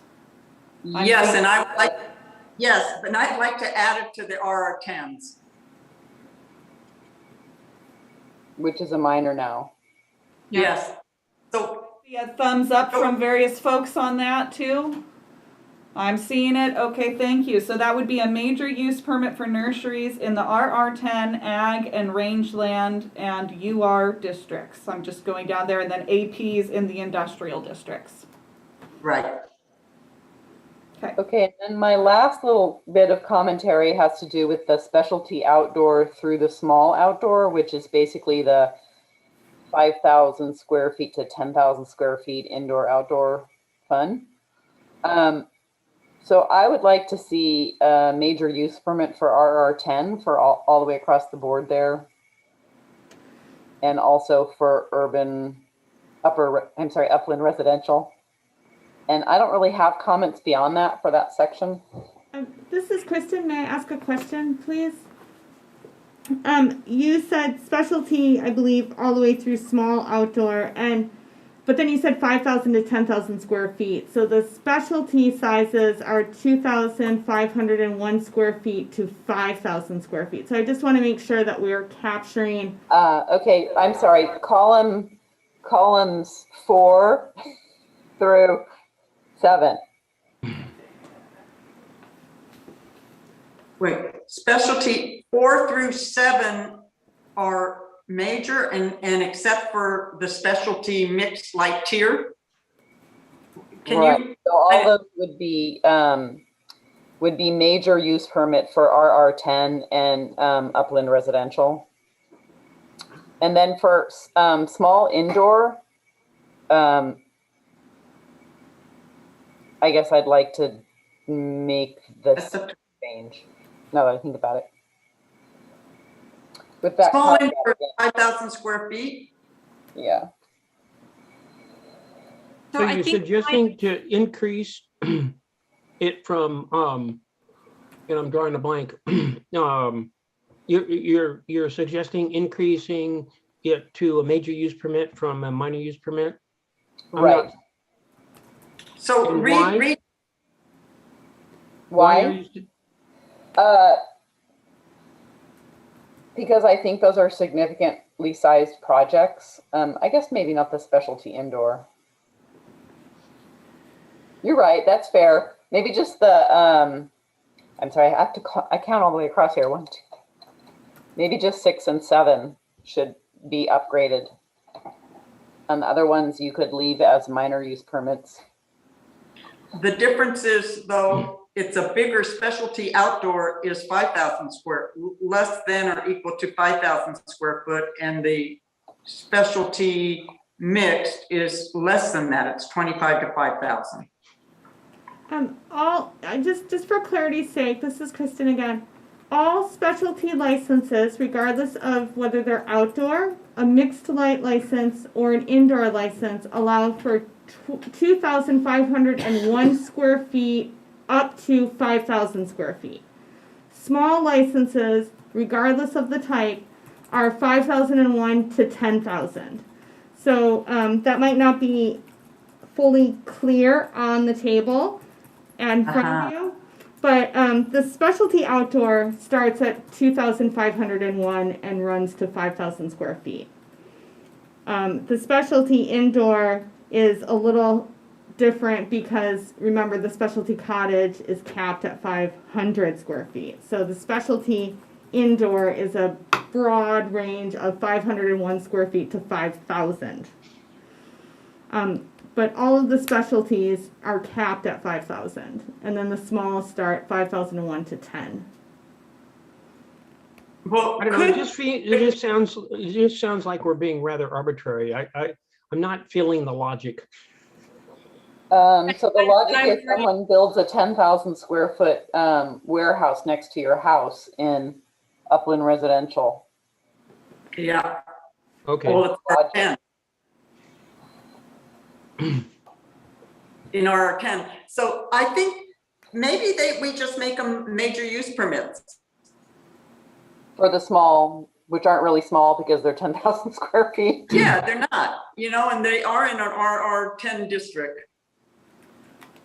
So can we do a little straw poll on that then to change the small outdoor, small indoor, and small mixed light tier 1 and 2 in the RR10 district to a major use permit? Is that an agreement? I'm seeing 3, 4. Okay. I don't know. And then also the same thing in the upland residential. So let's do a straw poll on that as well. Is there support from the rest of the commissioners to change that to a major as well? I'm seeing consensus. Okay, so with that, the change on the small permit types, outdoor, indoor, and mixed light is changed from a minor use permit to a major use permit in both RR10 and UR. Right. I'd like to also suggest in those three categories in the ag lands, making it a minor use permit, at least for small indoor and the small mixed light. Right now it's an administrative permit. I think, again, if we're trying to incentivize people to grow sun-grown, we shouldn't make it easier for them to get a permit for an indoor situation than for an outdoor. I support that. So I see full consensus. So that is changing the small indoor and small mixed light tier 1 and 2 from an administrative permit to a minor. We have to make sure our staff is paid. And that was a minor use permit, just to make sure I have it correctly. Well, that's my inclination, but I don't know, Commissioner Jones, you could probably sway me to go major if you think that that's a more. I think that's fine, given that it's ag zoning. Yeah, thank you. Thank you for thinking of it. Okay, do we have other proposed changes to Appendix A? That was all I came up with. That's it? That's it. Sorry. All right, so then I am trying to chair this meeting still, but I have to admit I'm starting to slip a little, you guys. Does anybody have anything else, or might we have completed this for the evening and be ready for staff? I think we're good. Well, we had some more, there were some things we skipped over. And what were those, Greg? Well, I can let you know the main thing, I believe you moved out of the ordinance when we were in the discussion of required findings. But I will tell you there's only really, 2 more sections in there, because I really do believe the sections to 10A17 and 20.242, those are solely cleanup. I mean, they're all struck language. Really, it's deletions, not really additions of any language. I don't believe the commission needs to go through those more than you know already in your preparation for this meeting. And then the section 22.18080 is revocation of the permit. This is a language that was crafted in consultation with our code enforcement division and county counsel's office. So I would recommend keeping it as written, similarly with the enforcement and declaration of a public nuisance section, which is in 22.18.090. So really the only question is, was there anything additional in that required findings area that the commission wished to come back to? I would real quick. And again, if this isn't possible, county council could let me know, or staff let me know. But we did have a very pointed comment from the public about wanting to have the county's support for communities that have CC&Rs in place that restrict this type of activity. Making sure that we're asking applicants to not be in, sorry, my brain just turned off too, to not be in contradiction to any CC&Rs. And I don't know if that's something we could put into the required findings in that section as well. And I don't know. I mean, Nash Gonzalez. I agree. If I may, through the chair, Nash Gonzalez, to try to deal with CC&Rs, covenants, conditions, and restrictions, even on an entitlement, it's very difficult because the county does not enforce CC&Rs. Those are private restrictions. So our hands are tied when it comes to CC&Rs. But aren't we, if we grant a permit, we've kind of just set somebody up in an area where there is a CC&R, we're like creating a potential civil lawsuit. And if there's an opportunity, I know that we don't enforce those CC&Rs, but if we have a requirement that an applicant has to demonstrate that they're not in contradiction to those CC&Rs, we could potentially head off that kind of conflict before it starts. I'll defer to county council on that for a better answer, but CC&Rs, like I said, are not something that we would enforce. Deputy County Counsel Matthew Gadrowski, I agree with Director Gonzalez. We're not involved in enforcement, and getting brought into those. It's a contract that was developed at the time of subdivision or whatever else that prompted its creation. Getting involved in how we interpret that is something I think could get us, frankly, just as much trouble as not, in terms of what we're trying to say or not say regarding the adequacy of the CCNRs. Are they still enforceable? Have they been renewed? What kind of provisions are there? Realistically, people who have their properties are on complete and full notice if they have CCNRs or not. And if they're applying for something that is in violation of that, and the neighbor says, wait a second, you can't do that, that's incumbent upon that property owner who's violating the CCNRs. And frankly, a lot of those aren't worded particularly tightly. Some CCNRs are extremely broad, some are extremely narrow, and some areas of the county even have different layers of either associations or CCNRs with each little subdivision that happened around in one particular pocket. So there's a lot of judgment there that I'm not sure it gets any better by including that as part of this process, as opposed to not. Madam Chair, Nash Gonzalez, one more comment. With regards to CCNRs, my experience in this county has been that we may hear of CCNRs out there, but a lot of CCNRs for a lot of these parcels that have been out there for over 30 years, the CCNRs have sunsetted. And so people may still believe that they have CCNRs, they are still recorded, but it gets to a point where a lot of these have sunsetted and they're unenforceable. Thank you. Yes, Commissioner Nelson. Before we leave, would the commissioners be interested in sending some sort of message to the Board of Supervisors that without enforcement, all our work is almost useless? Oh, thank you so much for bringing that up, because I'm in more than 100% support of that. I would like this commission to recommend that the board come up with some way to allocate the necessary resources, not only to the sheriff's department and code enforcement, but also to the planning department to fully implement, monitor, and enforce these new ordinances. I see general support for that, so staff, we can capture that and make sure that that comment is received by the board. Right. And we are going to need a motion, are we not? Yes, and I hate to say it, but you're going to have to review our resolution here with us that has the revised changes. So you haven't gotten away quite yet. And Matt has, I believe, drafted some of that, and I'm going to turn it over to him. Deputy County Counsel Matthew Godrowski, I have been working on something, and I do need a few things added in there to make sure I have them. So not everything is there. So what I'll try and do is get my screen shared in just a second. I just real quick, I just want to interject, and maybe I'm just Don Quixote swinging at a windmill on this one, but this is our one bite at the apple to send this to the Board of Supervisors with some strong language. And I feel like anywhere where there's ambiguity about what the Planning Commission said, basically means that all the time that we spent on that discussion is really for naught.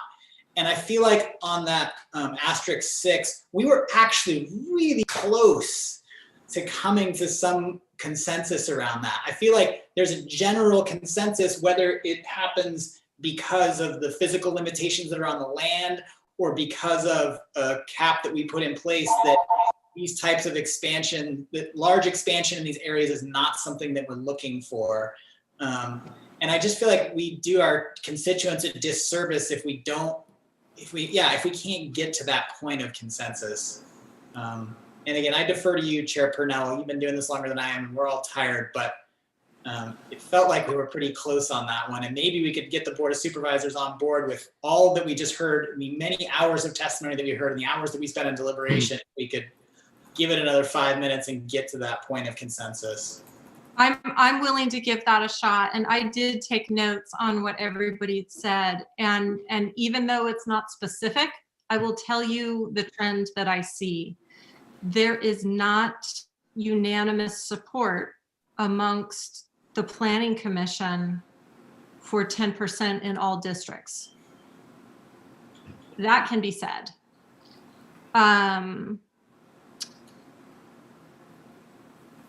I'm just looking at these notes here. There was definitely some support for reducing to between 1 acre and 5% in rangeland. I think we had majority support on something between 1 acre and 5% in rangeland. And I do not believe that we had support for 1 to 5 acres in ag land. We might need to do a straw poll on that again. You mean 5%? You said Something between 1 acre and 5% in ag land. Because here's what I'm seeing, that Commissioner Nelson wanted the 10% in ag land, and that Diana, you wanted the 10% in ag land. Did I write that down correctly? it's fine. I could be 5% in ag land. I'm comfortable with 5% for beginning, and you know, it's going to go to the board. Yeah. So if you're at 5%, then I believe we have 4 people that support between 1 acre and 5%. We couldn't agree on what it was, but it's in that range. Yeah. Commissioner Nelson. This may be off in left field, but our constituents are the Board of Supervisors. Their constituents are the voters. So to say our constituents, and we're talking about the people we heard from, isn't, in my mind, isn't exactly accurate. So I just think that's a premise that we need to keep in mind. We're working for the Board of Supervisors. Well, I don't know if we're considered a fact-finding body for the Board of Supervisors, but we spent a lot of time taking comment today and deliberating on this, and it would be great if we had something that at least was a little tighter, as Chair Purnell said, and I agree. Thank you for that point of clarification about who our constituency is. Right, and there was another voice for larger percentages because of the other counties where it's going in the state. And I understand we could be, you know, so that's why I'm not willing to just put out 1%. There were other people and there's other needs to address. So I don't mind 1 to 5%. That works for me. 1 acre to 5%. Yes. 5%. Yeah. I think all of us can probably agree to that range as going forward. Yeah. So, you know, back to the comments, we had lots and lots of comments that you wanted to limit it to 1 acre or 10,000 feet. And I think it was a misconception on their part, thinking that it was going to keep their prices up and protect their type of cannabis farming. And it's not. Their competition isn't the rangeland in Mendocino County. Their competition is Lake County, San Joaquin Valley, Sonoma Valley. And so I agree with you, Greg, comments to me are. I don't think that's why we were looking at 1 acre. None of us are cannabis growers.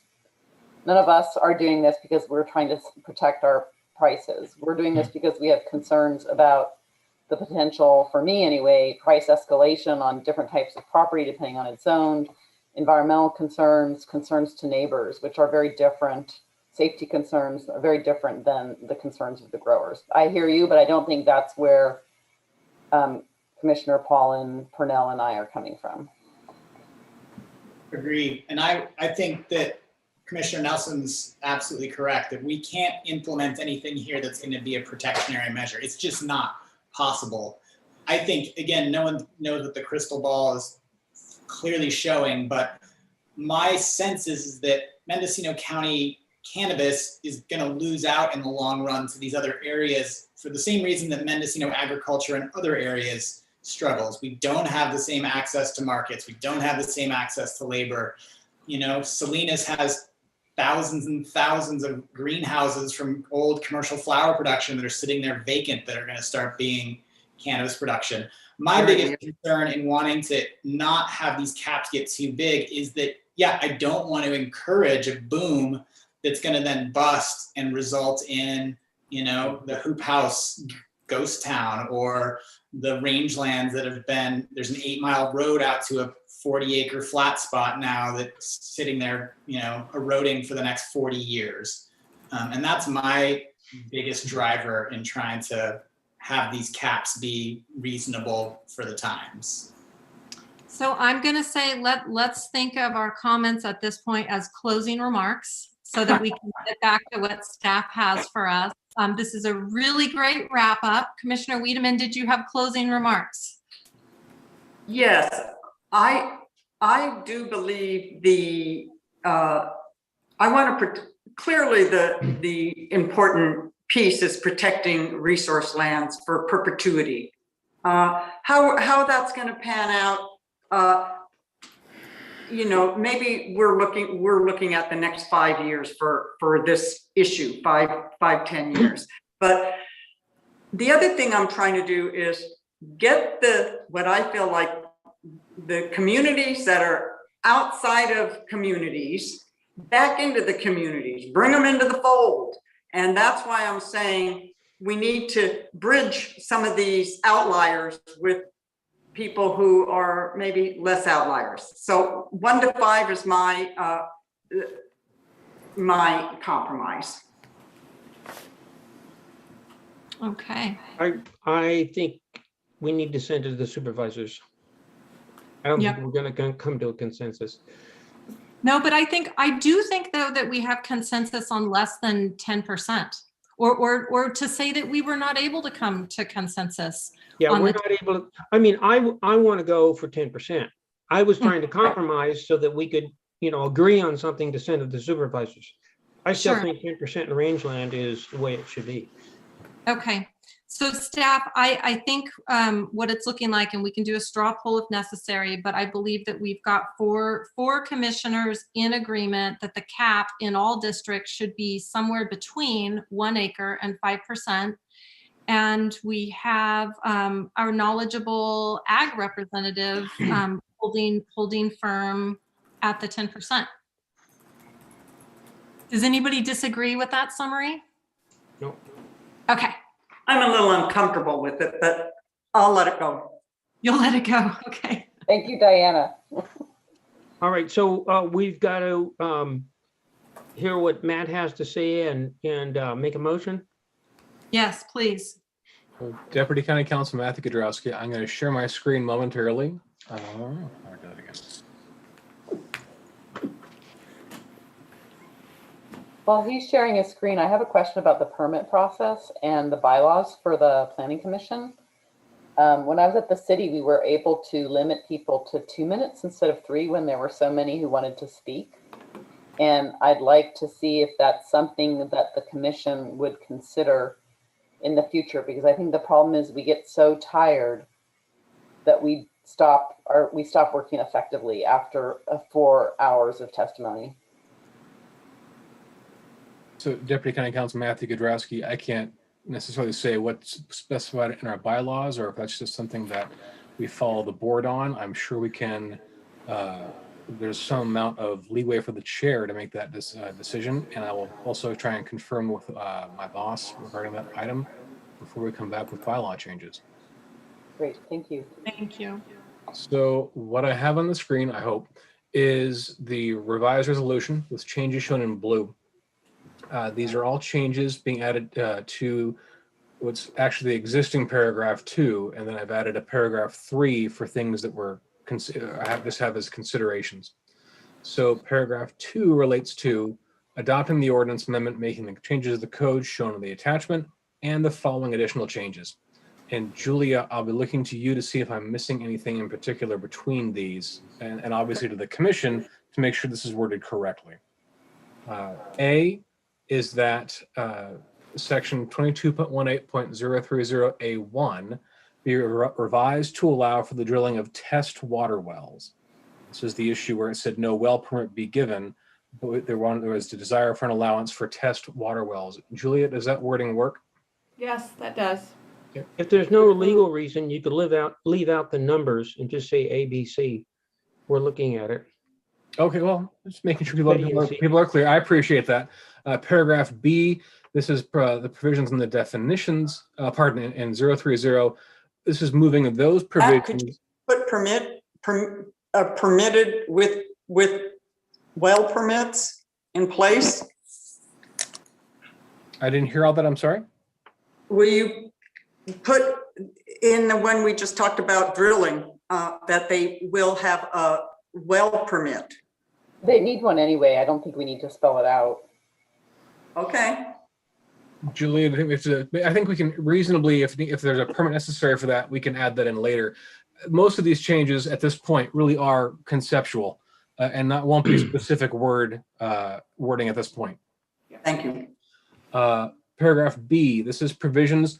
This was where we had initially for the draft today moved the provisions regarding exempt cultivation for the kind of personal grows into this chapter. This is saying those provisions are recommended to remain in chapter 10.8.17. So you'll see those as this goes forward to the board, that section will get shorter. And I believe as a result, we may also be able to shorten the definition section. I think some of those terms are used only for exempt cultivation. Paragraph C is revising the paragraph A for eligibility for a permit to allow applicants that previously denied on the basis of the 4 bullet points stated in the staff report. And those are something I have at my fingertips. I can read them if you want, Matt. Is the tree removal violation, failure to pass the required background check, lack of proof of prior cultivation, and their legal parcels established after January 1st, 2016. And then on top of that, also including applicants who had been denied for being non-responsive. Is that accurate? And Julie, is that clear enough for your purposes as well? Yes. I will add non-responsive to requests for information by the county. Okay, paragraph D. This is the permit that is required for those phase 1 applicants who want to move over into the chapter 22.18 permit process. And what had been stated in that paragraph B1 was that they were required to get a major use permit. There was consensus of the board to make that an administrative permit. That's sad. Correct. Paragraph E was revising the section 060 to be revised to include a streamlined application process. And this wording, I think I hadn't fully fleshed out, but a streamlined application process for applicants of phase 1 permits to obtain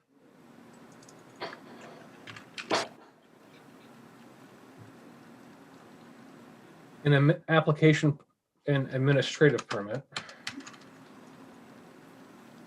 This is what happens when you make notes while you're also making notes. Under chapter 22.18, and also include, and I believe I heard Julia mention a 30 to 60 day window, but correct. A window of time where phase 1 applicants may apply for an administrative permit. Under chapter 22.18, before the application process is opened to all applicants. Correct. That's rough wording. Is the commission reasonably believing that that reflects their intent?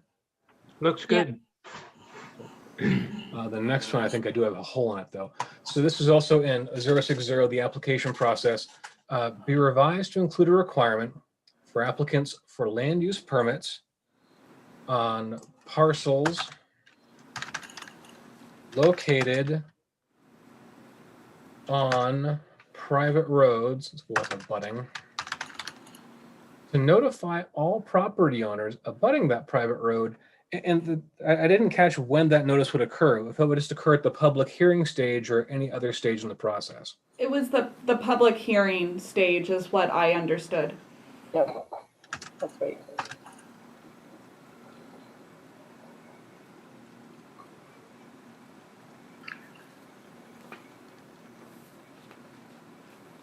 I just had a question. If we do that and we allow an administrative permit, is the administrative permit going to have land use, like is it going to have a hearing, a public hearing, an administrative permit? Yes, staff wrote that in. It's modified procedures. Yeah, great. It requires Okay, it. thank you. I couldn't remember. So that is, and Julia, do you think I'm good so far in terms of hitting everything? You're doing perfect, Matt. Don't be quite so kind. Okay, paragraph G, Appendix A be revised as follows. I believe I'm missing one or two things here.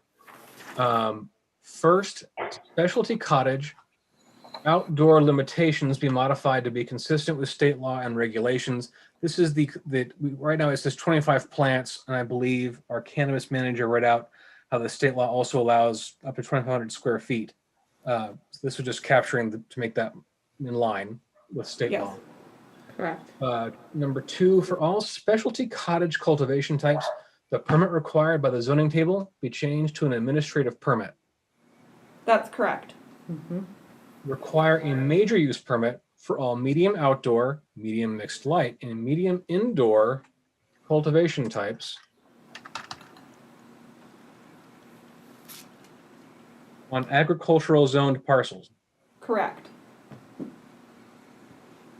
Require a major use permit for nursery permits in agricultural, upland residential, and RR10 districts. Correct. I would add to this discussion, we had a conversation about the greenhouse gas impacts of indoor grows and a desire to have the supervisors think about that. Let me go to my paragraph 3 for that topic, that type of recommendation by the commission. Was there anything else on Appendix A? I felt like I missed something. Yes. Yeah, you small outdoor, small indoor. So it is for small outdoor and small indoor in the RR10 and in the UR districts requiring a major use permit. So for small outdoor and small indoor cultivation types in the, which districts? RR10 and the UR.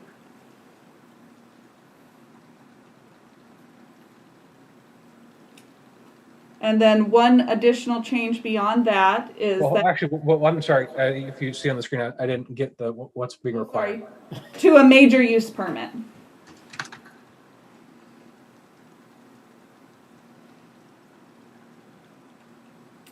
Okay. And then the last change is that for the small indoor in the ag district, modifying that to a minor use permit.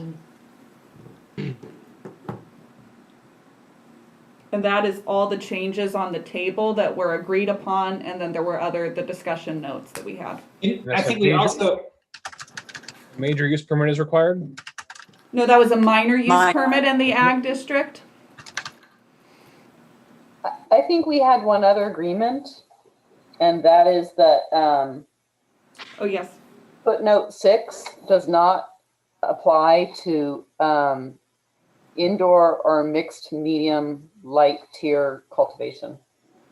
And that is already clear in the table. The asterisk 6 only is listed above the medium outdoor. Yeah, okay.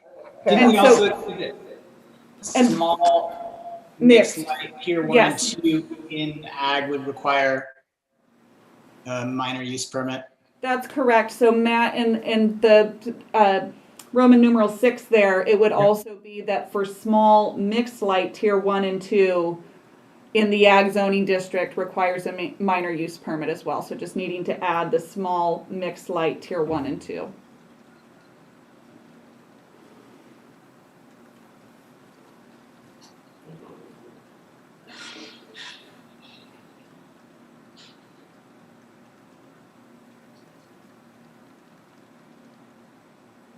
Correct? Correct. I'm always sad when people see how many typos I can do in one sentence. So doing great, Matt. It's appreciated. Thank you much, everybody. So that would be everything for Appendix A. Is that correct? Correct. Okay. So my last addition then is a new paragraph for Section 3, where the Planning Commission further recommends that the board consider the following. And this is typically where we're putting things where there isn't necessarily a strong consensus for a certain action. So my first one actually is incomplete. And this was considering whether to require alternative energy. I think renewable is a better choice. I think renewable is a better term as well. And I think we were specific about for the medium indoor and mixed light tiers. Yes, that's correct. For both the medium indoor and medium mixed light tier 1 and 2, inquiring with the board about requiring a renewable energy source. Renewable energy sources for, and what types for those again, please? Medium indoor and medium mixed light tier 1 and 2. In order to reduce greenhouse gas emissions due to intense energy use. I think it's important that they understand why.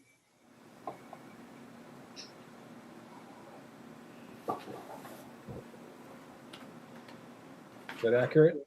No, not and energy use, due to, I don't know, high energy use. That's fine. Because it's not going to actually reduce the energy consumption. It's a little not right. Is that accurate, or is there more wording? I'm sorry. That's good. Okay. Paragraph B. Placing an acreage limitation on the amount that can be cultivated pursuant to footnote 6. Appendix A. The commission was not able to reach consensus on a limitation, but discussed a maximum area between 1 acre or 5% of the parcel size. That reflects my notes. I would say from 1 acre up to 5% of the parcel size. I think that's more reflective of the conversation.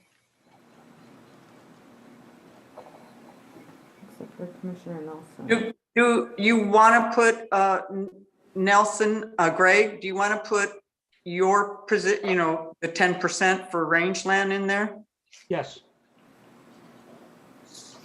and a conversation regarding something like that. His point of view. So Commissioner Nelson proposed staying with. I don't know if we have to name the commissioner. I think it was also just and one commissioner wanted 10% in ag. Yeah, thank you. The rest of us didn't. That's fair to everybody. Yeah. Is that accurate, Greg? Or you were saying 10% cap in all 3 zoning districts where the 10% cap was proposed? You know, my main point was it should be 10% in the rangeland category. Yes. I understood it was the rangeland district. Mm-hmm.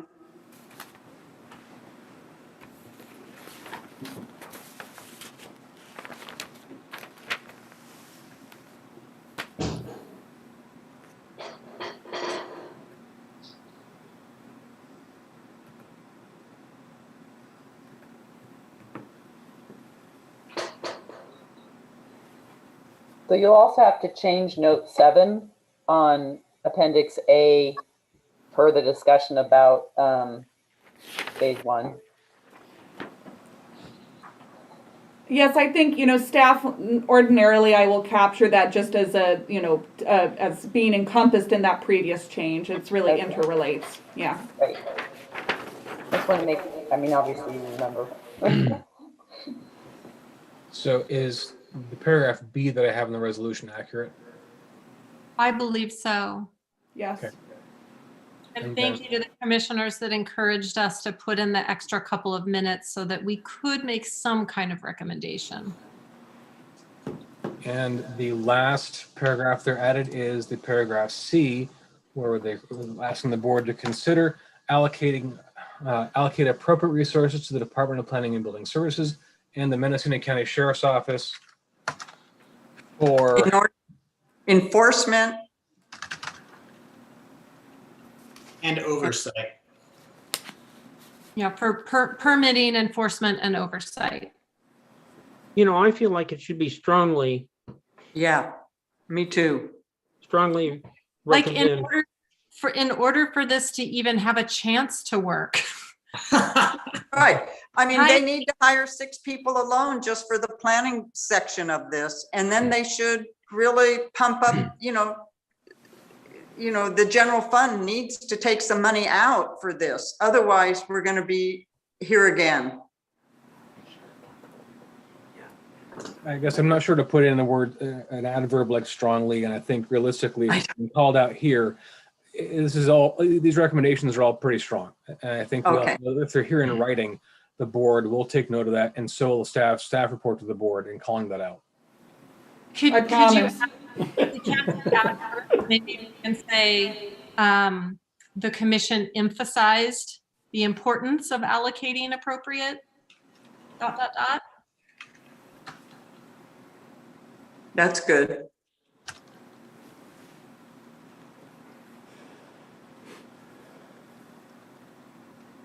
Thank you, Matt. You're a good creative writer. People watching too. Maybe you could put like a fist bump emoji at the end or something, you know? I think Microsoft Word is too staid for that. But I believe then, if that's sufficient wording, then that would be the revised resolution with those changes to that paragraph 2 and this new paragraph 3. Great. That is everything I had captured as well. Do we make a motion? Staff, are we ready to entertain a motion? I believe so. This will look prettier at some point once we finalize this, and the motion will be for adoption of the resolution as modified. All right. Can I just make one point before we make a motion, and that is that if staff could consider a prohibition of cultivation in living areas of homes, that was a parallel to what was in the first set of regulations we looked at. I don't really have the brainwidth to wordsmith it right now, but I think it's an issue still in our community of people turning homes into grow houses.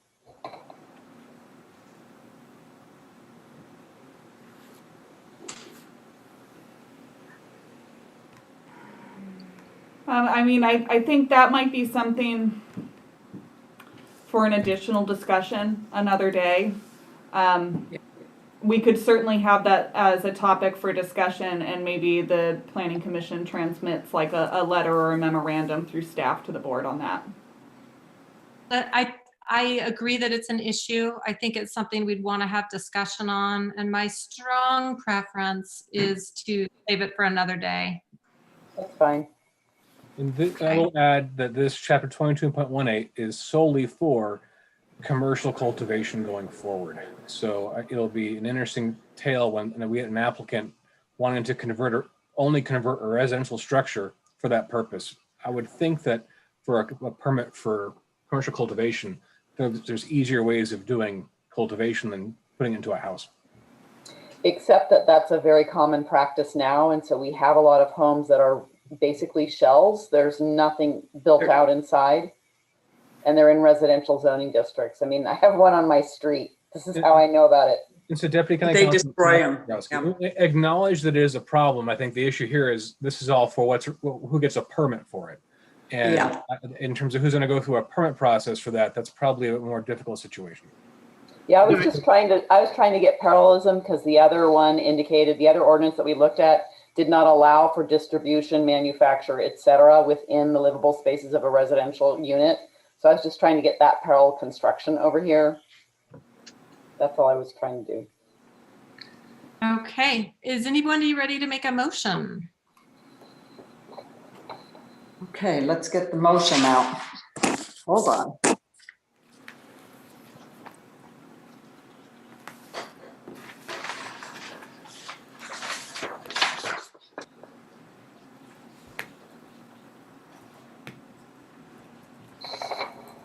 I can make it. Perfect. I'm looking for where to read it.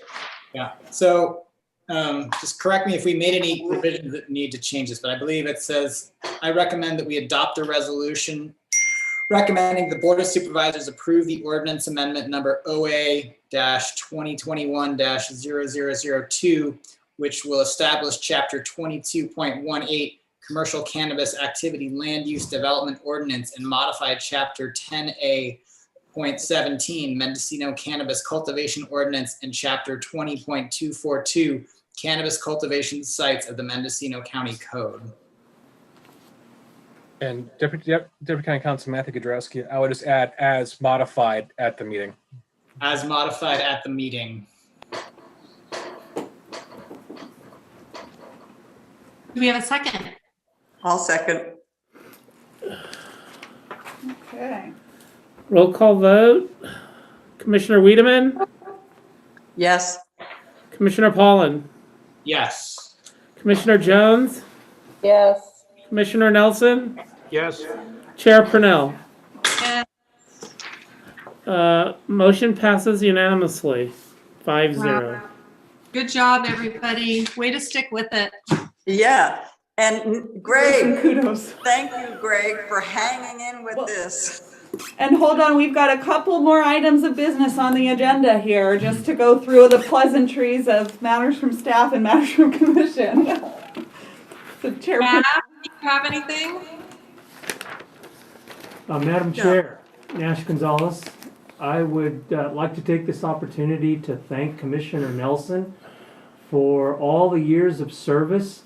I had the pleasure of working with Commissioner Nelson on the general plan.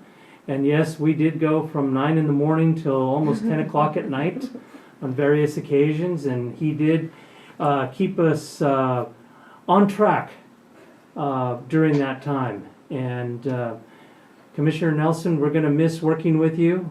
I'm going to miss working with you.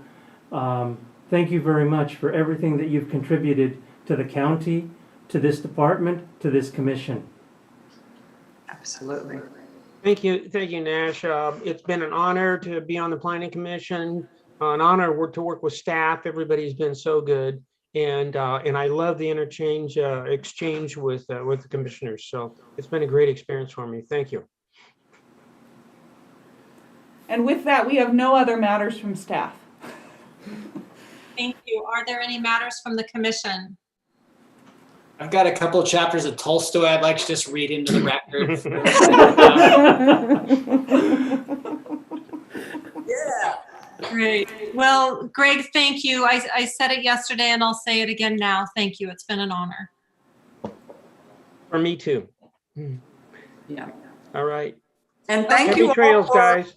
And I just want to thank all the commissioners and staff that we could push each other, right? And we're pushing each other in directions sometimes that are uncomfortable, but it helps us get to something that I think is a better piece of work. And even though we may not all disagree, I really respect everybody's insights and perspectives. And thank you, Matt, because I put some heat on you yesterday, and I'm sorry about that. Thank you to Good night, all. Sweet dreams. Thank you, All sir. right. Do we have a motion to adjourn? I so move. Okay. Good night, everybody. Bye. Good night. Oh. And let me stop our stream here.